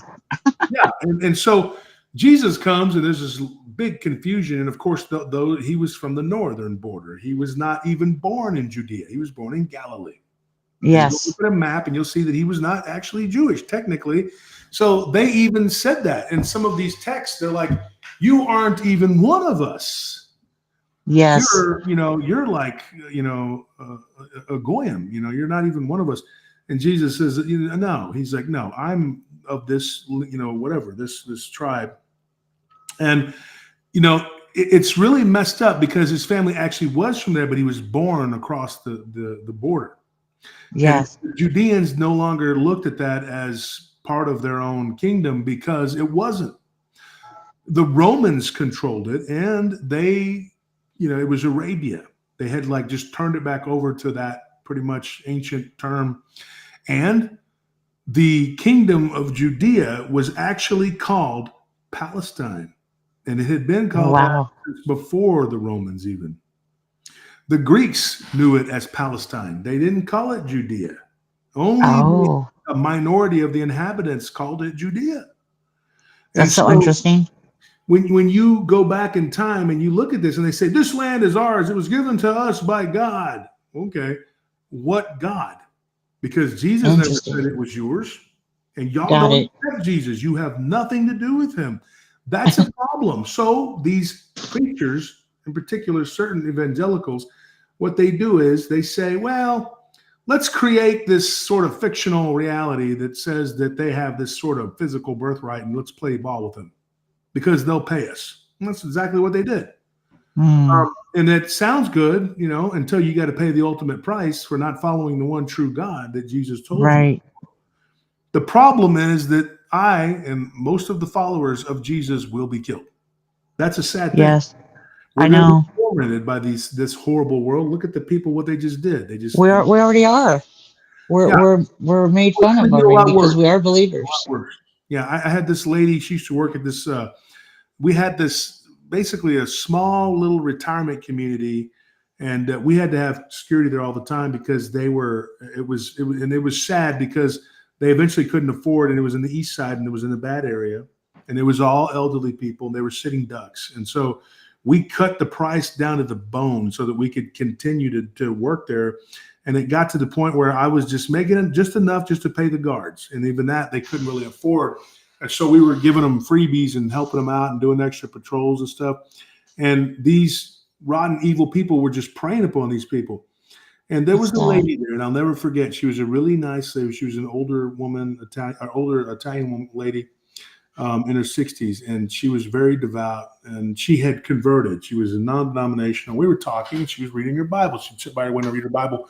There was a fence all the way around it, and then there was an inner courtyard, and all their little cottages faced the inner courtyard, which was beautiful. So it was like a little oasis right in the middle of all this madness. Aw. And so I did my best. I put my heart and soul into actually protecting these people, and I did. I had to do it. And so they were really, really nice, and they would always put out sweets and really, like, they had this little like community center in the middle, and you go in there and they'd have sandwiches for you every night, Aw. drinks and little cookies and things like that. And so little lemon cakes, and so they were very nice people, and I was always, hard on the guards there, like, make sure you're watching them, take care of them. These Right. people are, this is a rough area, and they need to be protected. And so these were elderly people. And one lady, I got to know her pretty well. I think her name was Lois something. I can't remember her last name. But I remember she was like an Italian lady, and she was telling us, me and Anthony one day, about her beliefs. And one of the things that we kind of argued, I mean, I wasn't mean about it or anything like that. Right. Telling me about how we should stand with You can check them out. Israel and Oh. how it was not Palestine, and it was never Palestine. And I said, that's actually not true. The Greeks even referred to it as Palestine, and that is why the Romans called it that. Because Alexander even called it Palestine, and the Romans called it the Principality of Palestine. It was basically a Roman protectorate state. And they had conquered it, and they had taken it over, and they had taken over large portions of the Levant. And so it was in close proximity to Egypt. It was right next door to Egypt. So they had to have it. It was a strategic port, right? There was a strategic point. And so if they did not have that border and that whole area secured, Egypt was very pivotal and important to the Romans because of the fertile Crescent Valley. Yes. They got a lot of their grain from there, especially east. So they had no choice but to play ball with the Judeans, the headache. And the Romans didn't even understand why a place that was called Palestina, basically, was inhabited by these people known as the Judeans, because they themselves were actually a minority there. That's actually true. They were surrounded by Arabs, and they were, and so when people say that, that's actually an inaccurate statement. I don't want to get involved in the geopolitics of right or wrong or whatever. I think Hamas is a terrorist group, and I think that Israel has a right. So do I. Same thing, blah, blah, blah. But so do I. I know the truth. I know that it was called Palestine, and they were called Palestinian, and they don't have any genetic markers to the Philistines. There have been multiple studies that tried to point them as the Philistines and try to fleece Christians into believing that they are the genetic inheritors of the Philistines. But there are studies that were done that shows that some of the Palestinians, because 48% of Palestinians are actually Christian, or they were until they were slaughtered, and they were actually killed by Israel, not by their Muslim neighbors. So that's crazy. Yeah, that is. And amazing how they target the Christians, right? And then Muslims are like, they're being pressed on both sides. You're going to fight with us. And then the Jews are like, no, if you do, we're going to kill you. And so they're just like easy targets. They're just being slaughtered. And so what ends up happening is there are genetic markers that show that many, many people during the time of Christ became modern day Palestinians. They have the same genetic markers as the actual original Hebrew Jewish people. Wow. It's pretty interesting. And then these Khazaric Jews that are white Jews that come from Europe, they come down there. There are studies that show that some of them have as little as like 12% of actual Hebrew blood genetically. Oh, wow. So you're like, there's an actual group of people that are there that aren't even like really, whatever. And then it gets even weirder in Revelations 2:9 or Revelations 3:9, and Jesus reaffirms it. And he says, you suffer under those that claim they are Jews and they are not. Now, this is Wow. way in the future because this is Revelations. Right, right. I know that you have suffered, and you are suffering under those that claim that they are Jews. They're not. They claim that they are the house of David, but they're not. And then they say that David's symbol was a star. No, it wasn't. It was a palm tree. Now we got this 6-pointed star, which we know from 2 Timothy is the symbol of Remphan. Right. And so when you got Remphan, who's cutting from Moloch. And I never understood why they had that. Yeah, and it is an old, ancient, esoteric symbol. Here's a funny thing, too. The Nazis, a lot of them had, there were high-ranking officials that were involved in this, were actually supposedly Jewish. Adolf Eichmann, Joseph, what's his name? Goebbels. A lot of people claimed that they were Jewish. We know Hitler was part Jewish. And Right. they have uncovered, like, if you just go look up swastika and Star of Oh, David. I know. Yeah, I've researched. Yeah, you'll see I've researched the swastika. It's not what it meant. What they meant it for. No, it is. It's the same thing. They used it the same way. There is no right way or wrong way to turn it, and they used it as a symbol of fortune and luck and all that other stuff. But the problem is that the 6-pointed star is actually the antithesis, the opposite of the swastika. And the swastika is actually a religious holy symbol in Buddhism. Yes, I read that. Symbol. And it's crazy. They have places like where they found these symbols, and they'll have, it's kind of like a yin yang symbol. They'll have the Star of David, which what we know is the Star of David, and the swastika planted right in the middle of it. Oh, wow. Go look it up. You can just look it up on the internet. You'll see it. I'll check that out. And you'll see it like in Hinduism and in Buddhism and these places where you would not think you would see that star and that swastika. You'd see them together. Yeah, they were together. And what's crazy is the really, really thing that bothers me is really weird. I couldn't shake it. I was just like, like the bombing of Dresden. Like, it was like they killed these people to get a body count. They were trying to get a body count. This is terrible. They knew that was not correct because those were refugees, and so they killed them. And they killed anywhere from 250,000 to 300,000 Jewish people by incinerating them, along with Poles, the German citizens themselves. And this was carried out by the United States and Britain. That was it. There was nobody else. The Russians politely declined.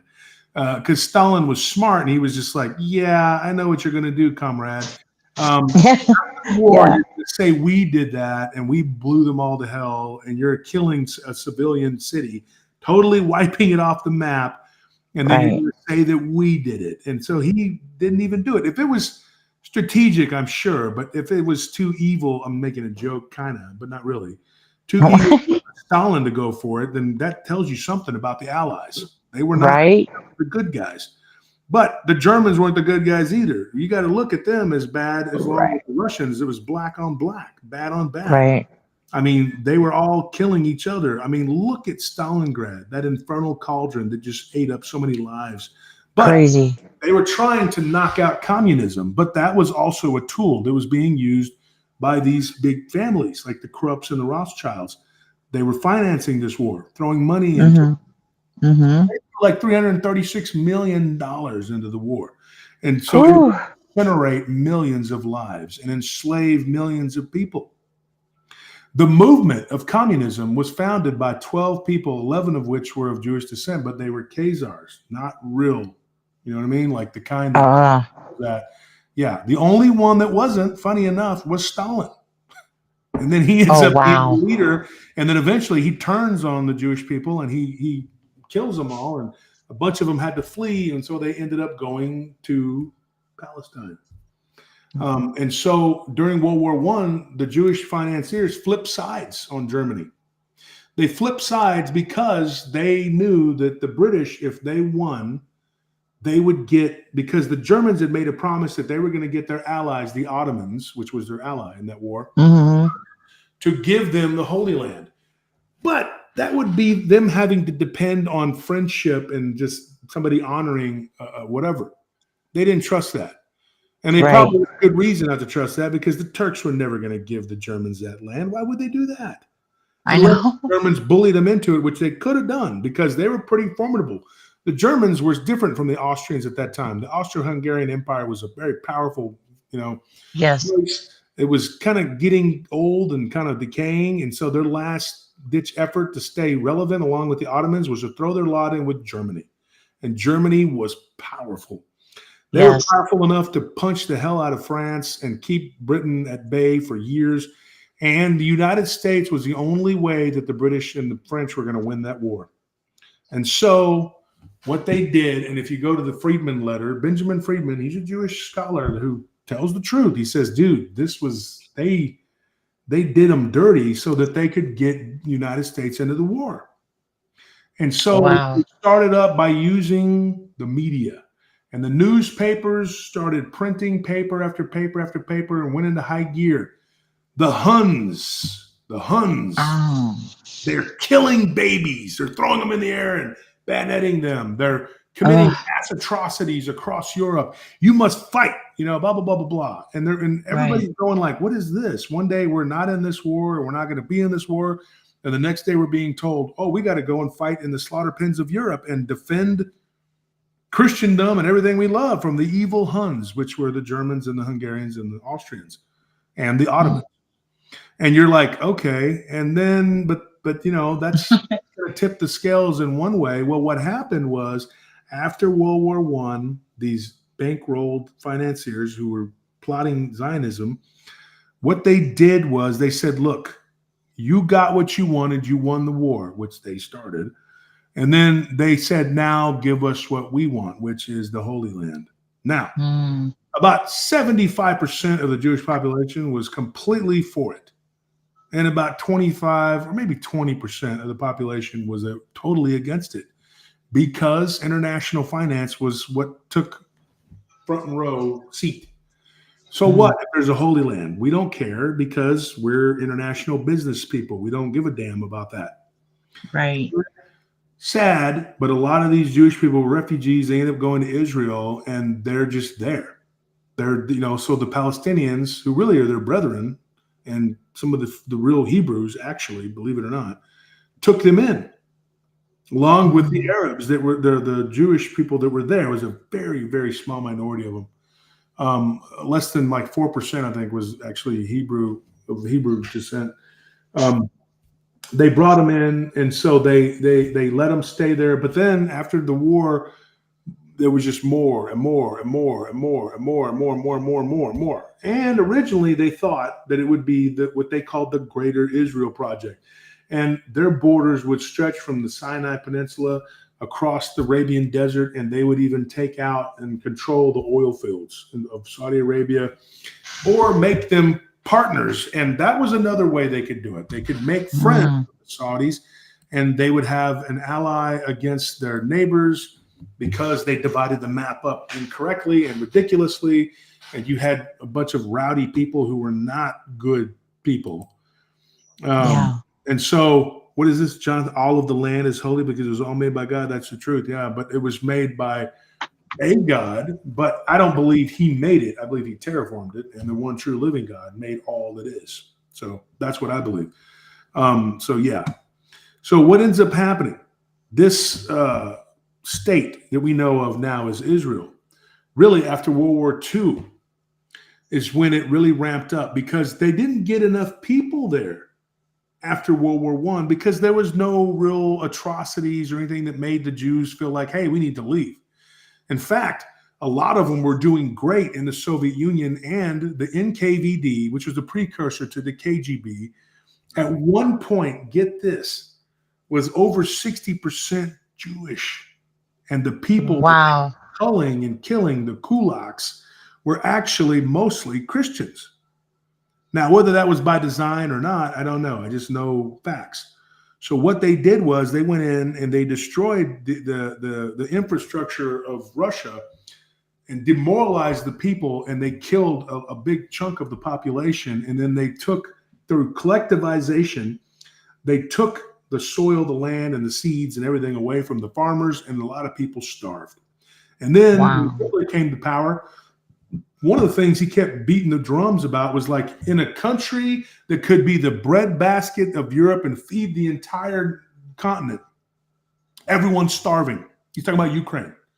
The Holodomor, millions. You can look it up. I don't know how many millions off the top of my head. I think it's like several million to 10 million, something like that. People were starved to death and just died because the Russians were, just horribly did what they did. Now, that doesn't have anything to do with what the war is. I'm not talking about that. I'm just saying that's what happened at that time. And it was communism. It wasn't about Russia or Ukraine, whatever. It was communism. So communism did what it did. And of course, this was by design. And when you stop and you look at this, then World War II happens. Now, if you notice in 1948, there was a huge influx of people going to Israel from the European countries.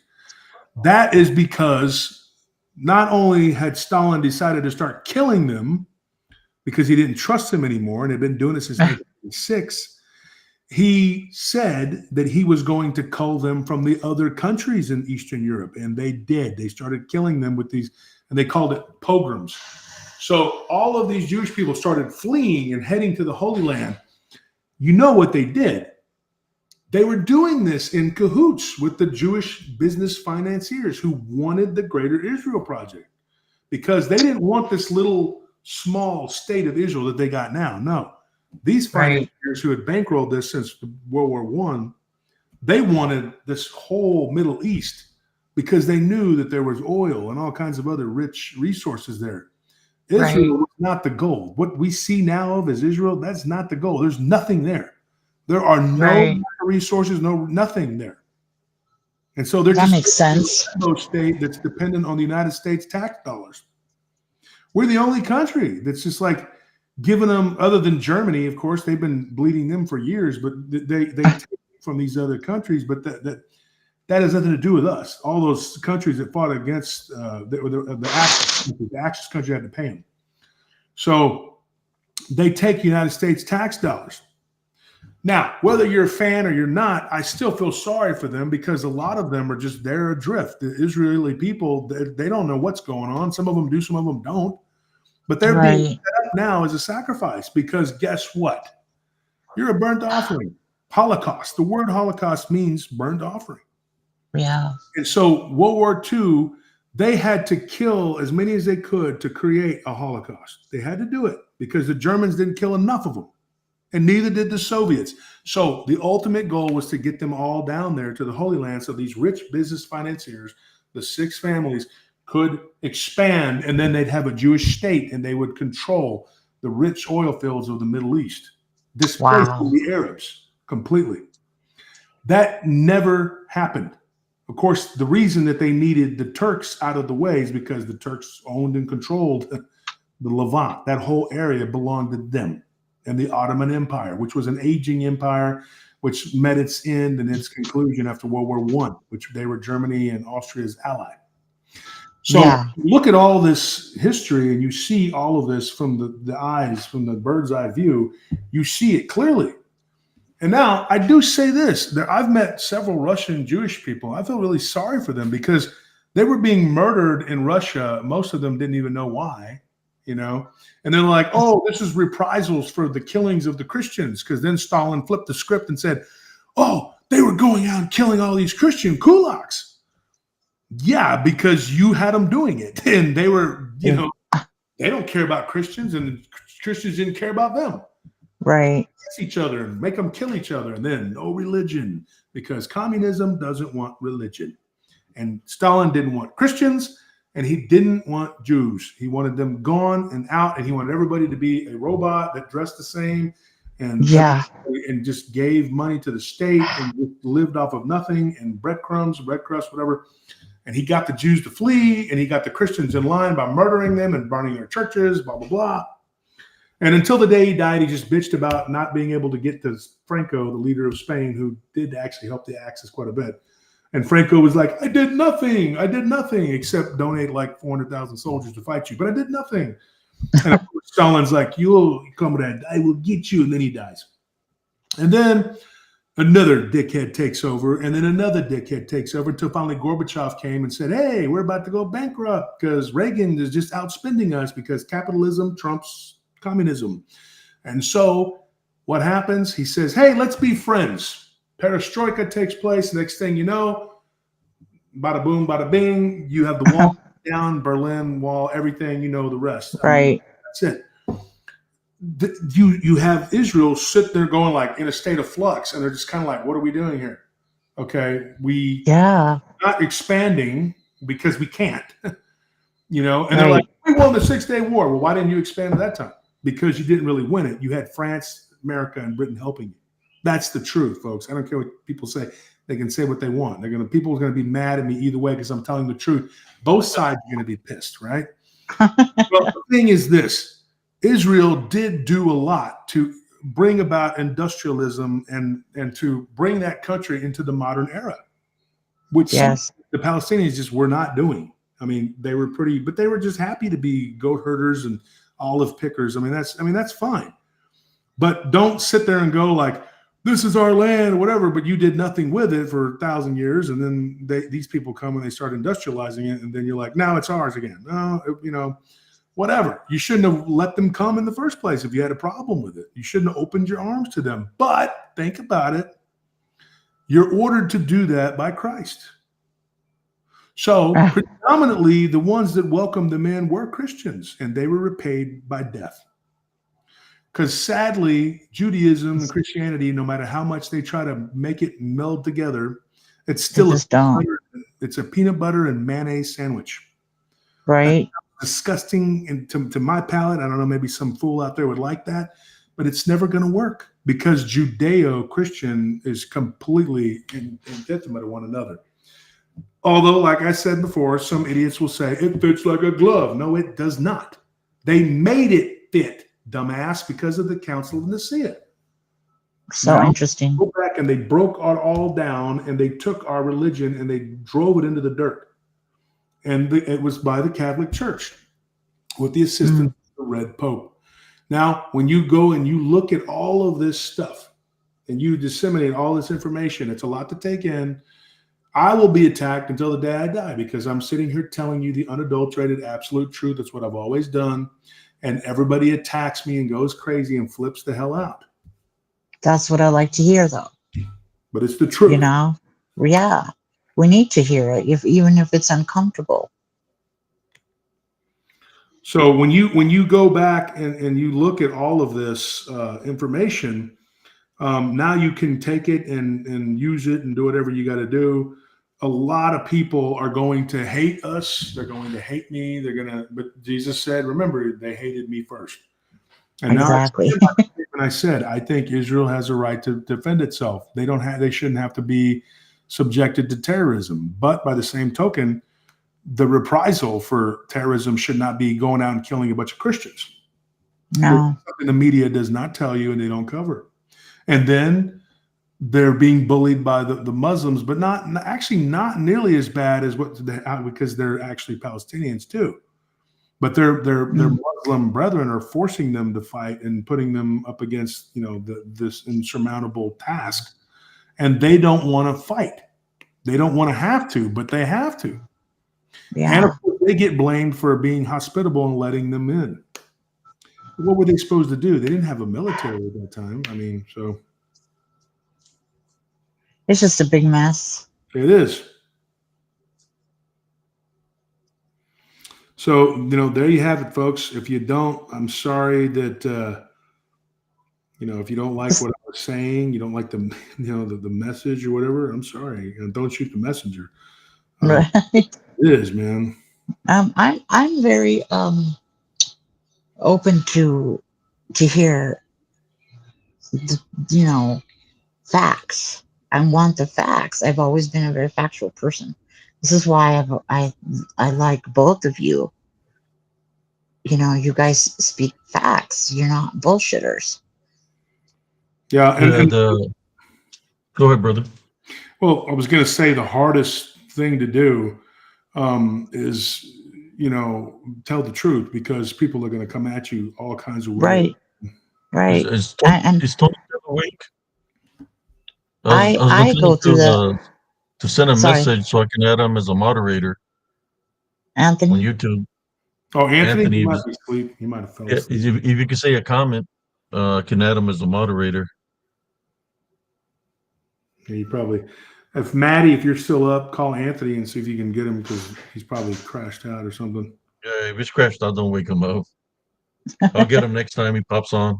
I'll just do it off my phone.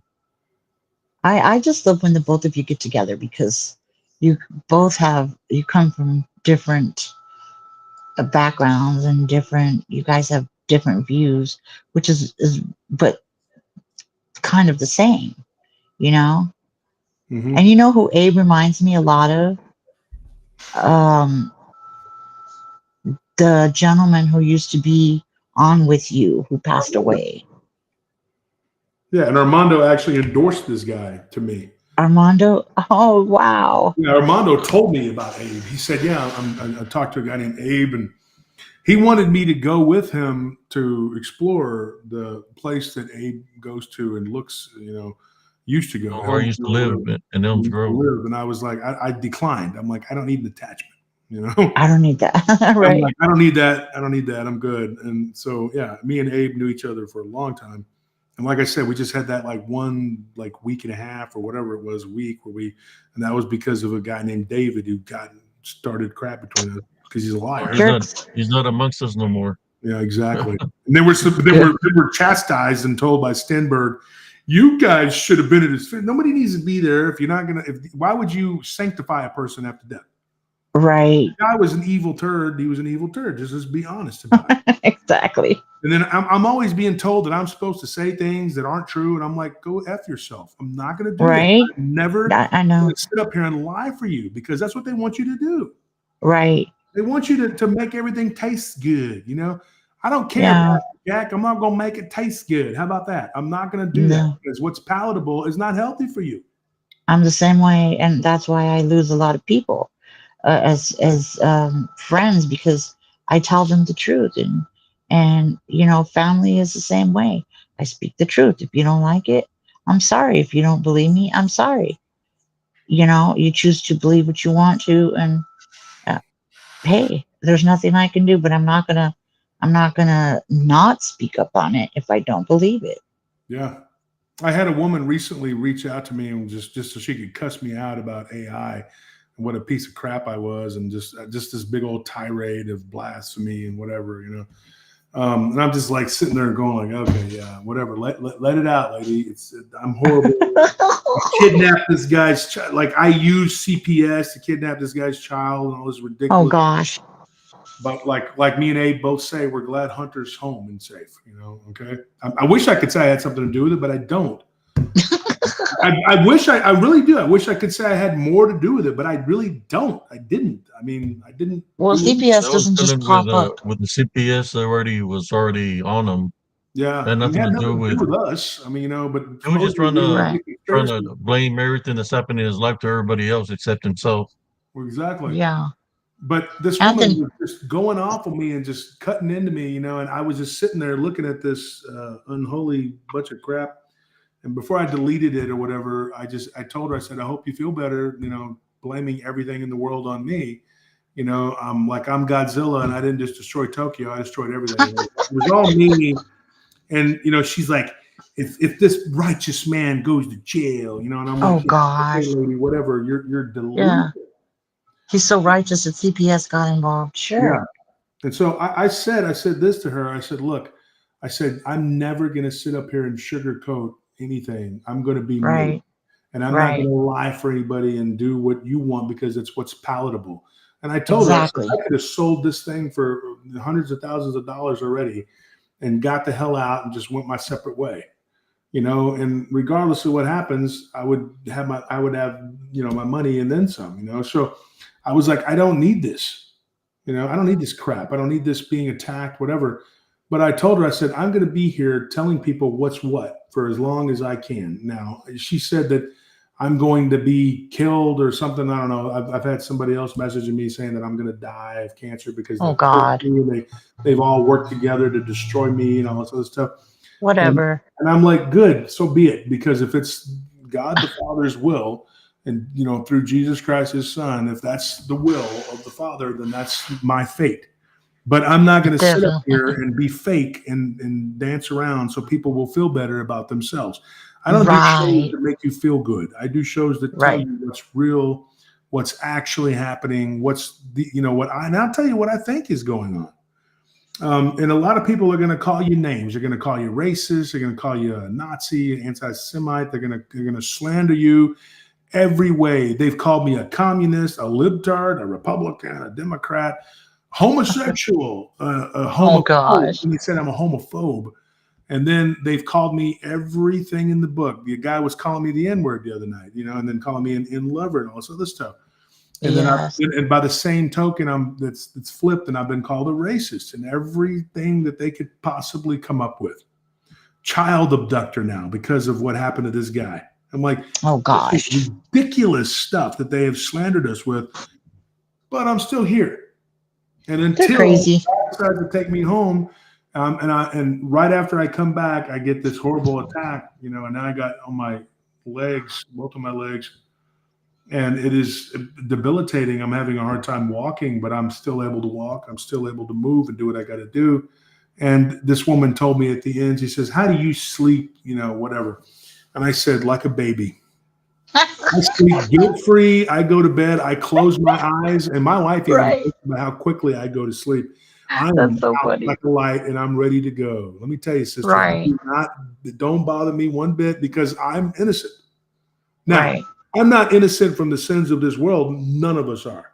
But of Nobody this is. other crap that they're accusing me of, absolutely, I'm innocent. I didn't do any of that crap.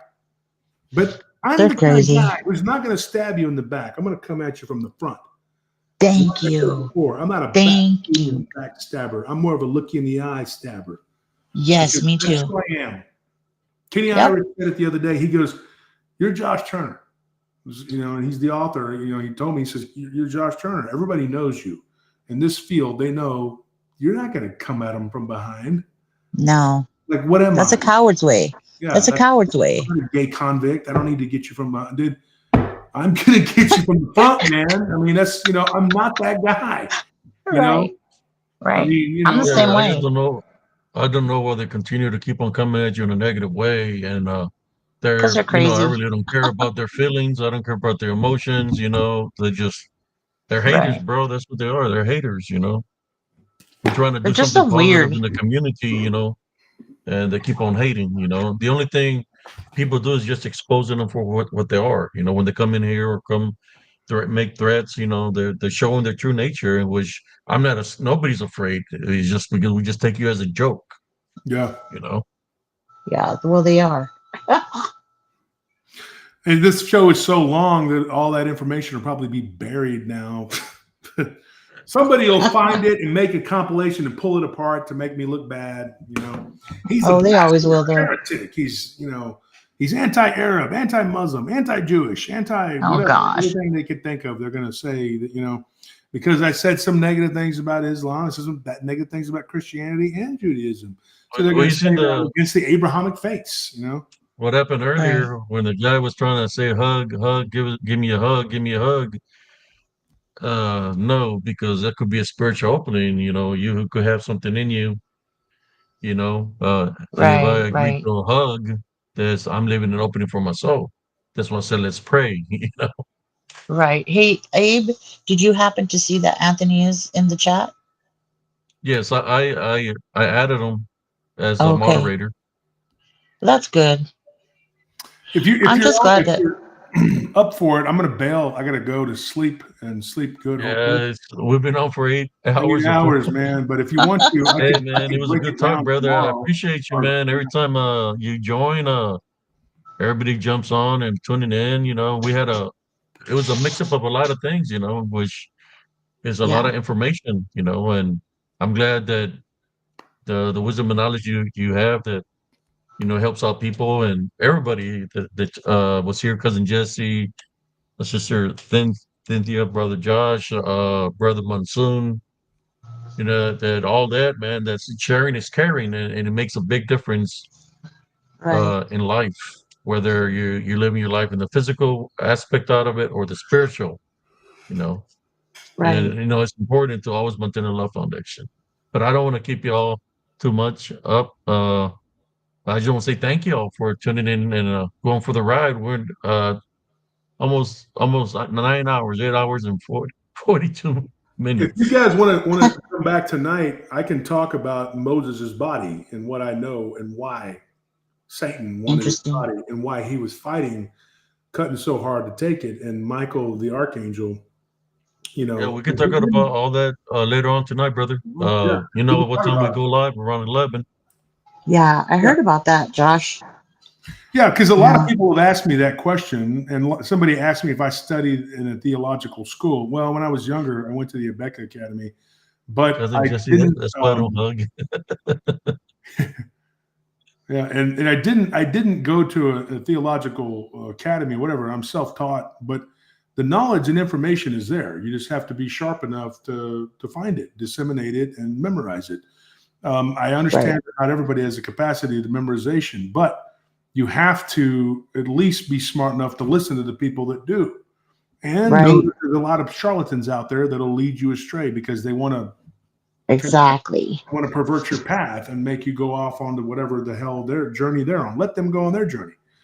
Right. But the thing is, you got to understand something. It's pretty simple, really, when you stop and you break it down and just back it up and go, we were wrong on the wrong path. Let's get back on the right path and let's get to following Christ. Why did Christ even come if we were just going to be told, oh, it's okay to just not care about him and not love him. You'll still go to heaven, whatever. That's not how it goes. That is not the way it is. This is getting ridiculous with these people. And so, there's a lot that can be unwrapped, uncorked about the whole thing.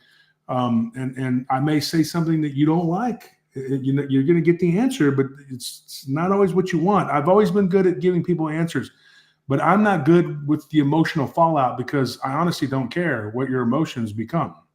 Sometimes you just have to be the messenger and go, I see you crying and you're upset about it, but you need to be a big boy or a big girl and pull your pants up, and be like, put your boots on and go to work, put your shirt on and go to work. You're a big boy. Right. Why are you being a child? You're being a petulant child. This is not correct. It's not correct behavior. And that is the thing. People want the world and the truth of the world to conform to what they want it to be instead of conforming to the truth of the reality is. Exactly. That's why it's so hard. And common sense is just out the freaking window, man. I mean, I saw that's gone. Driving on the sidewalk, and I'm like, what? Like, how do you not know? I was on Mopac one day, and this guy came flying, and like, how he even got on our side of the road and was going the opposite way, like we would have head-on collided with this dude if I hadn't moved over a couple lanes, and then I was just like, and then I just see this guy go, and I was like, and me and my wife look at each other like, what the heck was that? I mean, that was crazy. And like, it's not like you could, just veer over into our side. No, there's an entire like big yard, of grass, like somebody's house and yard, it's like, it's how wide it is. Like you can't, at that point where he was at, you couldn't even see the other side, which is going the opposite way. Like what? It was separated by a huge gulf. Yeah. And so you're just like, how did he even get to that point doing what he's stupid crap that he's doing? These people are stupid. I mean, they are. Like the other day, I was, it's been a while, but I was at the food truck and my friend has a Chinese place there and he's from China. He's from the Fujian province in the east, in the far east. He's a really cool guy. And so he's a gun owner and he was showing me his new Kimber and I was like, oh, that's nice, whatever. And we were sitting there talking, whatever. And he's a big, like he doesn't like what's happening because he doesn't want to see us turn into what's happened over there, And so we were talking, whatever. And there were these kids and they were like, I think communism is cool. And he turned and looked and he was like, what the freak? He goes, I can't even go back home because of communism. Kids are all just sitting there eating. And I look over and there's this girl and she's trying to eat lettuce and tomatoes with chopsticks and she's dropping it everywhere. And she's like, this is so awkward. And I'm like, it's not made for that. That's why we have forks. Okay, Right. I'm trying to be culturally enlightened in communists and eat food correctly. And so I thought it was funny that he went and grabbed a fork and threw it to her, and then she started eating with it. How funny. And I'm like, Well, you know, those people that say they love communism need to go spend the day over there. yeah, go to Cuba or Venezuela. Yeah, Go be there. I know a lot of Cubans, friends that have lived it's under it, and horrible they're there. not cool with that crap at all. Yeah. They Well, still my got That's old why sister, cars Florida from voted for back in the Trump. day. It's So old cars that they yeah, got there. yeah, yeah, since the 1950s. my, They're masters at rebuilding and oh, remaking. I know. They're genius. They have to My, because they don't have anything new. they don't have a choice. My stepsister's um, parents, my stepsister's husband's parents or in-laws are from Cuba. And when they escaped, they had a choice to come to America or England, and they chose England. Mm. So now she's lived there since she was 18, They and want now to live she's under the 40. caliphate, huh? Uh, pardon me? I said they want to live under the caliphate Oh, in England. It's basically Muslim. It's just crazy. Mhm. But Well, anyway, thank you guys, guys. I'll see you later. Hopefully, I'll be on tonight. Thanks for having me on, Abe. I had a good No time. problem, brother. Anytime, man. It's Anytime. always great to pick your brain, Josh. Somebody says steak and eggs for me. Somebody says they're going to get some coffee. I know. The I'm night gonna go owls drink some became coffee. roosters, early morning We've birds. been up all night. They went from night I'm owls to gonna early morning birds. I'm gonna go make some fried eggs. There you Hey, go. Rebecca Thank you Mondragon. so much. Thank you so much, Thank you Abe, for having me on for again. joining. No Yeah, I'll problem. see you guys, man. Y'all be cool. Okay. Have a blessed day. You too. Y'all have a blessed day. Thank you. Okay. Okay. Thank you so much, Abe. No problem. You're welcome. Have a blessed Should day. you say a prayer to Oh close? yes. Por Let's say a favor. prayer before we go. Heavenly Father, this time I would like to pray against any negative attachments through witchcraft or necromancy or through transferring of spirits through this live. As we pray for all the members here of Spiritual Encrypted Encounters, for all those that tune in to have we place 70 crosses on us from head to toe, uh, for us to be spiritually and physically protected from any negative attachments like in spirits. We type and rebuke anything in that manner, all in Jesus Christ's name. For you to continue to bless us and give us the spiritual wisdom and knowledge to be able to do these works in spite of who comes up against us spiritually, for us to maintain our love foundation. And through this love foundation, we can overcome anything negative or any groups that come at us in a negative way, as we don't accept any negativity, any fear mongering, or anything that's against what we believe in you, Heavenly Father. This I pray in Jesus Christ's name. Amen. Amen. Thank you so much, and everybody have a wonderful day. You're welcome, Have a, exuberance. have a blessed day, sister. Thank you. You too. Mhm. Bye bye. That'll be all, brothers and sisters, whoever's tuning in here. God bless every single one of y'all. Love, light, and blessings. Always remember to always maintain a love foundation. I know we went on for many hours, but sometimes when the talk is good, it's good, and you just got to stick with it, because uh, spiritually, it's a spiritual war, unseen spiritual war. Just because you don't see it or you're not sensing it doesn't mean that it's not there. So that's exactly what's happening. There's a lot of people that are being bonded. Have you noticed tonight? Uh, certain individual was being spiritually bonded. That when we're talking about what's happening to the children's, to the pedal rings, he was laughing about it. Well, it's not really the individual that's laughing; it's the path that he's on, the openings that he has. If he's living in sin, going against Jesus Christ, it's the demons that have possession on him that was laughing. Uh, when he kept on saying, "Can you give me a hug?" Well, it's a spiritual thing. It's kind of like it's trying to transfer. So he just wanted for somebody to say, "Okay, I'll give you a spiritual hug." But no, I went into prayer instead because I know what was working through him. You know, I try to get it. I get the unclean spirit upset when I started went into prayer, in which it did happen. Uh, I wish I could help people that really wants for me to help them out spiritually, but sometimes if a person doesn't want to change their path in life and they choose to be a certain way, the wrongs that they're living, uh, they want to make the wrongs right. There's nothing I can do for somebody that truly doesn't want spiritual help. It's got to be within them. They would want to have a relationship with Jesus Christ. It's kind of like a message when I was in the military. I was out in the field in the tank, and I had my CBC on, which is my communication. I was pulling radio watch. When I was putting radio watch, I heard somebody call me by my first name. I looked up out of the tank. There was nobody there. So I went back inside the tank to put radio watch, and I got called again by my first name. The thing is, in the military, they call you by your last name, which my last name is Cias. So I went up there. When I went up there, I noticed something.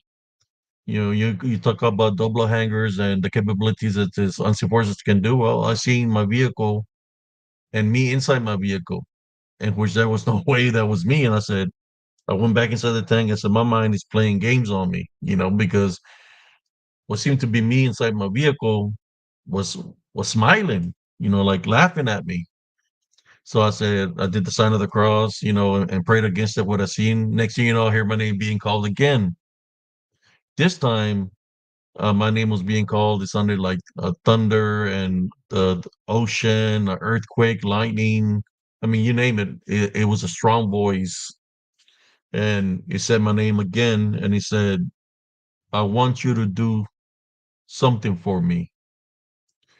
He said, "I want you to send a message to all your brothers and sisters, which will be brothers and sisters in Christ." He said, "Tell them, how do they expect me to help them if they don't open their doors and their windows for me? How do you expect me to heal them and bless them if they don't allow me in?" That was a message. Before then, he said that another thing that this, which I believe was a heavenly Father, because it sounded very powerful. He told me that I didn't have to be in tanks anymore. I just barely re-enlisted, and I said, "How can that be?" And then he said, "Where's your faith?" And I said, "I'm sorry, I'm sorry, Heavenly Father." And that was the end of the conversation. I took out my CBC. I'm like, what just happened? So it's like I finished the radio watch and I went to sleep. When I woke up in the morning, I could not feel the left side of my body. I had no feeling on my left side of my body, in which my crew, because we were four-man crew, thought I was messing around, but I really couldn't.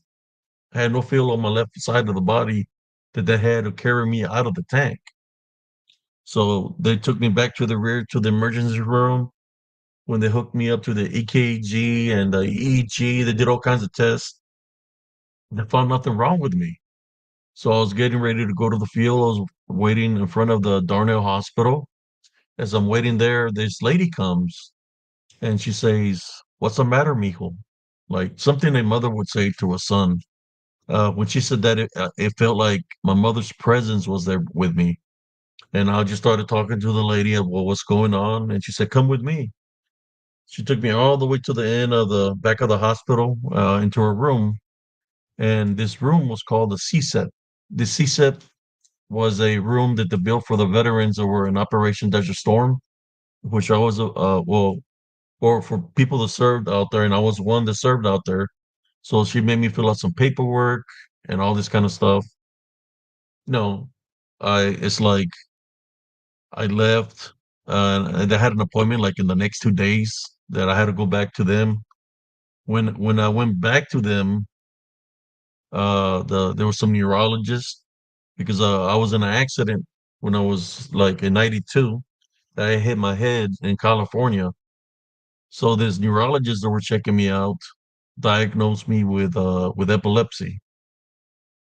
That's what they diagnosed me with, in which they gave me a dead man's profile, which means that I can't do nothing. I can't even go to the field. I can't be on the tanks anymore. So ever since that day, I never stepped a foot back in the tank. In which the Heavenly Father said, "Where's your faith?" So the last 2 years of the military, I never stepped back foot in the tank. He had told me then you had no choice when I went to war, but now you have a choice. And I maintain my faith, and things happen the way in which the Heavenly Father is amazing. That's all I can tell you. When people say, "Where is he? He don't exist." I'm telling you, he does exist. That's why I do the spiritual works here on Spiritual Encrypted Encounters. I just wanted to share that with your brothers and sisters. In saying that, love, light, and blessings to every single one of y'all and your families. Thank you to the moderators for tuning in. I have some more moderators now, since y'all know we have a troll problem. But in saying that, everybody have a beautiful, blessed day. God bless you and your families. Uh, Never forget to tell your children, your loved ones, I love you.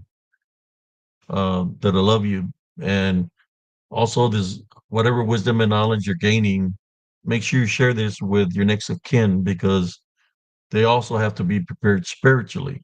Uh, it's a spiritual warfare.